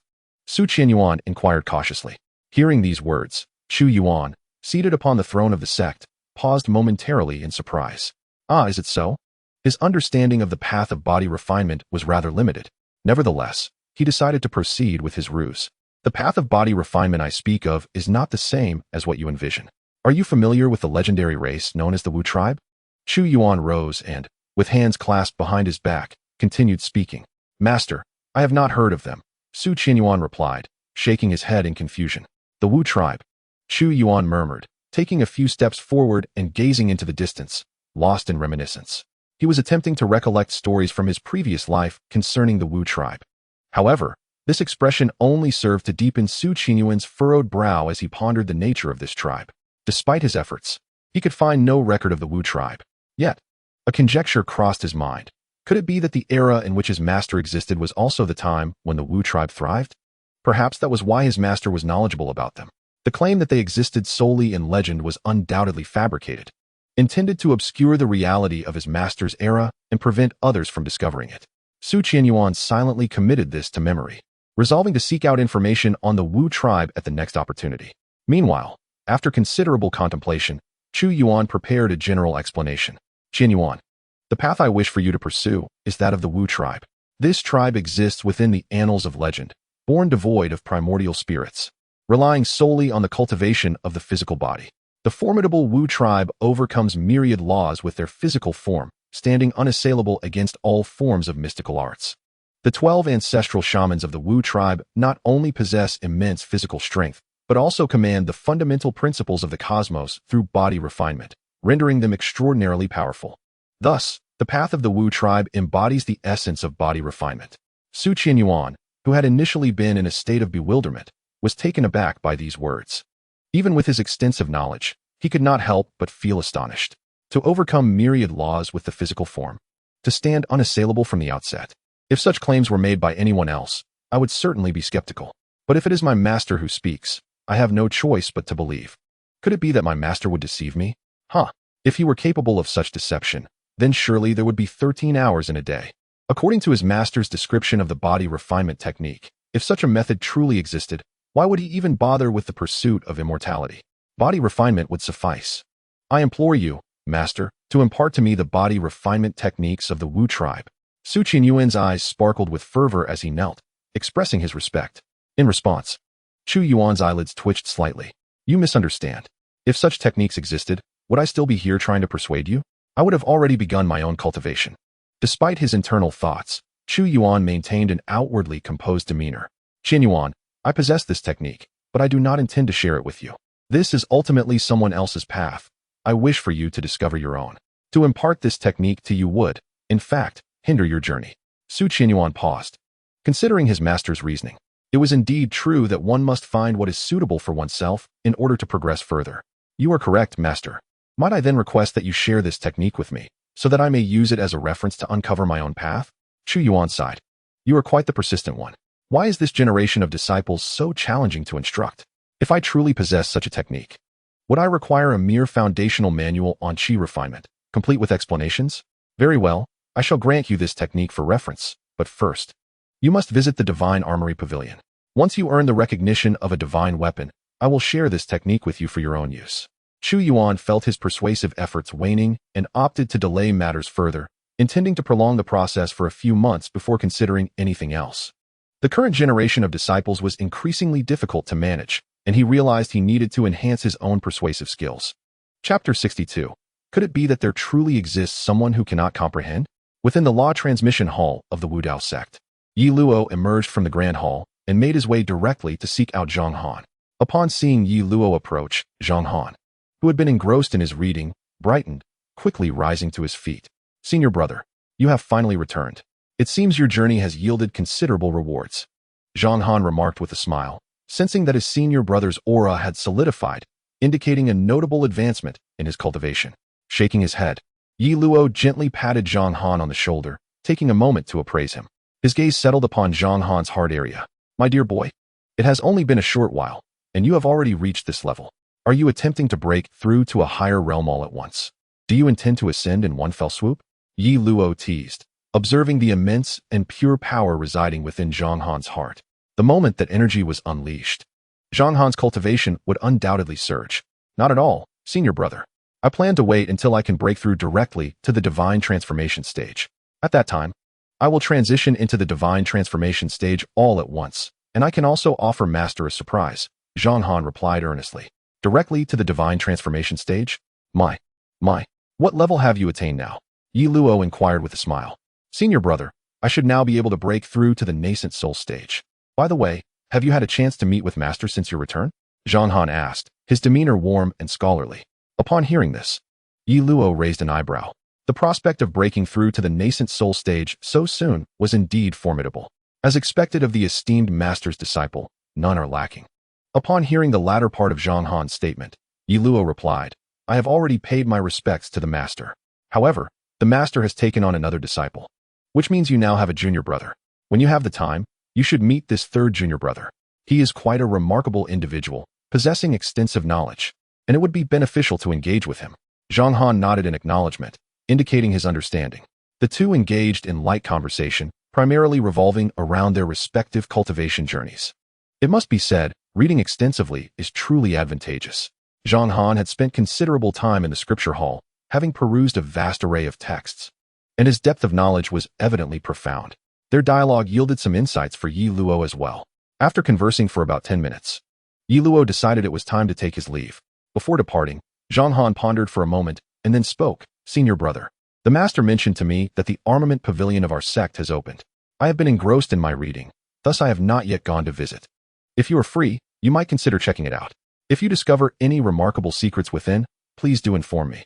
Zhang Han performed a respectful gesture, essentially requesting Ye Luo's assistance. The scripture hall housed an overwhelming number of texts on formations, of which he had barely explored half. It was evident that he wished to thoroughly study all these texts in order to advance his understanding. Upon hearing this, Ye Luo, initially intent on continuing his path of enlightenment, paused momentarily, nodded in agreement, and turned to leave the scripture hall. As Ye Luo exited the hall, he felt a twinge of confusion. The armament pavilion? Why had he not heard the master mention it? Perhaps it was due to his recent return that the master had not had the opportunity to speak with him about it. He was indeed intrigued to see what lay within the armament pavilion. Quietly pondering to himself, he prepared to wander about in search of its location. Upon reaching the Grand Plaza, his gaze fell upon Chu Yuan, who appeared utterly perplexed as he stepped out. Ahem, senior brother, Ye Luo greeted, and Chu Yuan, noticing him, promptly returned the salutation.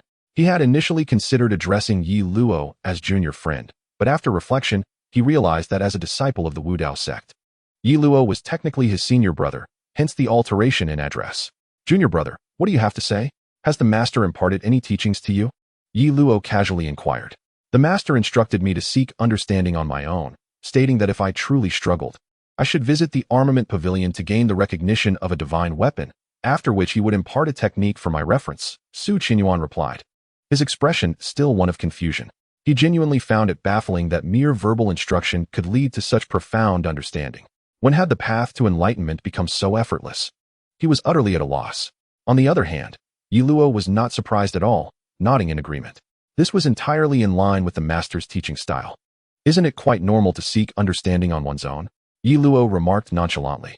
Could it be that there are truly individuals incapable of comprehending? His words, though delivered in a calm manner, pierced Chu Yuan's heart like a sharp blade. Is it really possible to achieve enlightenment? Can one truly grasp the celestial path merely by uttering a few phrases? Is this even feasible? Chu Yuan stammered. Why yes, indeed, quite normal. So, junior brother, where do you intend to go? To contemplate the master's teachings? Ye Luo inquired. Chu Yuan had initially intended to express his desire to visit the armament pavilion, but upon meeting Ye Luo's gaze, he fell silent. The look in Ye Luo's eyes seemed to convey disbelief that anyone could fail to comprehend the master's teachings. It appeared that all disciples of the Wu Dao sect were capable of grasping the master's wisdom. Though the words spoken seemed reasonable, how could one possibly derive understanding from them? Yet Ye Luo seemed to genuinely have attained comprehension. If he were to admit to his inability to understand and express his intention to seek the recognition of a divine weapon in the armament pavilion in order to request guidance from the master, would he be looked down upon? Perhaps it was his pride that fueled his resolve. Chu Yuan gritted his teeth and declared, Yes, senior brother, I intend to pursue enlightenment. Ye Luo, upon hearing this, donned an expression of knowing. How could a disciple of the master possibly fail to comprehend the teachings? He chuckled and said, Then go ahead. I plan to visit the armament pavilion myself. By the way, if you are seeking enlightenment, the Grand Plaza is an excellent place for it. If you require assistance, feel free to seek out the second senior brother in the nearby scripture hall. He will be of help to you. Well then, I shall take my leave. With that, Ye Luo turned and departed without a moment's hesitation. Chu Yuan opened his mouth to say something but faltered, unsure of what to express.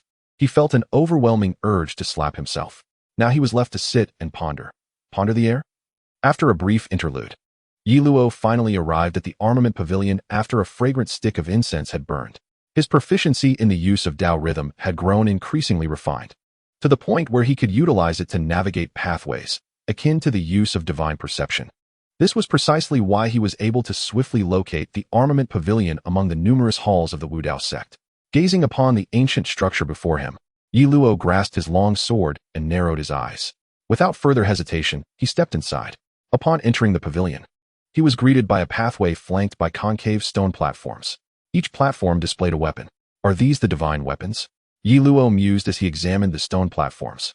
Each weapon was dull and lacked any gleam, appearing as if they had lost their edge, rendered utterly ordinary. Yet, an array of these weapons resided within the armament pavilion of the Wu Dao sect. Could it be that a master of such high caliber as his own would idly present a collection of mere scrap metal to fool the younger generation? Surely not. Ye Luo shook his head and scoffed at the absurdity of the thought. If his master were to truly leave behind a collection of useless iron, it would imply an extraordinary level of leisure on his part. He suspected that these divine weapons possessed a certain sentience, concealing their true brilliance.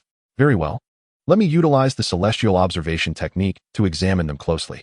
With that thought, Ye Luo focused his energy and activated the technique.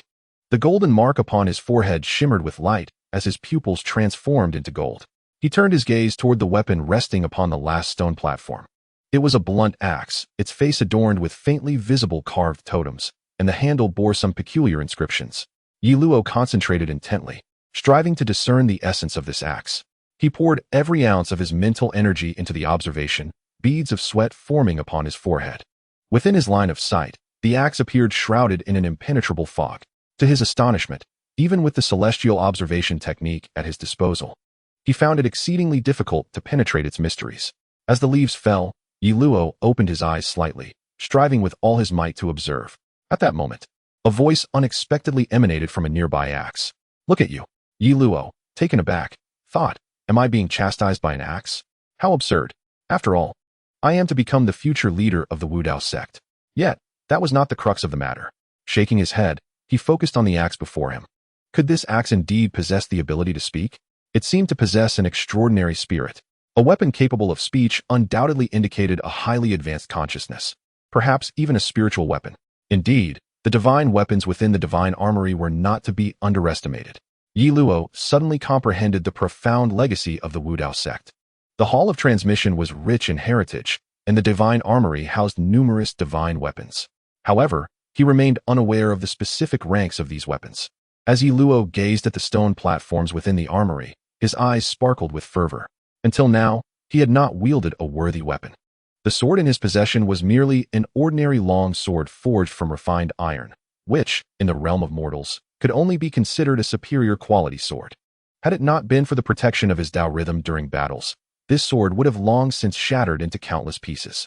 Now, having entered the divine armory, if he could acquire a divine weapon, his combat prowess would surely soar. With that thought, Ye Luo's gaze intensified upon the weapons displayed on the stone platforms. However, with so many divine weapons present, how could he discern which one was most suitable for him? Furrowing his brow, he pondered for a moment before deciding to attempt to release his Tao rhythm to envelop these divine weapons, seeking one that resonated with his essence.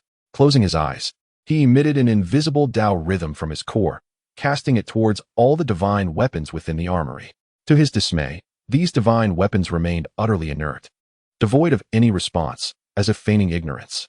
Ye Luo's lips twitched. Had it not been for the axe's earlier reprimand, he might have believed these were mere scraps of iron. After a brief silence, he directed his gaze back to the stone platforms. "Come now, do not pretend. Reveal yourselves, for I know you possess consciousness. I am Ye Luo, the current foremost disciple of the Wudao sect, here solely to seek a divine weapon as my instrument for enlightenment.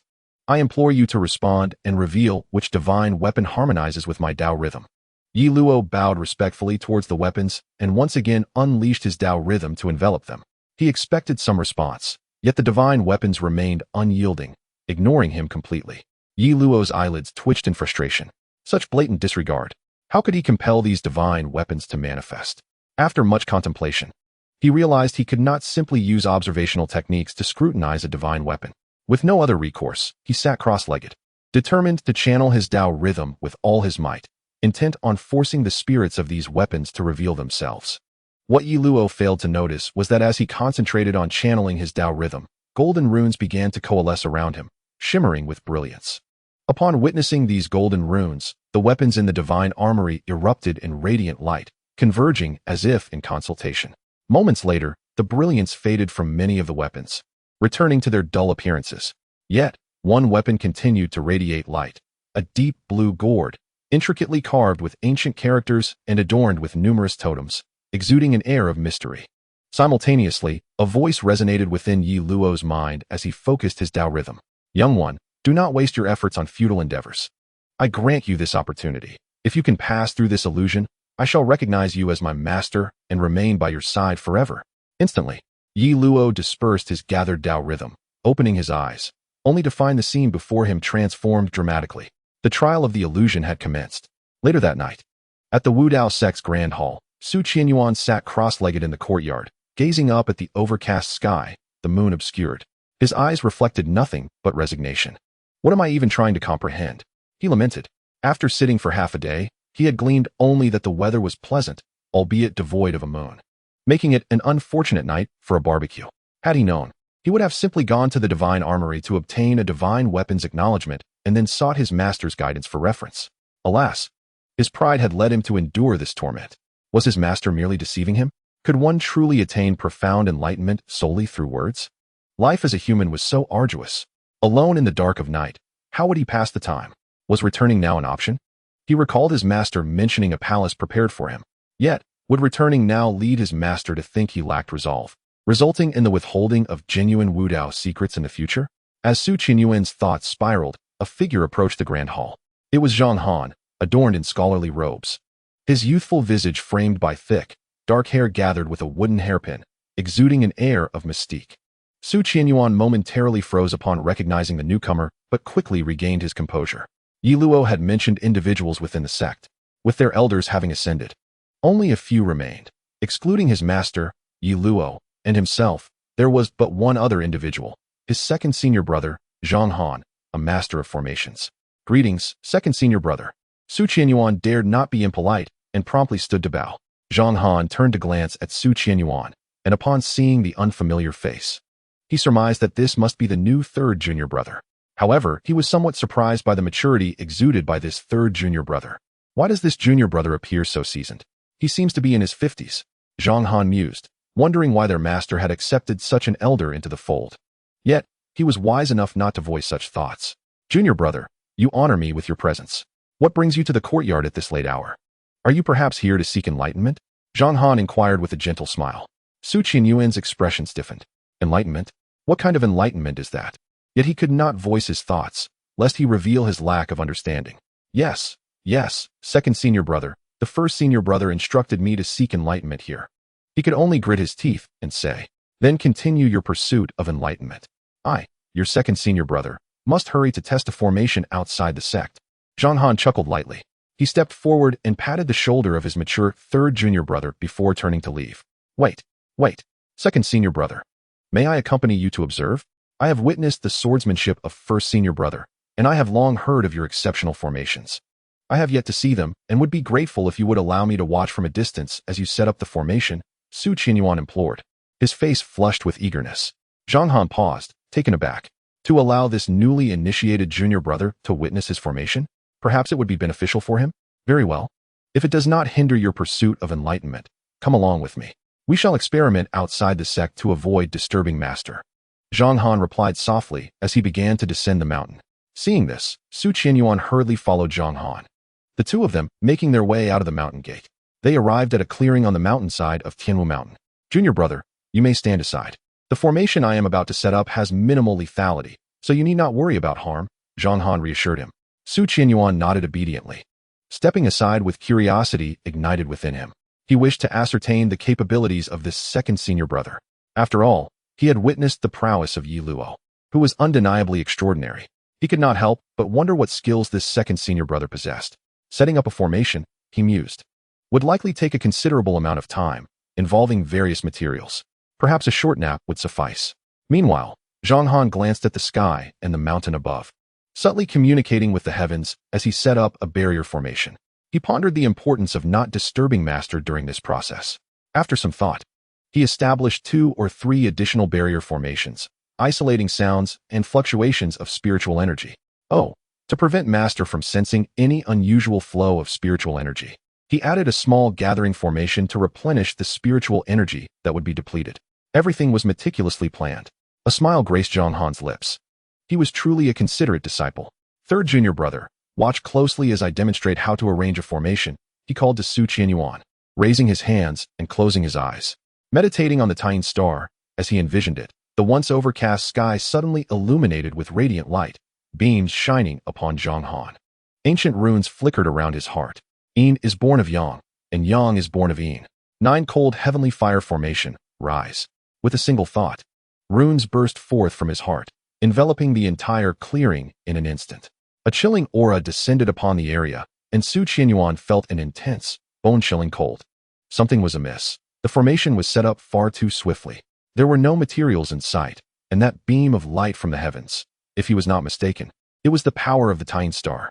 Did this second senior brother conjure a formation without any materials, merely by invoking the power of heaven and earth? This was nothing short of legendary. The thought of a formation materializing with a single thought was incomprehensible. Su Qianyuan could hardly believe it. Yet he observed the formation being established before his very eyes, without any materials at all. He recalled Ye Luo during the Grand Competition at the Qian Emperor Dao sect, where a disciple asked if formations required manual setup. In hindsight, it was not that Ye Luo was confused, rather, The disciples of the Wudao sect indeed set up formations without hands. This method was astonishingly powerful, filled with excitement.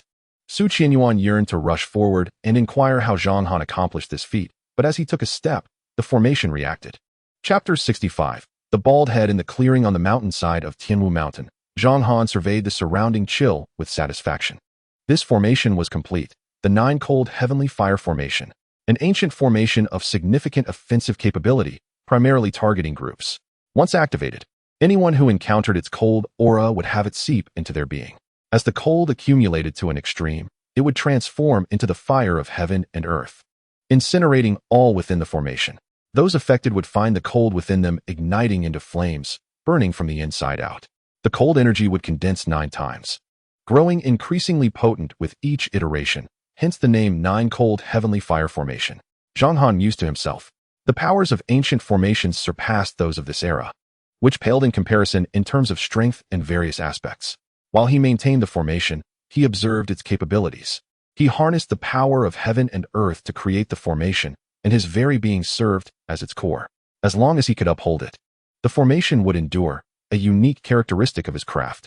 While Zhang Han contemplated, a panicked voice suddenly broke the silence. Second senior brother, help me. He turned to see Su Qianyuan ensnared by tendrils of cold energy, which were thickening dangerously, on the verge of igniting into heavenly flames. What was this junior brother doing? I intentionally left him a safe space to avoid any repercussions. Why did he venture out? Zhang Han frowned, flicking his fingers to disperse the cold energy surrounding Su Qianyuan. Yet, he was still too slow. Some of the cold energy had already singed the hair from Su Qianyuan's head. What was once a dignified middle-aged man now resembled a bald head. Zhang Han's lips twitched as he beckoned the swirling cold to drag Su Qianyuan to his side. Junior brother, are you all right? Zhang Han inquired, shaking his head at Su Qianyuan's baldness. I'm fine. Your formation is terrifying. You can create a formation with just a thought? Su Qianyuan asked eagerly, undeterred by his hair loss. Time was plentiful for cultivation. Hair would grow back eventually. Meanwhile, Zhang Han cast a knowing glance at Su Qianyuan, shook his head, and turned his attention back to the grand formation, observing its intricate workings. With a flick of his fingers, he manipulated the formation's changes. Indeed, this was a formation born from a single thought, harnessing the power of heaven and earth without the need for any materials, nor the shortcomings of a formation master. It was a technique imparted to me by my esteemed mentor. You needn't drool, junior brother. Surely, the master has bestowed knowledge upon you as well. The teachings of our mentor bear no distinctions of strength or weakness. They are all paths of the utmost excellence, differentiated solely by the understanding of the disciples. Zhang Han remarked casually. Fortunately, the Tying Star lacked sentience. Otherwise, it would undoubtedly seek to annihilate Zhang Han in a mutual destruction. You speak of borrowing the power of heaven and earth, yet the only force you seem to draw upon is that of my Tying Star. Day after day, it's all about borrowing. Yet somehow it transforms into the grand borrowing of heaven and earth when it leaves your lips. The Tying Star felt an immense frustration. Standing behind, Su Qianyuan raised an eyebrow. The fervor he initially felt for the formation dissipated entirely. Indeed, the mentor had imparted teachings to him as well. If he were to grasp them, surely his formation technique would be equally formidable. Filled with determination, Su Qianyuan's doubts about his mentor vanished. Once despondent and directionless, he now brimmed with resolve. His mentor could not possibly be deceiving him. With the unparalleled genius of the senior brother, followed by the awe-inspiring formation skills of the second brother, it was unthinkable that his mentor would mislead him. Observing the determination blooming on Su Qianyuan's face, Zhang Han nodded slightly, then turned his attention back to controlling the formation. Within the formation, a torrent of cold air surged. Under Zhang Han's command, the frigid mist coalesced into 9 colossal dragons. These icy dragons soared, exhaling frigid breath, yet within their forms burned an unquenchable flame, oscillating between ice and fire. After some practice, Zhang Han contemplated crashing the dragons to the ground to test the formation's limits. However, reconsidering, he realized that such an impact might cause significant disturbance, potentially awakening the mentor, which would be his fault. I am indeed considerate. Zhang Han chuckled to himself. With a flick of his hand, the 9 dragons vanished, dispersing into countless strands of spiritual energy. The formation was dissolved. Junior brother, let us depart. The formation has been sufficiently tested, and it is time to return to the mountain. Zhang Han gestured. Su Qianyuan, who had been lost in thought, immediately snapped back to attention and hurried to follow Zhang Han, filled with resolve to comprehend the teachings. Zhang Han initially intended to leave without further ado. But as he glanced back at the lingering traces of cold air on the ground, he instinctively cast a purification formation over the area, ensuring no remnants remained. Satisfied that everything was cleared, he felt at ease. One must not harm even the smallest blade of grass. Purification is sufficient, leading Su Qianyuan back to the Wudao sect. Zhang Han prepared to depart from the Grand Hall's plaza. Before leaving, he offered a parting remark. "Junior brother, take care of your head. It appears you have no hair now. Being scorched by the cold flames may prevent it from growing back for quite some time, so be mentally prepared."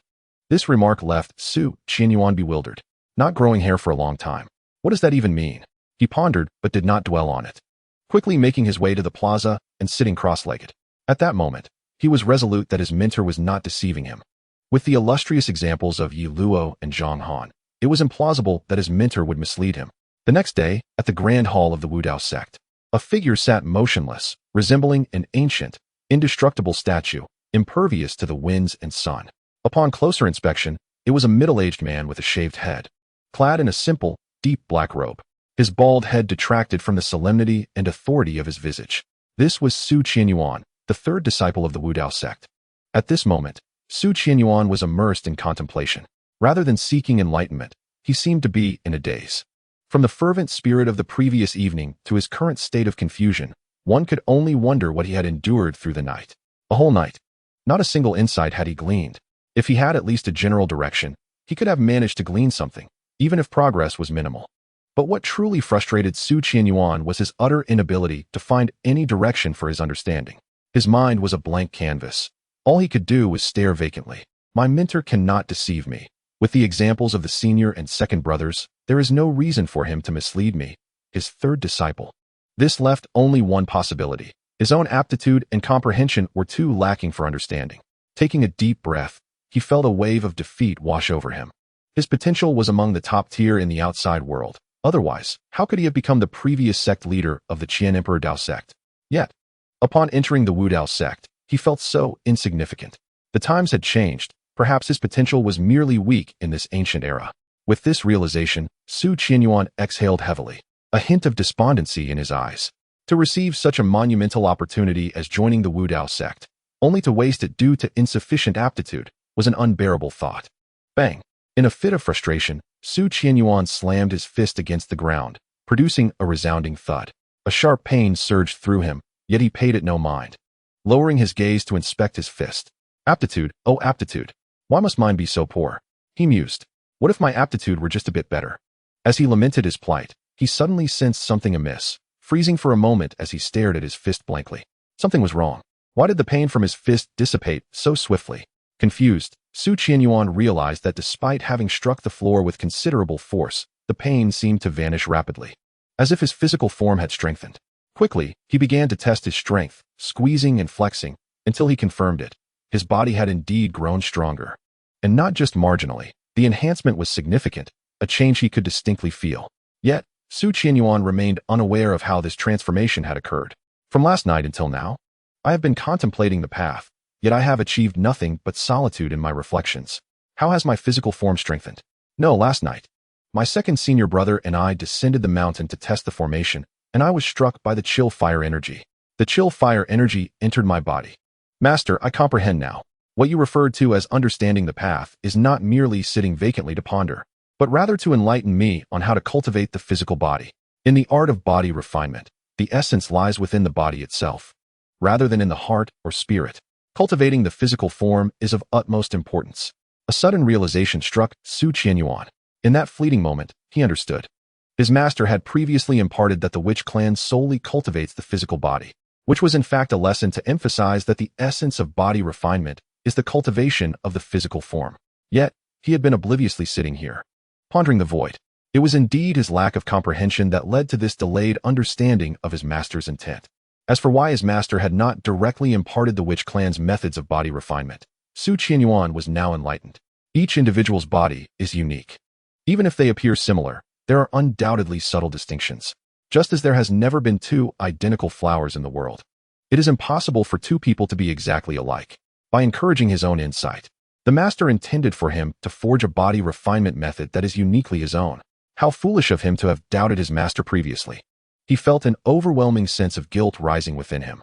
Instinctively, he stood up, eager to seek out his master and clarify everything. As Chu Yuan took a few steps, he encountered Zhang Han, who had also arrived at the Grand Hall's plaza. Second senior brother. Chu Yuan immediately bowed in greeting. Zhang Han waved his hand dismissively, his demeanor casual. After arranging the formation yesterday, he contemplated that as a senior brother, it was somewhat remiss of him not to offer more guidance to his newly initiated junior brother. Thus, early in the morning, Zhang Han decided to visit and show his junior brother around the sect, fulfilling his responsibilities as a senior. No need for such formality, junior brother. Have you been pondering the path here all night? Any insights gained? Zhang Han inquired softly. My understanding is quite limited. I have only just grasped the master's intent and wish to share it with him. Chu Yuan replied with excitement, his hands clasped in salute. Zhang Han instantly understood. This young one was reminiscent of himself when he first entered the sect, eager to share his enlightenment with the master to prove his understanding. Observing Chu Yuan, Zhang Han couldn't help but smile, shaking his head. If that is the case, I advise you not to disturb the master. When my senior brother and I first understood the path, our feelings mirrored yours, yet neither of us dared to interrupt the master. Do you know why? Zhang Han asked with a gentle chuckle. Why? Chu Yuan questioned, puzzled. The master has always been aware of everything about us. Our every movement is under his watchful eye. Whether it was my own enlightenment, my senior brother's, or yours, the master never made an appearance. Do you understand now? Zhang Han gestured gracefully. On the other hand, Chu Yuan was still enveloped in confusion. Upon witnessing this exchange, Zhang Han merely smiled lightly. He took a few steps forward, gazing skyward, his eyes gleaming with wisdom. The master remains hidden to teach us how to master our own natures, to prevent us from becoming prideful over trivial matters. There is likely an element of tempering our hearts involved, to be neither arrogant nor hasty, to embody the highest state of being like water. When you go to present your insights to the master, how do you think he will perceive you? Will he consider your heart unrefined? I advise you for your own good. If you do not understand this, then I can only let you proceed to seek out the master. Zhang Han shook his head, letting out a soft sigh. Listening to these words, the confusion on Chu Yuan's face gradually dissipated, replaced by clarity. So this is the teaching method of a hidden sect. Self-reliance, allowing disciples to cultivate comprehensively through self-practice, achieving independence. No wonder the hidden sect is so powerful. Second senior brother. I understand. Chu Yuan bowed deeply to Zhang Han. Zhang Han accepted it with a smile, feeling pleased. He had once again alleviated a concern for his master, allowing him to rest peacefully. Chapter 67. The endless sword gored at the unfettered sect. Within the divine weapon pavilion, an air of tranquility was suddenly disrupted. A fierce wind of swords surged forth. Ye Luo, seated at the entrance of the pavilion, was swept by the sword wind, his robes fluttering and dark hair dancing wildly. Yet, he remained immobile, eyes tightly shut, as if at a critical juncture. As time progressed, the sword wind intensified within the pavilion. The howling gusts threatened to obliterate everything. Fortunately, the weapons on the stone platforms emitted a gentle glow, shielding the entire pavilion from destruction. In the blink of an eye, half an hour passed. The roaring sword wind grew increasingly formidable, yet it remained confined within the pavilion, imperceptible to those outside. At that moment, Ye Luo suddenly awoke, his eyes snapping open, a sharp light flickering within them. The next instant, he sprang to his feet, extending his arm towards the boundless sword wind. Come! As his voice echoed, the howling wind within the pavilion vanished without a trace. A radiant blue gourd soared through the air, landing in Ye Luo's grasp. Clutching the gourd, his eyes sparkled with excitement. He had passed the illusionary trial and established a bond with this divine weapon. He comprehended all there was to know about it. This divine weapon was not merely a treasure, but an existence beyond treasures, a spiritual treasure. Moreover, it was a top-grade spiritual treasure. This spiritual treasure, named the Endless Sword Gourd, possessed two remarkable abilities. The first was to summon countless sword energies to annihilate foes, a quintessential area of effect attack. The second was to unleash swords sealed within the Endless Sword Gourd using one's own magical power, thus enhancing combat prowess. Countless other minor abilities were also at his disposal. With this treasure in hand, Ye Luo's combat capabilities had undergone a transformation. Previously, he could only be compared to late-stage divine transformation, but now, with the assistance of the Endless Sword Gourd, he was capable of rivaling those in the Tribulation Crossing realm. Eager to test the capabilities of the Endless Sword Gourd, Ye Luo could hardly contain his excitement, disregarding the fact that he was still within the sect. He grasped the azure gourd tightly. A surge of Taoist essence swelled forth, continuously flowing into the gourd. The originally diminutive gourd, upon sensing the Taoist rhythm, transformed into one even larger than a human. The mouth of the gourd opened. A buzzing sound erupted as a stream of flying swords shot forth from within. The terrifying sword winds howled once more. Li Fal, at the center of this tempest, glanced at the divine weapons beside him. Though he bore no fear of these seemingly spiritual treasures being destroyed, he dreaded the potential obliteration of the pavilion. Let us go. We must experiment. If the pavilion is ruined, my master might very well take my life, Li Fal murmured softly. With a thought, he soared out of the pavilion, the gourd following autonomously. Together, they ascended to the skies above the Wu Dao sect. At this moment, Li Fal felt no hesitation under his command. Sword after sword erupted from the gourd, blanketing the heavens. In a fleeting moment, a torrent of sword energy filled the sky. Suspended in midair, Li Fal stood with a flying sword beneath his feet, his robes billowing, long hair cascading.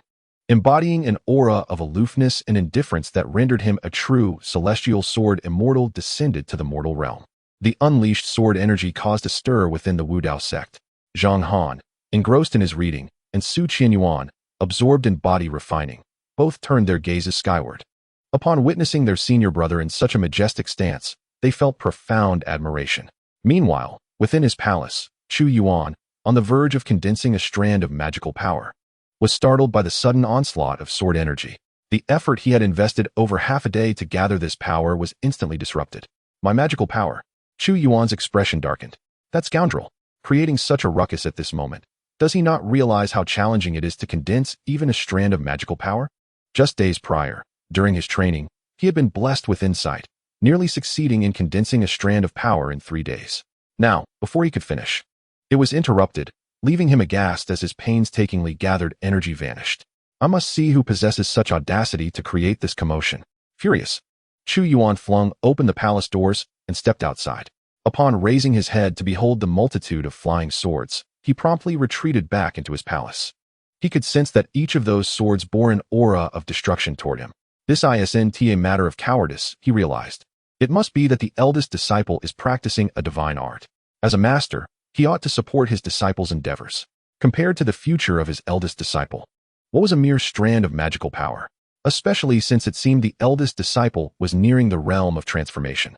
Chu Yuan refrained from voicing his grievances, fearing retribution. Fine, it's just a strand of power. I shall let it go. He resolved to expedite the eldest disciple's progress, hoping to gain insights from him, and perhaps attempt to glean some techniques. If successful, it would be splendid. If not, he would simply discard the endeavor. According to the system's guidelines, Wu Dao sect retained only the talented, discarding the inept, so perhaps it was wise to remove Li Fal before the next assessment. Wait, something's amiss. Chu Yuan suddenly raised an eyebrow, sensing a discrepancy. Wu Dao sect only retains the inept? What does that make me? A grand talent judged as inept? This is utterly outrageous.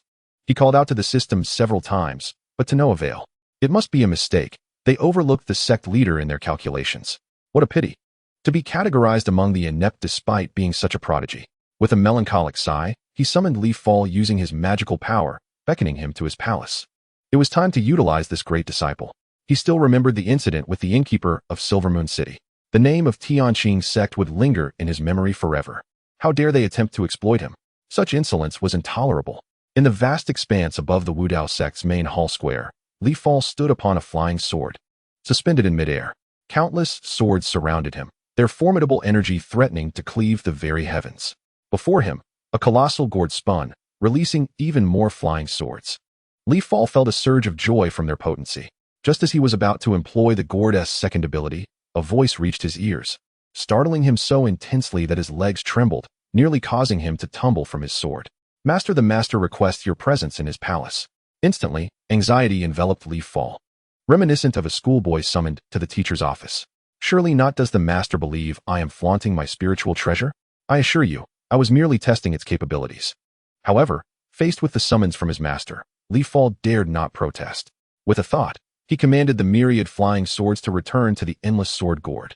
Securing the gourd at his waist, he gritted his teeth and flew toward his master's palace. In an instant, the sword energy vanished, restoring tranquility to the hall square. Zhang Han and Chu Yuan observed this surreal scene, where moments ago, The sky was ablaze with sword energy, now rendered utterly serene. Their senior brother appeared somewhat flustered, hastily departing. What is happening with our senior brother? Su Qianyuan pondered, scratching his bald head in confusion. Look, he is heading toward the Master's palace. Clearly, he has been summoned, Zhang Han remarked with a resigned chuckle, his hands clasped behind his back. Upon hearing this, Su Qianyuan froze, breaking into a cold sweat. Is he going to be reprimanded by the Master? Thankfully, I was intercepted by our second brother when I intended to approach the Master with my insights. Otherwise, I would be in his position right now. He silently vowed to remain humble and discreet in the future, lest he face the same fate as his senior brother. Second brother, I wish to experiment with various energy forms to refine my body. Might I request your assistance? Su Qianyuan suddenly exclaimed, bowing respectfully to Zhang Han. After being infused by the cold fire energy, he had gained insights into using various unique energy forms for body refinement, uncertain of which would yield the best results. He intended to try them all. However, utilizing these special energies would require the assistance of his second brother's formations. Refining your body with these energies? Are you serious? You must understand that certain energy entities can even influence your spiritual roots and soul. Zhang Han raised an eyebrow and inquired, Brother, you may not be aware, but I have long since lost my soul and cannot cultivate. It matters not whether my spiritual roots exist or not. My path is one of body refinement. And these energy entities are the finest tools for tempering my flesh, Su Qianyuan replied once more. Upon hearing this, Zhang Han was momentarily taken aback. No soul. My master's selection of disciples grows ever more peculiar. My senior brother lacks spiritual roots. They were severed, leaving him as a natural array heart. My third junior brother, too, has no soul. Perhaps these oddities possess unique qualities? Zhang Han shook his head, choosing not to ponder further or question Su Qianyuan anymore. Very well. Let us find a place that can sustain the formation. I shall set up an array for you to draw in some cold energy and see how it works. Zhang Han stated. Thank you, brother. Su Qianyuan expressed his gratitude. Zhang Han waved his hand dismissively, signaling that it was no trouble. He cast his gaze towards the direction of his master's palace, curiosity flickering within him. He wondered how his senior brother was faring. He hoped he was well. Inside the palace, Ye Luo encountered Chu Yuan. Disciple Ye Luo pays respects to master.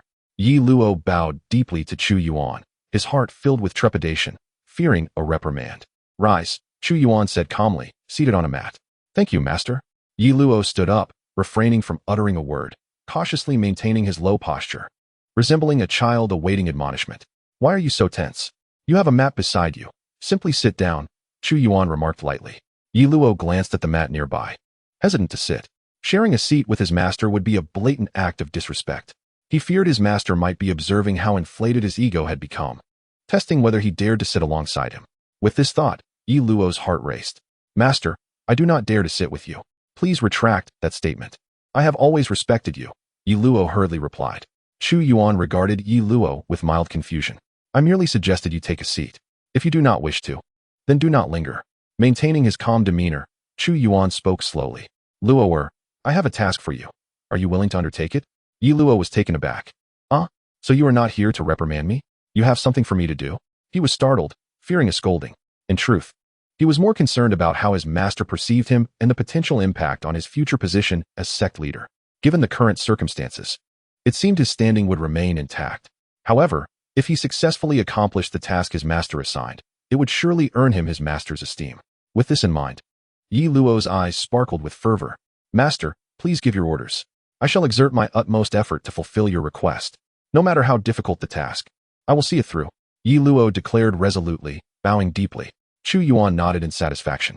He stood from the mat and took a few steps forward. Reaching the palace's entrance, he gazed towards Silver Moon City and began to speak. Our Wudao sect has descended from the mountain, heading eastward to a city named Silver Moon. Within it lies an inn called Xianzue, and its proprietor is an old acquaintance of mine. Recently, I have heard that the sect leader and disciples of Tianqing sect have been taking advantage of the inn, consuming without payment and oppressing its staff. I cannot intervene directly, so I entrust this matter to you. Remember, ensure the innkeeper receives the compensation he deserves, and make the individuals from Tianqing sect recognize their mistakes. Do you understand, Luo? His tone was neither cold nor warm, yet a hint of dissatisfaction was evident, a reflection of his discontent with Tianqing sect. Disciple will adhere to master's orders. I will handle this matter well. Ye Luo discerned the underlying displeasure in his master's voice, a glimmer of resolve in his eyes. He was determined to address the grievances against Tianqing's sect. Very well, go. Chu Yuan waved his sleeve, maintaining his calm demeanor. I shall take my leave. And please take care of yourself, master. Ye Luo clasped his hands in farewell. In an instant, he became a beam of light, vanishing from the hall. Chapter 69. Invoking earthly fiends for body refinement in the Wudao sect's palace. Chu Yuan stood at the entrance, observing Ye Luo's swift departure, feeling a sense of admiration. This young man has truly developed remarkable abilities, vanishing in an instant. He recalled how he himself had to gather spiritual clouds with utmost concentration to depart slowly. Comparing himself to Ye Luo, he felt rather insignificant despite being a top-tier genius. Shaking his head, he couldn't help but marvel at the prowess of that so-called near-Dao body. Dispatching Ye Luo to resolve the issue with the freeloading Tianqing sect should pose no problem. After all, Ye Luo was a cultivator at the divine transformation stage, and the impressive display of sword chi he exhibited earlier was a testament to his strength. Next time I see that innkeeper, he better express his gratitude, otherwise it would be quite unreasonable, he mused. However, it would be prudent to remain low-key for now. As he had heard whispers of a terrifying hidden sect, it would be best to avoid unnecessary confrontations, for according to the protagonist's archetype, he might find himself embroiled in conflicts that could escalate into significant events. Chu Yuan muttered to himself, unwittingly immersing himself in his thoughts. After gazing at the sky for a while, he exited the palace and released his spiritual awareness, scanning the Wudao sect. To his surprise, he discovered that Zhang Han and Su Qianyuan were nowhere to be found. Where have those two gone? Have they ventured to the mountainside, or perhaps further down for some leisure? Chu Yuan furrowed his brow in confusion. Yet, he had no intention of searching for them, as he surmised that Zhang Han was simply taking Su Qianyuan for a stroll down the mountain. With Zhang Han around, he felt reassured. This disciple was exceedingly earnest, spending his days immersed in the law transmission hall. It was indeed a good thing that he was now willing to explore the world beyond. As for Su Qianyuan, under the guidance of the earnest Zhang Han, he was certainly in safe hands. With his concerns alleviated, Chu Yuan decided to focus on his own cultivation. Striving to advance to the mid-stage of the Golden Core realm, he nodded to himself and turned to re-enter the palace, preparing to resume his training. What he did not know was that at that very moment, his diligent disciple Zhang Han was leading Su Qianyuan in experimenting with various special energy entities within a newly excavated cave on the mountainside, having thoughtfully set up a barrier formation. In a secluded cave nestled within the Cloud Mist Mountain, two individuals engaged in an experiment to determine the most suitable energy for body refinement. This endeavor spanned several days. On this particular day, Su Qianyuan, filled with exuberance, exclaimed, Second senior brother, this energy is the one. It yields the best results for tempering the physical body. He then glanced down at his own physique, which, after days of rigorous trials with various energies, felt sore and strained, clearly reaching its limit. Nonetheless, the results were promising. Each energy source had enhanced his corporeal form. Consequently, he was diligently testing which energy would be most effective for his physical cultivation. Standing at the opposite end of the cave, Zhang Han maintained a calm demeanor, nodding in acknowledgement. This energy is the earthly malevolence, a dark force that resides within the earth, he articulated. He had spent the past few days accompanying his third junior brother in this pursuit, and he was not without trepidation. This bald-headed third junior brother was recklessly bold, drawing energy indiscriminately into his body. Any ordinary individual would have succumbed long ago, yet this third junior brother had remarkably endured, leaving Zhang Han somewhat astonished. Then, dear senior brother, please assist me in setting up a formation to guide the earthly malevolence here. I intend to utilize it for body refinement. Su Qianyuan clasped his hands respectfully. Having discovered his path, he felt no hesitation to draw upon the earthly malevolence for body refinement. Zhang Han's brow furrowed slightly at this declaration. Junior brother, are you truly resolved to use the earthly malevolence for your cultivation? While it may significantly aid your physical enhancement, it possesses a corrosive nature that can erode the soul. Though you claim to lack a soul, should you ever need one in your cultivation, you might find it impossible to remedy the situation if you allow the earthly malevolence to invade your body. You must contemplate this carefully. Zhang Han offered his counsel. Drawing upon his extensive reading during his time in the Hall of Transmission, aware of the grave dangers posed by the earthly malevolence, which could threaten the very essence of a cultivator's soul. For those below the nascent soul stage, the soul remained vulnerable, and the corrosive nature of the earthly malevolence was enough to instill fear. Thank you for your concern, senior brother, but I have made my decision. I humbly request your assistance. Su Qianyuan asserted with unwavering determination. Very well, Do as you wish, but prioritize your safety, Zhang Han replied, shaking his head in resignation. With a thought, runes emanated from his heart. He closed his eyes, envisioning an image of the celestial body of the moon, drawing upon its power to establish the formation. A beam of chilling light descended from the heavens, enveloping Zhang Han. He swiftly completed the formation, intricate patterns etched across the cave floor. This was merely a guiding formation, designed to attract the earthly malevolence, requiring no elaborate techniques, thus allowing Zhang Han to set it up in a single stroke. Observing the faint malice gathering before him, he nodded in approval and turned to Chu Yuan. Junior brother, the formation is complete. Exercise caution while refining your body. Should anything feel amiss, seek me out. Zhang Han advised softly. Thank you, senior brother. Chu Yuan expressed his gratitude with a respectful gesture. There is no need for such formality among us. Now, I must return to my own cultivation. Zhang Han waved his hand, preparing to depart. Senior brother, wait. Chu Yuan suddenly called out. What is it, junior brother? Zhang Han inquired, arching an eyebrow and halting his steps.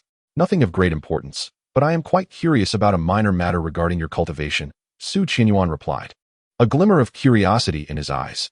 Upon hearing this, Zhang Han at the cave's entrance became intrigued, eager to learn what his junior brother wished to inquire about. Speak freely, junior brother. I shall answer any question I can, Zhang Han replied with a gentle smile. Chu Yuan, feeling reassured, continued. Senior brother mentioned that you set up formations by harnessing the powers of heaven and earth, drawing upon the moon, the sun, and all things in existence. When establishing a formation, one should channel the appropriate type of energy, yet for the formation guiding the earthly malevolence, shouldn't it draw from the earth? Why then, do you draw upon the power of the moon? Zhang Han, taken aback by this query, paused momentarily before responding thoughtfully. Indeed, drawing power from the earth is preferable. However, this formation is a minor one and does not require such complexity. Moreover, I have grown accustomed to channeling the moon's energy out of habit. But you are correct. It should ideally draw power from the earth. Does the moon offer rewards for such assistance? In the bustling Silver Moon City, the sun blazed fiercely, and the streets thronged with life. Ye Luo, standing aloft on a flying sword, with a gourd at his waist and long hair flowing, resembled a celestial swordsman. He scanned the crowd below, seemingly in search of something. After a thorough search, he appeared unable to locate his target, his brows furrowing slightly. His attention shifted to a nearby scene, where dozens of flying swords encircled a bewildered middle-aged man, none other than the current sect master of the Heavenly Clarity sect, Xianqing. The circumstances surrounding his presence were perplexing even to him. Just days prior, this young man had stormed the Heavenly Clarity sect, single-handedly overpowering the entire sect, compelling several elders to confront him, all of whom were defeated. As the sect members speculated about who had provoked such a formidable adversary, fearing the potential downfall of their sect, the young man revealed the reason for his intrusion. Their sect master and disciples had dined at a mundane inn without paying, feasting upon the proprietor's hospitality while bullying him. The innkeeper, an old acquaintance of his master, had sent him to seek recompense. Upon learning of this, Xianqing felt utterly wronged, lamenting how he could have possibly taken advantage of the situation. Having never set foot in the mundane realm, how could he be accused of such behavior? As a peak nascent soul cultivator, he had no need to resort to petty theft in the mortal world. However, Ye Luo cared little for such nuances. His master had declared it true, and that was sufficient for him.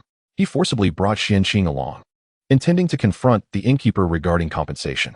Thus, under the watchful and bewildered gazes of numerous sect members, Ye Luo led Xianqing to Silver Moon City, culminating in the scene of Ye Luo unable to locate the unnamed immortal drunken inn. As the leaves fell, Ye Luo furrowed his brows and inquired of the lord of Xianqing's sect.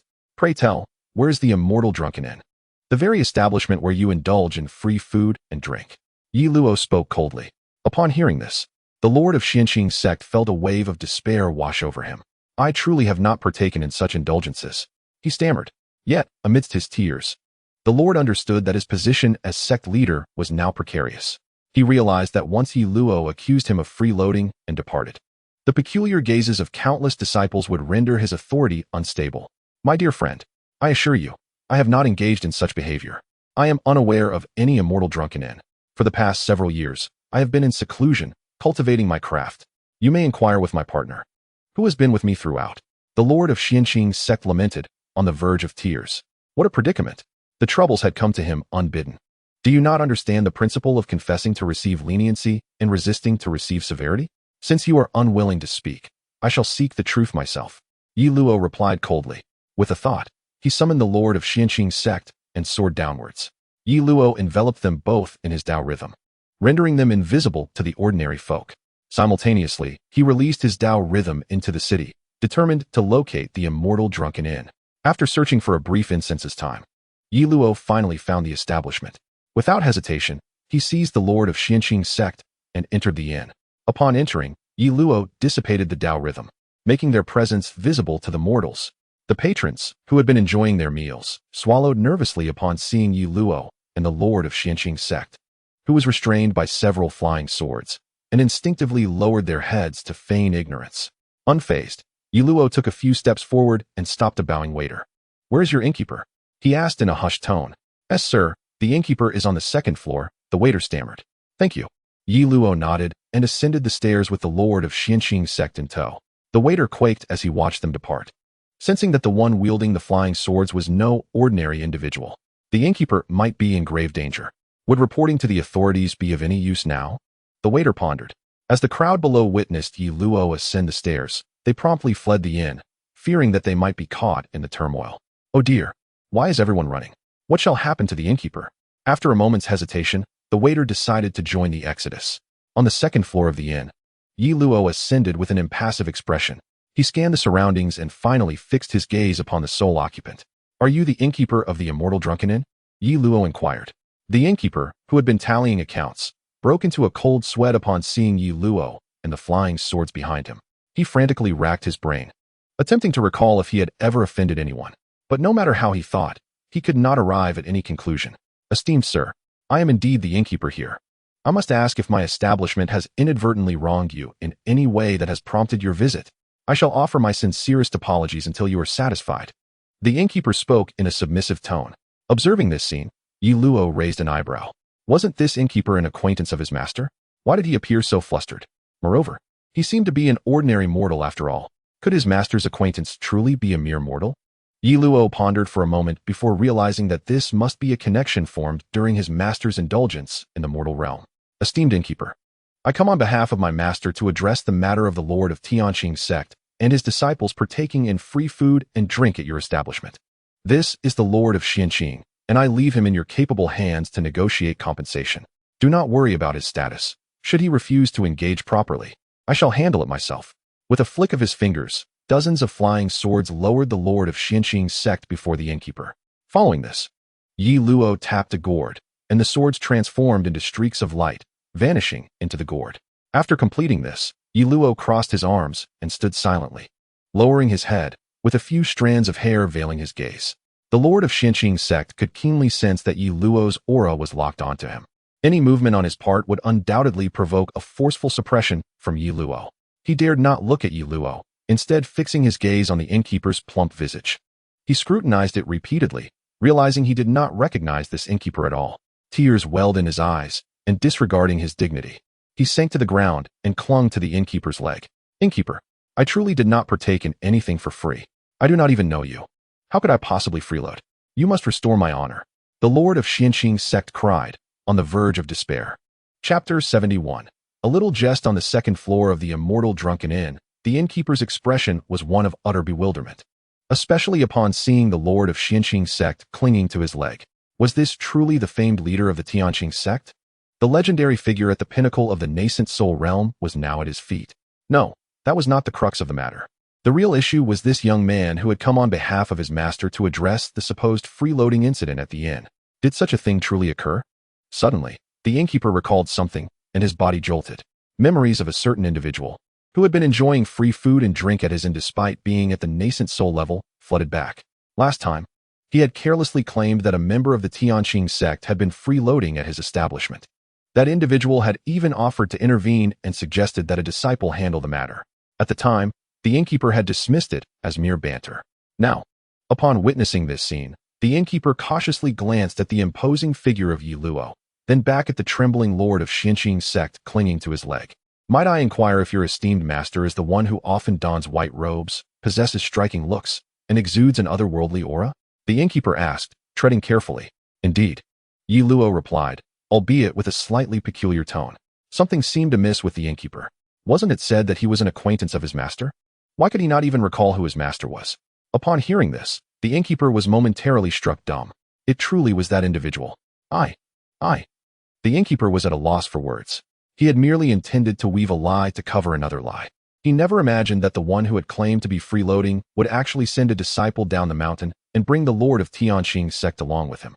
Given the Lord of Tianqing's sect's expression, it was evident that this disciple possessed extraordinary abilities. The innkeeper felt a headache coming on. The master of the Zwanking sect clung desperately to the shopkeeper's leg, persistently insisting, "I truly did not take advantage. Shopkeeper, please take a good look. You must not have ever seen me before. You must restore my honor." His voice trembled with emotion. "Cough, cough. Please rise," the shopkeeper said, feeling a sense of dread. He attempted to help the Zwanking sect master to his feet. "No, I genuinely did not take advantage. Shopkeeper, you must clear my name." The Zwanking sect master refused to let go, clinging tightly. The shopkeeper felt utterly helpless. At that moment, Ye Luo, standing nearby, suddenly raised his head, his eyes flashing with a fierce sword intent directed at the Zwanking sect master. "Stand up, let us discuss the matter of compensation properly. Do not make me come over there personally," he said coldly.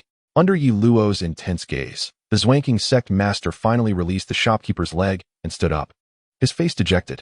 "Now, you two should discuss how to compensate.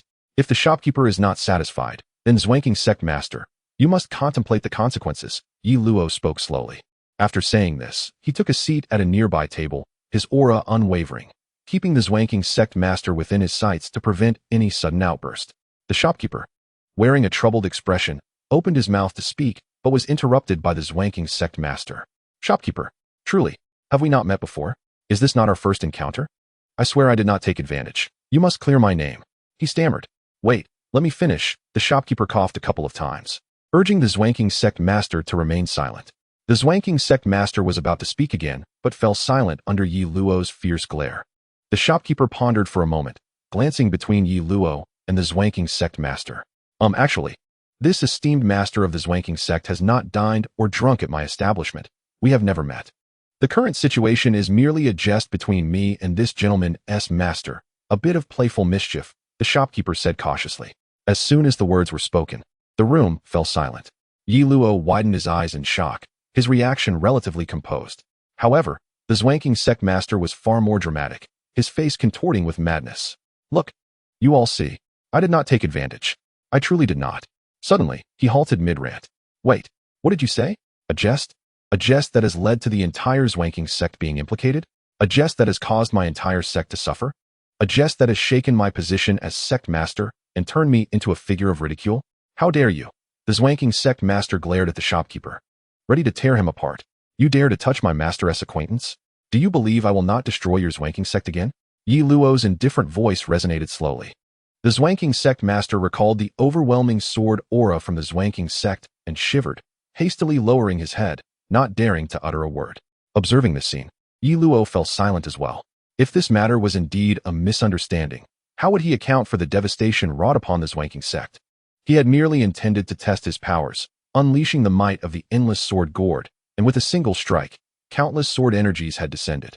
At least half of the Zwanking sect had been obliterated. Would he be responsible for compensation? Ye Luo silently calculated his wealth, treasures, the endless sword gourd, garments of mundane quality, and self-taught abilities. He realized he possessed no money. Would he ask his master for funds? Impossible. That would tarnish his master's impression of him.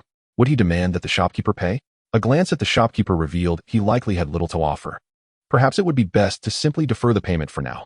With this thought, Ye Luo stood up leisurely, rubbing his nose. Zwanking sect master. This is a misunderstanding. However, I inadvertently caused damage to your sect and currently lack funds. Shall we defer the payment for now and settle it later? What do you think?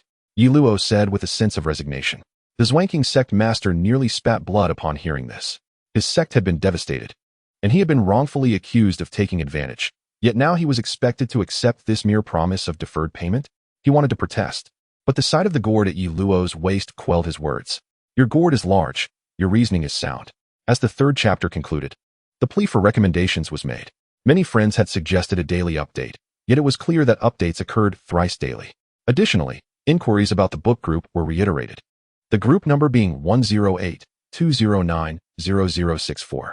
Further requests for recommendations were made, and a warning was issued to those prophetic individuals not to leap too swiftly, lest they incur harm. Chapter 72. The regretful shopkeeper, the Zwanking sect master, departed, filled with resentment. Before leaving, he utilized a recording stone, compelling Ye Luo to declare that he was not a freeloader. Once he had secured this recording stone, the Zwanking sect master finally took his leave.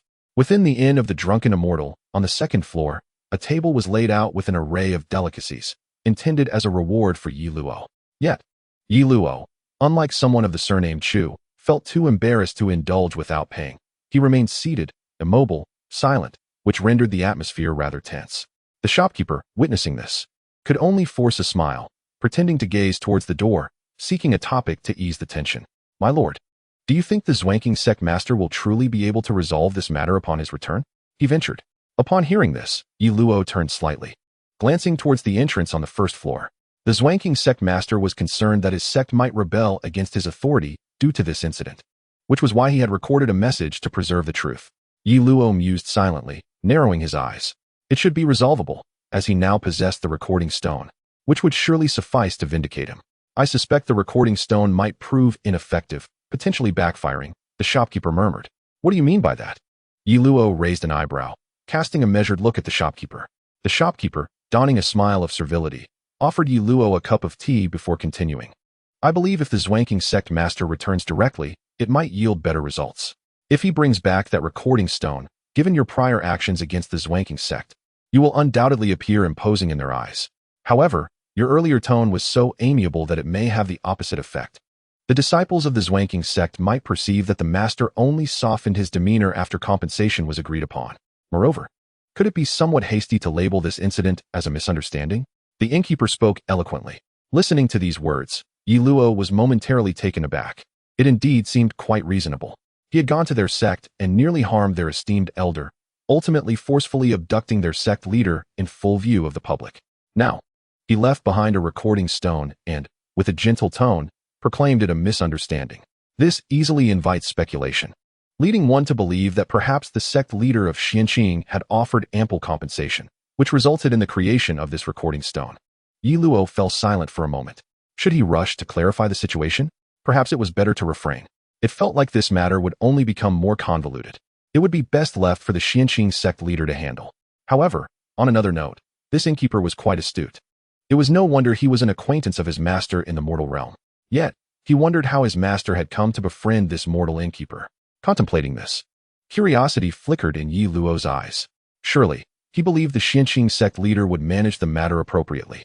Nonetheless, I am quite curious about how you, esteemed innkeeper, came to know my master. Please do not misunderstand. I am merely intrigued by my master's past. Ye Luo spoke, making a point to clarify, fearing that the innkeeper might misconstrue his intentions. If he were to speak carelessly before his master, it could jeopardize his standing in his master's eyes. He felt that his reputation in his master's regard was directly tied to his chances of becoming the future sect leader of Wudao. The innkeeper, sitting beside him, let out a bitter laugh, uncertain of how to respond. What could he say? That your master is, in fact, a freeloader? Who could have known that your master was a true big shot? Your master even claimed to be at the nascent soul stage. Could one truly produce such a disciple from the nascent soul stage? The innkeeper dismissed the notion that Chu Yuan was merely pretending to be something he was not. Observing Ye Luo's curious expression, the innkeeper began to ponder what to say. It was not particularly mysterious. They had met amidst revelries and merriment. My revered master, cough, enjoys indulging in worldly pleasures. He and I became friends during our time in the mortal realm. Not long ago, I jested with my revered master, only to find that he took it seriously, leading to your encounter with the Tianqing sect. By the way, may I inquire as to what realm my revered master truly resides in? He mentioned being at the nascent soul stage, yet I feel it does not quite align. A glimmer of intrigue shone in the innkeeper's eyes as he asked, has my master not disclosed this? Then I am not at liberty to reveal it. Ye Luo hesitated, unwilling to disclose the information. It's quite all right, esteemed sir, you may speak freely. I shan't mention it to your master, the innkeeper coaxed. No, that truly would not do. Ye Luo ultimately declined. How about this? I shall make a guess, and if I am correct, might you offer me a hint? The innkeeper was left with no choice but to adopt this approach. Upon hearing this, Ye Luo hesitated but did not refuse. After all, he had not spoken. It was merely the innkeeper's speculation. Moreover, this innkeeper was an acquaintance of his master. There should be no harm in it.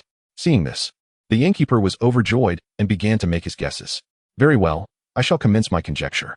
My revered master must be at the initial stage of the transformation stage? The innkeeper said cautiously. Huh. Ye Luo nearly burst into laughter upon hearing this, shaking his head. The initial stage of the transformation stage? That level of mediocrity wouldn't even be worthy to carry his master's shoes. Perhaps he is at the mid-stage of the transformation stage? The innkeeper suggested again upon seeing Ye Luo shake his head. Be bolder in your guess. Ye Luo shook his head again, offering a reminder. It must be at the late stage of the transformation stage. Ye Luo continued to shake his head. Could it be that he is at the threshold of the transcendent stage? Ye Luo shook his head again. Surely, he cannot be a genuine paragon of the early stage of the transcendence realm. Ye Luo persisted in shaking his head. The innkeeper was on the verge of madness.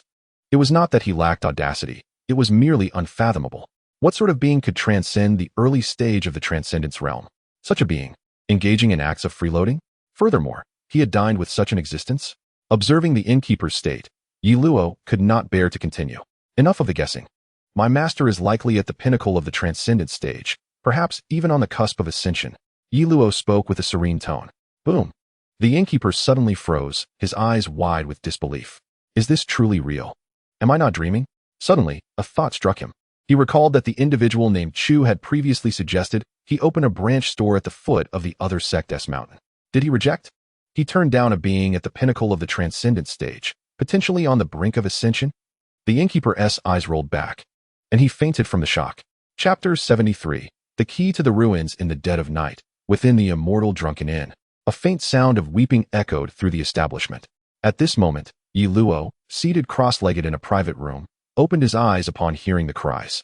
He glanced outside the room and could only shake his head in resignation. What has gotten into this innkeeper? Upon learning of my master's realm, he began to weep.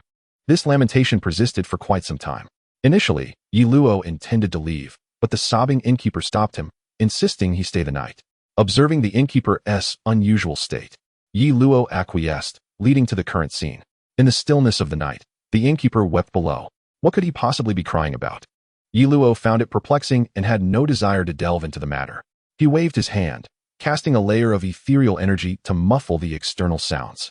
Subsequently, Ye Luo took out the key to the ancient sword master's ruins, preparing to spend the night contemplating its mysteries, hoping to uncover some insights. Tomorrow, he would return to the mountain and report back to his master.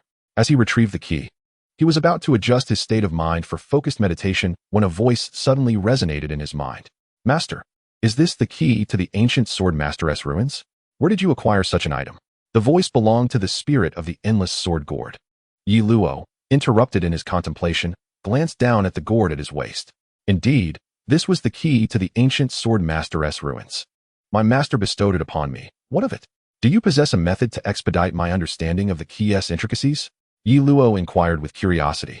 The endless sword gourd, being a spiritual treasure, had existed for countless years. Perhaps it truly held a means to aid him in comprehending the key's mysteries. Since obtaining this key, he had found himself unable to grasp its significance. What began as indifference had gradually transformed into earnest concern. The master bestowed upon him this key, clearly intending to present him with an extraordinary opportunity. If he were to remain unable to comprehend its significance for an extended period, what face would he have to meet his master? What merit would he hold to inherit the position of the future leader of the Wudao sect? Buzz.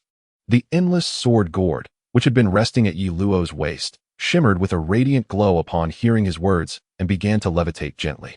It circled around the key in Ye Luo's hand twice before a voice emanated from within the gourd.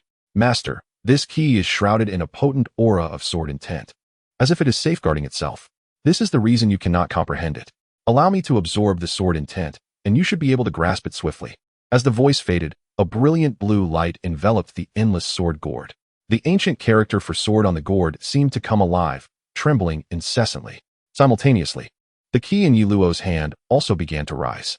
Before his eyes, a beam of white light was drawn into the endless sword gourd, vanishing in an instant. Yet Ye Luo caught a glimpse of it. Very well, master, the rest is for you to comprehend.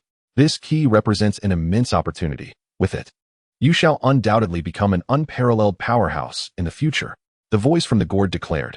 With that, the endless sword gourd reverted to its original form, hanging at Ye Luo's waist. Ye Luo had intended to inquire further, but upon seeing the key hovering in midair, about to fall, He dismissed his questions and reached out to catch it. Looking down, he noticed that the key had transformed entirely. It now emitted a soft white glow, and the previous marks of wear and tear had vanished, replaced by a powerful resonance of Tao. Ye Luo gazed at the key for a prolonged moment, his fingers gently closing around it as the Tao resonance enveloped the key. In an instant, the essence of the Tao flowed into him. Boom! A map rapidly sketched itself in his mind, a map leading to the ruins of the ancient sword master. Had he truly comprehended it? Taking a deep breath, Ye Luo examined the map closely, committing its locations to memory. He had no desire to continue meditating. Rising, he prepared to return to the mountain gate to report to his master. However, upon reflection, he realized that it would be more prudent to head directly to the ruins and acquire whatever treasures lay within before returning to present his findings to his master, thereby delivering a delightful surprise. Nodding slightly, he deemed this plan feasible. With a flick of his hand, he dispersed the lingering aura in the room. A wave of weeping soon filled the air again. Ye Luo glanced towards the outside world with a sense of annoyance, abandoning the thought of leaving through the front door. Ultimately, he chose to exit through the window, leaping into the air and stepping onto a flying sword, swiftly transforming into a streak of light as he departed the inn. On the first floor of the inn, the rotund innkeeper sat on the floor, weeping profusely. Tears and snot mingled on his face. Once, a tremendous opportunity lay before me, but I failed to cherish it. Now that it is lost, I am filled with regret. There is no greater sorrow in life than this. If heaven could grant me another chance, I would utter 3 words to that esteemed figure. 10-fold increase. Forget a mere 1,000,000 taels of gold a year. I would sell everything to amass 10 million taels. To open an inn at the foot of a top-tier sect, what an opportunity. It would be a prime location for education.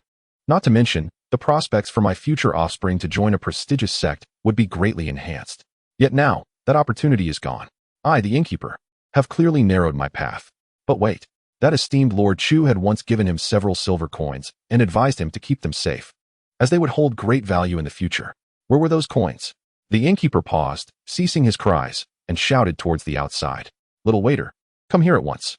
The little waiter, who had been trembling outside the inn, too afraid to enter, gritted his teeth and stepped inside upon hearing the call. Innkeeper, he said cautiously, what happened to that package I gave you last time? No, not that. Where are the few taels of silver from within that package? With reddened eyes, the innkeeper replied, that was lost, wasn't it? You specifically instructed me to throw it into the cesspool, insisting that I must witness it being washed away before I could return. The little waiter lowered his head. But you told me to do so. The innkeeper exclaimed, did I ever do such a foolish thing? Oh, how I regret it. The second update, seeking votes. Chapter 74. The transformation of Chu Yuan. Ye Luo was en route to the ruins while the owner of the immortal drunken inn continued to weep. In contrast to the bustling outside world, the Wudao sect appeared desolate and quiet. Chu Yuan was in seclusion, diligently cultivating his magical powers. Zhang Han was engrossed in studying formations. As for Chu Yuan, he remained on the mountainside, refining his physical body with the earth fiend. At this moment, within the cave on the mountainside, visible purple earth fiend energy enveloped the space. Chu Yuan sat cross-legged, continuously drawing the earth fiend into his body for refinement. Streams of purple energy entered through his pores, only to be expelled through his nostrils, the exhaled air appearing entirely white. After a series of inhalations and exhalations, Chu Yuan gradually opened his eyes, concluding this round of refinement. The path of body refinement has so many intricacies, he murmured to himself. Upon absorbing the earth fiend, he discovered numerous revelations. For instance, the skin could indeed be refined, as could bones and internal organs. Even cells could undergo refinement. Each session of refinement yielded significant enhancements to the body. The potential of the human form was truly astonishing. If skin, bones, organs, and cells were all refined, one's combat prowess would be unquestionable. His master asserted that one could break all laws through sheer physicality, and that was indeed achievable. The path of body refinement should not cease at the golden core. With this thought, Chu Yuan found himself amused. How foolish were those so-called masters who claimed that body refinement could only reach the golden core stage, asserting that among those of the same level, 10 body refiners could not match a single cultivator.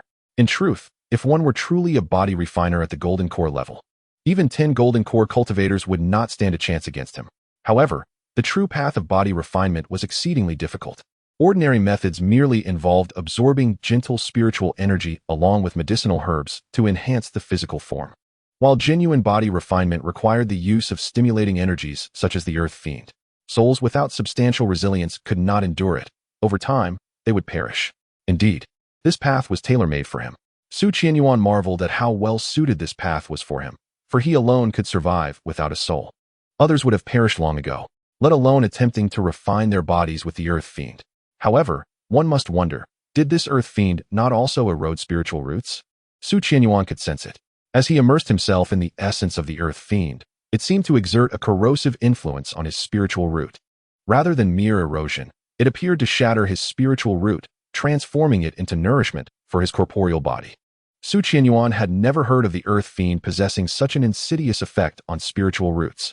However, he chose not to dwell on it. With his inability to cultivate, his spiritual root had lost its significance. If it were to be eroded and shattered, so be it. After all, the Earth Fiend's destruction of his spiritual root also nourished his physical form. Recently, he had experienced significant physical enhancement, yet he was uncertain about his combat prowess. This was something he needed to test. Rising from his seated position, he exited the cave. Upon stepping outside and feeling the gentle flow of spiritual energy, an overwhelming sense of relief washed over him. After spending an extended period within the Earth Fiend-infested cave, emerging into the open felt akin to having a great weight lifted from his shoulders. The sudden lightness was astonishing. The spiritual energy was exceedingly gentle. While it was suitable for cultivation, it was ill-suited for physical refinement. Su Qianyuan assessed the spiritual energy. Cultivators primarily focused on mana and the soul, hence the need for gentle spiritual energy. However, physical refinement required stimulating energy to invigorate the body. Shaking his head, Su Qianyuan approached a tree, gathering his fingers into a fist and slowly channeling his strength. Even before he unleashed his punch, an aura enveloped his arm. This was not mana, but rather the manifestation of his strength reaching an apex, transcending the mundane realm, thus generating this aura. Boom. In the next moment, Su Qianyuan swung his fist with ferocity. Upon contact with the tree, the terrifying energy pulverized it, causing a thunderous crash as several surrounding trees collapsed as well.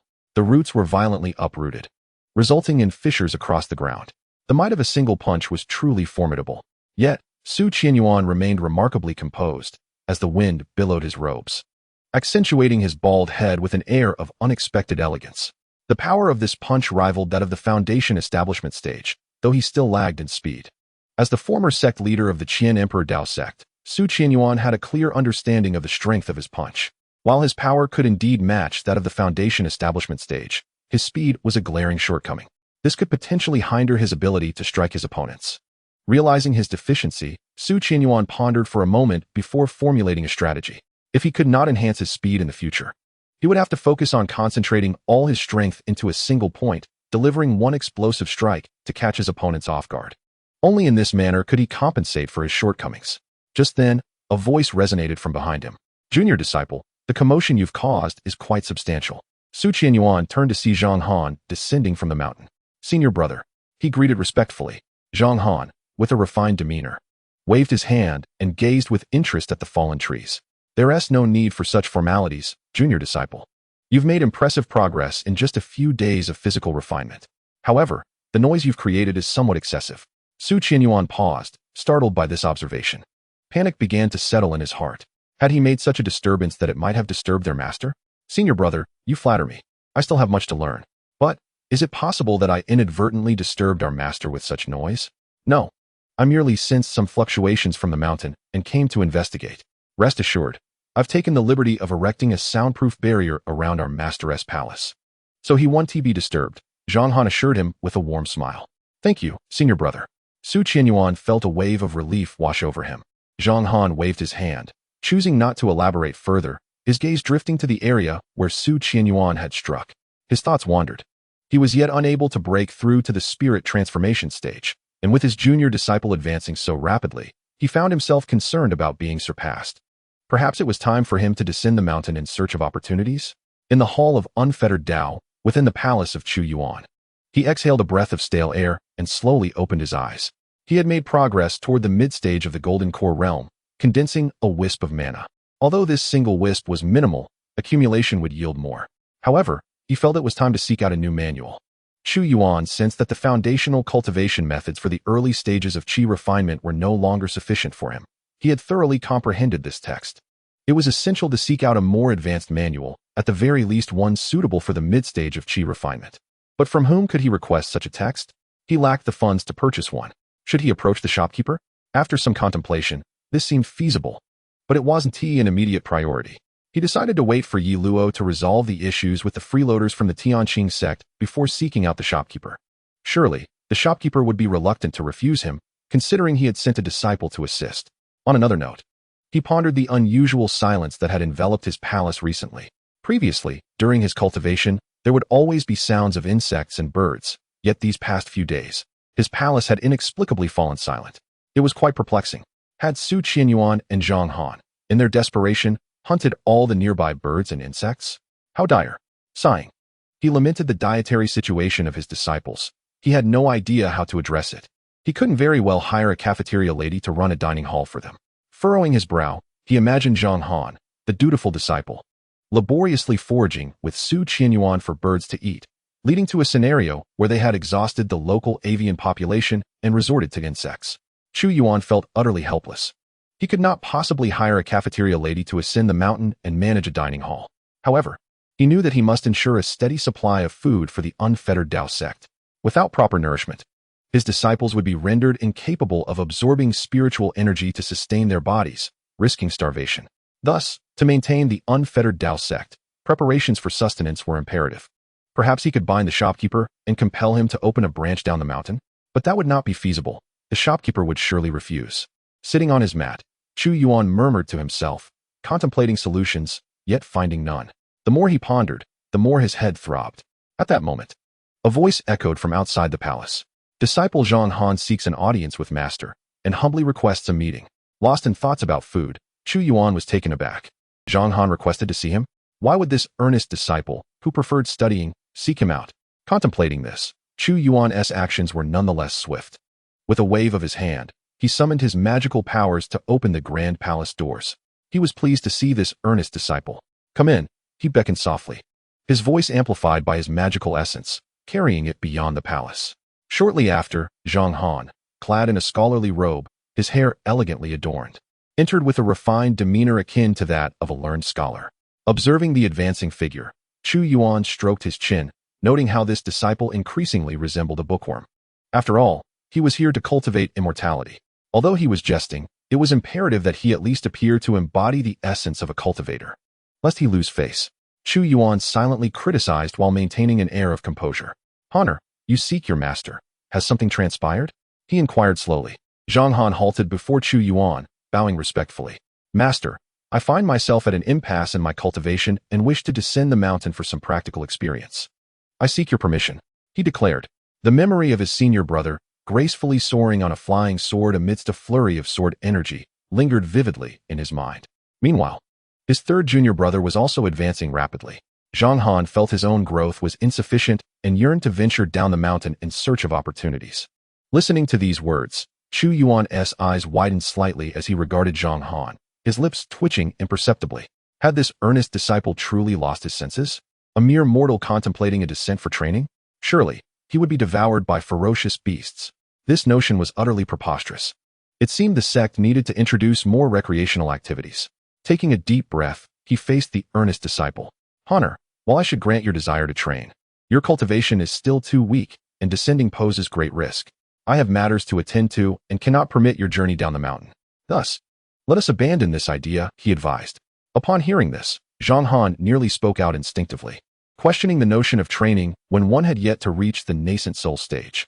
However, he refrained, recognizing the impropriety of such words before his master. Master, I have indeed reached a bottleneck in my cultivation. Despite the dangers, I must descend for training, Zhang Han asserted resolutely. At this declaration, Chu Yuan's composed demeanor nearly shattered. A bottleneck?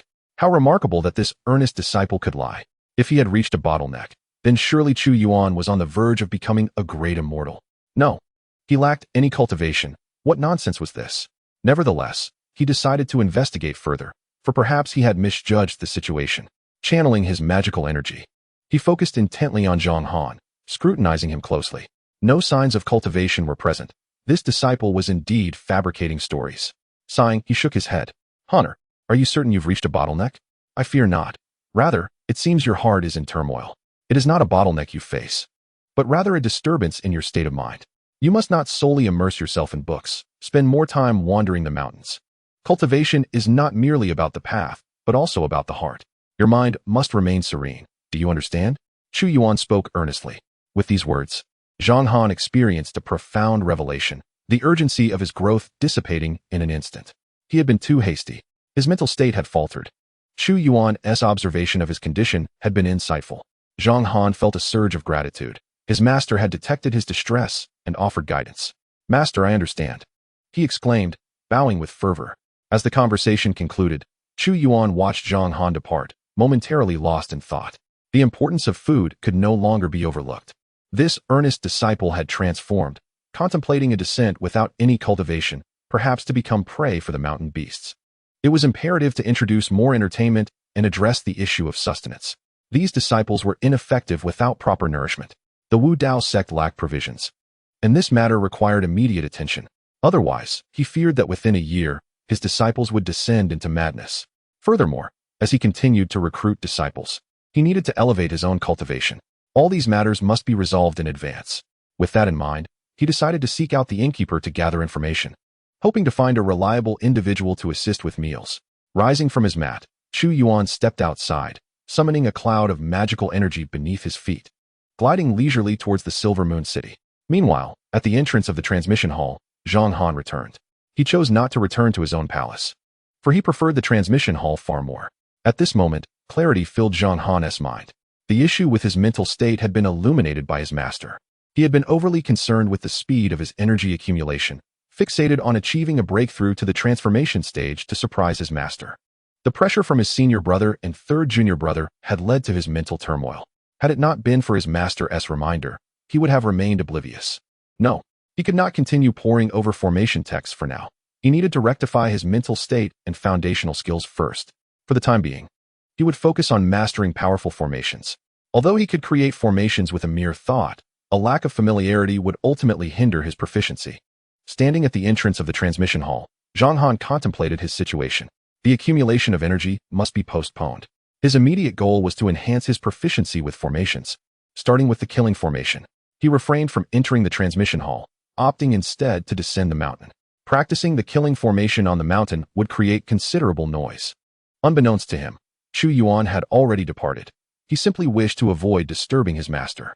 As Zhang Han descended the mountainside and found a vacant plot of land, he finally halted his steps, intending to practice the formidable art of battle formations. The power of such an array was undoubtedly immense, and he dared not practice until he reached the foot of the mountain. Standing beneath a tree at the base of Tianwu Mountain, a gentle breeze rustled his scholar's robe, causing it to flutter gracefully. Strands of hair danced around his temples. The most potent battle formation I have mastered is the Heavenly Demon Gathering Formation, one of the ancient 8 great killing arrays. However, the Heavenly Demon Gathering Formation pales in comparison to the Lunar Star Formation, with which I am more familiar, as harnessing the power of the Lunar Star is far simpler. Zhang Han murmured to himself. The Lunar Star Formation is, in fact, quite straightforward. Its principle lies in channeling one's own vast magical power to summon the Lunar Star, supplemented by an array map and various materials of extreme ease, allowing the power of the Lunar Star to descend and vanquish foes.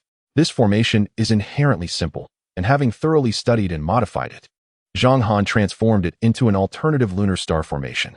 Indeed, he adeptly turned this formation into a proxy battle array. With a mere thought, he summoned the power of the Lunar Star to manifest as the true form of the Lunar Star, striking down his enemies. The strength of the Lunar Star is beyond question. Even those in the tribulation realm cannot withstand its full force blow. The extent of power Zhang Han could harness entirely depended on his proficiency. This was the first time since modifying the formation that he earnestly demonstrated its capabilities. Standing beneath the tree, he prepared himself and began the invocation. Closing his eyes, he envisioned the appearance of the Lunar Star in his mind. Buzz! In the brilliant sky, the hidden Lunar Star suddenly revealed a corner. A beam of moonlight descended from the star and illuminated Zhang Han. In an instant, a chilling aura enveloped him. Nearby trees were almost instantly obliterated by the frigid energy. Rising to the occasion, Zhang Han wholeheartedly began to set up the formation. Ancient runes flew from his heart, transforming into streams of light that swiftly burrowed into the earth within a 10,000-meter radius. Patterns emerged upon the ground, and torrents of cold air cascaded from above, coalescing into a massive figure of cold energy. an imposing silhouette, towering 20 meters high, exuding the essence of the lunar star. The formidable power of heaven and earth was unmistakable. Before such celestial might, human strength appeared utterly insignificant. Zhang Han observed this spectacle with satisfaction, nodding in approval before scanning his surroundings. His gaze fixed upon a colossal boulder. With a flicker of thought, he commanded the cold figure to strike the rock.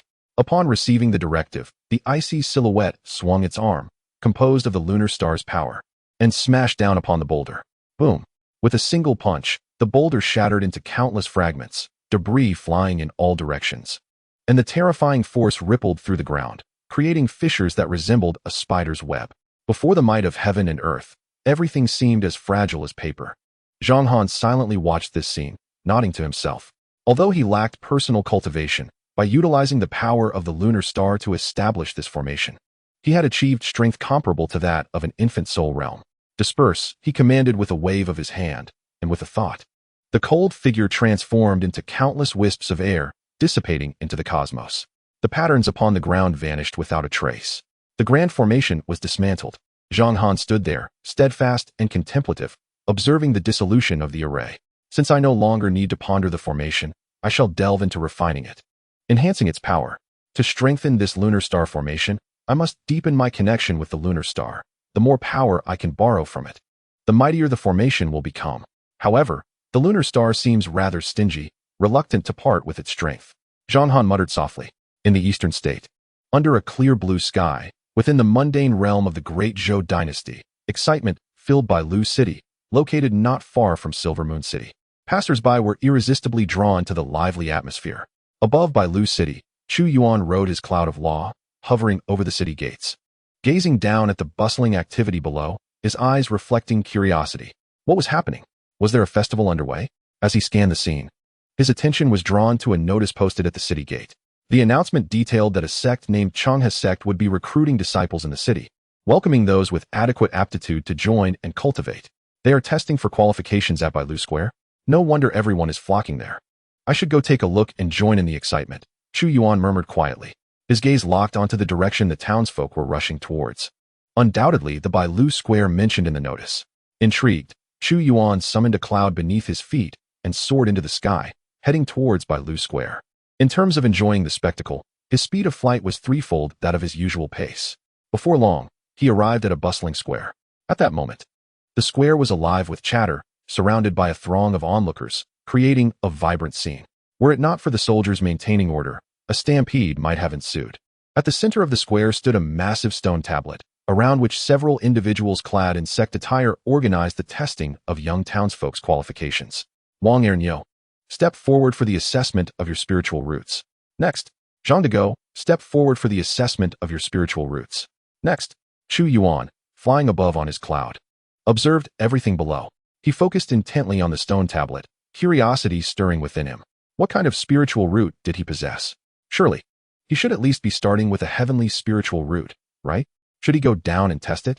Glancing down, he noticed that those guarding the stone tablet were several foundational realm cultivators. On the outskirts of the square, in a nearby pavilion, there appeared to be 2 golden core realm cultivators, likely also from the sect. Chu Yuan scanned the area with his spiritual sense and felt reassured. There seemed to be no threat among the crowd. As for the 2 golden core cultivators, did they really think he, Chu Yuan, would be intimidated by just 2? Not to mention 2, even 10 would not daunt him. Instinctively, Chu Yuan reached for the blood-red long sword at his waist, only to find his hand grasping at emptiness. His expression stiffened as he looked down. Where was his blood-red longsword? He had forgotten to bring it with him. Without the might of his treasured weapon, could he really contend with 2 golden core cultivators? Chu Yuan fell into contemplation. In truth, cultivators should be a bit more benevolent. What kind of existence is it to resort to violence at every turn? Was he, Chu Yuan, truly the sort of person who disregarded reason?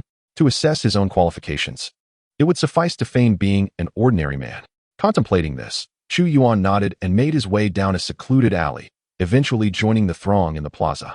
Amidst the crowd, he seized the arm of a bystander, an elderly gentleman, and inquired about the information he sought. Excuse me, sir? What qualifications are required to join the Changhe sect? And how does one undergo the qualification assessment? Chu Yuan asked. Ah, young lad, which family do you hail from? What is your name? Such a handsome visage, Yet you are unaware of the matter concerning the recruitment of disciples by the immortal sect? The elder scrutinized Chu Yuan, bemused. Ah, I reside nearby. My surname is Chu, and my given name is Yuan. I am the only child in my family, hence my ignorance on the subject. I would be grateful for your enlightenment, sir, Chu Yuan replied, gesturing vaguely in a direction. The elder followed the direction indicated by Chu Yuan. Chunfeng Tower? No wonder you possess such striking looks. It is evident you dwell within its confines. His expression turned peculiar. Child, if you truly manage to join the immortal sect, you may escape the ocean of suffering. As long as one is not of common spiritual root, the immortal sect will accept them. As for the assessment, you must register first to undergo it. You are alone in this world, struggling amidst such hardship. Allow me to assist you with your registration. Prepare yourself. I shall call your name shortly, and you can proceed with the assessment, the elder declared, stepping out of the crowd to facilitate Chu Yuan's registration. Chu Yuan stood there, bewildered. Living in an ocean of suffering? What does that even mean? He decided it was best not to dwell on such matters. All that mattered was the chance to assess his qualifications. The common folk were indeed pure-hearted. Their willingness to help was commendable. The cultivators of the immortal realm were equally generous, save for that treacherous elder from the Qian Emperor Dao sect. The last time, the group of golden core cultivators had presented gifts, only to have them shattered by that elder. Chu Yuan would remember that for a lifetime. Did they think his notebook was merely for show? Ridiculous. With a cold smirk at the thought of encountering that elder again, he resolved to ensure that the elder understood the meaning of retribution. After a moment of reflection, Chu Yuan dismissed all other thoughts and continued to focus on the stone tablet for the assessment. In his view, one by one, youths approached, placing their hands upon the stone tablet, which would then emit a flicker of brown light. This brown glow indicated a common spiritual root. Thus, the brilliance emanating from the tablet represented different types of spiritual roots. The murky brown signified a common spiritual root. As for the others, Chu Yuan had yet to witness. Hence his uncertainty. However, he anticipated that he would soon discover the hue of the heavenly spiritual root when it was his turn. Of course, it was also possible he possessed an even more formidable spiritual root, for he was, after all, a prodigy. Squinting slightly, Chu Yuan imagined the moment of his own assessment. The evaluations in the plaza continued. Most youths emerged with a common spiritual root, their expressions dim as they retreated. Only a few displayed other spiritual roots, allowing Chu Yuan to observe the various colors that emerged during their assessments. The stone tablet glowed fiery red for fire spiritual roots, deep blue for water spiritual roots, and brilliant gold for metal spiritual roots. Beyond these, he had not observed any others, as only these three extraordinary roots had appeared among the youths of Bailu City. Chu Yuan pondered the colors of the other spiritual roots. Just then, a voice called out, "Chu Yuan, step forward for your assessment." Startled, Chu Yuan quickly extricated himself from the crowd and approached the stone tablet. Before him stood the stone tablet, and Chu Yuan felt a wave of confusion. Was it merely a matter of placing his hand upon it? He looked up, perplexed, at a middle-aged man in a light blue sect uniform beside the tablet. "Is it sufficient to just place my hand upon it?" Chu Yuan questioned. "If you wish to stand out, using your foot would suffice as well." The middle-aged Foundation Establishment cultivator replied, glancing at Chu Yuan with a hint of indifference. "Using my foot yields better results?" Chu Yuan probed further. "What do you think?" The middle-aged cultivator's lips twitched slightly, bemused. "I believe both methods yield the same result," Chu Yuan countered, shaking his head. "Then why are you still standing there?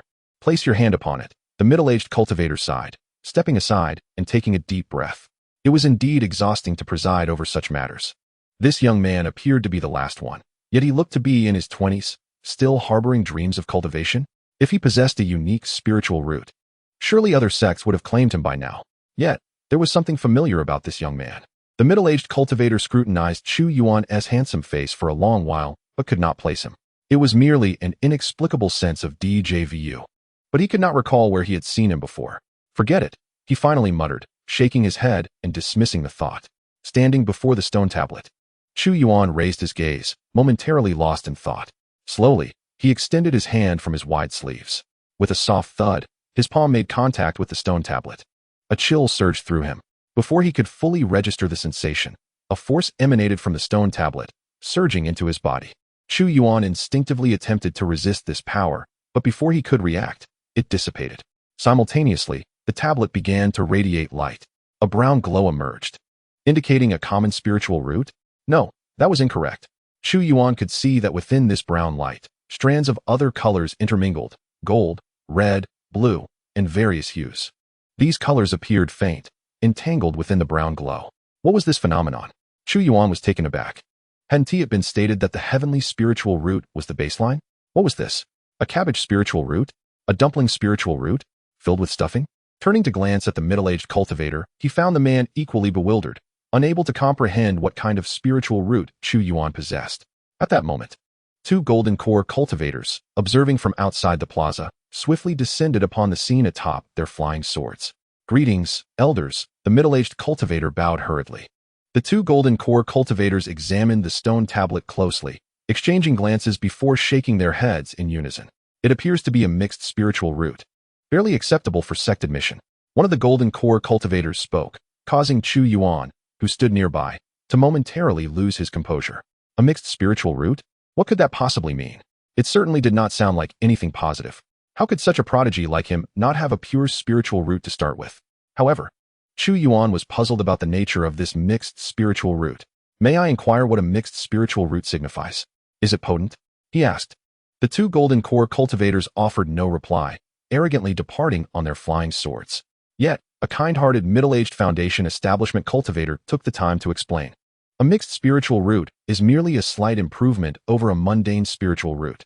In simple terms, it means one can dabble in various paths without truly mastering any. It is just a tad better than a mundane spiritual root.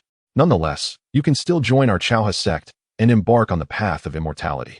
Perhaps during your cultivation, you may encounter fortuitous opportunities that could compensate for your spiritual root's shortcomings. So, muster up your spirit and accompany us back to Chauha sect, he encouraged. Despite his words, the middle-aged cultivator held no belief in the young man's potential. Bringing him back to the sect was merely to add to their numbers. After all, during conflicts with other sects, having more members would undoubtedly enhance their imposing presence. As for Chu Yuan, he was engulfed in self-doubt. Was he truly not a genius? A mixed spiritual root, just a slight improvement over a mundane one? This did not seem right. Logically, shouldn't he have started with a pure spiritual root? Surely. The issue lay with the stone tablet. It could not possibly be that he was a waste of talent. The middle-aged cultivator misinterpreted Chu Yuan's days as a manifestation of his disappointment in his own weak spiritual root. Perhaps spiritual roots are not as crucial as one might think. Let us not dwell on this. Prepare yourself to accompany us back to the sect, he advised, feeling a pang of sympathy. Upon hearing this, Chu Yuan snapped back to reality. Join Chauha sect for cultivation? That seems feasible. With no foundation in cultivation, relying solely on a rudimentary manual on the early stages of qi refinement was exceedingly arduous. If he could join such a legitimate sect, along with his own unorthodox sect, wouldn't his realm rise significantly? However, as a sect leader, he wondered if he could still take on the role of a disciple in another sect. With this in mind, Chu Yuan decided to inquire. May I ask, as a sect leader, can I still join Chauha sect for cultivation? He asked. Oh, you're a sect leader? What rank does your sect hold? The middle-aged cultivator asked nonchalantly. Many of their sect's disciples established smaller sects after completing their training. Although it was rare for someone to possess their own sect before joining another, it was not entirely unheard of. Yet, there were rules. Disciples with their own sect could only join Chauha sect if their sect was no higher than an 8th rank. If it surpassed that, what was the point of joining Chauha sect? After all, Chauha sect was merely a 6th rank sect and should be considered unranked. Chu Yuan hesitated before responding. It is likely unranked. Do you have a license? Probably not. Do you possess a sect deed? No deed, merely claiming a mountain as our sect's territory. The middle-aged cultivator looked at Chu Yuan with an expression of utter disbelief. You have no rank, no license, and no deed. You call this a sect? What a disgraceful excuse for a sect. How many members does your sect have? What is their cultivation level? He inquired again. Including myself, there are 4 members. And aside from me, they are all utterly incompetent, truly pitiful. My sect is essentially a waste sect, Chu Yuan admitted. Well then, your words and silence hold no difference. Come, let us return to Chauha's sect. The middle-aged cultivator waved dismissively. Chapter 79. The method to establish a sacred ground? Seeking recommendations within the eastern state. At the border near other great states, there lies a cave. This cave, located atop a towering mountain, appears unremarkable and plain. Yet, this very cave is the entrance to an ancient relic. At this moment, Ye Luo arrives, his expression devoid of emotion as he gazes at the cave before him. The winds howl, rustling his robes, yet his figure remains steadfast. He never anticipated that this would be the entrance to the relic of the ancient sword master. It is so unassuming that anyone passing by would likely remain oblivious to its true significance. Ye Luo murmurs softly to himself, how unexpected. Suddenly, a tremor emanates from the gourd at his waist. A voice resonates within Ye Luo's mind. The entrance to the ancient sword master's relic cannot be opened without the key. To others, this is merely a sealed cave. Even if someone possesses the key, they would be unable to comprehend the Tao contained within, thus failing to recognize the entrance to the relic. Not everyone possesses a top-tier spiritual treasure like you. The endless sword gourd begins to boast. Hearing this, Ye Luo chuckles and shakes his head, choosing not to respond. He acknowledges the truth in the endless sword gourd's words. Not everyone possesses a high-quality spiritual treasure, nor can they join the hidden sect of Wudao. Most importantly, he received the key from his esteemed master. Without his master's guidance, Ye Luo would be nothing but an inept individual. As this thought crosses his mind, his desire to repay his master intensifies.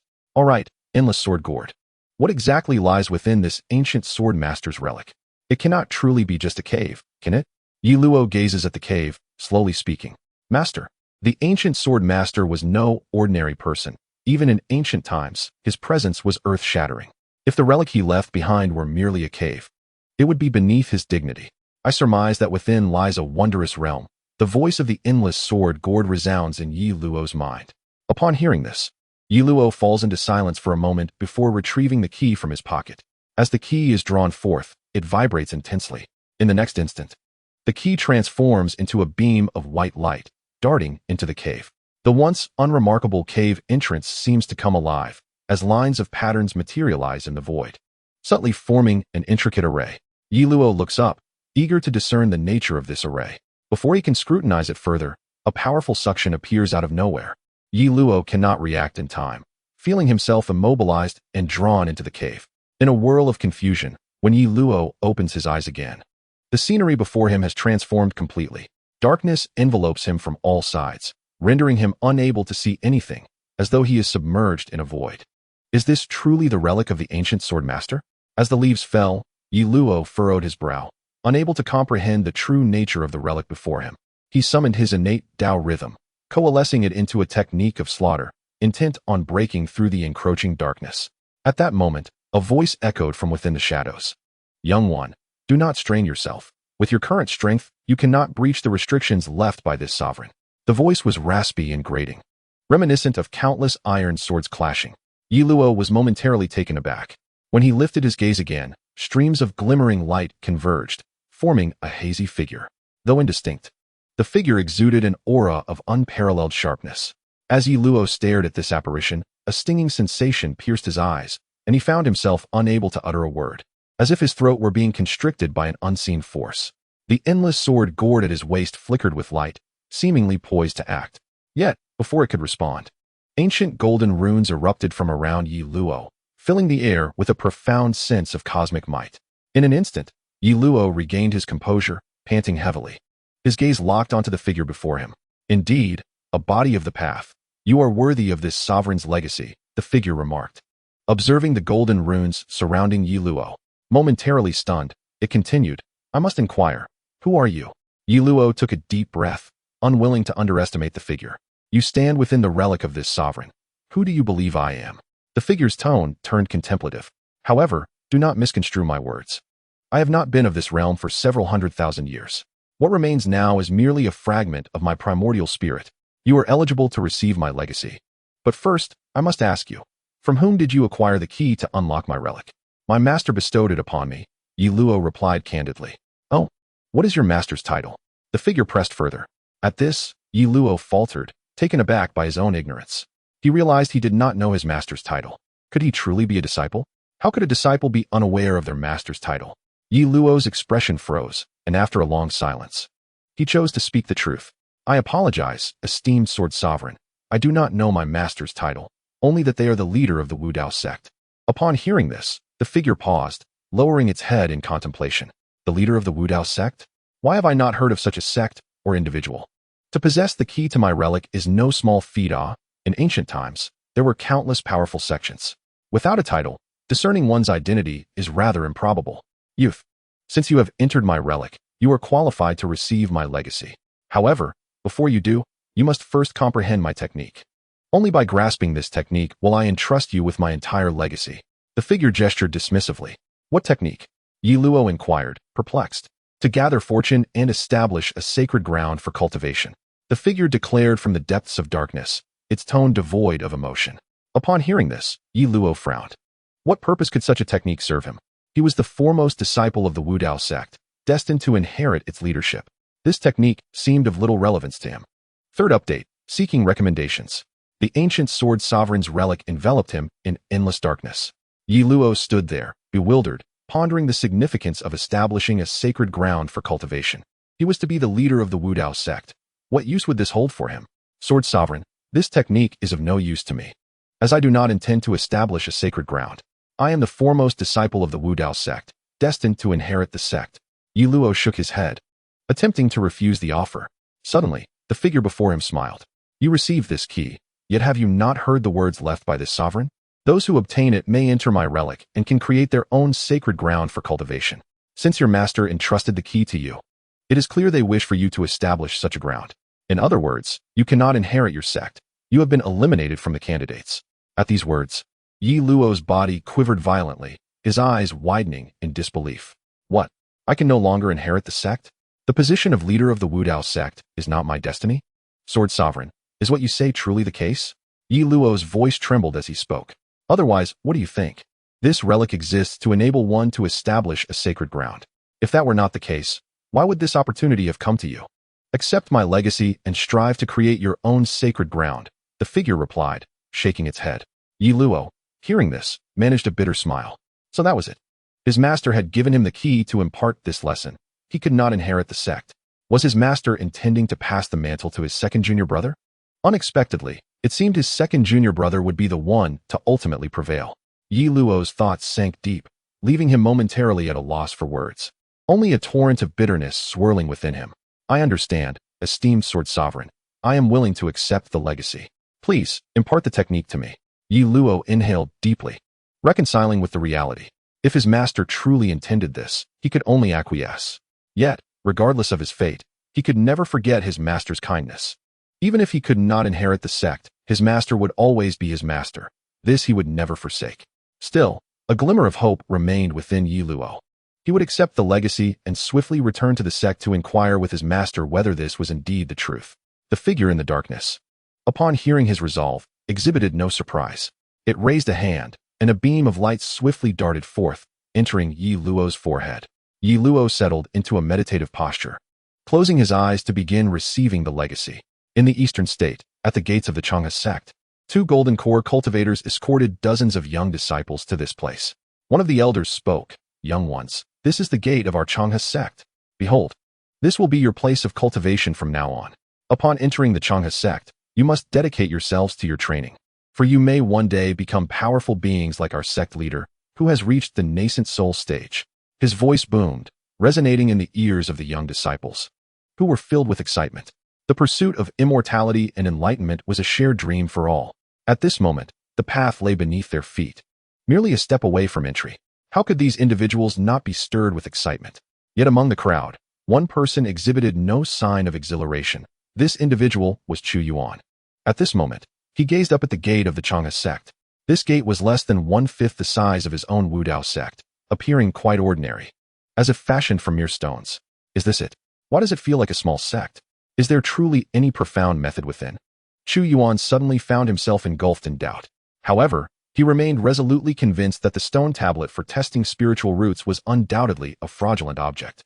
How could someone with such a grand celestial root like him possibly be a mixed root? Given the diminutive appearance of this sect, it surely lacked any worthwhile cultivation techniques. Alas, he would have to make do. Even if the cultivation methods were subpar, they would still surpass his own rudimentary technique for the qi refining stage. As Chu Yuan pondered this, the elder of the gold core stage spoke once more. All right, young ones, follow us into the sect. Remember to greet your senior brothers and sisters upon entry.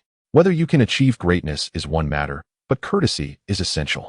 The elder continued to explain that once inside, there would be attendants to assign them accommodations, which would resemble those of the mundane world, equipped with all necessary living supplies. Only when they truly embarked on the path of cultivation would they relocate to other quarters. As the elder's words concluded, the 2 gold core elders raised their hands. lifting the crowd into the air and carrying them into the depths of the Chang'e sect. Observing this scene, Chu Yuan felt his heart ablaze. The gold core elder was evidently employing a unique method of flight. The gust of wind that enveloped him was both swift and exhilarating. Chu Yuan was accustomed to flying through the pure manifestation of his magical power to condense clouds for flight. If he could learn this method of flight, he would not consider it a loss. However, he pondered how he could swiftly acquire the spells of the Chang'e sect. He still had matters to attend to regarding the food from the Wudao sect. Meanwhile, the two gold core elders moved at great speed, and within moments, they arrived at the designated accommodations. The lodgings provided by the Chang'e sect for these newly admitted mundane disciples resembled those of the secular world, simple courtyards. Yet the Chang'e sect was relatively accommodating, as typically one disciple occupied a single courtyard. Chu Yuan was assigned one such courtyard. After bringing the disciples to their quarters, the two gold core elders observed the attendants finishing the assignments and felt reassured. Let us go, Lao Zhao, we must report back to the sect leader. Elder Wang waved his hand casually. Wait, Lao Wang, hold on. Elder Zhao, another gold core elder, remained motionless, his gaze fixed intently on one courtyard, Chu Yuan's courtyard. What is the matter? Elder Wang inquired, following Zhao's gaze. Upon seeing Chu Yuan's courtyard, his brow furrowed. Why did he feel as though he had seen this person before? Yet he could not recall where. It was simply a feeling of familiarity. Suddenly, a realization struck Elder Wang's mind, his eyes widening in astonishment. I know where I've seen him, he exclaimed, his mouth agape, rendered speechless. Elder Zhao experienced a similar epiphany. The painting. Chapter 81. I am a genius. In the main hall of the Chang'e sect, the sect leader stared wide-eyed at the two elders. His mouth opened in an exaggerated manner, nearly capable of accommodating an egg. My heavens, what kind of world is this? The reclusive sect leader, rumored throughout the eastern states' cultivation realm, is actually here in our sect? Is this truly real? Am I not dreaming? Are you certain this is the one? The sect leader produced a scroll, unfurling it before the two elders. This scroll was a replica passed down from the Qian Emperor Dao sect, yet it was evidently crafted from precious materials. The scroll depicted a pitch-black void, devoid of life, suffused with an aura of obliteration. Within this dark nothingness stood a figure in white robes, surrounded by divine patterns. Akin to a creator deity, standing firm amidst the void. Celestial bodies floated in the hands of this figure, exuding a tremendous presence that permeated even through the scroll. At the bottom of the scroll, a phrase was inscribed. With stars in hand, plucking the sun and moon, in this world, there is none like me. It was uncertain which sect initiated this trend of embellishing scrolls with treasures to rival the original artwork. Once this practice became known, other sects followed suit, enhancing their scrolls with various treasures, making them increasingly formidable. The Chang'e sect's version was still relatively decent. It was rumored that some sects had directly forged scrolls into magical artifacts, fearing they could not adequately convey the majesty of the figure depicted. The two elders standing before the hall squinted, affirmatively nodding in recognition. Yes, this is indeed the one, though he appears as an ordinary person, they exclaimed. Is he pretending to be a commoner to traverse the mortal realm? Upon receiving this answer, the sect leader staggered back, gasping in shock. What? This esteemed figure, whose appearance is as elusive as a dragon's tail, has entered our sect. The sect leader fell to the ground, uncertain how to proceed. How should he handle a deity of such caliber masquerading as a mortal? He was merely a 6th-grade sect leader, faced with such a divine being. He had no idea how to respond. Should he approach with deference? The sect leader felt utterly inadequate. He had never engaged with such beings and did not know how to honor them. What should we do now? The sect leader inhaled deeply, his tone tinged with urgency. The two elders bowed their heads, equally perplexed. Sect leader, perhaps we should summon all the elders for a discussion. We truly do not know how to proceed. Elder Zhao said with a wry smile. Upon hearing this, the standing sect leader glared, waving his hand decisively to refuse. No, the fewer people who know about this, the better. If it leaks and displeases that esteemed figure, who among us could withstand his wrath? You could, Elder Zhao muttered under his breath. What did you say? The sect leader's eyes widened in disbelief. He merely spoke metaphorically. This fellow truly dares to respond. It matters not. Elder Zhao hastily waved his hand. Humph, observing this. The Lord of the River could only snort coldly, choosing not to utter another word, lowering his head to contemplate his next course of action. After a brief moment, the Lord of the River reached a decision. He would first investigate the intentions of this individual before determining his next steps. With this thought in mind, he decisively led two elders towards the disciples' living quarters. Meanwhile, in the disciples' living quarters, Chu Yuan sat on a stone stool at the entrance, engaging in light-hearted conversation with the disciples from neighboring courtyards. Where do you hail from? Judging by your appearances, you must be scions of prominent families, correct? He inquired. As for me, I come from a small sect. What sect, you ask? It's nothing significant, merely a failed sect, Chu Yuan replied with a cheerful demeanor. Chu, do not lose heart. There is nothing wrong with coming from a small sect. Now that you have joined the river sect, opportunities abound, one disciple encouraged. They sought to assure Chu Yuan not to become disheartened by his humble origins.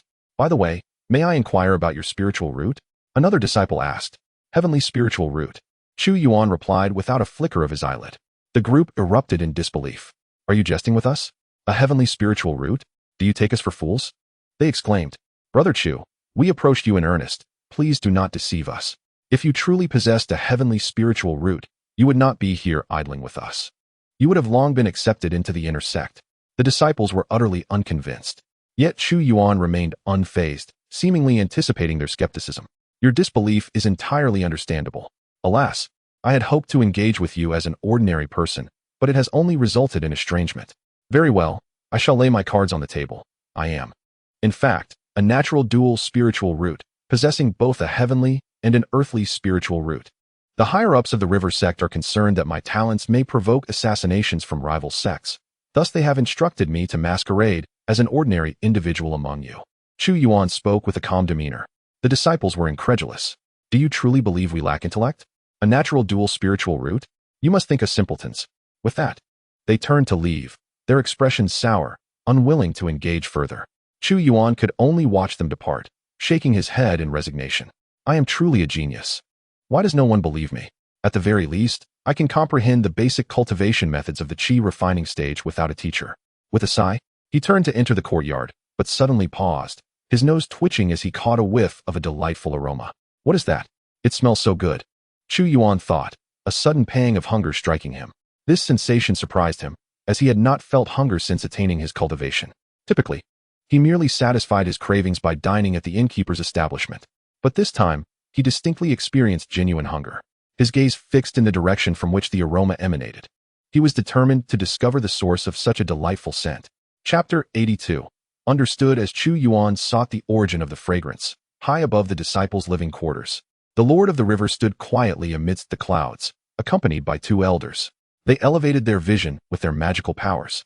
Observing Chu Yuan converse with the other disciples and his departure thereafter. After watching, the Lord of the River could not help but take a deep breath, filled with emotion. Truly remarkable. This individual has traversed the mundane world, yet remains humble enough to converse with ordinary disciples. Just on this account, we find ourselves lacking in comparison. Look at his demeanor. He appears just like an ordinary disciple, unfazed by the harsh words of others. Such magnanimity is indeed awe-inspiring, the Lord of the River remarked. Shaking his head, the two elders beside him wore expressions of dismay. Was it not agreed that we would refrain from flattery? You seem quite practiced at it. Elder Wang felt particularly stifled. He recalled the last time he had pretended to be an ordinary disciple to experience their life, only to be ridiculed by the Lord for being idle.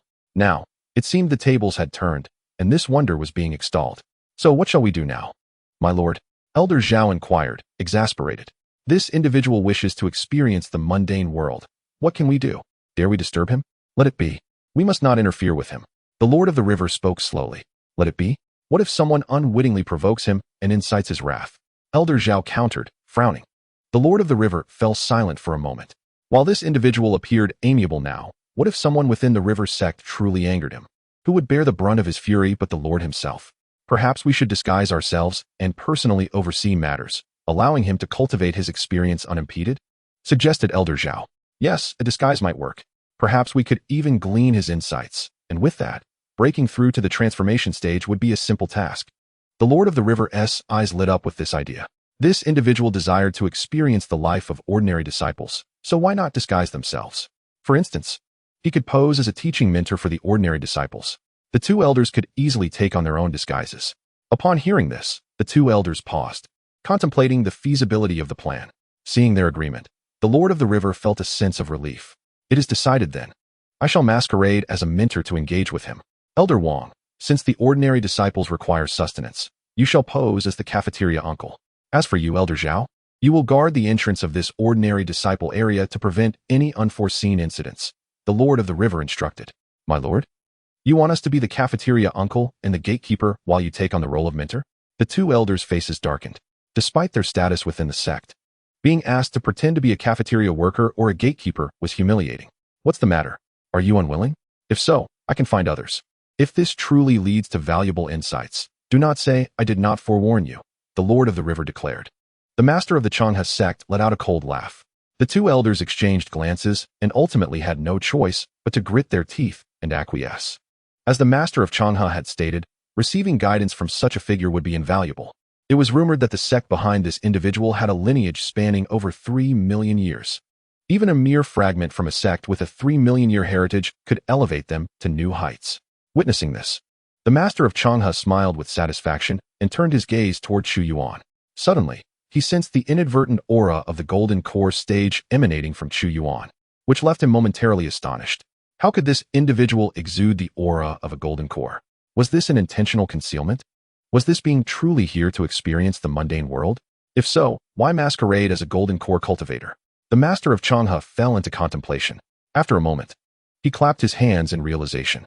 This individual likely found the mere act of experiencing the mundane world too simplistic and had decided to engage in a role-playing exercise. He understood now and silently noted down the persona this individual had prepared for themselves, in case he misstepped while playing the role of mentor. With the facade of a golden core, disguised as a mortal, the intent to join the Changha sect for cultivation was clear. As for what this individual truly sought, the master of Changha had no intention of interfering. What this individual aimed to achieve was beyond his control. Meanwhile, Chu Yuan remained oblivious to the gaze upon him. Following the alluring scent, he stumbled upon a courtyard designated for disciples. Observing the courtyard, Chu Yuan stroked his chin, curious about what was transpiring within. He approached the courtyard door and knocked, eager to unveil the source of that enticing aroma. The enticing fragrance had inexplicably whetted his appetite. Knock, knock, knock. Chu Yuan rapped on the door, but silence lingered in response. It seemed as though the courtyard contained no one. What on earth could be happening inside? Frowning, he had no intention of entering directly and knocked once more. Knock, knock, knock.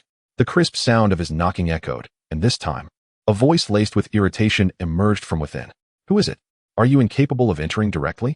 Chu Yuan raised an eyebrow at the response. Goodness. The disciples residing in this region were mostly mortals, and yet, were they all so irritable? He was determined to discover what lay inside. Chu Yuan pushed the courtyard door open and stepped inside. After scanning the surroundings, he found nothing particularly noteworthy until his gaze landed upon a kitchen. The tantalizing scent wafted from there, accompanied by rising smoke. Someone was cooking. Was this delightful aroma the result of someone's culinary efforts? Intrigued, Chu Yuan made his way toward the kitchen. In the Changha sect's ordinary disciple living area, before the kitchen, Chu Yuan observed the scene within. He saw a plump man dressed in sect attire, wielding a spatula, expertly tossing the ingredients in the pot, while occasionally adding seasonings with remarkable finesse.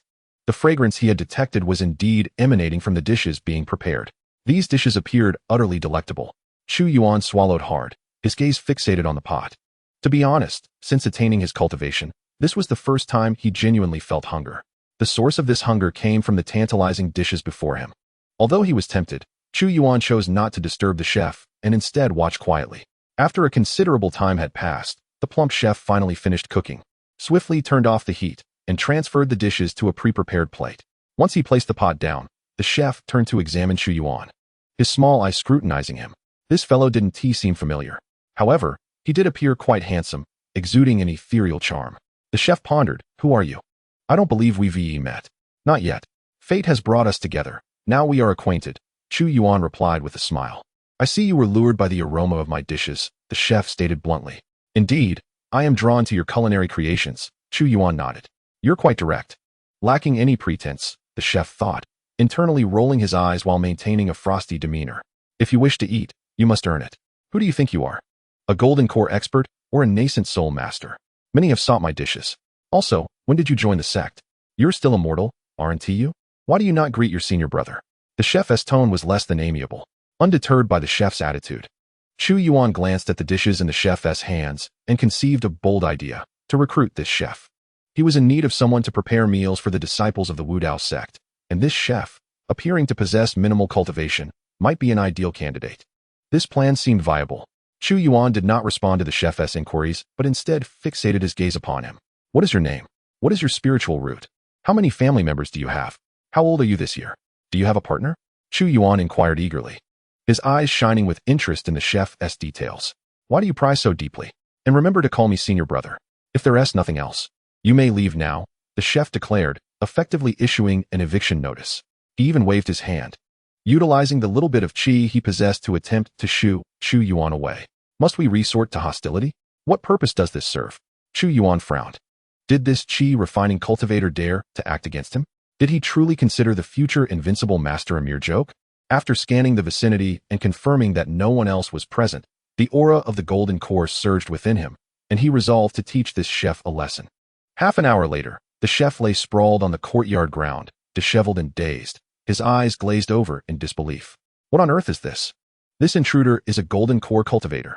Are all new disciples starting at the golden core stage now? What a joke. Meanwhile, Chu Yuan sat on a stone chair in the courtyard, deep in thought as he observed the bewildered chef. After half an hour of meticulous inquiry, he had gathered quite a bit of information. The rotund figure divulged everything. This individual, known as Li Ergong, is a chef and, regrettably, a rather inept disciple of the Changha sect, having spent 6 months in cultivation yet remaining at the qi refinement stage. According to Li Ergong, during his mundane life, he had acquired some culinary legacies from renowned chefs in the realm of cultivation, thus becoming quite famous for his delectable dishes.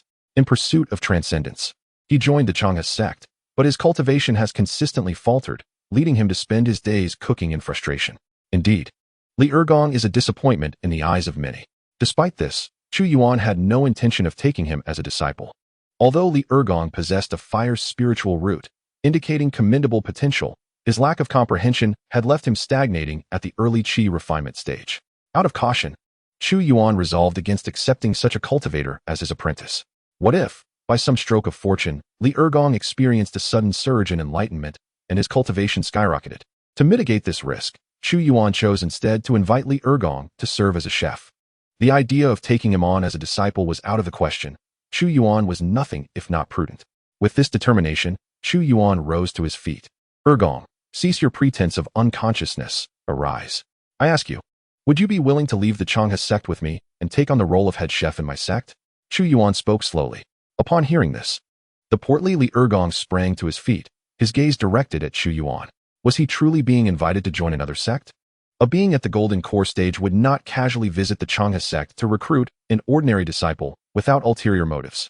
It was conceivable that his culinary skills had caught the attention of this powerful figure, prompting the invitation. Yet, he was uncertain of the nature of the other sect. If it were indeed formidable, it could present an opportunity of great significance. His innate talent for cultivation was apparent. Without a stroke of luck, his life might remain unremarkable. However, if fortune smiled upon him, his future could be transformed. Contemplating this, Li Ergong's breath quickened. Senior, are you asking me to leave the Changha sect for your sect? May I inquire what rank your sect holds? He asked, gritting his teeth. None, Chu Yuan replied without hesitation. Li Ergong, a sect of no rank? Are you truly attempting to recruit me? His expression turned peculiar in an instant. At that moment, Chu Yuan also regained his composure, realizing he had perhaps revealed too much. Under the increasingly strange gaze of Li Ergong, he fell silent. After a brief pause, a glimmer of realization sparked in Chu Yuan's eyes, as if an idea had struck him. Surely you do not believe that my sect is truly without rank? To be candid, the reclusive sect widely spoken of in the eastern state is, in fact, my sect. Do you believe me? Chu Yuan decided to leverage the rumors surrounding the hidden sect to entice Li Ergong back to his mountain. Once there, everything could be negotiated. Chapter 84, Junior Brother. Shall we spar? Beneath Tianmu Mountain, Ye Luo returned after receiving the inheritance. I'm back, he murmured, gazing at the mist-shrouded expanse before him.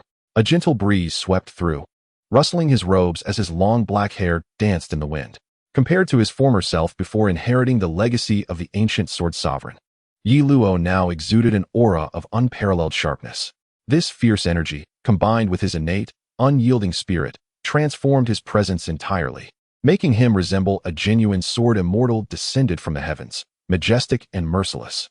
It seemed that when Ye Luo drew his sword, it would be an instrument of certain death, unavoidable in its lethality. Master, the successor of the Wu Dao sect is indeed not me, Ye Luo sighed, conversing with himself in resignation. The ancient sword's sovereign-s inheritance had solidified his suspicions. Establishing a sacred ground for cultivation necessitated the accumulation of fortune, which was finite in each region. For instance, in the eastern state, only one sacred ground could exist at most. However, since the Qian Emperor Dao sect already occupied that position, Ye Luo's aspirations to establish a new sacred ground were thwarted unless the Qian Emperor Dao sect experienced turmoil and lost its fortune, thus affording him the opportunity to amass his own. By a stroke of irony, his master had orchestrated a disturbance at the Qian Emperor Dao sect, even luring its leader to become a disciple of the Wu Dao sect. How could the Qian Emperor Dao sect not be thrown into disarray? With this unrest, Ye Luo saw his chance. He had unraveled the master's grand design to prevent him from inheriting the Wu Dao sect and instead set him on the path to establish a new sacred ground. His master had paved the way for him to instigate the very turbulence required for his own rise. Oh, master, Ye Luo thought bitterly. I never anticipated your scheme was so grand in scope. Everything had been meticulously arranged from the beginning. With a wry smile, he lifted his gaze, preparing to ascend the mountain to meet his master. Even if he could not inherit the Wu Dao sect, he would never forget his master's grace. Without his master, how could Ye Luo have attained his current stature? Shaking his head, he began his ascent, the surrounding mist parting to grant him passage. He traversed the path up Tianwu Mountain and soon reached the plaza before the grand hall of the Wu Dao sect. As he stood in that familiar spot, nostalgia washed over him. He recalled how he had once sat there for days on end, contemplating the heavens and seeking enlightenment. Now, he was a figure of strength. Senior brother? At that moment, a voice reached Ye Luo's ears. He turned to see Zhang Han approaching from the opposite side of the plaza. The sight of this second junior brother caused a subtle shift in Ye Luo's expression. If he were not mistaken, this junior brother would eventually inherit the Wu Dao sect, effectively usurping Ye Luo's position as its leader. While it was only natural to harbor no resentment towards his master, it was another matter entirely to feel the same towards this junior brother. Taking a deep breath, Ye Luo adjusted his mindset. Junior brother, what brings you here? He asked with a forced smile. Nothing much. I simply sensed my senior brother's presence in the plaza and wanted to greet you. How has your cultivation been of late? Zhang Han replied with a courteous bow and a smile. Quite well. And you, junior brother? How has your cultivation progressed? Ye Luo inquired. Indeed, I was nearly thrown off balance in my mental state, but thanks to Master's timely reminder to slow down my practice, I have been diligently solidifying my foundation, Zhang Han recounted, blissfully unaware of the increasingly peculiar expression on Ye Luo's face. Alas, Master indeed dotes on the second junior brother. Ye Luo mused inwardly. Ah, how delightful, my junior brother. Might you know where our master is at present? I wish to seek an audience with him, Ye Luo remarked, clearing his throat and crossing his arms. Senior brother, it is likely that the master is not on the mountain. I attempted to find him earlier, but he has not emerged. I suspect he has gone down the mountain for some matter, Zhang Han replied with an air of elegance. Upon hearing this, Ye Luo seemed momentarily taken aback. The master had descended the mountain and was not within the sect. He would have to wait for the master's return to share his thoughts. However, prior to that, he decided to express his grievances towards his second junior brother. With this in mind, Ye Luo's gaze towards Zhang Han shifted. Since our master is absent, we shall discuss matters upon his return. Speaking of which, junior brother, since you joined the sect, we have yet to engage in a sparring match. Why not take advantage of this moment and have a friendly bout? I am still unfamiliar with your true capabilities, Ye Luo said with a gentle smile, his voice imbued with warmth, leaving Zhang Han momentarily stunned. For reasons unknown, Zhang Han felt a slight unease, yet could not pinpoint the cause. You wish to spar with me, senior brother? Very well. Since my entrance to the sect, I have not had the opportunity for real combat. I look forward to witnessing your true strength. However, senior brother, do remember to go easy on me. If you unleash your full power, I stand no chance, Zhang Han chuckled. Of course, Ye Luo responded readily. Shall we commence now, senior brother? Zhang Han inquired. At this, Ye Luo shuddered. Surely, sparring in the main hall of the sect would invite the master's wrath upon them. Moreover, he feared that should he unleash his full might, he might inadvertently destroy the plaza. Junior brother, sparring in the main hall is ill-advised. Let us descend the mountain instead. By the way, where is our third junior brother? Ye Luo suggested, shaking his head. Very well, we shall heed your advice and spar down the mountain. As for our third junior brother, he has established a cave halfway up the mountain to refine his physique with earthly energies. We might as well visit him on our descent, Zhang Han responded. Ye Luo nodded, intending first to check on Chu Yuan before proceeding to spar. Unbeknownst to Zhang Han, the malice from his senior brother had already begun to manifest. At this moment, he continued to walk alongside Ye Luo, laughing and chatting, eagerly anticipating their sparring match. Chapter 85, Senior Brother, you deceived me. At the midsection of Tianwu Mountain, Zhang Han led Ye Luo to this place and called out for Su Qianyuan. The three brothers gathered for the first time, gazing at Su Qianyuan, clad in flowing robes with an aura of menace and a shining bald head. Ye Luo was momentarily bewildered. He had only been apart from Su Qianyuan for a short while. How had he undergone such a transformation? The once dignified middle-aged man now appeared as a bald figure. However, the ominous aura surrounding the third junior brother was intriguing, as it elicited a hint of discomfort within him. Standing on a stone, Ye Luo composed himself and smiled faintly. Third junior brother, it has been a while. Your transformation is quite significant. Senior brother, it cannot be helped. The cultivation method imparted to me by the master focuses on refining the body, and it is common to harness earthly energies to hone the flesh. My hair may never grow back, Su Qianyuan replied with a wry smile. Having noticed the peculiar expression in Ye Luo's eyes, the method of body refinement is indeed effective and enhances combat prowess, but it does take a toll on one's hair. He continued. After the cold fire had entered his body, his hair had struggled to grow back. Now, with the additional practice of refining his physique, the prospect of hair regrowth seemed non-existent. Upon hearing this, Ye Luo and Zhang Han exchanged knowing glances, realizing that their junior brother would henceforth be bald. It was a pity, as both of them possessed notable good looks, which could only be described as handsome gentlemen. The only distinction between them lay in their demeanor. Ye Luo exuded an ethereal aura akin to a celestial swordsman, while Zhang Han embodied the grace of a scholar, exuding a refreshing charm with every movement. To strip them of their hair would be an unthinkable fate. Junior brother, if your hair is gone, so be it. Cultivation is paramount. The ability to cultivate is what truly matters. Hair is of little consequence, Ye Luo reassured, patting Su Qianyuan on the shoulder. Senior brother, I understand. I have never been particularly concerned about my hair. Cultivation is what holds significance. As long as I possess strength, who would dare mock my baldness? Should anyone do so, I shall deliver a punch. Su Qianyuan narrowed his eyes, fully aware of the harsh realities of this world. Strength reigns supreme, as long as he is powerful. Who would dare to ridicule him? If anyone dares to speak ill, a punch will suffice. If that fails, then 2 punches. Indeed, junior brother, your perspective is commendable. Ye Luo nodded with satisfaction. Observing the current state of their third junior brother, he felt reassured. By the way, third junior brother, my senior brother and I intend to descend the mountain for a sparring session. Would you care to join us as an observer? Zhang Han suddenly recalled and extended the invitation. He and his senior brother were both formidable opponents. Their sparring session might yield insights for the onlookers. Upon hearing this, Su Qianyuan paused for a moment. The prospect of witnessing a duel between 2 such exceptional talents, one embodying the essence of swordsmanship and the other mastering formations, was surely an enticing spectacle. Although it bore no relation to his own body refinement, he felt it would be a significant loss to miss out on such an event. Of course I shall watch. Senior brother, second junior brother, I would not miss your spar for anything. Su Qianyuan exclaimed eagerly. Ye Luo and Zhang Han readily concurred. After some discussion, the 3 of them made their way down the mountain.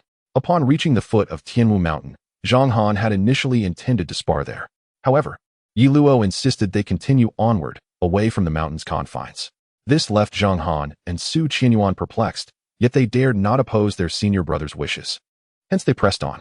The trio traversed a rugged mountain path for several miles before finally halting. Zhang Han, leading the way, surveyed the uneven terrain and frowned. What was the purpose of bringing them here? Surely, there were more suitable places for sparring. Why this location? Could it be that their duel might shatter Tianwu Mountain?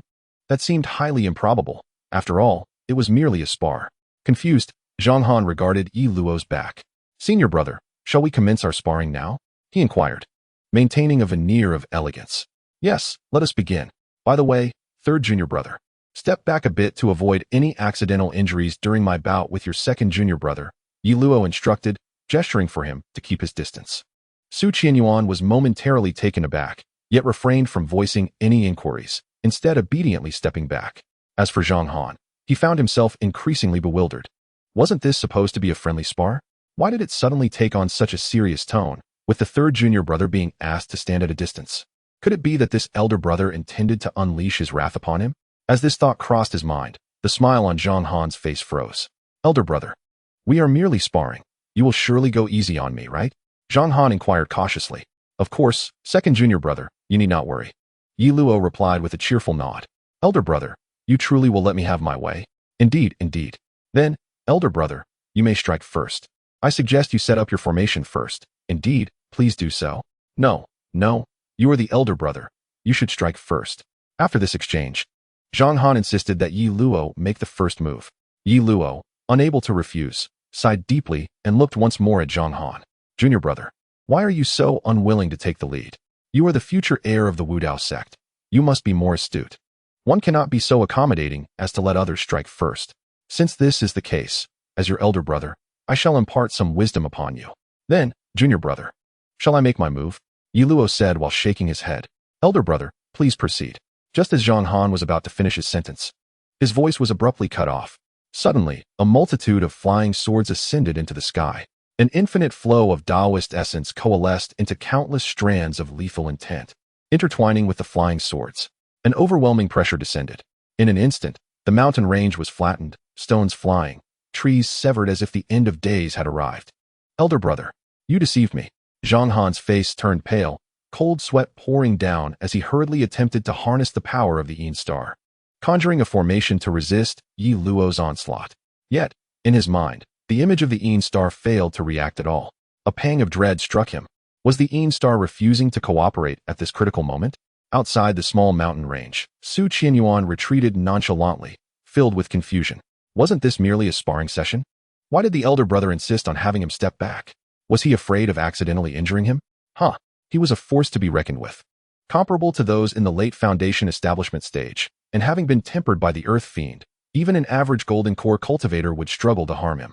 The notion of being accidentally injured seemed far-fetched. Surely, two elder brothers could not reach the levels of nascent soul or divine transformation to the point of endangering him. How could that be possible? He wasn't boasting. If they could indeed harm him, did they not see this small mountain range? He could devour it whole, leaving no trace behind, not even a pebble. As Chu Yuan pondered, he assessed the distance and deemed it sufficient, casually kicking a small stone before turning to watch. At that moment, a thunderous roar erupted. A tremendous force descended, suppressing the entire mountain range, fissures splitting the ground, trees snapping as if cleaved by an unseen blade, and countless stones scattering. Boom! Chu Yuan found himself utterly powerless against the onslaught, pressed to the ground, kissing the earth. After a while, he adapted to the sudden pressure, a sinister aura enveloping him as he struggled to rise. He looked up, his pupils constricting. The sky had darkened unbeknownst to him, a multitude of flying swords swirling. A potent Taoist essence coalescing around them, hinting at a power that seemed to suppress the heavens. Was this the elder brother exerting his strength? Chu Yuan was flabbergasted. Before he could regain his composure, a gust of wind surged, and he found himself uncontrollably propelled, like a kite severed from its string. Amidst the mountains, Ye Luo stood aloft, treading upon flying swords, surrounded by endless sword gourds from which swords continually emerged, emanating a powerful Taoist essence. His aura surged, nearing the pinnacle of divine transformation. Yet this was not Ye Luo's full strength. Having inherited the legacy of the ancient sword sovereign, his power had long reached the level of tribulation transcendence. Ye Luo had no intention of unleashing his full might, for he perceived something amiss with his second junior brother. In Ye Luo's gaze, the formation swiftly assembled within the mountains appeared to possess only the strength of an early nascent soul stage. Could it be that this second junior brother was limited to such a level? Ye Luo found it hard to believe, hence he refrained from attacking, opting instead to wait for his younger brother to complete the formation. Otherwise, he would have struck at that very moment. As for Zhang Han, he was preoccupied, frantically envisioning the Yin Star chart in his mind. Yet the Yin Star remained unresponsive, causing his expression to darken. Without the aid of the Yin Star, his combat prowess diminished significantly. Left with no choice, he envisioned the solar star, setting up the 9 prisons dragon confinement array to ensnare himself. Fearing he might be at the mercy of his elder brother's wrath, his mind raced with thoughts, yet he could not devise a solution. It became apparent to him that his elder brother had no intention of engaging in a friendly spar. He clearly meant to thrash him. Second junior brother, are you ready? Came Ye Luo's voice. Wait, elder brother, Zhang Han shouted, but amidst the clamor of countless flying swords, his voice was drowned out. Seeing this, Zhang Han took a deep breath, seated himself cross-legged, striving to calm his tumultuous thoughts, and closed his eyes. He disregarded the commotion outside, once more envisioning the Yin Star chart in meticulous detail, unlike his usual hasty attempts to harness its power. Buzz! As the sun's rays had yet to fade from the heavens, the moon emerged, casting a gentle glow that enveloped Zhang Han. In an instant, Zhang Han's demeanor transformed. Ancient runes erupted from his heart, scattering in all directions. A surge of frigid air began to rise, swiftly coalescing into a towering figure of ice. The formation of the lunar star array. Zhang Han simultaneously commanded 2 grand formations, marking his inaugural attempt at such a dual mastery. To his astonishment, he succeeded. The simultaneous manipulation of 2 formations had previously existed only in the realm of theory, yet amidst this haze of confusion, he had achieved it. With the ability to command both formations, his combat prowess had undoubtedly ascended to the realm of spirit transformation.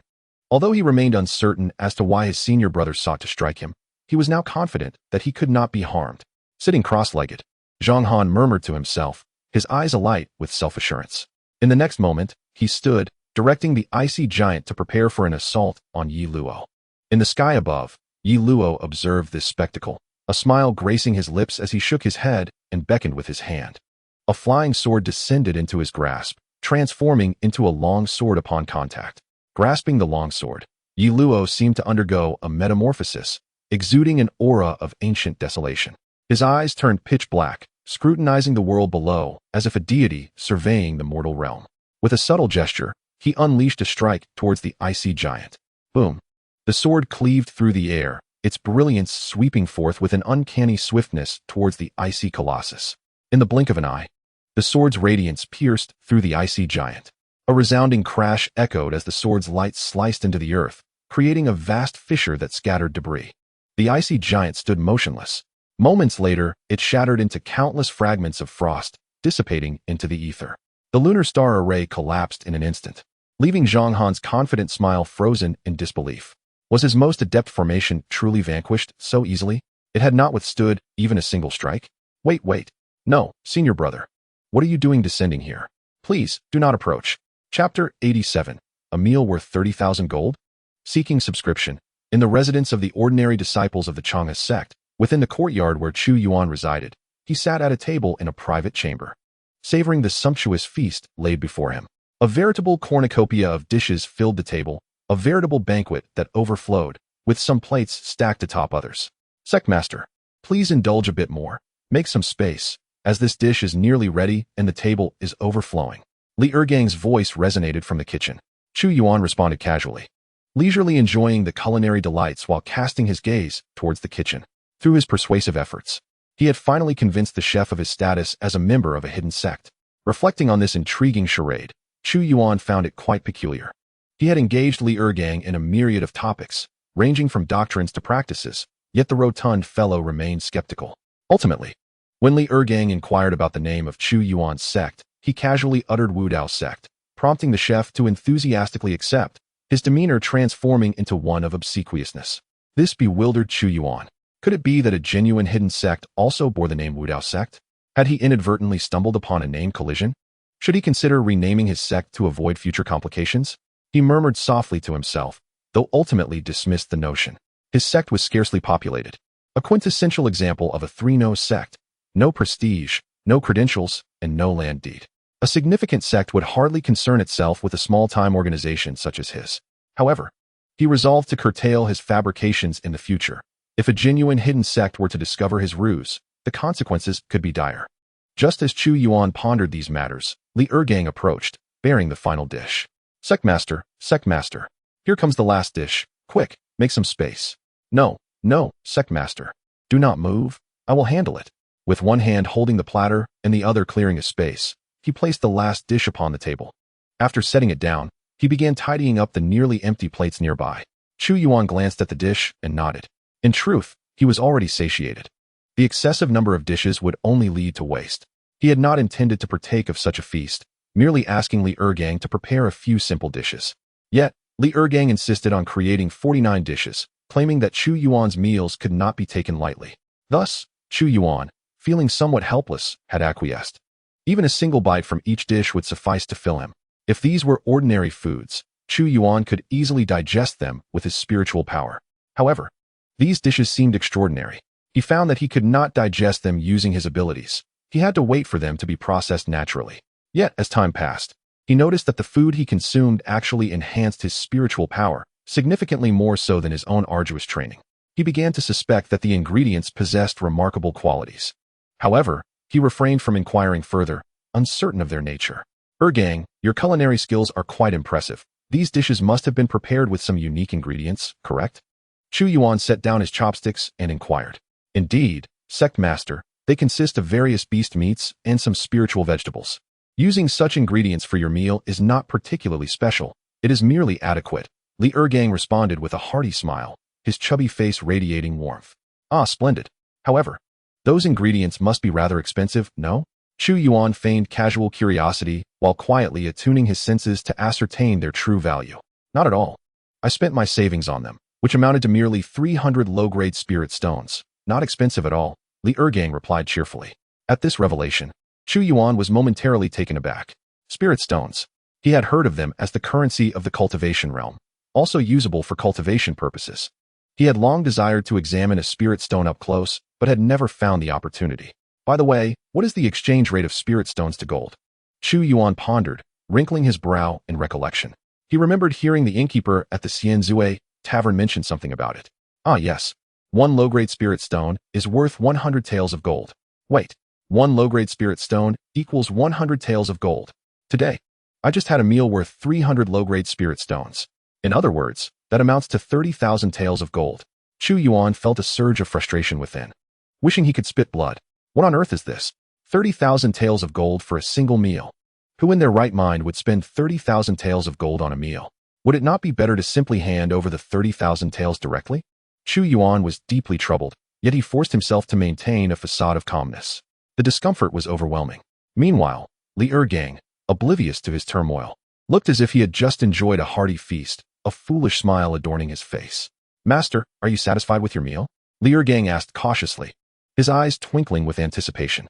I am indeed full, Chu Yuan replied, his face stiff as he uttered a few terse words. How could he not be full after such an extravagant meal costing 30,000 taels of gold? By the way, master, do you know when we will return to the sect? Li Ergang inquired, rubbing his hands together with a cheerful grin. Upon hearing this question, the still downtrodden Chu Yuan paused momentarily. This rotund fellow was eager to return to the Wudao sect? No, he was longing for the real hidden sect, Wudao. Not the counterfeit version that Chu Yuan represented. Never mind, there was no need to worry. Once they reached the Wudao sect, would this fellow really be able to escape? However, returning now was not an option. It was essential to wait a few more days. He needed to study some techniques from the Chang'e sect, or else this trip would be a tremendous waste. Chu Yuan pondered silently. Let us wait a few days. I have matters to attend to first. I will take you away from Chang'e sect in a few days. For now, go and pack your things. Chu Yuan waved his hand dismissively. Hearing this, Li Ergang nodded eagerly and dashed off to prepare for their journey to Wudao sect, exuberantly bouncing along the way. Watching Li Ergang's retreating figure, Chu Yuan squinted. Following the standard procedures would take far too long for him to acquire the techniques from Chang'e sect. No, he could not afford to follow the usual path. If necessary, he would have to resort to unconventional methods. Stroking his chin, ideas began to form in his mind. That night, the living quarters of the ordinary disciples at Chang'e sect fell into a profound silence. Most of the disciples residing in this area were mortals in need of rest. As night enveloped the surroundings, they had all retired for the evening, resulting in an ambience of tranquility marked only by the faint chirping of insects. A shadow moved stealthily through the streets of this area. It was none other than Chu Yuan, utilizing his mystical powers to envelop his feet. He walked silently along the path. His destination was, of course, the repository of techniques at Chang'e sect. According to Li Ergang, this sect housed numerous locations for the storage of techniques. For instance, the ordinary disciples had their own technique pavilion, while the elite disciples had theirs as well. The distinction was quite clear. Chu Yuan aimed for the technique pavilion meant for ordinary disciples. Why? It was rumored that this pavilion was guarded by a single elder at the Golden Core stage. If he happened to be discovered while sneaking a glance, he could swiftly make his escape. Surely, a solitary Golden Core elder would not be able to detain him. At least, that was the assumption.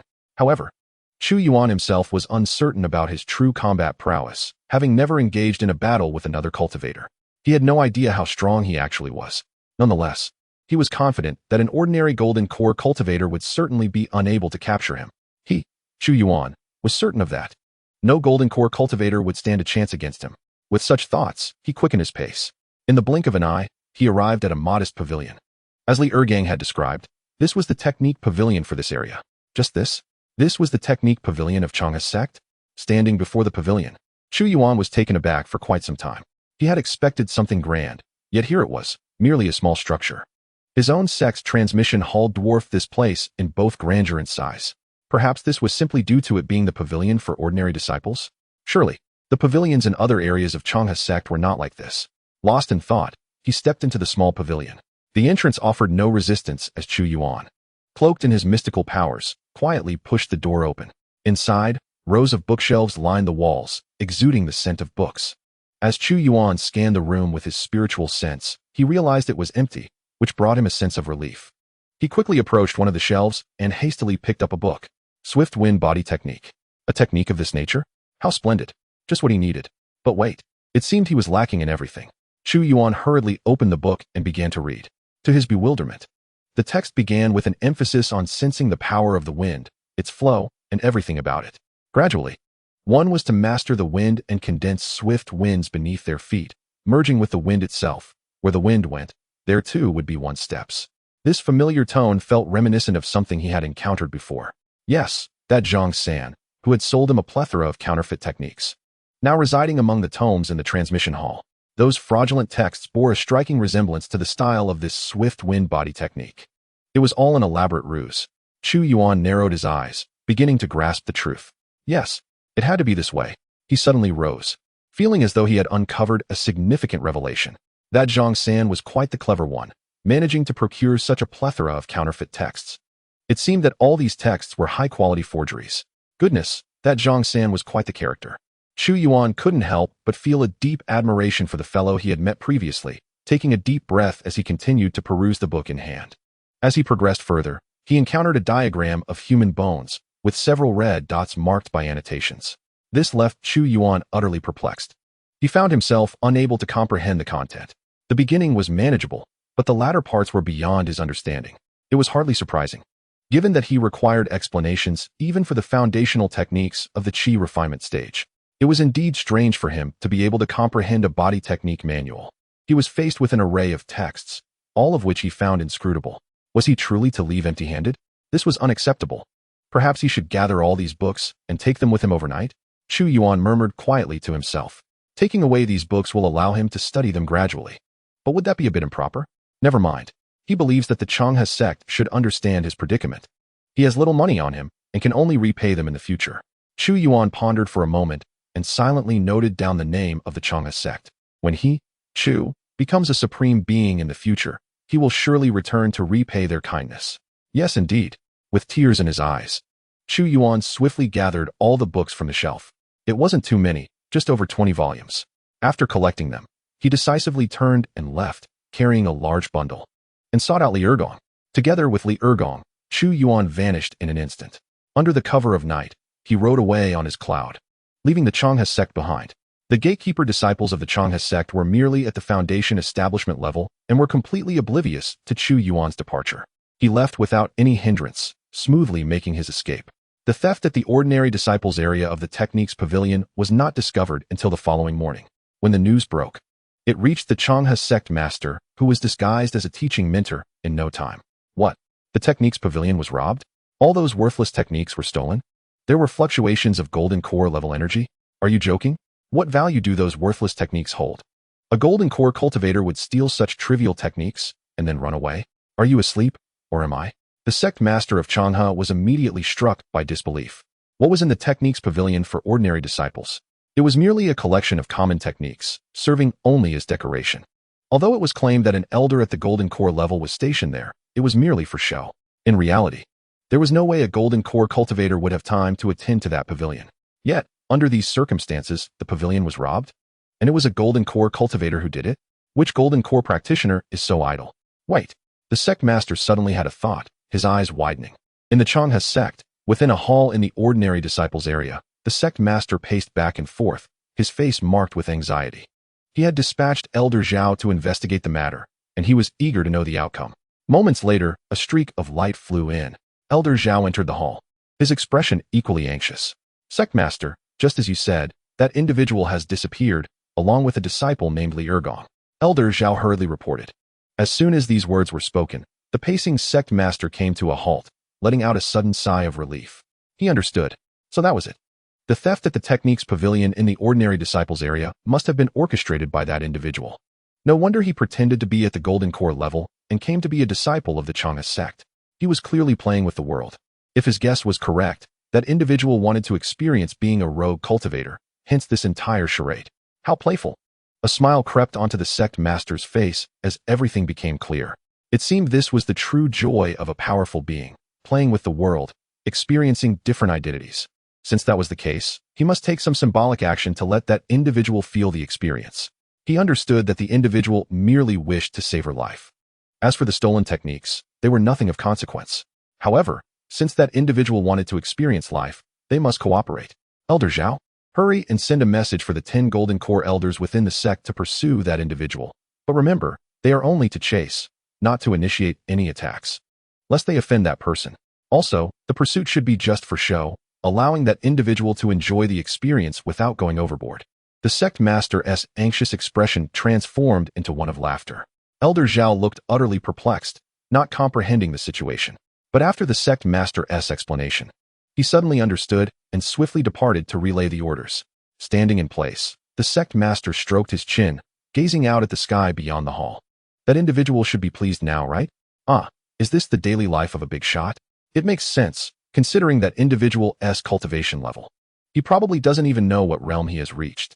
Rather than cultivating, it would be more beneficial to hone oneself in the mortal realm. If only he could attain such a level someday. The sect master sighed wistfully. What the sect master did not realize was that his attempt to let Chu Yuan experience life did not scare him to death. When Chu Yuan sensed the presence of Golden Core cultivators chasing after him, he was gripped by sheer terror, exerting all his strength to flee. Yet, no matter how much effort Chu Yuan put into his flight, he could not shake off the pursuing Golden Core cultivators. With no other option, Chu Yuan could only continue his desperate escape. This chase lasted a full day and night. By the next day, upon arriving at Silvermoon City, Chu Yuan recognized the situation was dire and promptly slipped into the city, blending into the chaotic energies within to conceal himself. This was merely Chu Yuan's conjecture. The city was filled with many commoners, among whom were some cultivators, creating a tangled web of energies. By mingling among them and hiding his own aura, he should be able to evade detection. It must be said, he succeeded. He successfully evaded the pursuing Golden Core cultivators. In a narrow alley of Silvermoon City, Chu Yuan carried a large bundle, followed closely by the stout Li Ergong. At that moment, Chu Yuan was continuously scanning with his spiritual sense. Only after confirming that the Golden Core cultivators had all left did he let out a sigh of relief. Finally, he had shaken them off. Damn it. This Chang'e sect, was it really necessary to send so many Golden Core cultivators after him over a mere 20 or so manuals? Li Ergong, still in a daze, had been confused since they left the sect and throughout the day and night of flying, completely unaware of what was happening. Now seeing Chu Yuan stop in a mundane city, he couldn't help but ask, "Sect Master, what are you doing?" "Nothing much. Just visiting an old friend in the mortal realm before heading back to the sect." "Here, help me carry this." Chu Yuan glanced at the stout man, tossing the bundle into Li Ergong's hands as he walked toward the immortal drunken inn. Li Ergong instinctively accepted the bundle, wanting to peek inside. But Chu Yuan had already moved ahead. Li Ergong had no choice but to hoist the bundle and follow. The two made their way from the east of the city to the immortal drunken inn in the west. Upon seeing the familiar inn, Chu Yuan finally felt a wave of relaxation wash over him. He wondered if Luo had already left. Never mind, regardless of her departure. He would rest here for a while, recover his energy, and then return to the Wudao sect. At least the Wudao sect had protective formations, making it much safer. Chu Yuan murmured to himself before stepping into the inn, with the hefty Li Ergong following closely behind. As the two individuals entered, they drew the attention of the patrons still indulging in food and drink within the inn. Chu Yuan exuded an ethereal charm reminiscent of an otherworldly being, undeniably captivating. Yet, Li Ergang was even more striking. His substantial girth effectively blocked the entrance. The onlookers felt an instinctive urge to flee. Ever since Ye Luo arrived on his flying sword, few dared to frequent this establishment.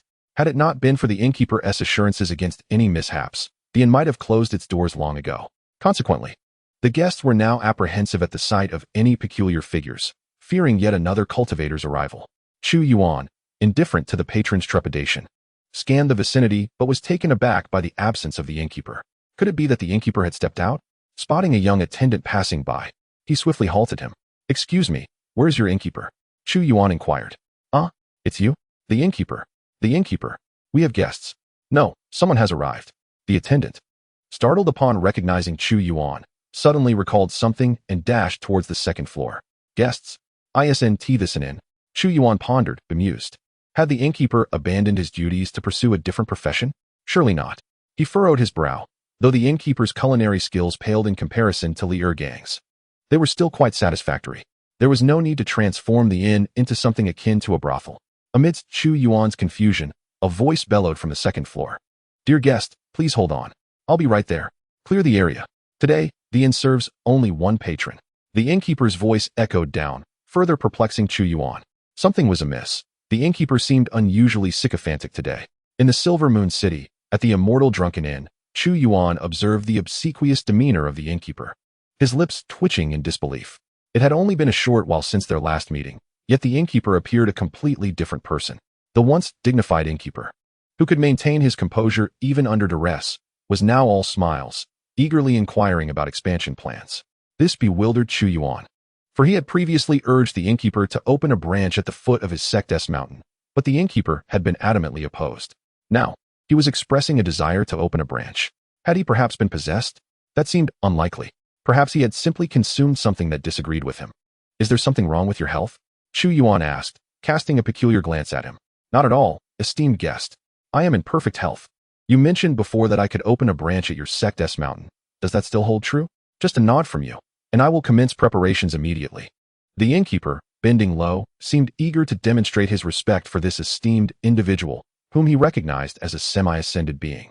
Who within the eastern province could rival such a figure? At this moment, not flattering him would be a missed opportunity.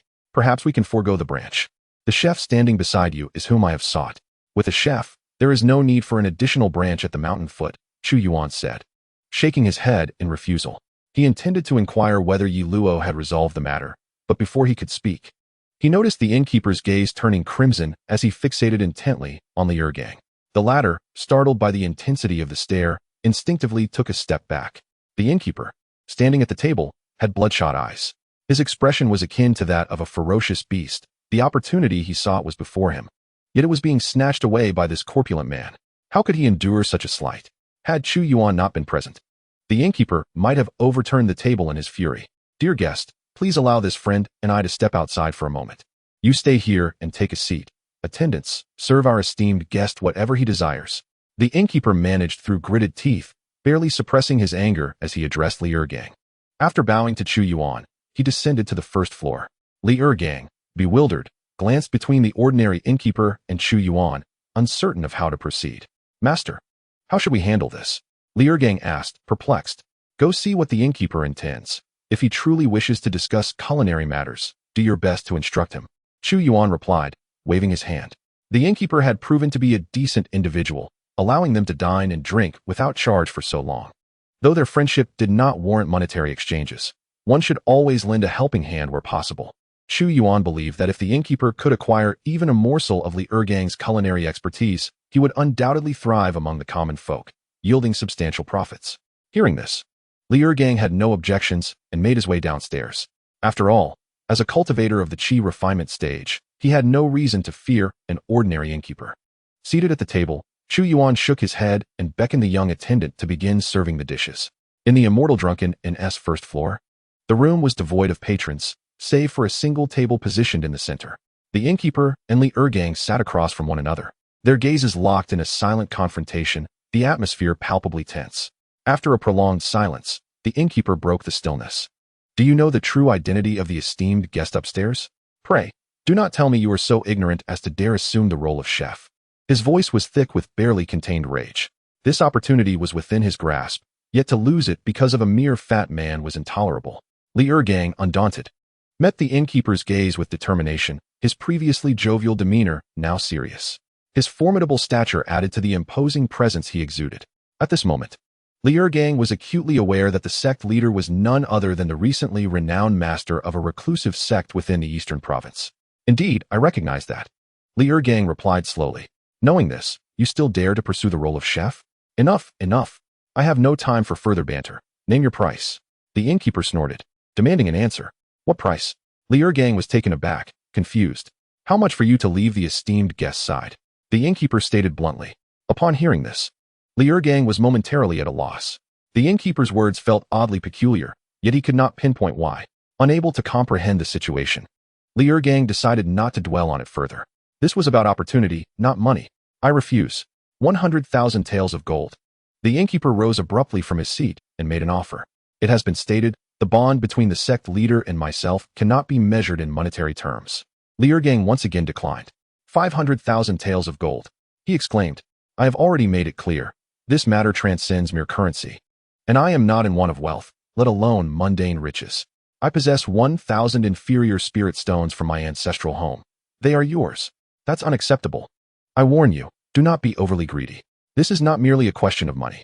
The conversation escalated into a heated argument, loud enough to draw the attention of Chu Yuan. Upon his arrival, the two men ceased their quarrel. Initially, Chu Yuan was keen to discern the reason behind their dispute, yet both remained obstinately silent, claiming their disagreement stemmed from differing culinary philosophies. Faced with this impasse, Chu Yuan inquired about Ye Luo's whereabouts and learned that he had already concluded his affairs and intended to return to the sect with Li Ergang. Before departing, unable to withstand the innkeeper's persistent entreaties, he divulged the precise location of the Wudao sect, assuring the innkeeper that he could seek assistance there should any danger arise. Chu Yuan was determined to extend his support to the innkeeper, for in his imagination, he envisioned a future where he would become an unparalleled existence, capable of assisting the innkeeper. Having resolved all matters, with Li Ergang carrying his belongings, Chu Yuan set forth towards the Wudao sect. Chapter 91. A time for silence at Tianwu Mountain. Within the Wudao sect's Grand Hall Plaza, Ye Luo had found a stone stool from some unknown source and sat leisurely, his demeanor remarkably nonchalant. Beside him stood Elder Su Qian, who had grown cautious after witnessing the might of the senior brother. He understood that even at his peak, he would not measure up to a single strike from this formidable figure. Not only he, but even the former supreme elder of the Qian Emperor Dao sect would be no match for Ye Luo. Thus, it was prudent to remain humble in the presence of such power. Meanwhile, the second brother, Zhang Han, was crouched in a small corner of the plaza, employing various healing formations to mend his wounds. Yet, Zhang Han lacked the cultivation necessary for such powerful arrays, and his energy was merely stored within the innate array's core. He remained in a mortal state, unable to withstand the overwhelming force of the formations, resulting in a painfully slow recovery. As it stood, he was still bruised and battered, his appearance utterly disheveled.